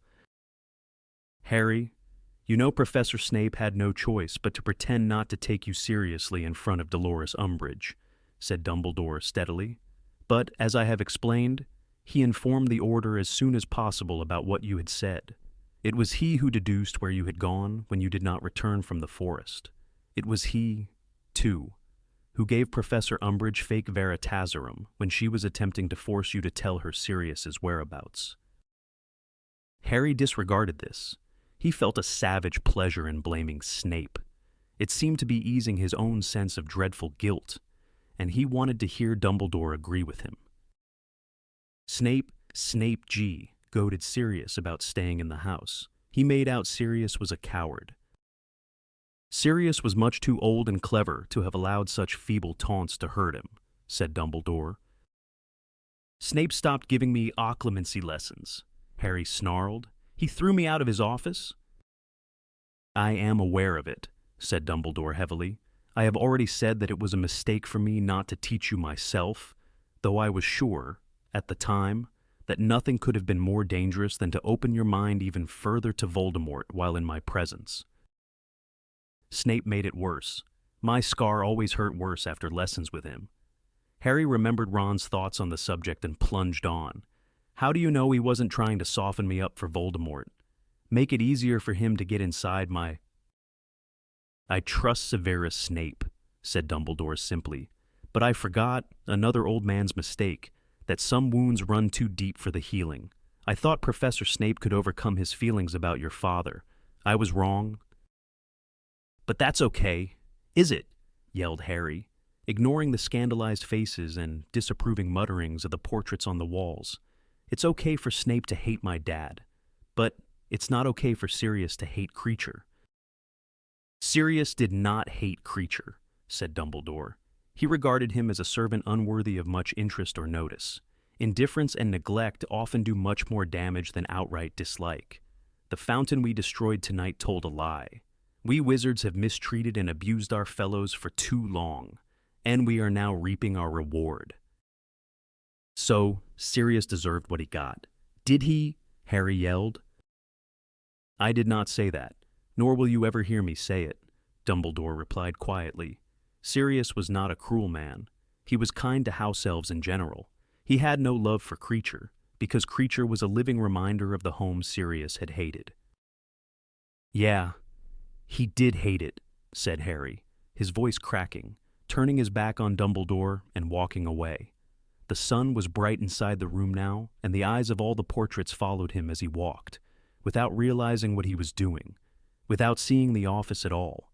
You made him stay shut up in that house, and he hated it. That's why he wanted to get out last night.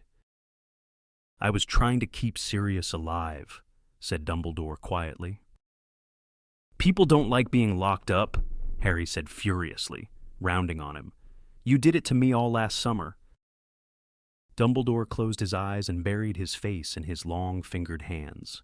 Harry watched him, but this uncharacteristic sign of exhaustion, or sadness, or whatever it was from Dumbledore, did not soften him. On the contrary, he felt even angrier that Dumbledore was showing signs of weakness. He had no business being weak when Harry wanted to rage and storm at him. Dumbledore lowered his hands and surveyed Harry through his half-moon glasses. It is time, he said, for me to tell you what I should have told you 5 years ago. Harry, please sit down. I am going to tell you everything. I ask only a little patience. You will have your chance to rage at me, to do whatever you like when I have finished. I will not stop you. Harry glared at him for a moment, then flung himself back into the chair opposite Dumbledore and waited. Dumbledore stared for a moment at the sunlit grounds outside the window, then looked back at Harry and said, 5 years ago, you arrived at Hogwarts. Harry, safe and whole, as I had planned and intended. Well, not quite whole. You had suffered. I knew you would when I left you on your aunt and uncle's doorstep. I knew I was condemning you to 10 dark and difficult years. He paused. Harry said nothing. You might ask, and with good reason, why it had to be so. Why could some wizarding family not have taken you in? Many would have done so more than gladly, would have been honored and delighted to raise you as a son. My answer is that my priority was to keep you alive. You were in more danger than perhaps anyone but I realized. Voldemort had been vanquished hours before, but his supporters, and many of them are almost as terrible as he, were still at large, angry, desperate, and violent, and I had to make my decision. 2. With regard to the years ahead, did I believe that Voldemort was gone forever? No. I knew not whether it would be 10, 20, or 50 years before he returned, but I was sure he would do so, and I was sure, too, knowing him as I have done, that he would not rest until he killed you. I knew that Voldemort's knowledge of magic is perhaps more extensive than any wizard alive. I knew that even my most complex and powerful protective spells and charms were unlikely to be invincible if he ever returned to full power. But I knew, too, where Voldemort was weak, and so I made my decision. You would be protected by an ancient magic of which he knows, which he despises, and which he has always, therefore, underestimated, to his cost. I am speaking, of course, of the fact that your mother died to save you. She gave you a lingering protection he never expected, a protection that flows in your veins to this day. I put my trust, therefore, in your mother's blood. I delivered you to her sister, her only remaining relative. She doesn't love me, said Harry at once. She doesn't give a damn. But she took you, Dumbledore cut across him. She may have taken you grudgingly, furiously, unwillingly, bitterly, yet still she took you, and in doing so, she sealed the charm I placed upon you. Your mother's sacrifice made the bond of blood the strongest shield I could give you. I still don't. While you can still call home the place where your mother's blood dwells, there you cannot be touched or harmed by Voldemort. He shed her blood, but it lives on in you and her sister. Her blood became your refuge. You need return there only once a year, but as long as you can still call it home, while you are there, he cannot hurt you. Your aunt knows this. I explained what I had done in the letter I left, with you, on her doorstep. She knows that allowing you house room may well have kept you alive for the past 15 years. Wait, said Harry. Wait a moment. He sat up straighter in his chair, staring at Dumbledore. You sent that howler. You told her to remember. It was your voice. I thought, said Dumbledore, inclining his head slightly, that she might need reminding of the pact she had sealed by taking you. I suspected the Dementor attack might have awoken her to the dangers of having you as a surrogate son. It did, said Harry quietly. Well, my uncle more than her. He wanted to chuck me out. But after the howler came, she said I had to stay. He stared at the floor for a moment, then said, But what's this got to do with... He could not say Sirius's name. 5 years ago, then, continued Dumbledore, as though he had not paused in his story, you arrived at Hogwarts, neither as happy nor as well-nourished as I would have liked, perhaps, yet alive and healthy. You were not a pampered little prince, but as normal a boy as I could have hoped under the circumstances. Thus far, my plan was working well. And then, well, you will remember the events of your first year at Hogwarts quite as clearly as I do. You rose magnificently to the challenge that faced you, and sooner, much sooner, than I had anticipated. You found yourself face to face with Voldemort. You survived again. You did more. You delayed his return to full power and strength. You fought a man's fight. I was prouder of you than I can say. Yet there was a flaw in this wonderful plan of mine, said Dumbledore, an obvious flaw that I knew, even then, might be the undoing of it all, and yet, knowing how important it was that my plan should succeed, I told myself that I would not permit this flaw to ruin it. I alone could prevent this. So I alone must be strong. And here was my first test, as you lay in the hospital wing, weak from your struggle with Voldemort. I don't understand what you're saying, said Harry. Don't you remember asking me, as you lay in the hospital wing, why Voldemort had tried to kill you when you were a baby? Harry nodded. Ought I to have told you then? Harry stared into the blue eyes and said nothing, but his heart was racing again. You do not see the flaw in the plan yet. No, perhaps not. Well, as you know, I decided not to answer you. 11. I told myself, was much too young to know. I had never intended to tell you when you were 11. The knowledge would be too much at such a young age. I should have recognized the danger signs then. I should have asked myself why I did not feel more disturbed that you had already asked me the question, to which I knew, one day, I must give a terrible answer. I should have recognized that I was too happy to think that I did not have to do it on that particular day. You were too young, much too young. And so, we entered your second year at Hogwarts, and once again, you met challenges even grown wizards have never faced. Once again, you acquitted yourself beyond my wildest dreams. You did not ask me again, however, why Voldemort had left that mark on you. We discussed your scar. Oh yes, we came very close to the subject. Why did I not tell you everything? Well, It seemed to me that 12 was, after all, hardly better than 11 to receive such information. I allowed you to leave my presence, blood-stained, exhausted but exhilarated. And if I felt a twinge of unease that I ought, perhaps, to have told you then, it was swiftly silenced. You were still so young, you see, and I could not find it in myself to spoil that night of triumph. Do you see, Harry? Do you see the flaw in my brilliant plan now? I had fallen into the trap I had foreseen, that I had told myself I could avoid, that I must avoid. I cared about you too much, said Dumbledore simply. I cared more for your happiness than your knowing the truth, more for your peace of mind than my plan, more for your life than the lives that might be lost if the plan failed. In other words, I acted exactly as Voldemort expects we, fools who love to act. Is there a defense? I defy anyone who has watched you as I have, and I have watched you more closely than you can have imagined, not to want to save you more pain than you had already suffered. What did I care if numbers of nameless and faceless people and creatures were slaughtered in the vague future? If, in the here and now, you were alive, and well, and happy, I never dreamed that I would have such a person on my hands.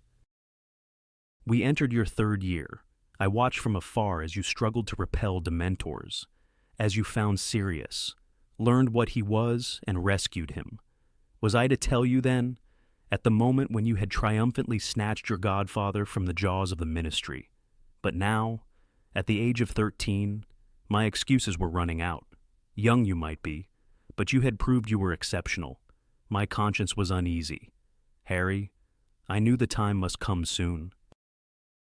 But you came out of the maze last year, having watched Cedric Diggory die, having escaped death so narrowly yourself, and I did not tell you, though I knew. Now Voldemort had returned. I must do it soon. And now, tonight.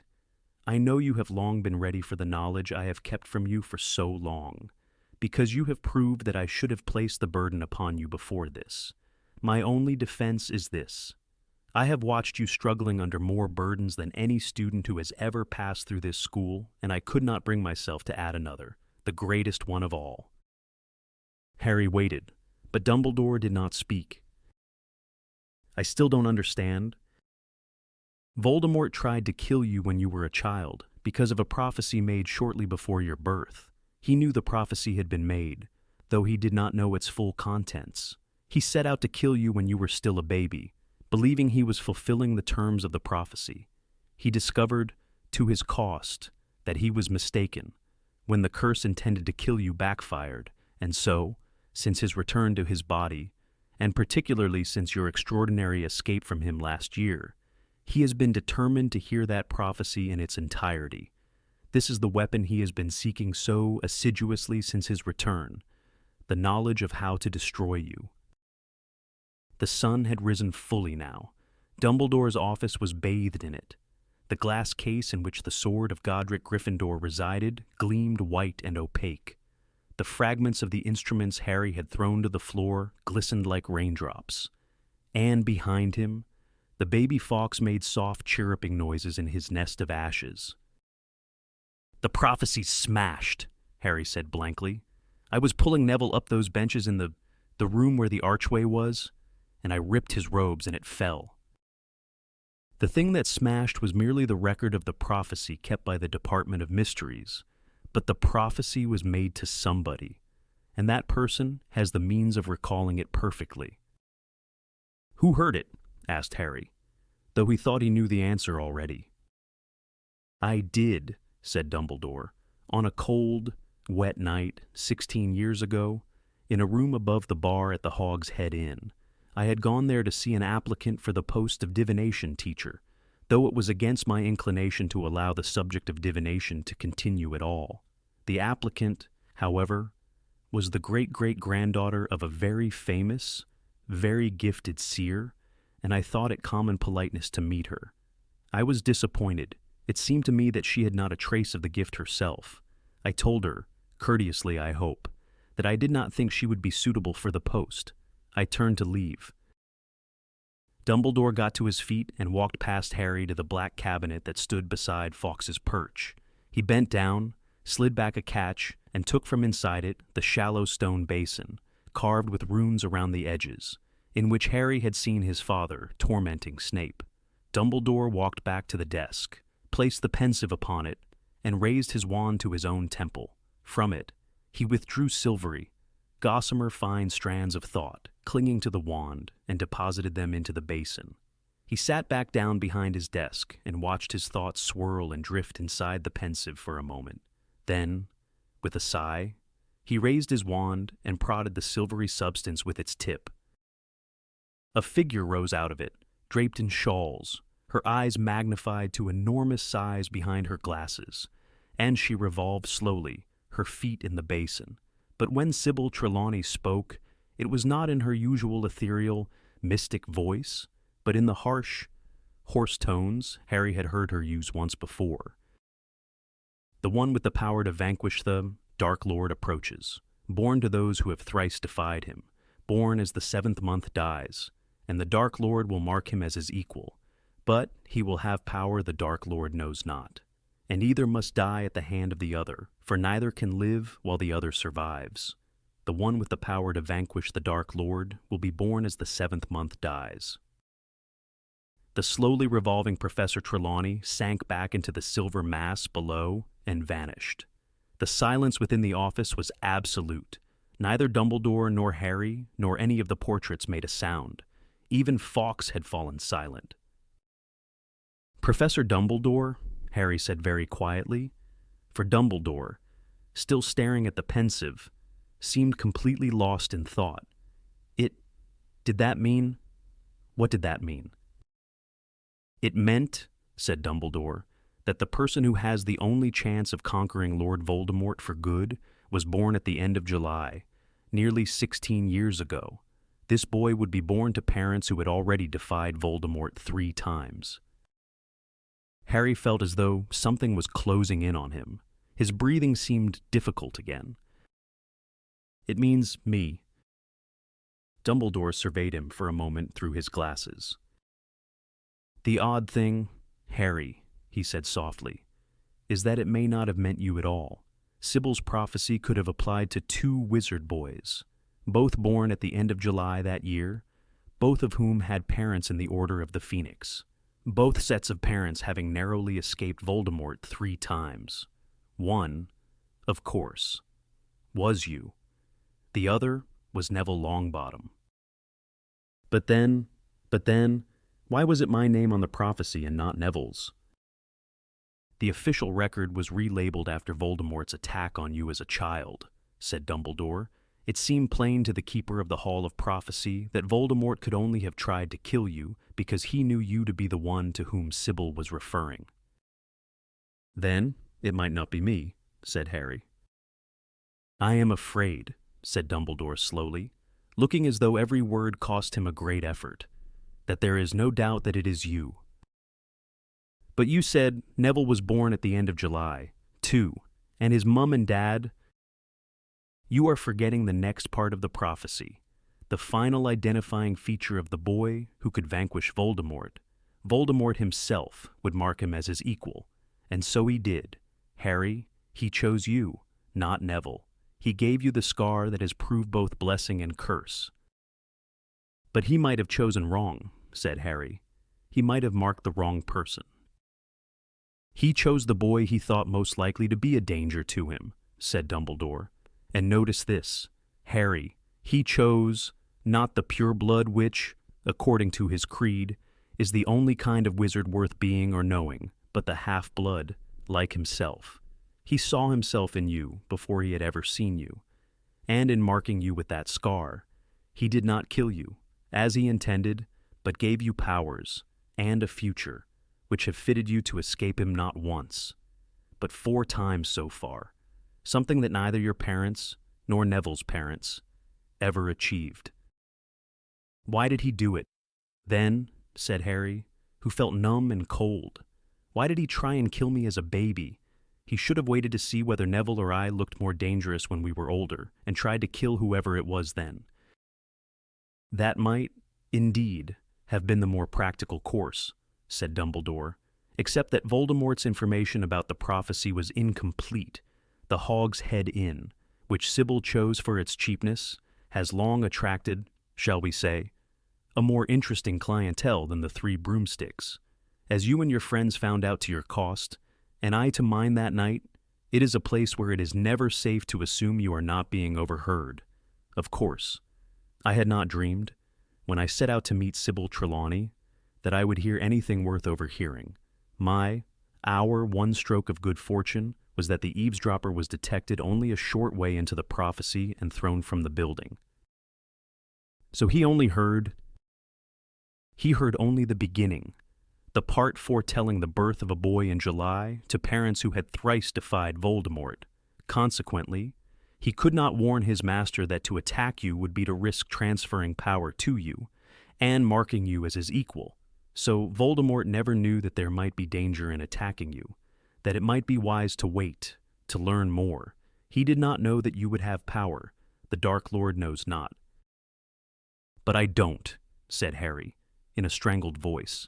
I haven't any powers he hasn't got. I couldn't fight the way he did tonight. I can't possess people or kill them. There is a room in the Department of Mysteries, interrupted Dumbledore, that is kept locked at all times. It contains a force that is at once more wonderful and more terrible than death, than human intelligence, than the forces of nature.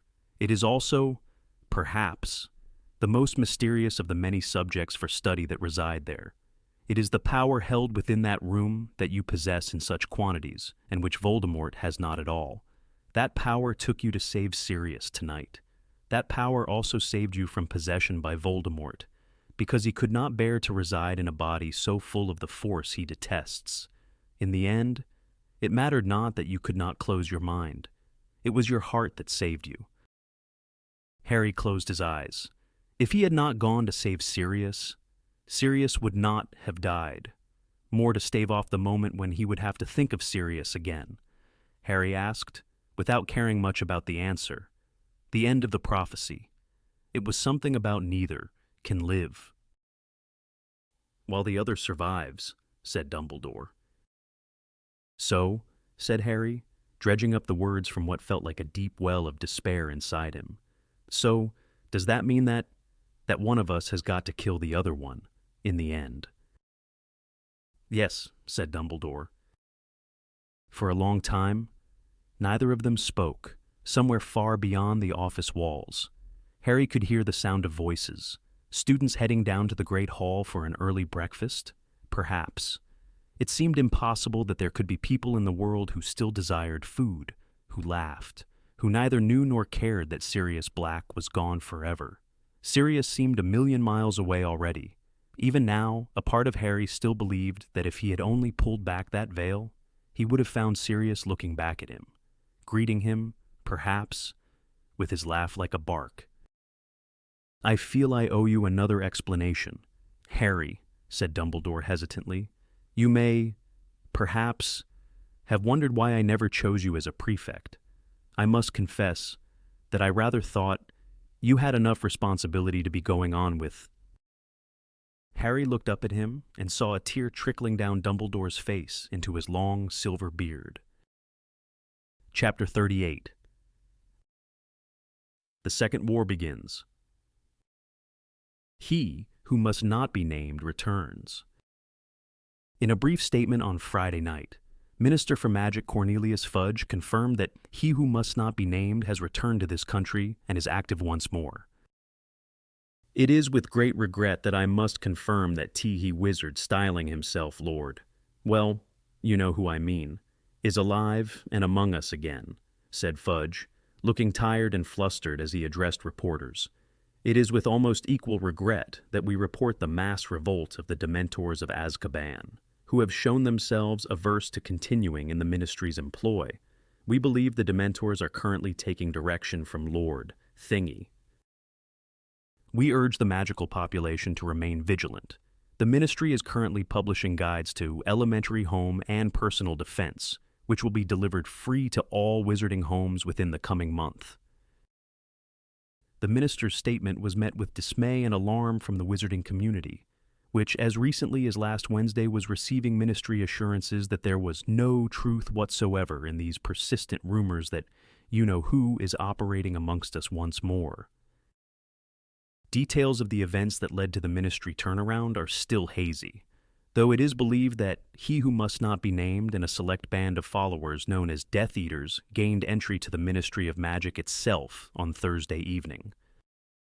Albus Dumbledore, newly reinstated headmaster of Hogwarts School of Witchcraft and Wizardry, reinstated member of the International Confederation of Wizards, and reinstated chief warlock of the Wizengamot, has so far been unavailable for comment. He has insisted over the past year that you-know-who is not dead, as was widely hoped and believed, but is recruiting followers once more for a fresh attempt to seize power. Meanwhile, the boy who lived. "There you are! Harry! I knew they'd drag you into it somehow," said Hermione, looking over the top of the paper at him. They were in the hospital wing. Harry was sitting on the end of Ron's bed, and they were both listening to Hermione read the front page of the Sunday Prophet. Ginny, whose ankle had been mended in a trice by Madame Pomfrey, was curled up at the foot of Hermione's bed. Neville, whose nose had likewise been returned to its normal size and shape, was in a chair between the two beds, and Luna, who had dropped in to visit, clutching the latest edition of the Quibbler, was reading the magazine upside down and apparently not taking in a word Hermione was saying. "He's the boy who lived again now. Though, isn't he?" said Ron darkly. "Not such a deluded show-off anymore, eh?" He helped himself to a handful of chocolate frogs from the immense pile on his bedside cabinet, threw a few to Harry, Ginny, and Neville, and ripped off the wrapper of his own with his teeth. There were still deep welts on his forearms where the brain's tentacles had wrapped around him. According to Madame Pomfrey, thoughts could leave deeper scarring than almost anything else, though since she had started applying copious amounts of Dr. Ubley's oblivious unction, there seemed to have been some improvement. "Yes, they're very complimentary about you now. Harry," said Hermione, scanning down the article, a lone voice of truth, perceived as unbalanced, yet never wavered in his story, forced to bear ridicule and slander. She said, frowning. "I notice they don't mention the fact that it was them doing all the ridiculing and slandering in the Prophet." She winced slightly and put a hand to her ribs, the curse Dolohov had used on her, though less effective than it would have been had he been able to say the incantation aloud, had nevertheless caused, in Madame Pomfrey's words, quite enough damage to be going on with. Hermione was having to take 10 different types of potion every day, was improving greatly, and was already bored with the hospital wing. You-know-who's last attempt to take over, pages 2 to 4, what the ministry should have told us, page 5, why nobody listened to Albus Dumbledore, pages 6 to 8, exclusive interview with Harry Potter, page 9, "Well," said Hermione, folding up the newspaper and throwing it aside, "it's certainly given them lots to write about, and that interview with Harry isn't exclusive.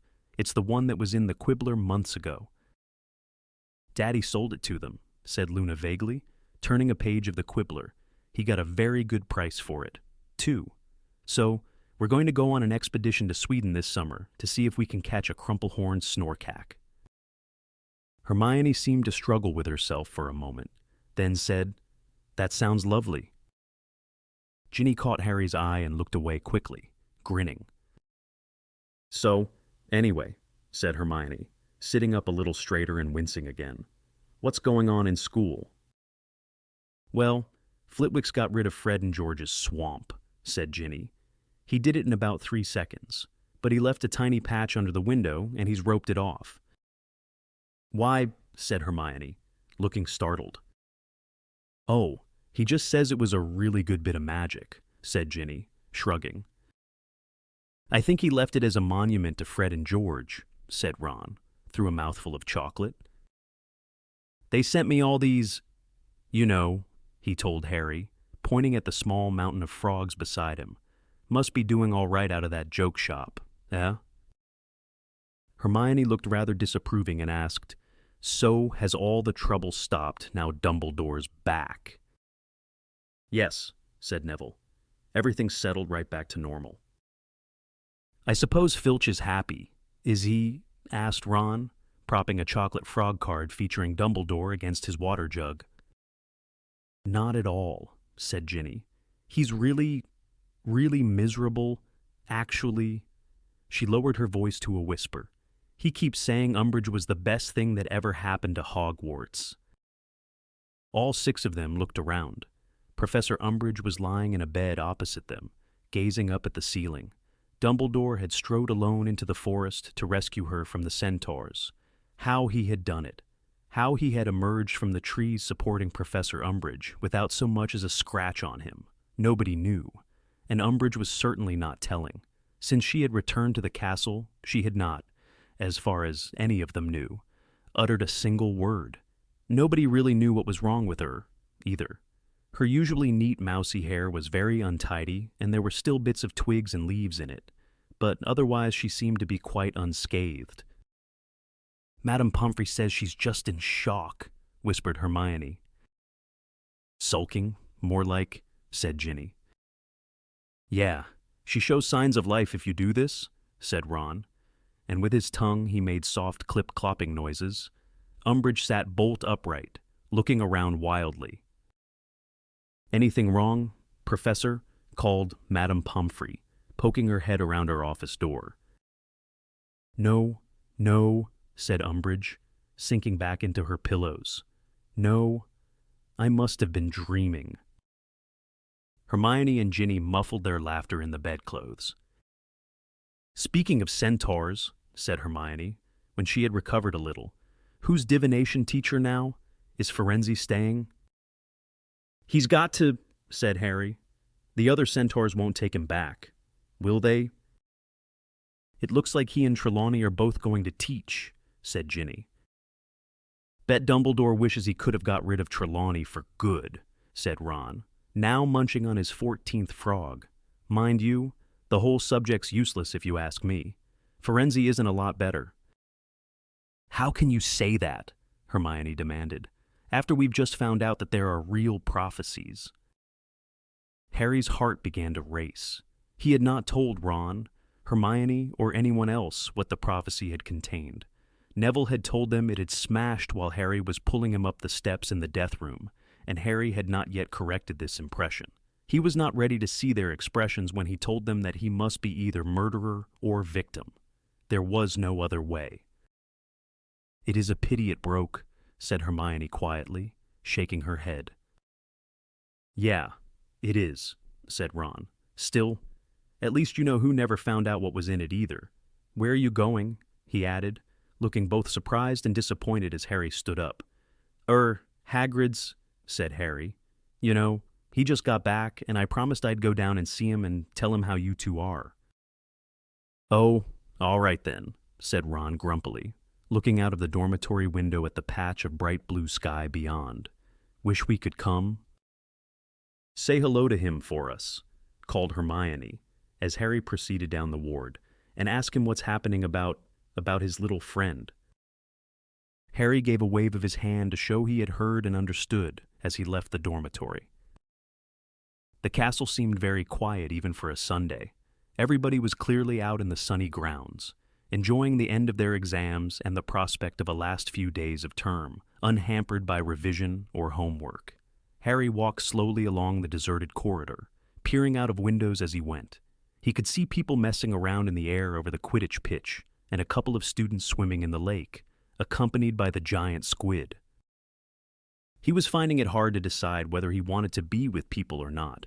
Whenever he was in company, he wanted to get away, and whenever he was alone, he wanted company. He thought he might really go and visit Hagrid, though, as he had not talked to him properly since he'd returned. Harry had just ascended the last marble step into the entrance hall when Malfoy, Crabbe and Goyle emerged from a door on the right that Harry knew led down to the Slytherin common room. Harry stopped dead. So did Malfoy and the others. The only sounds were the shouts, laughter and splashes drifting into the hall from the grounds through the open front doors. Malfoy glanced around. Harry knew he was checking for signs of teachers.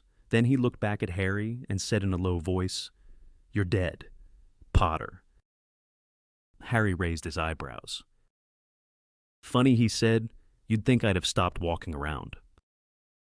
Malfoy looked angrier than Harry had ever seen him. He felt a kind of detached satisfaction at the sight of his pale, pointed face contorted with rage. "You're going to pay," said Malfoy in a voice barely louder than a whisper. "I'm going to make you pay for what you've done to my father." "Well, I'm terrified now," said Harry sarcastically. "I suppose Lord Voldemort's just a warm-up act compared to you three. What's the matter?" he added. For Malfoy, Crabbe and Goyle had all looked stricken at the sound of the name. "He's your dad's mate, isn't he? Not scared of him, are you?" "You think you're such a big man, Potter," said Malfoy, advancing now, Crabbe and Goyle flanking him. "You wait. I'll have you. You can't land my father in prison." "I thought I just had," said Harry. "The Dementors have left Azkaban," said Malfoy quietly. "Dad and the others'll be out in no time." "Yeah, I expect they will," said Harry. "Still, at least everyone knows what scumbags they are now." Malfoy's hand flew towards his wand, but Harry was too quick for him. He had drawn his own wand before Malfoy's fingers had even entered the pocket of his robes. "Potter." The voice rang across the entrance hall. Snape had emerged from the staircase leading down to his office, and at the sight of him, Harry felt a great rush of hatred beyond anything he felt towards Malfoy. Whatever Dumbledore said, he would never forgive Snape. Never. "What are you doing, Potter?" said Snape, as coldly as ever, as he strode over to the four of them. "I'm trying to decide what curse to use on Malfoy, sir," said Harry fiercely. Snape stared at him. "Put that wand away at once," he said curtly. 10 points from Griff." Snape looked towards the giant hourglasses on the walls and gave a sneering smile. I see there are no longer any points left in the Gryffindor hourglass to take away. In that case, Potter, we will simply have to add some more." Professor McGonagall had just stumped up the stone steps into the castle. She was carrying a tartan carpetbag in one hand and leaning heavily on a walking stick with her other, but otherwise looked quite well. "Professor McGonagall," said Snape, striding forwards, "out of St. Mungo's, I see." "Yes, Professor Snape," said Professor McGonagall, shrugging off her traveling cloak. "I'm quite as good as new. You two, Crabbe, Goyle." She beckoned them forwards imperiously, and they came, shuffling their large feet and looking awkward. "Here," said Professor McGonagall, thrusting her carpetbag into Crabbe's chest and her cloak into Goyle's. "Take these up to my office for me." They turned and stumped away up the marble staircase. "Right then," said Professor McGonagall, looking up at the hourglasses on the wall. "Well, I think Potter and his friends ought to have 50 points apiece for alerting the world to the return of you-know-who. What say you, Professor Snape?" "What?" snapped Snape, though Harry knew he had heard perfectly well. "Oh, well, I suppose." "So that's 50 each for Potter, the two Weasleys, Longbottom and Miss Granger," said Professor McGonagall, and a shower of rubies fell down into the bottom bulb of Gryffindor's hourglass as she spoke. "Oh, and 50 for Miss Lovegood, I suppose," she added, and a number of sapphires fell into Ravenclaw's glass. "Now, you wanted to take 10 from Mr. Potter. I think Professor Snape. So there we are." A few rubies retreated into the upper bulb, leaving a respectable amount below, nevertheless. "Well, Potter, Malfoy, I think you ought to be outside on a glorious day like this," Professor McGonagall continued briskly. Harry did not need telling twice. He thrust his wand back inside his robes and headed straight for the front doors without another glance at Snape and Malfoy. The hot sun hit him with a blast as he walked across the lawns towards Hagrid's cabin. Students lying around on the grass, sunbathing, talking, reading the Sunday Prophet and eating sweets, looked up at him as he passed. Some called out to him, or else waved, clearly eager to show that they, like the Prophet, had decided he was something of a hero. Harry said nothing to any of them. He had no idea how much they knew of what had happened 3 days ago, but he had so far avoided being questioned and preferred to keep it that way. He thought at first when he knocked on Hagrid's cabin door that he was out, but then Fang came charging around the corner and almost bowled him over with the enthusiasm of his welcome. Hagrid, it transpired, was picking runner beans in his back garden. "All right, Harry," he said, beaming, when Harry approached the fence. Come in. We'll have a cup of dandelion juice." "How's things?" Hagrid asked him, as they settled down at his wooden table with a glass apiece of iced juice. "Yeah, feeling all right. Are ya?" Harry knew from the look of concern on Hagrid's face that he was not referring to Harry's physical well-being. "I'm fine," Harry said quickly, because he could not bear to discuss the thing that he knew was in Hagrid's mind. "So, where you been?" "Been hiding out in the mountains," said Hagrid, "up in a cave, like Sirius did when he—" Hagrid broke off, cleared his throat gruffly, looked at Harry, and took a long draught of juice. "Anyway, back now," he said feebly. You look better," said Harry, who was determined to keep the conversation moving away from Sirius. "What?" said Hagrid, raising a massive hand and feeling his face. Oh, yeah. Well, Groppy's loads better behaved now. Loads. Seemed right pleased to see me when I got back. To tell you the truth, he's a good lad. Really? I've been thinking about trying to find him a lady friend. Actually..." Harry would normally have tried to persuade Hagrid out of this idea at once.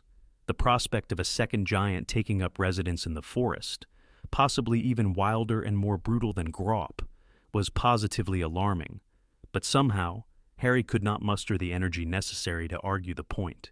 He was starting to wish he was alone again, and with the idea of hastening his departure, he took several large gulps of his dandelion juice, half emptying his glass. "Everyone knows you've been telling the truth now, Harry," said Hagrid softly and unexpectedly. He was watching Harry closely. "There's gotta be better, hasn't it?" Harry shrugged. "Look," Hagrid leaned towards him across the table. "I knew Sirius longer'n you did. He died in battle, and that's the way he'd have wanted to go." "He didn't want to go at all," said Harry angrily. Hagrid bowed his great shaggy head. "Nah, I don't reckon he did," he said quietly. "But still, Harry, he was never one to sit around at home and let other people do the fightin'. He couldn't lived with himself if he hadn't gone to help." Harry leapt up. "I've got to go and visit Ron and Hermione in the hospital wing," he said mechanically. "Oh," said Hagrid, looking rather upset. "Oh, all right then. Harry, take care of yourself then, and drop back in if you've got a..." "Yeah, right." Harry crossed to the door as fast as he could and pulled it open. He was out in the sunshine again before Hagrid had finished saying goodbye, and walking away across the lawn. Once again, people called out to him as he passed. He closed his eyes for a few moments, wishing they would all vanish, that he could open his eyes and find himself alone in the grounds. A few days ago, before his exams had finished and he had seen the vision Voldemort had planted in his mind, he would have given almost anything for the wizarding world to know he had been telling the truth, for them to believe that Voldemort was back, and to know that he was neither a liar nor mad. Now, however... He walked a short way around the lake, sat down on its bank, sheltered from the gaze of passers-by behind a tangle of shrubs, and stared out over the gleaming water, thinking. Perhaps the reason he wanted to be alone was because he had felt isolated from everybody since his talk with Dumbledore. An invisible barrier separated him from the rest of the world. He had always been, a marked man. It was just that he had never really understood what that meant. And yet, sitting here on the edge of the lake, with the terrible weight of grief dragging at him, with the loss of Sirius so raw and fresh inside, he could not muster any great sense of fear. It was sunny, and the grounds around him were full of laughing people, and even though he felt as distant from them as though he belonged to a different race, it was still very hard to believe as he sat here that his life must include, or end in, murder. He sat there for a long time, gazing out at the water, trying not to think about his godfather or to remember that it was directly across from here, on the opposite bank, that Sirius had once collapsed trying to fend off 100 Dementors. The sun had set before he realized he was cold. He got up and returned to the castle, wiping his face on his sleeve as he went. Ron and Hermione left the hospital wing completely cured 3 days before the end of term. Hermione kept showing signs of wanting to talk about Sirius, but Ron tended to make hushing noises every time she mentioned his name. Harry was still not sure whether or not he wanted to talk about his godfather yet. His wishes varied with his mood. He knew one thing, though, unhappy as he felt at the moment, he would greatly miss Hogwarts in a few days' time when he was back at number 4, Privet Drive, even though he now understood exactly why he had to return there every summer. He did not feel any better about it. Indeed, he had never dreaded his return more. Professor Umbridge left Hogwarts the day before the end of term. It seemed she had crept out of the hospital wing during dinner time, evidently hoping to depart undetected. But unfortunately for her, she met Peeves on the way, who seized his last chance to do as Fred had instructed, and chased her gleefully from the premises, whacking her alternately with a walking stick and a sock full of chalk. Many students ran out into the entrance hall to watch her running away down the path, and the heads of houses tried only half-heartedly to restrain them. Indeed. Professor McGonagall sank back into her chair at the staff table after a few feeble remonstrances, and was clearly heard to express a regret that she could not run cheering after Umbridge herself, because Peeves had borrowed her walking stick. Their last evening at school arrived. Most people had finished packing and were already heading down to the end-of-term feast, but Harry had not even started. "Just do it tomorrow," said Ron, who was waiting by the door of their dormitory. "Come on, I'm starving." "I won't be long. Look, you go ahead." But when the dormitory door closed behind Ron, Harry made no effort to speed up his packing. The very last thing he wanted to do was to attend the leaving feast. He was worried that Dumbledore would make some reference to him in his speech. He was sure to mention Voldemort's return. He had talked to them about it last year, after all. Harry pulled some crumpled robes out of the very bottom of his trunk to make way for folded ones, and, as he did so, noticed a badly wrapped package lying in a corner of it. He could not think what it was doing there. He bent down, pulled it out from underneath his trainers, and examined it. He realized what it was within seconds. Sirius had given it to him just inside the front door of number 12 Grimmauld Place. "Use it if you need me. All right." Harry sank down onto his bed and unwrapped the package. Out fell a small, square mirror. It looked old. It was certainly dirty. Harry held it up to his face and saw his own reflection looking back at him. He turned the mirror over. There on the reverse side was a scribbled note from Sirius. "This is a two-way mirror. I've got the other. If you need to speak to me, just say my name into it. You'll appear in my mirror and I'll be able to talk in yours. James and I used to use them when we were in separate detentions." Harry's heart began to race. He remembered seeing his dead parents in the mirror of Erist 4 years ago. He was going to be able to talk to Sirius again. Right now. He knew it. He looked around to make sure there was nobody else there. The dormitory was quite empty. He looked back at the mirror, raised it in front of his face with trembling hands, and said, loudly and clearly, "Sirius." His breath misted the surface of the glass. He held the mirror even closer, excitement flooding through him. But the eyes blinking back at him through the fog were definitely his own. He wiped the mirror clear again and said, so that every syllable rang clearly through the room, "Sirius Black." Nothing happened. The frustrated face looking back out of the mirror was still, definitely, his own. "Sirius didn't have his mirror on him when he went through the archway," said a small voice in Harry's head. "That's why it's not working." Harry remained quite still for a moment. then hurled the mirror back into the trunk where it shattered. He had been convinced, for a whole, shining minute, that he was going to see Sirius, talk to him again. Disappointment was burning in his throat. He got up and began throwing his things pell-mell into the trunk on top of the broken mirror. But then an idea struck him. A better idea than a mirror. A much bigger, more important idea. How had he never thought of it before? Why had he never asked? He was sprinting out of the dormitory and down the spiral staircase, hitting the walls as he ran and barely noticing. He hurtled across the empty common room, through the portrait hole and off along the corridor, ignoring the fat lady, who called after him. The feast is about to start. You know, you're cutting it very fine. But Harry had no intention of going to the feast. How could it be that the place was full of ghosts whenever you didn't need one? Yet now... He ran down staircases and along corridors and met nobody either alive or dead. They were all, clearly, in the Great Hall. Outside his charms classroom, he came to a halt, panting and thinking disconsolately that he would have to wait until later, until after the end of the feast. But just as he had given up hope, he saw it, a translucent somebody drifting across the end of the corridor. Hey, Nick.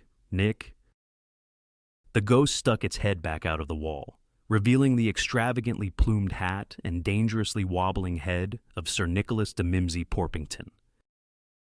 Good evening, he said, withdrawing the rest of his body from the solid stone and smiling at Harry. I am not the only one who is late.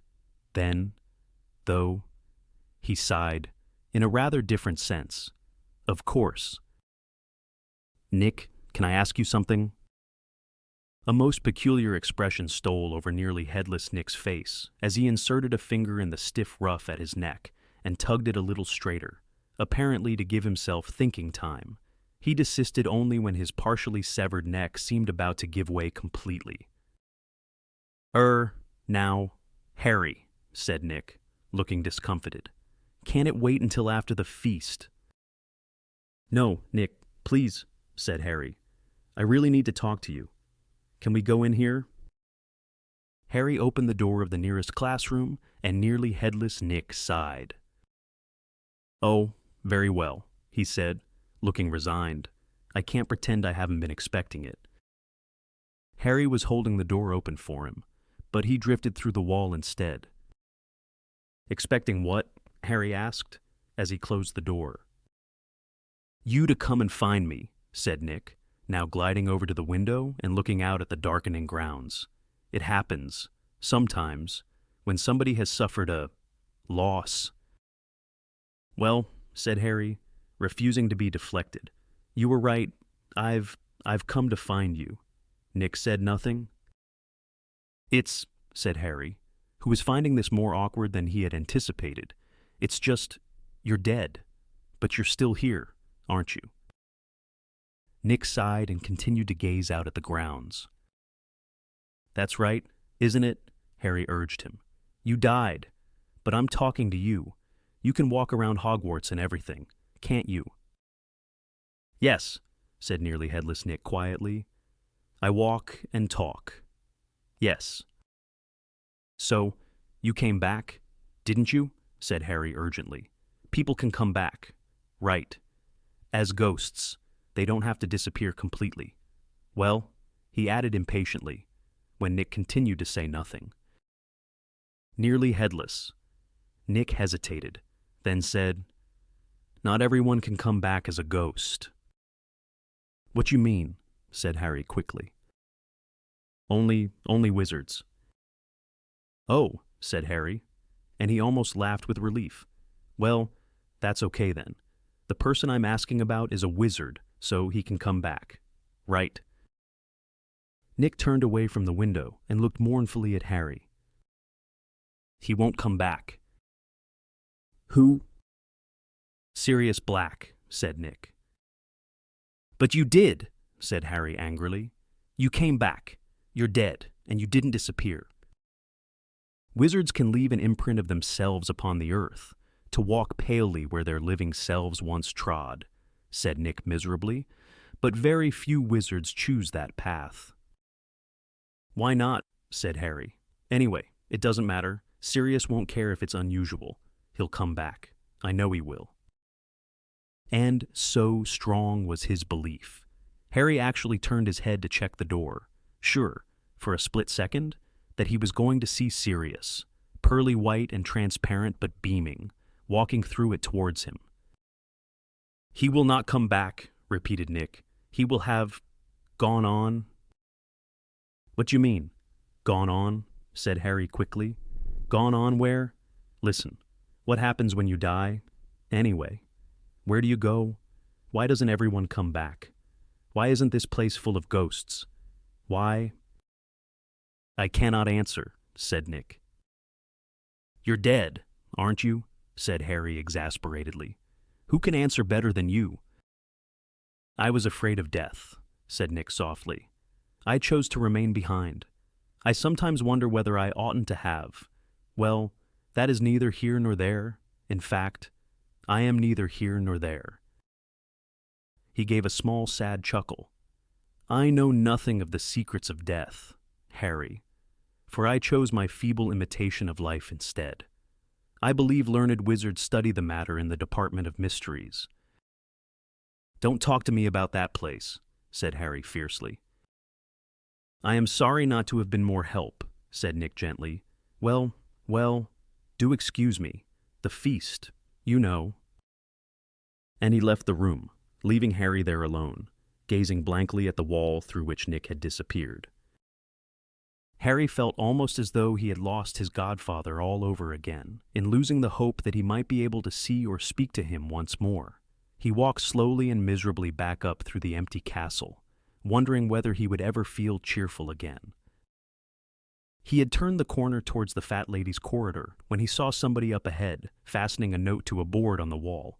A second glance showed him it was Luna. There were no good hiding places nearby. She was bound to have heard his footsteps, and in any case, Harry could hardly muster the energy to avoid anyone at the moment. Hello, said Luna vaguely, glancing around at him as she stepped back from the notice. How come you're not at the feast? Harry asked. Well, I've lost most of my possessions, said Luna serenely.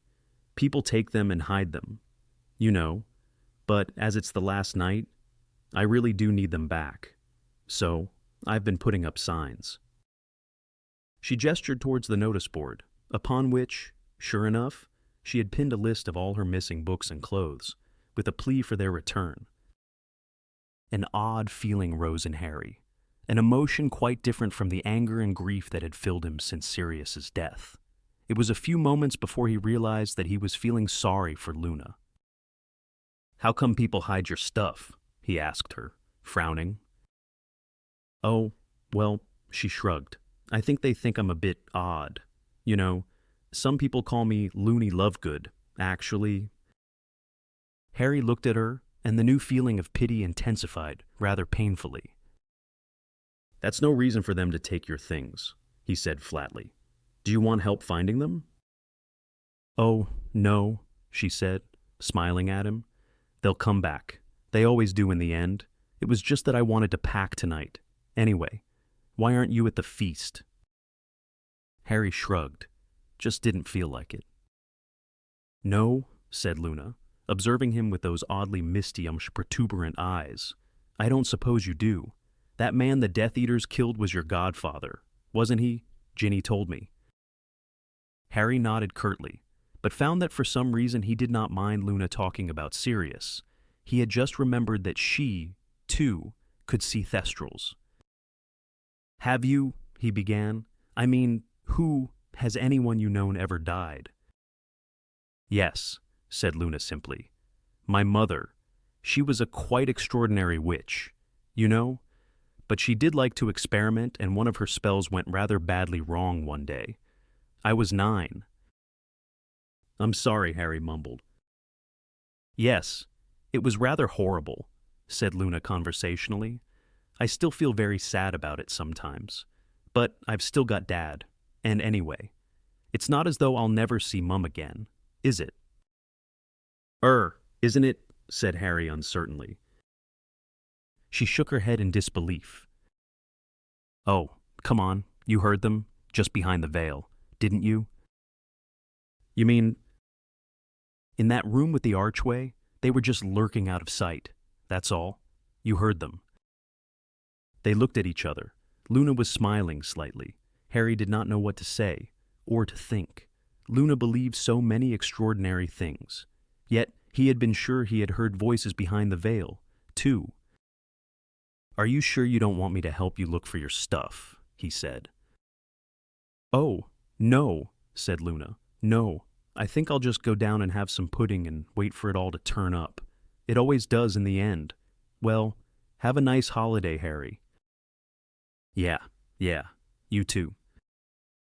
She walked away from him, and as he watched her go, he found that the terrible weight in his stomach seemed to have lessened slightly. The journey home on the Hogwarts Express next day was eventful in several ways. Firstly, Malfoy, Crabbe, and Goyle, who had clearly been waiting all week for the opportunity to strike without teacher witnesses, attempted to ambush Harry halfway down the train as he made his way back from the toilet. The attack might have succeeded had it not been for the fact that they unwittingly chose to stage the attack right outside a compartment full of DA members, who saw what was happening through the glass and rose as one to rush to Harry's aid. By the time Ernie Macmillan, Hannah Abbott, Susan Bones, Justin Finch Fletchley, Anthony Goldstein, and Terry Boot had finished using a wide variety of the hexes and jinxes Harry had taught them, Malfoy, Crabbe and Goyle resembled nothing so much as 3 gigantic slugs squeezed into Hogwarts uniforms as Harry. Ernie and Justin hoisted them into the luggage rack and left them there to ooze.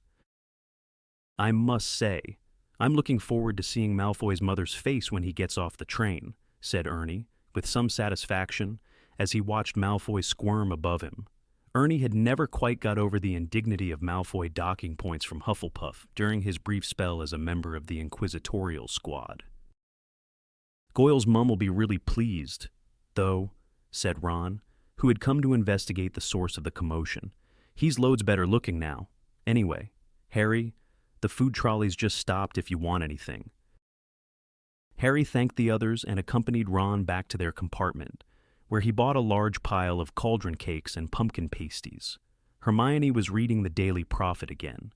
Ginny was doing a quiz in the Quibbler, and Neville was stroking his Mimblus Mimbletonia, which had grown a great deal over the year and now made odd crooning noises when touched.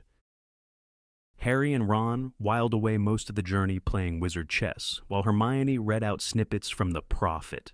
It was now full of articles about how to repel Dementors, attempts by the Ministry to track down Death Eaters, and hysterical letters claiming that the writer had seen Lord Voldemort walking past their house that very morning. "It hasn't really started yet," sighed Hermione gloomily, folding up the newspaper again, "but it won't be long now." "Hey," Harry said Ron softly, nodding towards the glass window onto the corridor. Harry looked around. Cho was passing, accompanied by Marietta Edgecombe, who was wearing a balaclava. His and Cho's eyes met for a moment. Cho blushed and kept walking. Harry looked back down at the chessboard just in time to see one of his pawns chased off its square by Ron's knight. "What's, going on with you and her, anyway?" Ron asked quietly. "Nothing," said Harry truthfully. "I, heard she's going out with someone else now," said Hermione tentatively. Harry was surprised to find that this information did not hurt at all. Wanting to impress Cho seemed to belong to a past that was no longer quite connected with him. So much of what he had wanted before Sirius. Death felt that way these days. The week that had elapsed since he had last seen Sirius seemed to have lasted much longer. It stretched across 2 universes, the one with Sirius in it, and the one without. "You're well out of it, mate," said Ron forcefully. "I mean, she's quite good-looking and all that, but you want someone a bit more cheerful." "She's probably cheerful enough with someone else," said Harry, shrugging. "Who's she with now, anyway?" Ron asked Hermione, but it was Ginny who answered. "Michael Corner," she said. Michael, but, said Ron, craning around in his seat to stare at her. But you were going out with him. Not anymore, said Ginny resolutely. He didn't like Gryffindor beating Ravenclaw at Quidditch. Anne got really sulky. So I ditched him, and he ran off to comfort Cho instead. She scratched her nose absently with the end of her quill, turned the quibbler upside down, and began marking her answers. Ron looked highly delighted. Well, I always thought he was a bit of an idiot, he said, prodding his queen forwards towards Harry's quivering castle. Good for you. Just choose someone. Better, next time. He cast Harry an oddly furtive look as he said it. Well, I've chosen Dean Thomas. Would you say he's better? Asked Ginny vaguely. What? Shouted Ron, upending the chessboard. Crookshanks went plunging after the pieces, and Hedwig and Pigwidgeon twittered and hooted angrily from overhead. As the train slowed down in the approach to King's Cross, Harry thought he had never wanted to leave it less. He even wondered fleetingly what would happen if he simply refused to get off, but remained stubbornly sitting there until the 1st of September, when it would take him back to Hogwarts. When it finally puffed to a standstill, however, he lifted down Hedwig's cage and prepared to drag his trunk from the train as usual. When the ticket inspector signaled to Harry, Ron and Hermione that it was safe to walk through the magical barrier between platforms 9 and 10, however, he found a surprise awaiting him on the other side, a group of people standing there to greet him who he had not expected at all. There was Mad-Eye Moody, looking quite as sinister with his bowler hat pulled low over his magical eye as he would have done without it, his gnarled hands clutching a long staff, his body wrapped in a voluminous traveling cloak. Tonks stood just behind him, her bright bubblegum pink hair gleaming in the sunlight, filtering through the dirty glass of the station ceiling, wearing heavily patched jeans and a bright purple t-shirt bearing the legend, The Weird Sisters. Next to Tonks was Lupin, his face pale, his hair graying, a long and threadbare overcoat covering a shabby jumper and trousers. At the front of the group stood Mr. and Mrs. Weasley, dressed in their muggle best, and Fred and George, who were both wearing brand new jackets in some lurid green, scaly material. Ron, Ginny, called Mrs. Weasley, hurrying forwards and hugging her children tightly. Oh, and Harry, dear, how are you? Fine, lied Harry, as she pulled him into a tight embrace. Over her shoulder, he saw Ron goggling at the twins' new clothes. What are they supposed to be? He asked, pointing at the jackets. Finest dragon skin, little bro, said Fred, giving his zip a little tweak. Business is booming, and we thought we'd treat ourselves. Hello, Harry said Lupin, as Mrs. Weasley let go of Harry and turned to greet Hermione. Hi, said Harry. I didn't expect... What are you all doing here? Well, said Lupin with a slight smile, we thought we might have a little chat with your aunt and uncle before letting them take you home. I don't know if that's a good idea, said Harry at once. Oh, I think it is, growled Moody, who had limped a little closer. That'll be them, will it, Potter? He pointed with his thumb over his shoulder. His magical eye was evidently peering through the back of his head and his bowler hat. Harry leaned an inch or so to the left to see where Mad-Eye was pointing, and there, sure enough, were the 3 Dursleys, who looked positively appalled to see Harry's reception committee. Harry said Mr. Weasley, turning from Hermione's parents, who he had just greeted enthusiastically, and who were now taking it in turns to hug Hermione. Well, shall we do it, then? Yeah, I reckon so. Arthur, said Moody. He and Mr. Weasley took the lead across the station towards the Dursleys, who were apparently rooted to the floor. Hermione disengaged herself gently from her mother to join the group. Good afternoon, said Mr. Weasley pleasantly to Uncle Vernon as he came to a halt right in front of him. You might remember me. My name's Arthur Weasley. As Mr. Weasley had single-handedly demolished most O.F. the Dursleys' living room 2 years previously, Harry would have been very surprised if Uncle Vernon had forgotten him. Sure enough, Uncle Vernon turned a deeper shade of puce and glared at Mr. Weasley, but chose not to say anything, partly, perhaps, because the Dursleys were outnumbered 2-1. Aunt Petunia looked both frightened and embarrassed. She kept glancing around, as though terrified somebody she knew would see her in such company. Dudley, meanwhile, seemed to be trying to look small and insignificant, a feat at which he was failing extravagantly. "We thought we'd just have a few words with you about Harry," said Mr. Weasley, still smiling. "Yeah," growled Moody, "about how he's treated when he's at your place."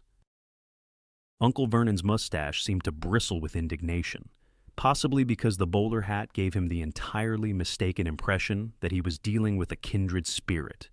He addressed himself to Moody. "I am not aware that it is any of your business what goes on in my house. I expect what you're not aware of would fill several books." "Dursley," growled Moody. "Anyway, that's not the point," interjected Tonks, whose pink hair seemed to offend Aunt Petunia more than all the rest put together, for she closed her eyes rather than look at her. "The point is, if we find out you've been horrible to Harry, and make no mistake, we'll hear about it," added Lupin pleasantly. "Yes," said Mr. Weasley, "even if you won't let Harry use the Felitone." "Telephone," whispered Hermione.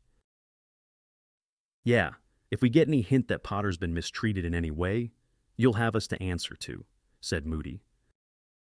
Uncle Vernon swelled ominously. His sense of outrage seemed to outweigh even his fear of this bunch of oddballs.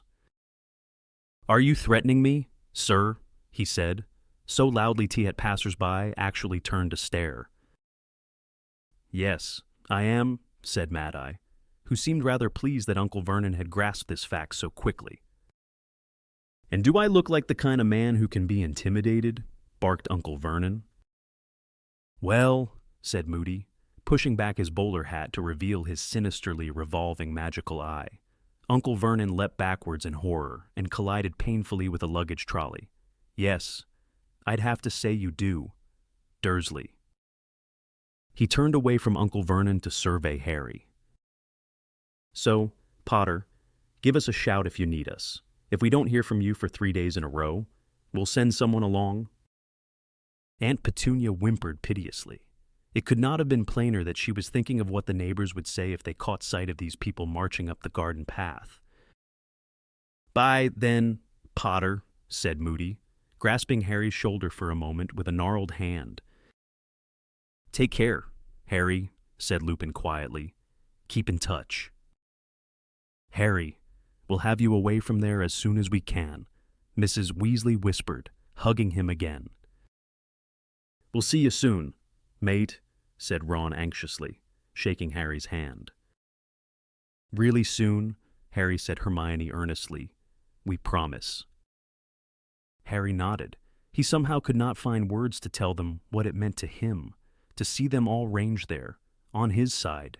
Instead, he smiled, raised a hand in farewell, turned around and led the way out of the station towards the sunlit street, with Uncle Vernon, Aunt Petunia, and Dudley hurrying along in his wake.